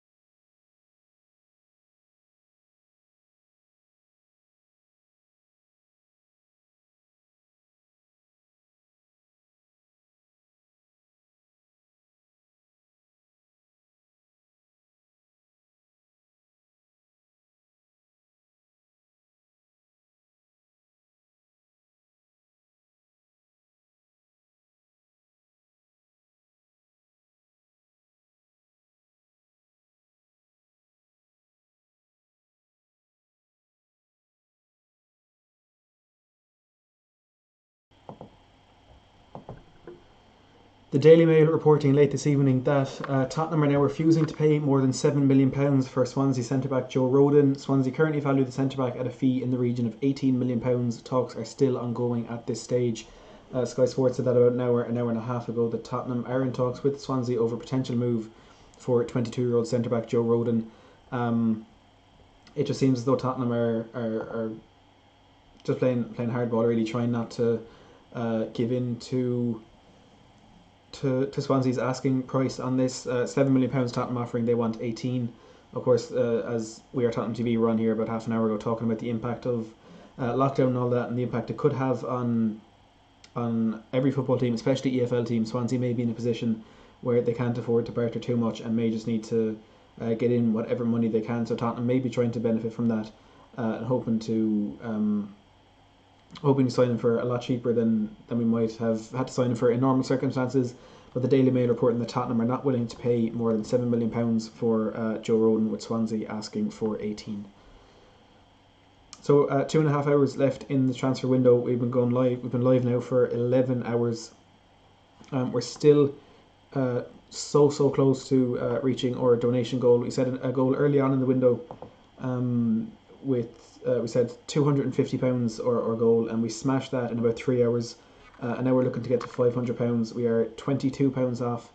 Link to donate is in the description below, and also at the top, pinned at the top of the live chat. Huge donations coming in from a few people today. Thank you to everyone who has donated, everyone who's watched, everyone who's shared, everyone who's liked, and everyone who's subscribed. Every single one of you are helping get this stream out to more and more people, so we can raise more and more money for the Justin Edinburgh Foundation. Let's see if we can try and get this stream to 500 likes. We're at 457 at the moment, with 267 of you in here. So please, if you haven't smashed that like button already, please do so now. We can try to get this to 500 likes and raise as much money as we possibly can for an outstanding foundation, who really do deserve every bit of money we can offer them.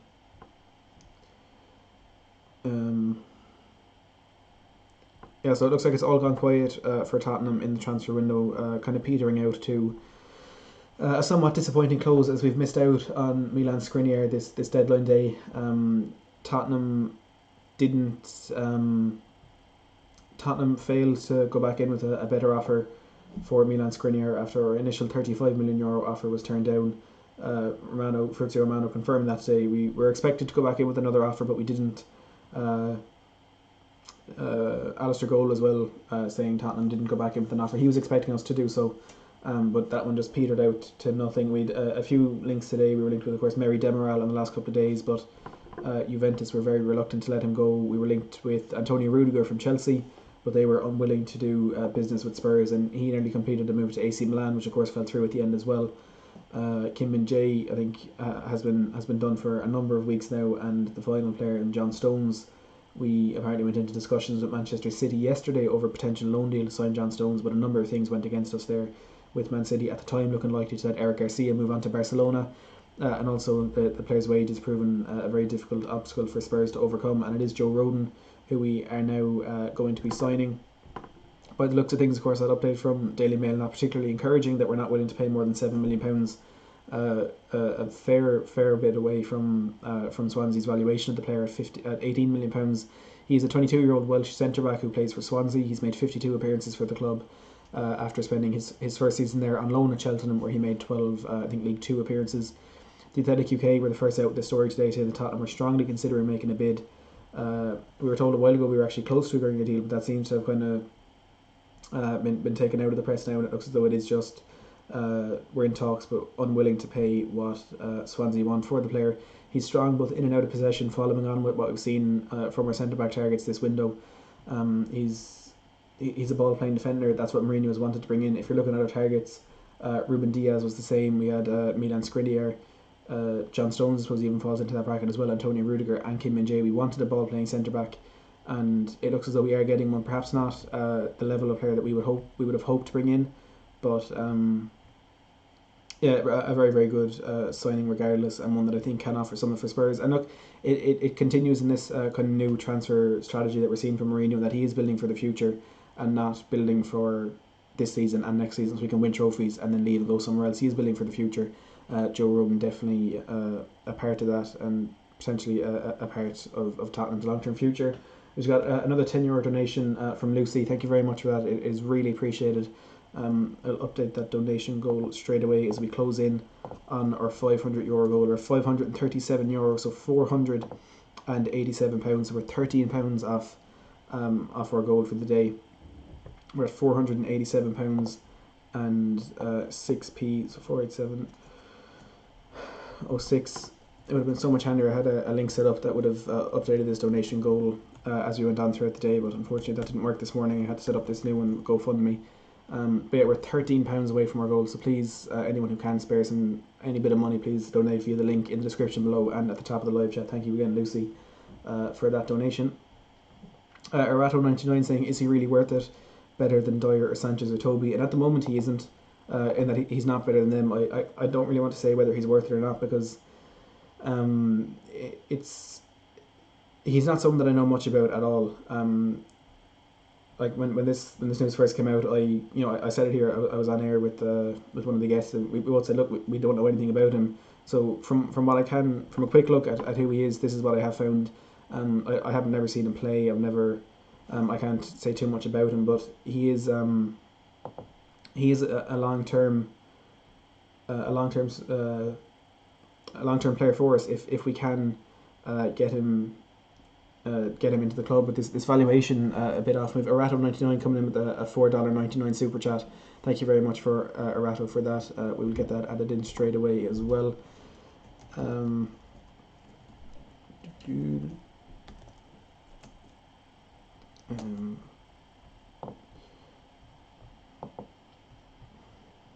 Sorry, I'm just trying to figure this out here. 541, but £490 and 68p. So slowly getting up to that, reaching that goal this deadline day of £500 for the Justin Edinburgh 3 Foundation. We're at 490 and 68 now. So please, again, anyone who can spare any bit of money, support the foundation. It's for a very good cause, and they've been doing some great work over the last couple of weeks, providing defibrillators for various sporting venues around the UK. Thank you, Stacey Bashford, for subscribing.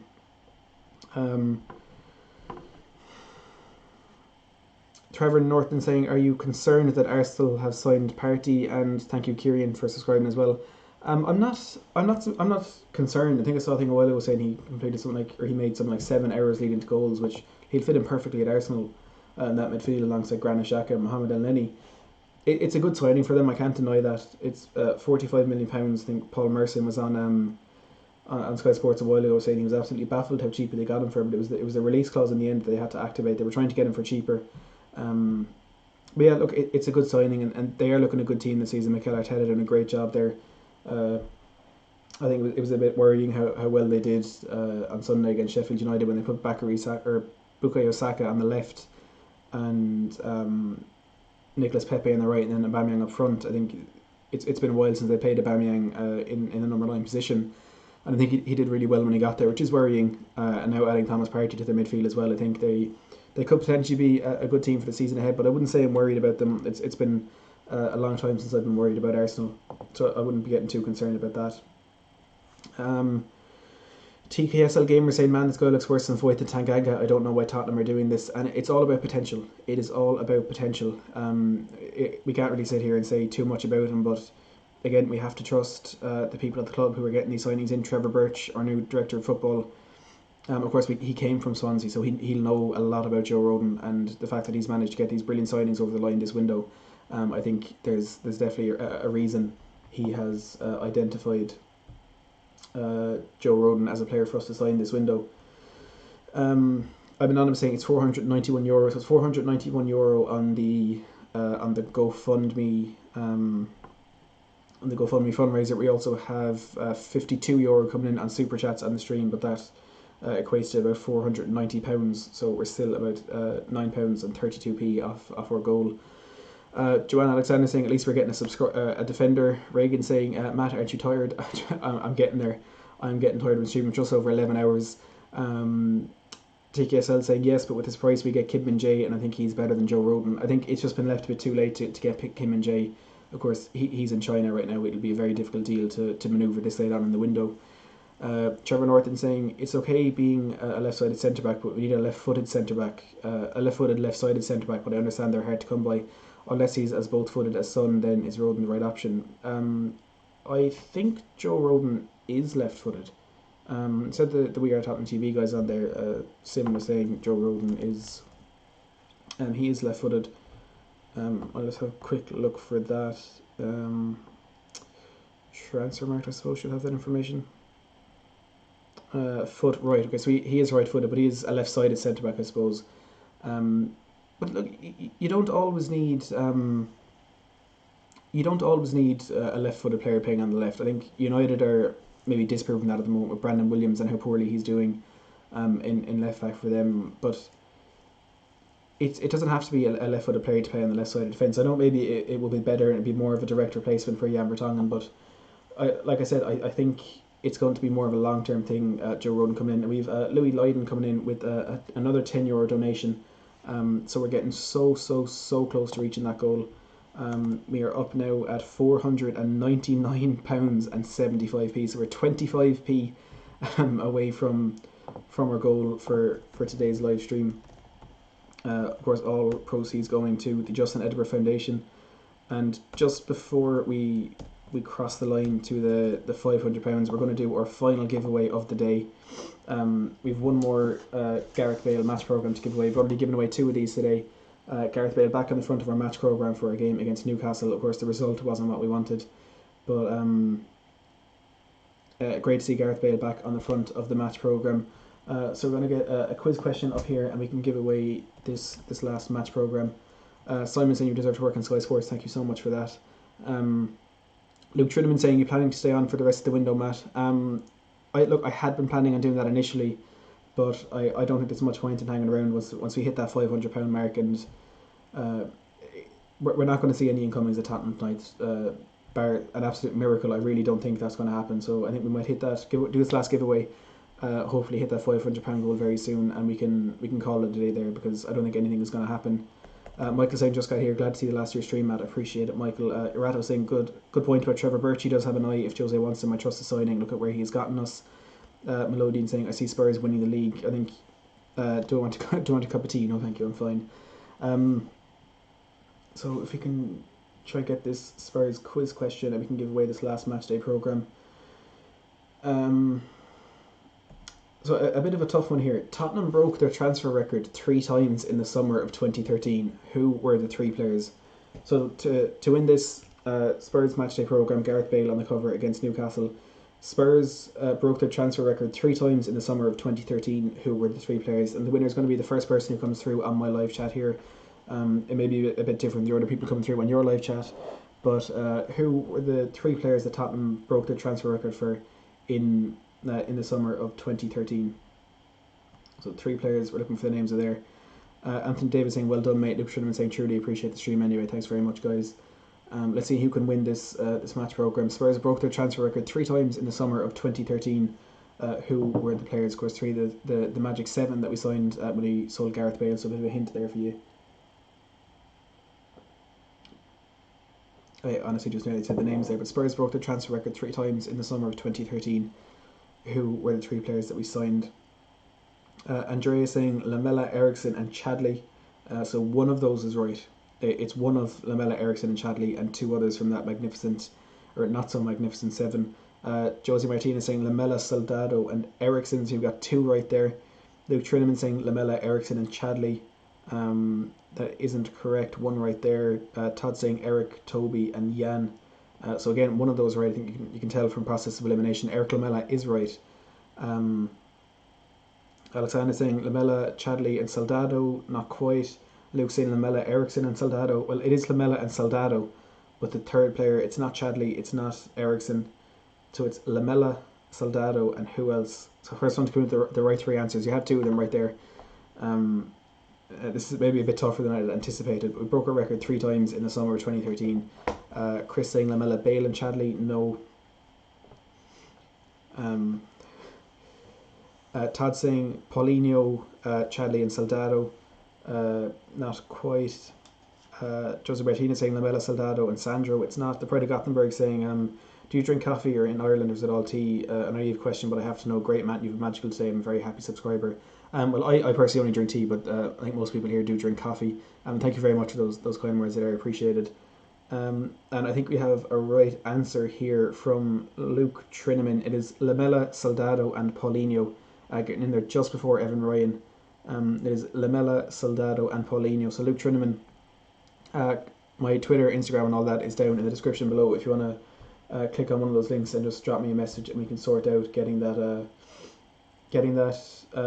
matchday program to you as quickly as we can. So this Gareth Bale matchday program, the third one we've given away today. It was Lamela, Soldado, and Paulinho, who Tottenham bought in 2013. Each of them breaking the club transfer record as we got those deals over the line. I saw a question a second ago as well, asking about any news on a centre back, and it is Joe Rodon, who we're going to be signing. To see him on the screen there just after fading away. It looks like we will be signing him. We're still a bit of a way off in our evaluation of the player, but it's looking likely that a deal should be agreed there. SH Spurs is asking, is the Ericsson news real or fake? And I do think it may have been a bit exaggerated. That news that Christian Eriksen had actually been offered to Spurs on loan. I assume it was thought that would have happened in the negotiations for Milan Skriniar, which of course fell through this morning. And there we go. We have crossed our donation goal with Albie Pickford coming in with a €10 donation. Thank you very much, Albie, for that. Let me just add this into the. Let me add this into the total. So we're up at £582 and 82p. So £582 and 82p. We have crossed the £500 mark. Absolutely huge, and huge donations going into the Justin Edinburgh Foundation today. Thank you very much to everyone who has subscribed. It absolutely massive stuff from us today. Honestly, I really appreciate it. Shane Fleming, thank you very much. Welcome to the stream. Fair play, Matt. Watching bits and pieces here, and you're smashing the past. Thanks a million, Shane. I appreciate that. So look, okay, I know I said I was going to end the stream, but we do still have hopefully a few more guests to come onto the channel tonight. So what I'm going to do is we're going to take another break. Hopefully I can get a few more guests on before the end of a few big ones in store that hopefully we can get on before the 11 o'clock deadline. So we're going to take another break now. Jude saying congrats, Matt, on hitting the revised target. Thank you very much, Jude. Thank you to everyone who has donated. It is greatly appreciated. So we're going to take another little break now, and hopefully we will be back with some big guests for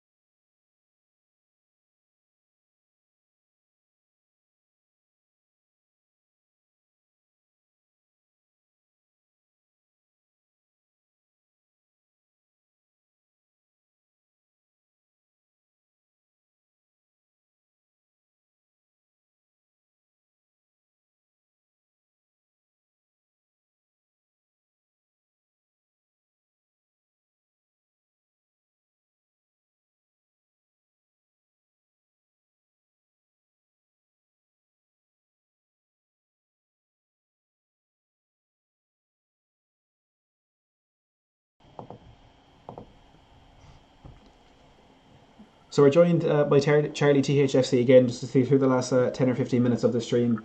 Charlie, I'm sure you've seen the latest update on Joe Rodon. Tottenham only willing to pay £7 million apparently, with Swansea valuing him at 18 million. It's a typical Daniel Levy move, but do you think this is one we'll get over the line?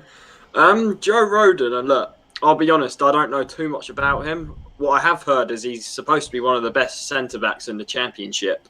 Got a few caps for Wales as well. But again, if this one gets over the line, I think it will be late during the rest of the EFL window, which is unfortunate because if we want to have him registered for Europa League group stage, it means we'd have to sign him. I think it's by 11 tomorrow or something. So, which of course is looking unlikely at this stage. But look, if he was to come in, he'd be one for the future. He does look quite a big unit, to be honest. Over 6'4" or something he is. So, look, he's 22, so he's not the youngest of youngest. But I don't know too much about him. If there's anyone watching that knows anything about him, please let us know, because I'm not so sure. Yeah, no, we are Tottenham TV on our well. It seems we are Tottenham TV on here as well. They seem to know a bit more about him, but I think the general feeling is just putting trust in the recruitment team that they are bringing in the right man. Because we as fans, not a lot of us will do watch the Championship. I know you said you do watch a few of the games, but it's not a player that anyone will know too much about. And there's some rumours coming out tonight that Manchester United are currently entertaining the possibility of bringing in Mauricio Pochettino to replace Ole Gunnar Solskjaer. Which sources are these?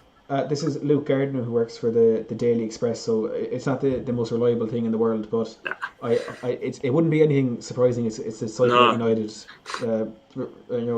getting managers in and getting them out so soon after not backing them. And I think it is something we could see a bit of movement on in the next couple of weeks because, obviously, terrible for United yesterday, not getting signings in, seem to be falling apart under Solskjaer. How would you feel about Pochettino going to one of our Premier League rivals?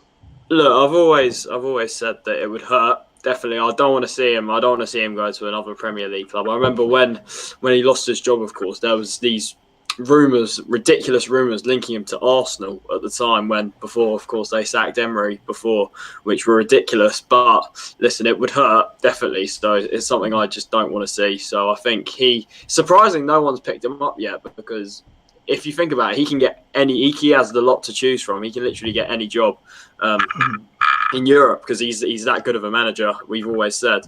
So I think he should wait. I think with United, I've heard people say that they've gone through a lot of managers, of course, since Fergie left, and a lot of them, even Jose, hasn't really got the backing there. So look, you saw Poch didn't get the backing at Tottenham, and you saw how that went. So I'm not sure if United would suit him in the best way. But of course, we know he's a very, very one of the best managers in the world still, of course. So yeah, but it would be painful, and it's something I don't want to see, to be honest.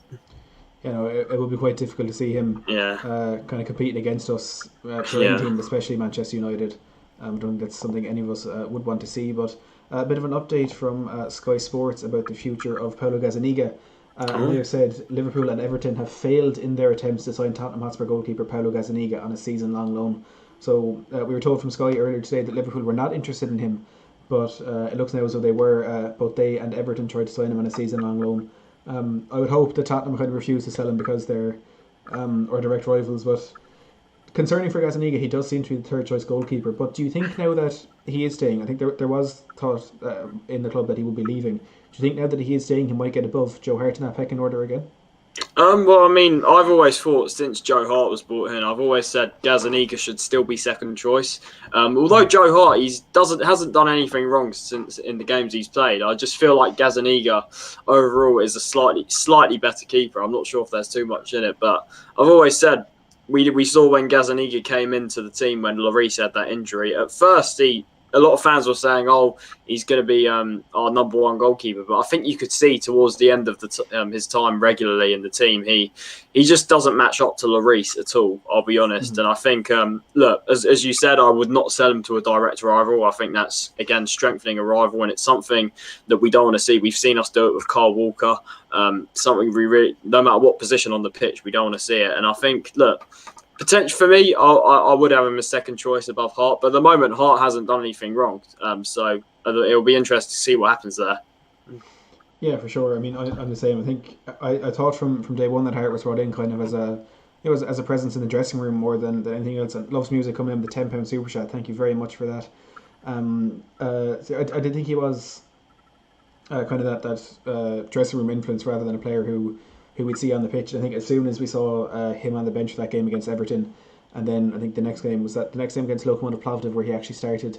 I think that was Lloris that started against Plovdiv, and then Joe Hart played the other 2 Europa League games. Yeah, that must be it. But I think as soon as we did see him start to get into the first team, there was concern there for Gazzaniga and his future at Spurs, and I suppose even more concerned now that he hasn't been able to make a move before the deadline. Is he going to be sat in our reserves? Will he even make it onto the bench? It's definitely a worry for him, and I hope for his sake. I mean, if we're looking at whose career we can influence more, I think it would be better to have Gazzaniga on the bench because I think obviously has more of a future in the game than Joe Hart does. With Hart coming towards the end of his career, I know there's not too much in the way of difference in ages, but Gazzaniga seems to still be going towards hitting his prime.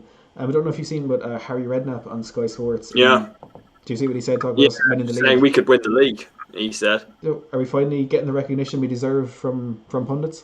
I mean, look, Paul Merson's the one that we've all said. Just the delusion is unbelievable. But of course, we saw what Harry Redknapp said. Yeah, I think we deserve the recognition. There's no doubt about it. I think, look, I know we had a poor start to the season with that one game against Everton, but before that, at the end of last season, we had a very good run, and people were still writing us off. Literally, you had I don't want to mention them because they're not worth mentioning, but ESPN, they're not worth listening to, but just you could hear them just saying, "Oh, it's going to be the same as it was before." But you could see at last we're finally starting to get a little bit of recognition, at least, and it's good to see because I think I know. It's been very annoying today, Arsenal triggering the release clause of Thomas Partey, which was really annoying. But I don't think he's better than Højbjerg after what we saw yesterday. I genuinely think Højbjerg looked Premier League proven. I think he has leadership, and you could see why we signed Højbjerg yesterday. And I think, I still think we're better. I still think we're better than Arsenal, although at least they're not better than us. That's how I see it. I think Chelsea, I mean, they've made all the signings, but I think as a squad, we've probably had a better transfer window than Chelsea, I'll be honest. Again, you look at others. You got Everton doing well this year. I think we definitely do deserve the recognition. And I think we're starting to see a new Tottenham essentially, where the mentality Jose's come in changing the mentality at last, and it's something we've been crying out for a while. And it's fantastic to see. Yeah, for sure. And look, I don't think we can sit here and say, as I've been saying for quite a while, I'm not going to sit here and say I think we're going to win the Premier League, but the fact that we do have someone like Harry Redknapp looking at this, and he said, I think he said we have the best squad in the league or something like that, and that's something I think we're up there, definitely top 3 in terms of squads. If you look at each position now, the depth we've got is unbelievable, and it's something I've never seen before. Yeah, it's absolutely crazy. And as you're saying there, thinking we've had a better window than Chelsea, I think there's no denying in terms of personnel, I think Chelsea have brought in better players, but in terms of the effect that it's going to have on the team, I think we've filled in almost every single gap that we need to fix in our team, and Chelsea still, they're weak at the back. I know they're Thiago Silva. Exactly, what we did in this window, we identified the problems and issues we had in our team, and we've gone and addressed them, and it's something we've been crying. Myself has been crying out for a couple of years now, because you saw last year we spent a lot of money. I knew that if we didn't replace Trippier, there would be a problem there, and it's at last, it's finally we're starting to actually plug gaps, and it's something that a lot of us have been crying out for, and it's. Again, that proves that why we've probably had the best transfer window. I really do believe that in the Premier League. Yeah, for definite. And if you're looking at the teams kind of around us, look at Manchester City. I think they're weak at the back. They have a bit of an injury problem up front as well. I don't think they're going to struggle to score goals, but I think they are a team that can be cut out at the back. Liverpool the same. Looking a bit weak at the back, which is strange to say given they do have Van Dijk there, but Gomez has had a poor start to the season as well. Chelsea disappointing at the back as well. As I said, they brought in Silva and Malang Sarr, but Malang Sarr looking to go out on loan today, still weak there. I don't think Edouard Mendy is the answer to their goalkeeping problems. Arsenal still a bit weak in the middle of the park. United weak everywhere. Everton, I know, have a very strong team, but lack that kind of experience being at this level in the Premier League. So I think if you're looking at it that way, I think we're probably the only team that don't have some sort of a weakness in there. And I think that could be the thing that spurs us on for trophies this season. And do you think we are, going into the season, do you think we're in the best position of any team in the league? In terms of every team in the league. It's kind of hard to say because it's only been a few games. But you could say at the moment, the way Liverpool and City have looked a bit dodgy, you could probably argue, yes, that we are in probably the best position at the moment. And I think, look, we've somehow squeezed through against Chelsea, where we were all not expecting anything from that game. We're in the quarterfinals of a cup, and we've got a very good draw in a rainy night in Stoke. And if we win that game, we're in the semi-finals, only 2 games away from winning. And I think we've got ourselves into a very good position, of course, also qualifying for the Europa League, which is something we had to do.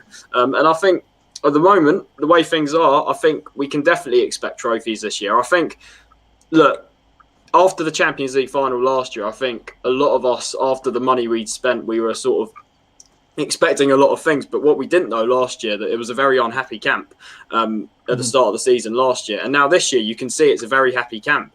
You've got players like Ndombele smiling and changing a lot. Everyone seems to be happy at the moment with all the new signings we've made and stuff. And to win things, you need to have the right mentality and a happy camp. And I think if everyone pulls together, I think why not? Why not? We can go and do some stuff this year. Yeah, and like as you say, it's the happy camp is a massive boost for us. And you know, it's weird to see like Ndombele being so positive in what he said, talking about his relationship with Mourinho now. It looks like things are turning around at Dele Alli. It looks like everything is going well for us at the moment. And look, I feel as Tottenham fans, we're always going to have that sort of feeling as, oh, this is too good to be true and something is going to go wrong eventually. But just Spursy, isn't it? just that Spursy stuff. Like, yeah, that's it. I mean, it's the most Tottenham thing ever that we had a 6-1 win at Old Trafford yesterday. Still weren't the most impressive performance. Yeah, it is Spursy. Like, it's something that's sort of just been built into us. And oh yeah. Hopefully Mourinho can be the man to get that out. We see Edward Kim here asking any updates on Rodon. The latest on Joe Rodon is that we are still in talks with Swansea to sign him. Tottenham apparently offering £7 million. Swansea wanting up to 18 for him. Daniel Levy. Daniel Levy, exactly. Yeah. A big discrepancy in that, but we have until the 16th of October to get that deal over the line. There's no rush on that one. The EFL window running on until 5 p.m. In 11 days' time. So look, I know I said it to you already, but just to sum up already, how would you sum up our transfer window this summer?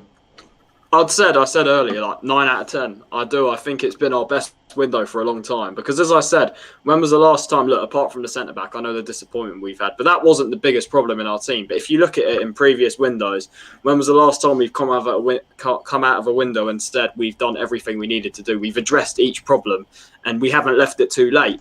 And I think this is the first time that I can comfortably say we've had a fantastic window, because normally what we would see is we'd do nothing for the first half of the window, and then Levy would try and get all our business done on like deadline day or something. We've seen it in the past, and I think this year he may have learned a lesson in the sense that it's not always good to leave it late, because players need a pre-season. They need to bed in. They need to integrate.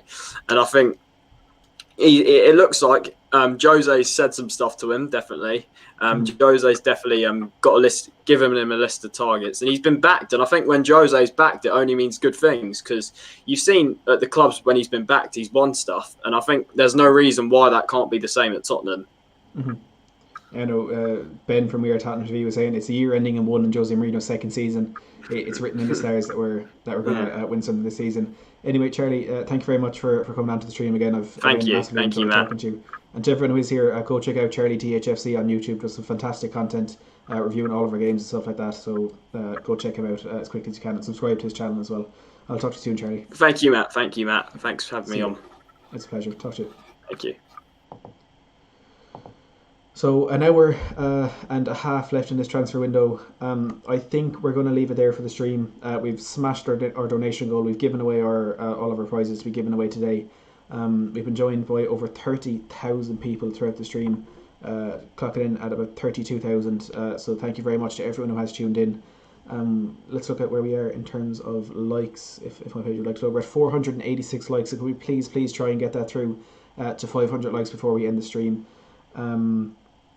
Merrick saying thank you, calling me a legend. It was an absolute pleasure to do the stream today. I really do appreciate that, Merrick. I appreciate everyone who has tuned in for the stream. David Harris, welcome along to the stream. David, would you like to, if you want to come on for a chat about the transfer window, David, I'd love to have you on. If you want to drop me a message on Twitter at MattHayesTHFC, if you can pop on for a chat, I'd love to talk to you. Noi Dior saying always can improve the squad, but yeah, good window for definite. Jonathan Mills saying what a day, Matt, thank you for your hard work, I do appreciate that. And look, it's been a fantastic window for Tottenham. Again, we're going to have that air of kind of disappointment, having failed to bring in Milan Skriniar today. Luke Trinnan saying, thanks Matt, quality stream as always. Lee Laycock saying, Matt, thank you so much for a great deadline day. I've been here since 9:30. Thank you so much for that, Lee, tuning in from the start. Carl Simpson saying thank you, and we have hit 500 likes, so thank you very much. It's by far my most viewed video, my most liked video. I greatly appreciate it. And David, if you want to pop, I have my Facebook linked down in the description